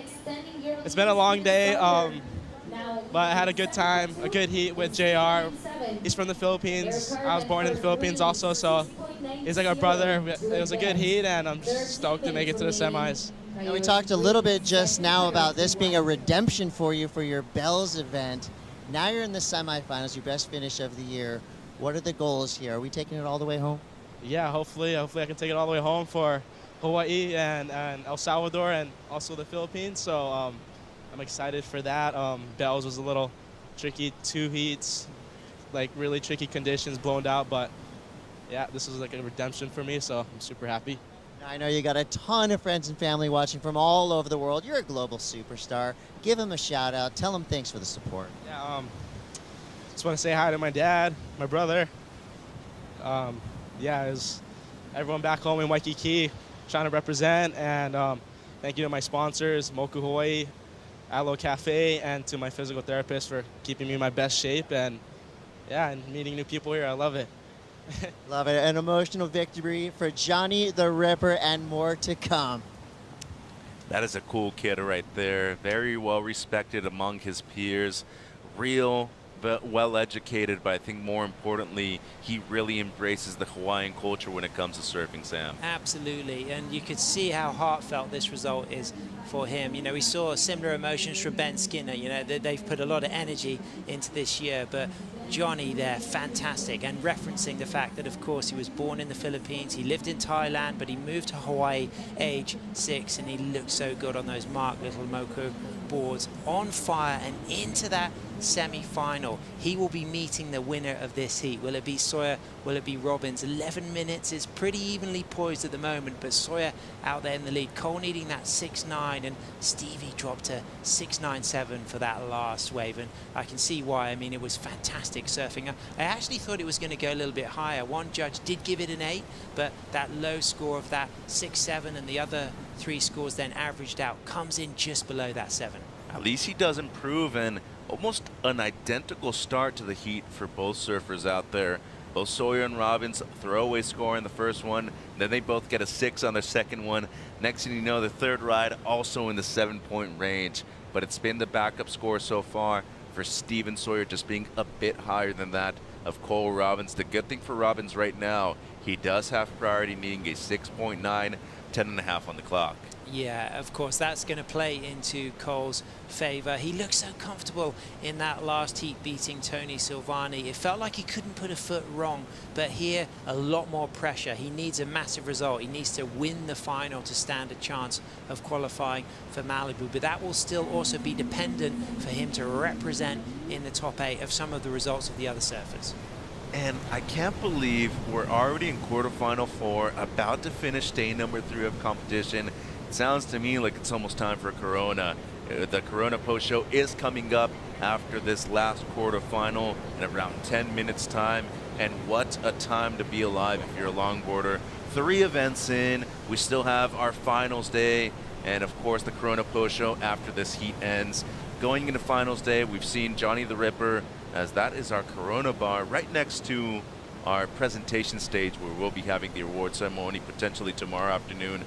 What a day of competition. Event number 3, definitely succeeding expectations. Yeah, it's been incredible. You know, definitely stay tuned to watch the Corona post show, because we're going to be able to feast on some of these excellent range scores we've got. We had the likes of Johnny the Ripper going well up into the 8s, Taylor Jensen an 8.8, 8.3, Kai Salas, Connie Anna Stewart getting like mid-range 8s, 8.5s, and 8.7 for Connie, and then that 9.4 for Ben Skinner. But also in the women, we got some really good, excellent range scores to feast on.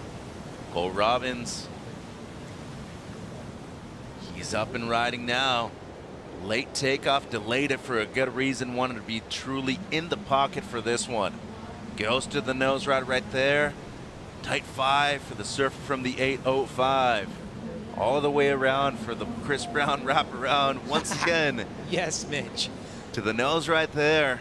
Robbins, one of the greatest surfers to come out of California, especially when it comes to longboarding. And you see him right here, just doing that fancy footwork, about to hit the inside. 8:25 on the clock, going through this lineup right here. He's looking for a 6.9. Did a lot of great work on the outside, but you can definitely see the tide is filling in. That inside section, not really there anymore, Sam. You could really see the concave on his Wayne Rich surfboard there. You know, with that low afternoon light, it really kind of accentuated that beautiful design there. Coming into the high tide, 6:39 high tide. Still a couple of hours off high tide. It does get more peaky and bouncy on the high tide, but there's still a good canvas to perform for the surfers with 7 minutes remaining. I mean, that was a strong ride for Cole, 6.9 relative to the 7.2 and the 6.97. You feel as if it might come out just lower than the requirement.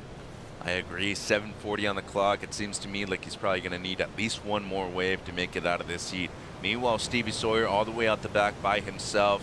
What's the thing that you think has impressed you the most today?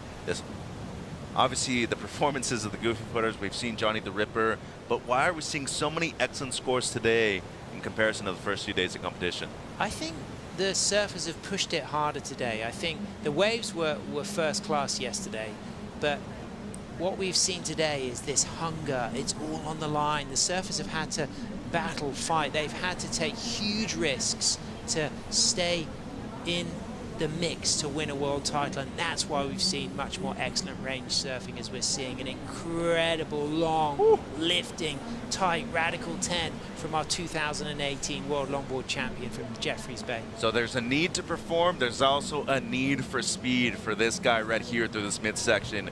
Accelerating, going through the motions, brings it back all the way around. Great style from Stevie Sawyer as always. This wave on the inside seems like it's going to offer up a great double up. Once again stalling right there. How's that poise and control to maintain the 10 through a steep section? Looking great on this one so far, Sam. Yeah, Steez to the max. This is why this dude is 218 World Longboard champion, and the fact that this 9.6 board was something he wasn't going to bring in his quiver, and it was a conversation with his fantastic father Des Sawyer, the shaper, this morning that encouraged him to ride it, and it's paying dues. He is looking sizzling hot on this, and that could well be the highest score of the heat. Absolutely. 6 minutes on the clock. A big answer right here from Cole, and just a bit too desperate to get to the nose that quickly on the outside. Slips. Still has 5:45 on the clock right now and might have to do the turnaround right here. Good looking wave, clean wall ahead of him. He's gonna fade the takeoff. Let's see what he can do right here on the outside section. This is a much frothier wave than the previous one that we saw him on, and he recognized that. Had to kick out immediately, so it's gonna be a couple of throwaways. His previous ride came in 5.77, not enough. And we're still waiting for the last of Stevie Sawyer. Yeah, I think it's going to be a strong score for Stevie. I mean, that 10 on takeoff, super long, and the second nose ride through the sections. Great rail works. This is a really strong Stephen Sawyer. And we saw a very strong Kevin Scavana as well. They were fantasizing about the possibility of meeting in the final. Kevin eliminated. It's going to be Connie Ellis-Stewart against Ben Skinner in that first semi-final. The winner of this is going to meet Johnny the Ripper, who's just been sensational, beating Taylor Jensen, who was one of the front runners with the top seed, already qualified for Malibu, got his support, secured his spot at that original Sprout Malibu Longboard World Championship there that will be happening anytime between the 3rd and the 13th of October. So it's going to be that one-day event, winner takes all, but seeding is paramount because those surfers in the lower seeds, 8, 7 and 6, will start with a 3-surfer heat. The winner goes to surf against the next highest 2 seeds again in a 3-surfer heat, and then it goes man on man all the way to the best of 3 final. So the stamina, Mitch, it would take to come from the bottom would be pretty exceptional. You'd need it from you'd need not just a bit of luck, but like a kind of some extra bit of adrenaline juice to do that. Speaking of adrenaline, this guy's gonna get a bit of it as he gets an 8.07. A couple of big scores thrown out in there, an 8.5, an 8.2, and 3/8. The average comes through as an 8.07. He extends his lead by a good margin. That means that Cole Robbins also needing an excellent score to answer back an 8.01, the requirement. Yeah, exactly. I mean, we felt that was going to be strong, Mitch. We saw it. It looked like it was much stronger than the 7.2. His last 6.97, actually, one judge did really like that and rewarded it an A.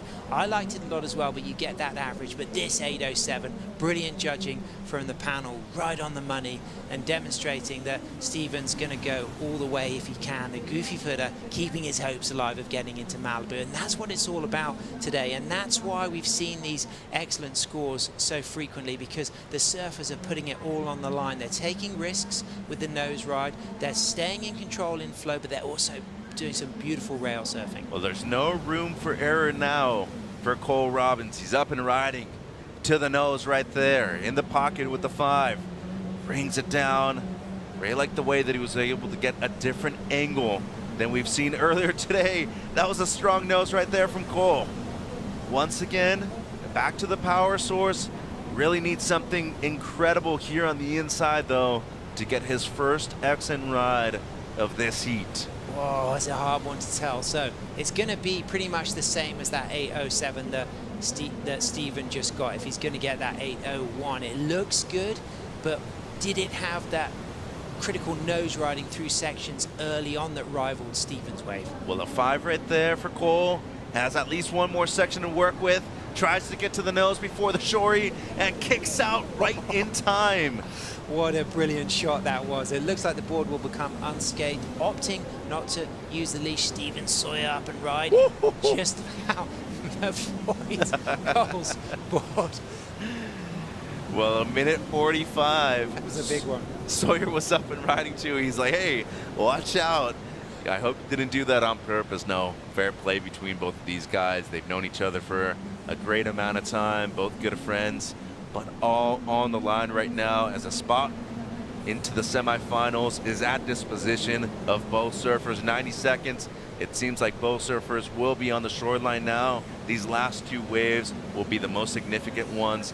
Robin's still needing the 8.01 as we look at the replay. Sets himself up with the 5 into the 10, long 5, walks back, puts the board on rail, little rail grab touch there, sets himself up with 2 steps, 4 into a 5, pulls up for a tighter 5, a lot of speed, walks into a nice roundhouse cut back and then readjusts. Wave getting a little bit more open, but then just carves himself back on his wave-rich board with 2 sweeping, snaking turns and then staying nice and lively high in the wave. And this is where he gets the opportunity to get back up into the footwork on the nose there. Just a little weave, a readjust, gets high, 2, 4 steps, strikes the 5, holds a long trimming 5, and then cuts back once more. And look at the technique he uses for the kick out here. Just gets that board into the sky and it just gently lands safely in the water. No dings. That was pretty cool. Probably have to say one of the best kickouts we've seen all event long. On the response though, on the outside, Steven Sawyer looking to improve on a 7.2. Straight into the nose ride. Really critical then under the bowl section. Big overhead wall. Gets nice and low here, coming off the bottom. You can just picture him destroying the waves at the point break of J Bay. This guy's a master on right-handers. The goofy footer being so dynamic all day. This wave might well replace his 7.27. Comes in at a 7.83 for Cole Robbins. So Cole does get a big score on that last exchange. This 8.07 for Steven Sawyer. Is this going to replace that 7.2, Mitch? Well, either way, he will be moving through into the semifinal. So we're going to have at least one goofy footer in there for the last 4 men in the event. Huge performance right now by Steven Sawyer, moving through into his first semifinal appearance of the calendar season for the World Longboard Tour.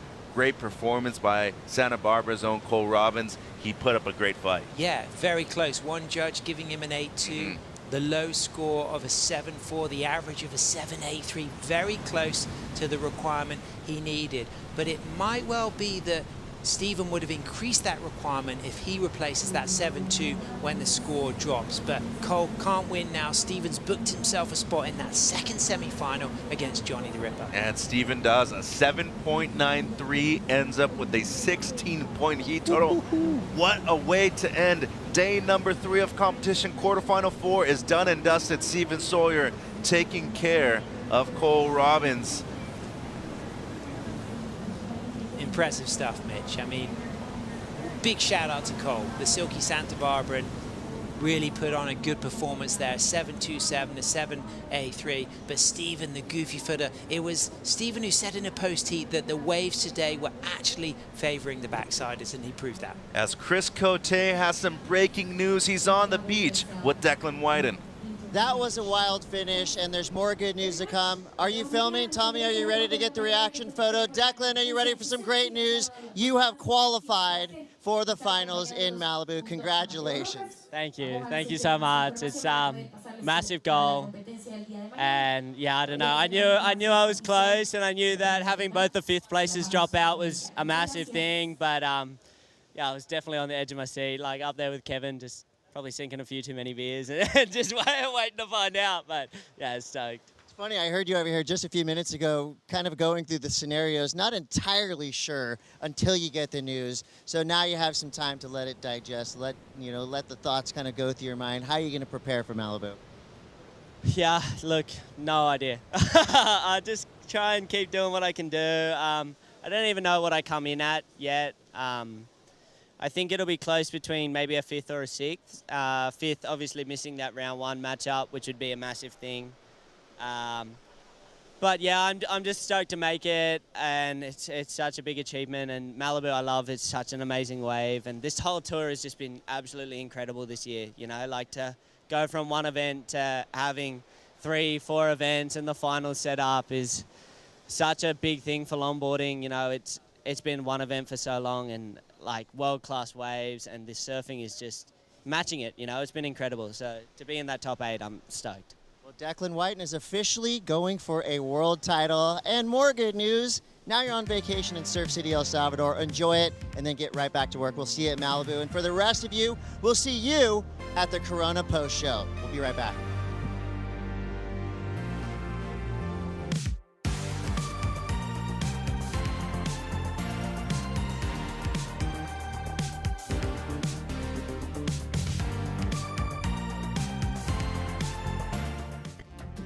El Salvador has so much diversity. The coastline's beautiful, inland there's so many different sights to see. You literally can't be bored here. Not only are the waves amazing, seafood here is some of the best in the whole world.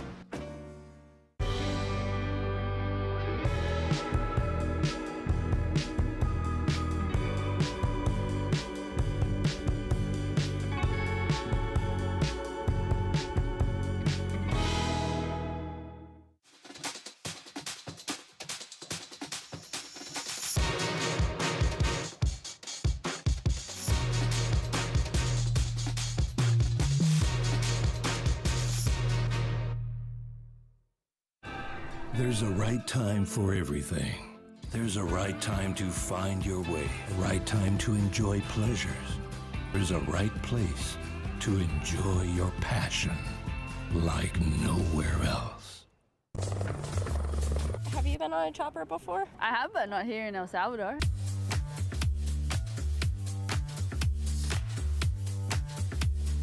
It's so cool. Epic.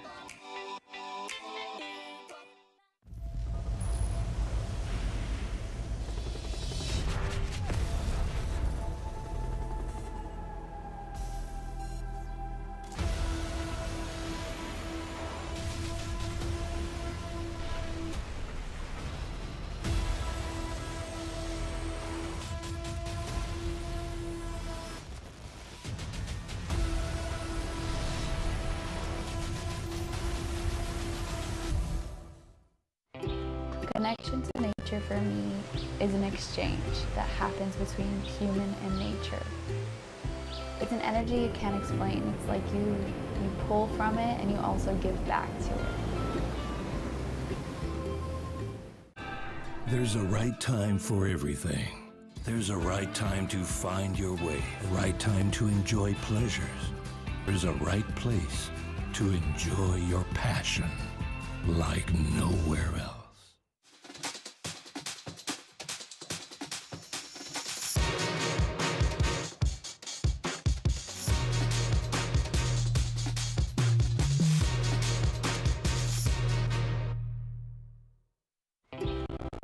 Connection to nature for me is an exchange that happens between human and nature.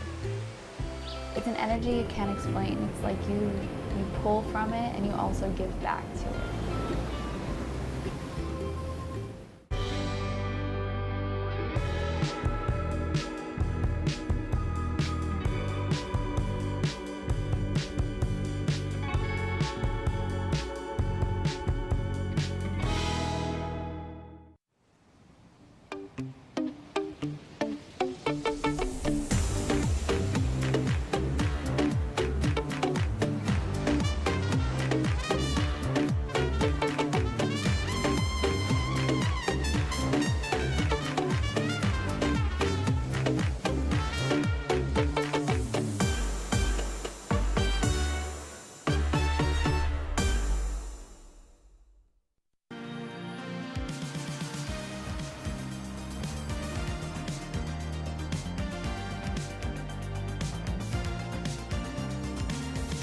Buenas tardes. You wanted action? We got some action on day number 3. It's the Corona Post Show live from El Sunzal at La Libertad in El Salvador. It's the Surf City El Salvador Longboard Classic presented by Corona. Day 3 done and dusted.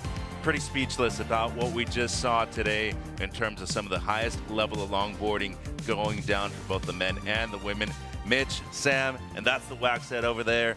Gentlemen, we have a lot to talk about on the Corona Post Show, but starting with you, Matt, what a day. What really stood out for you? It was the style, flow, and grace that the women really embodied. I think they kicked off with a bang this morning. Kelis, that first heat, really slow, coming back with some really stylish transitions, and a buzzer beater from Chloe Calmon. We thought it was going to be one of those heats that just didn't provide, and it did towards the end, so really happy to see some amazing goofy footers progress on the women's side of the draw.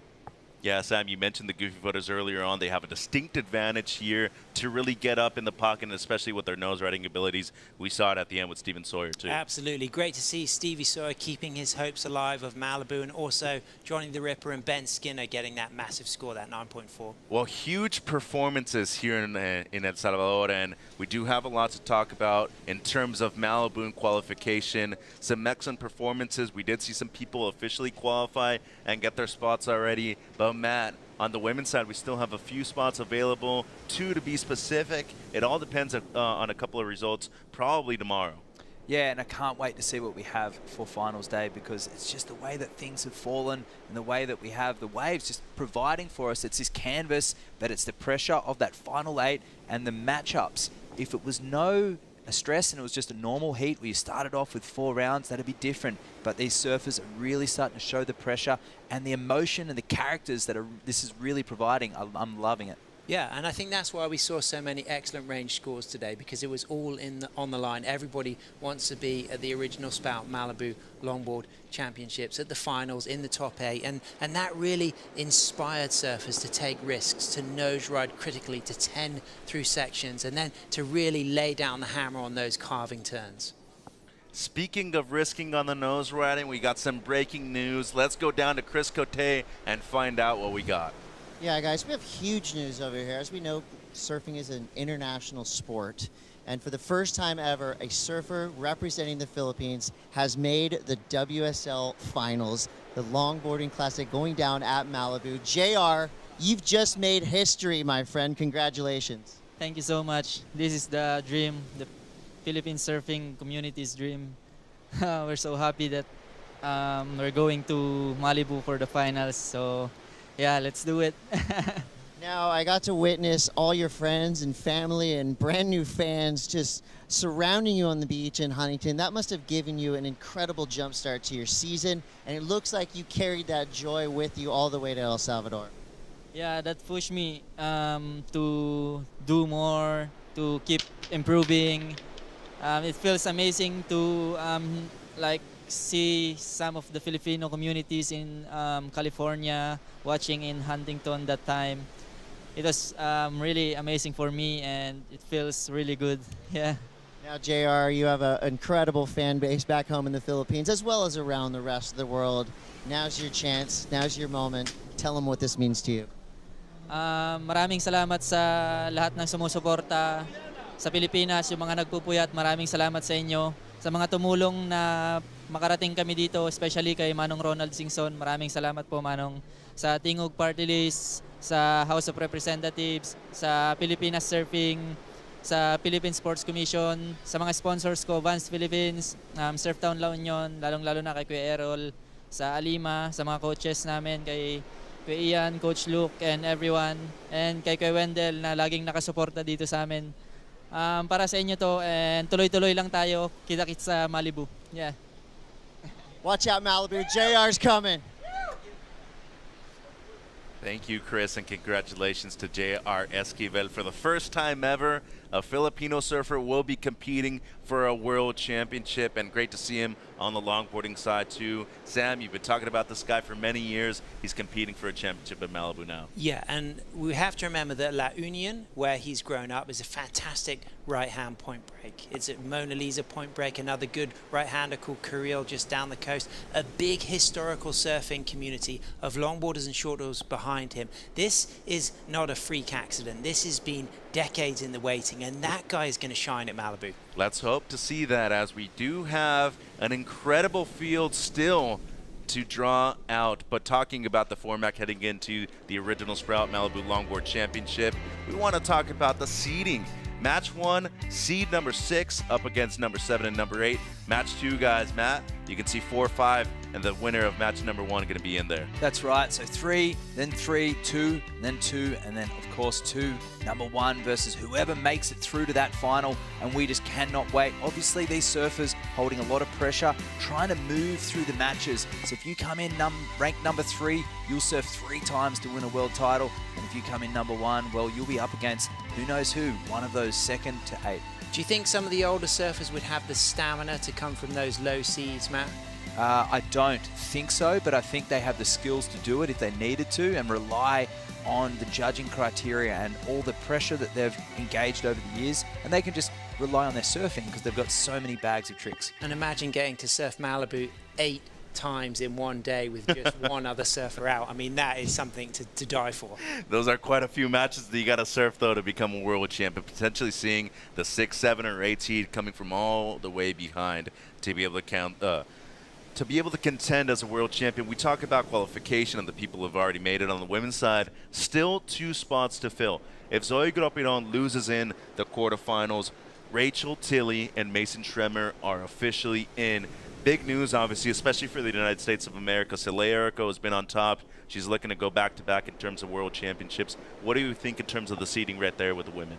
Well, I think there's so many people that were coming into this looking like they could do really well at this event, but also Malibu. But Zoe, she's no stranger to this wave. Having surfed in the ISA, her sister has a place just up the road, and she's married to a local guy. And I tell you what, the way that she's surfing those power carves, she's got nothing to lose as well, everything to gain. So those surfers on the bubble will be watching Zoe surfing very carefully. And of course, she got that 3rd in 2021 in Malibu, so she's got real pedigree, good track record at Malibu. Yeah, and speaking of track records at Malibu, obviously one of the greatest to ever do it, Taylor Jensen, a 3-time world champion. He went up in the heat of the day against Johnny the Ripper, back-to-back wins and clutch performance for John Michael Van Hohenstein. Sam, an 8.77 and a 7.5 for the win. Johnny just absolutely on fire today. And it was that carving rail surfing. We know this guy's had talent. He's an influencer. You might follow him on TikTok or Instagram, but he demonstrates not only is he a great surfer, but he puts a lot of training in. He loves his music, loves his surf culture, and he's got this mixed heritage, having been born in the Philippines, lived in Thailand, but moved to Hawaii when he was 6. And on those Moku boards, he just looked absolutely incredible today. And to rise and shine against Mr. TJ Taylor Jensen, 3 times world longboard champion, that was really special.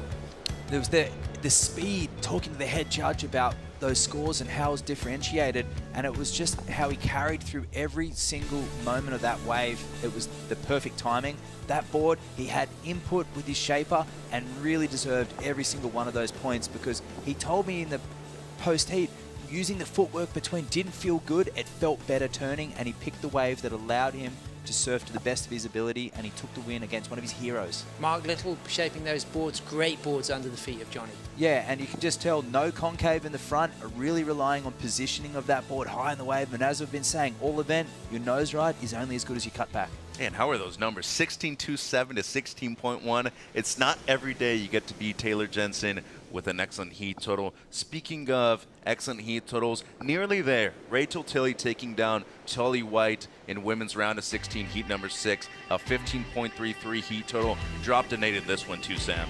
Yeah, absolutely. I mean, Rachel just so lively, of course, on that Martin board there with that spruce wood stringer. And she was telling me, Matt, that that spruce wood stringer is giving that board a lot of spring. And we also talked about that fabric inlay that she collected from Hoffman Fabrics there. But typical Rachel, you know, she's so capable, such a fantastic all-rounder, and surfs with so much elegance and control and power and style. Just another example of someone connected to their equipment.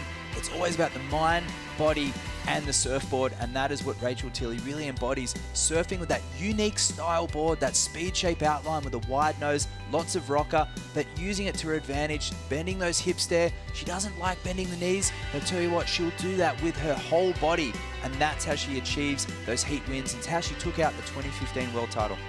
The consistency that we've seen in terms of competition from Rachel Tilley has been noticeable, but still searching for her best result this season. She's already in the quarterfinals, but how about that result right there? An 8.0, a 7.33. But as always, Sam, it's been the quick start for Rachel that has garnered her the wins. Yeah, she always has a quick start. Great heat strategy, learned so much from her father, Glenn. Of course, you know, regular in the San Clemente area. And Tilley's experience from living in Australia as well will continue to play into her favor. She's got that maturity now, so she can combine those surfing skills with that mental game. And I think she could be a real hot favorite to win here in El Sunzal. And definitely not an easy task to be able to defeat Tully White in conditions like this. Coming from Sydney, Tully had a great performance in the opening rounds, not able to do it right here. And speaking of our final rounds, we do have a potential finals day for tomorrow. And moving forward, as we're looking into the women's bracket right now, some excellent matchups heading into the quarterfinals. Obviously, Rachel Tilley, one of the standouts, but Zoe Gropiron, also somebody who spent a lot of time here. She will be in quarterfinal number 2, going up against 3-time world champion Honolulu Bloomfield. Honolulu's style on the last few events has really flourished. Her hands super relaxed. She's got a really good support crew here with her dad Kalohe and her boyfriend Clay, and just looking like really settling into that position on tour and really handling the pressure so well today when she needed to come from behind to take that win. Any standouts here, Sam? Oh, I really enjoyed Sophia Colhane all season. I love the way she surfed last year in Malibu. She lost in the final to Soleil Erico, but of course, Chloe Calmon, the goofy footer. You know, I'd really like to see a goofy footer in Malibu going for that world title, challenging the regular footers. And of course, we just finished the men's quarterfinals. Stephen Sawyer defeating Cole Robbins into the semifinals now. A great bracket right here, gentlemen. Coniella Stewart going up against Britain's own Ben Skinner. But how about Johnny the Ripper against Stephen Sawyer, Matt? Fireworks, that's all I can say. Stevie, everything to gain, nothing to lose. Johnny now really setting his hopes on a finals berth and taking the win, which he'll need to do to qualify for Malibu. So both of those guys desperate to really keep their hopes alive. Cunny, Ben Skinner, well, you're going to have the power game. Highest single wave score of the event so far against Coniella Stewart, who's just excellent wave after excellent wave. And Matt, that's a matchup, a repeat of that semi-final in Manly at the Sydney event 2 years ago, where Ben Skinner took the edge and had that final against Harrison Roach in the year that Harrison went on to win a world title. So it's going to be a real interesting first semi. Ben, absolutely no stranger to coming from behind. I can't wait for that one as well. A lot more qualification on the line, too. We already have certain people qualified for the original Sprout Malibu Longboard Championship, but there are still a few spots available, especially on the women's side. 2 slots that are still up for grabs. If Zoe Gropiron ends up bowing out in the quarterfinals, Rachel Tilley and Mason Schremmer will be locked in. But you see right there, a lot of the men already locked in terms of the seeding. We'll wait to find out, Sam. Whoa, big news there. TJ, Kai, Coniella, Declan, JR, Edward, and Ben Skinner on that list. They will be getting that news. They might have been doing some maths, but that is massive for European longboarding. Well, and Skinner, coming into this event, had very low expectations, but guess what? He's in there now, Matt. He has a shot to compete for another world championship. Who saw that 9.6 coming? Because it was just such an aggressive power cup, and it was a gem of a wave, one that we haven't seen too much, where the wall just continues down the line. Well deserved, and Edward, he'll be so stoked. He probably thought it was all gone today and, you know, head down, but he'll be stoked when he hears that news. Absolutely. He would have thought he was out of it, but he's not. He's in it, and wow, what an opportunity, and what a great spread. You know, different continents represented. And Sophia Colhane in there for the women as well, last year's runner-up. Chloe Calmon once again in contention to qualify and get her first world championship. But what a list right there. We still have a few more people to officially qualify for the original Sprout Malibu Longboard Championships. And guess what, gentlemen? It's my favorite time of the day during the Corona Post Show. Top 5. And guess who we have for our top 5 spot? Our number 5 spot goes to none other than Brazil's own Chloe Calmon, a buzzer beater to qualify for Malibu, a low heat total, but a 9.66 got her the win. Yeah, Bossa Nova surfing from the Samba stylist out of Rio, Macumba Beach, a heartland of longboard culture, but it's that drop knee from Chloe that is so dynamic, and it's this point of difference that I'd really like to see coming all the way to the finals at Malibu, because those goofy footers could really challenge the likes of Soleil Erico on the front side by using that drop knee setup up and coming through sections, backside, harder to do, but on the 10s. Yeah, and Chloe, that was a clutch win against Caitlin Mickelson, a veteran tour performer. And Sophia Cohen comes in at number 4, locks in her spot for Malibu, Matt, with a good performance, 14.27 heat total. Yeah, you know when Sophia's on, when those calves are searing back to the pocket, it sets it up for these critical nose rides.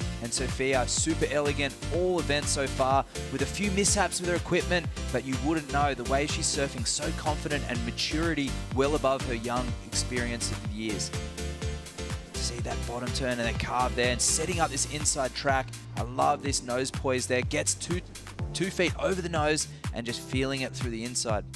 And number 3 coming in, Conniella Stewart styling into the semifinals. 2 excellent scores today, Sam. An 8.7 in his round of 16 matchup, an 8-point ride in the quarterfinals. Yeah, those hood ornament hang 10s on the Connie Tsunami Kelis Longboard Company model there, just toes on the nose all the way. Probably spent more time in the 10s today than any other surfer. Maybe Taka Nui had a long time on the nose, but not with the same level of composure of this young master out of Waikiki. Part of the Queen's crew, looking incredible. He'll be coming up in that first semi-final in the men's against Ben Skindog Skinner. And it should be a very fun one, but as you said, the technical nose riding and the ability to read this wave gets him a spot into the semifinals. And speaking of people that want to make it into the semifinals, highest wave score of the day so far for the women, Bona Bloomfield, an 8.7, Matt. Yeah, amazing rail transitions, really just committing to the rail and a whole heap of flow that we haven't seen in previous years, linking with style, flow and poise. You see her technical nose riding on that square tail Myers, looking very sweet, moving into finals day, and I'm just really liking the relaxed body language that she's possessing. That's a relaxed surfer and a 3-time world champion with a lot of experience. She will be a force to be reckoned with tomorrow. Haliva Hawaii, stand up. But our number 1 top performer of the day, Skindog, Ben Skinner, the underdog, moves on with the highest score of the event, Sam, a 9.4. And it was that down carve there on his double scoop 9.4 single fin, built to the Skindog Surfboards factory, glassed by his partner, Jason Gray, based there in Newquay in Cornwall, 12 times European longboard champion, going for his first WSL World Longboard title and putting it all on the line with this highest score of the event against his contemporary Kai Salas, earns him a spot at Malibu, and that will mean more to the world, to Skindog, than I can really articulate, because he has put so much energy into this season. Gentlemen, what an incredible day. Jaw-dropping performances. Matt, your final thoughts before we end the day?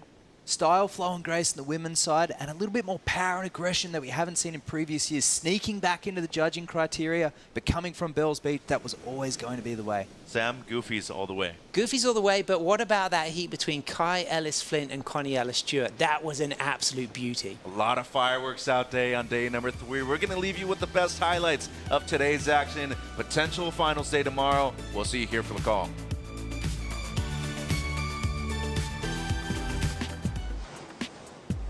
Buenos dias and welcome to the Surf City El Salvador Longboard Classic, day 3 of competition. A long right-hand point break, and it's firing. The perfect day to help decide who will make it to the Malibu finals. Kelis Pleopa. High-speed section through to the inside.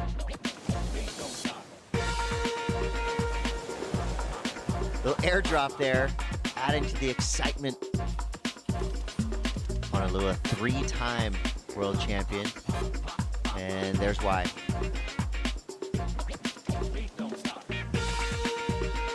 Superior performance by Zoe Gropiron.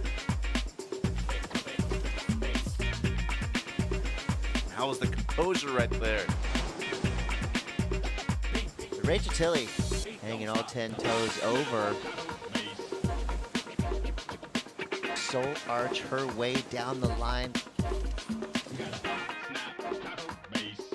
Maria Fernanda Reyes.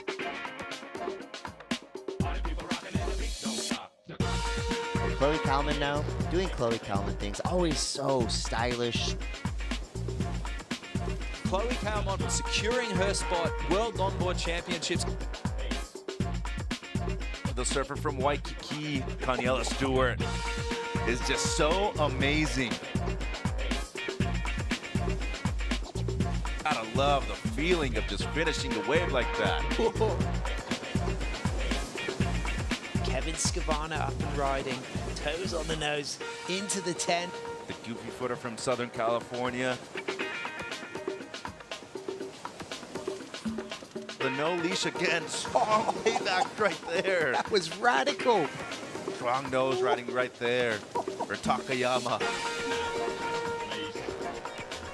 Kai Salas.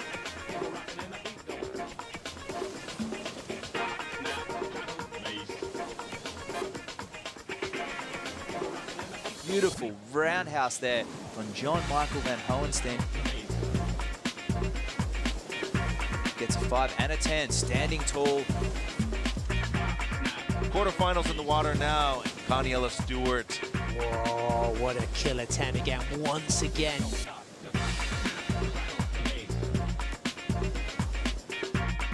Kaniela Stewart, our first semifinalist, is set. It is truly becoming an underdog story here at the Surf City El Salvador Longboard Classic. The Skin Dogs celebration begins. This copyrighted event broadcast is produced by the World Surf League for broadcast around the world and may not be retransmitted, reproduced, rebroadcast, or otherwise distributed or used in any form without the written consent of the World Surf League.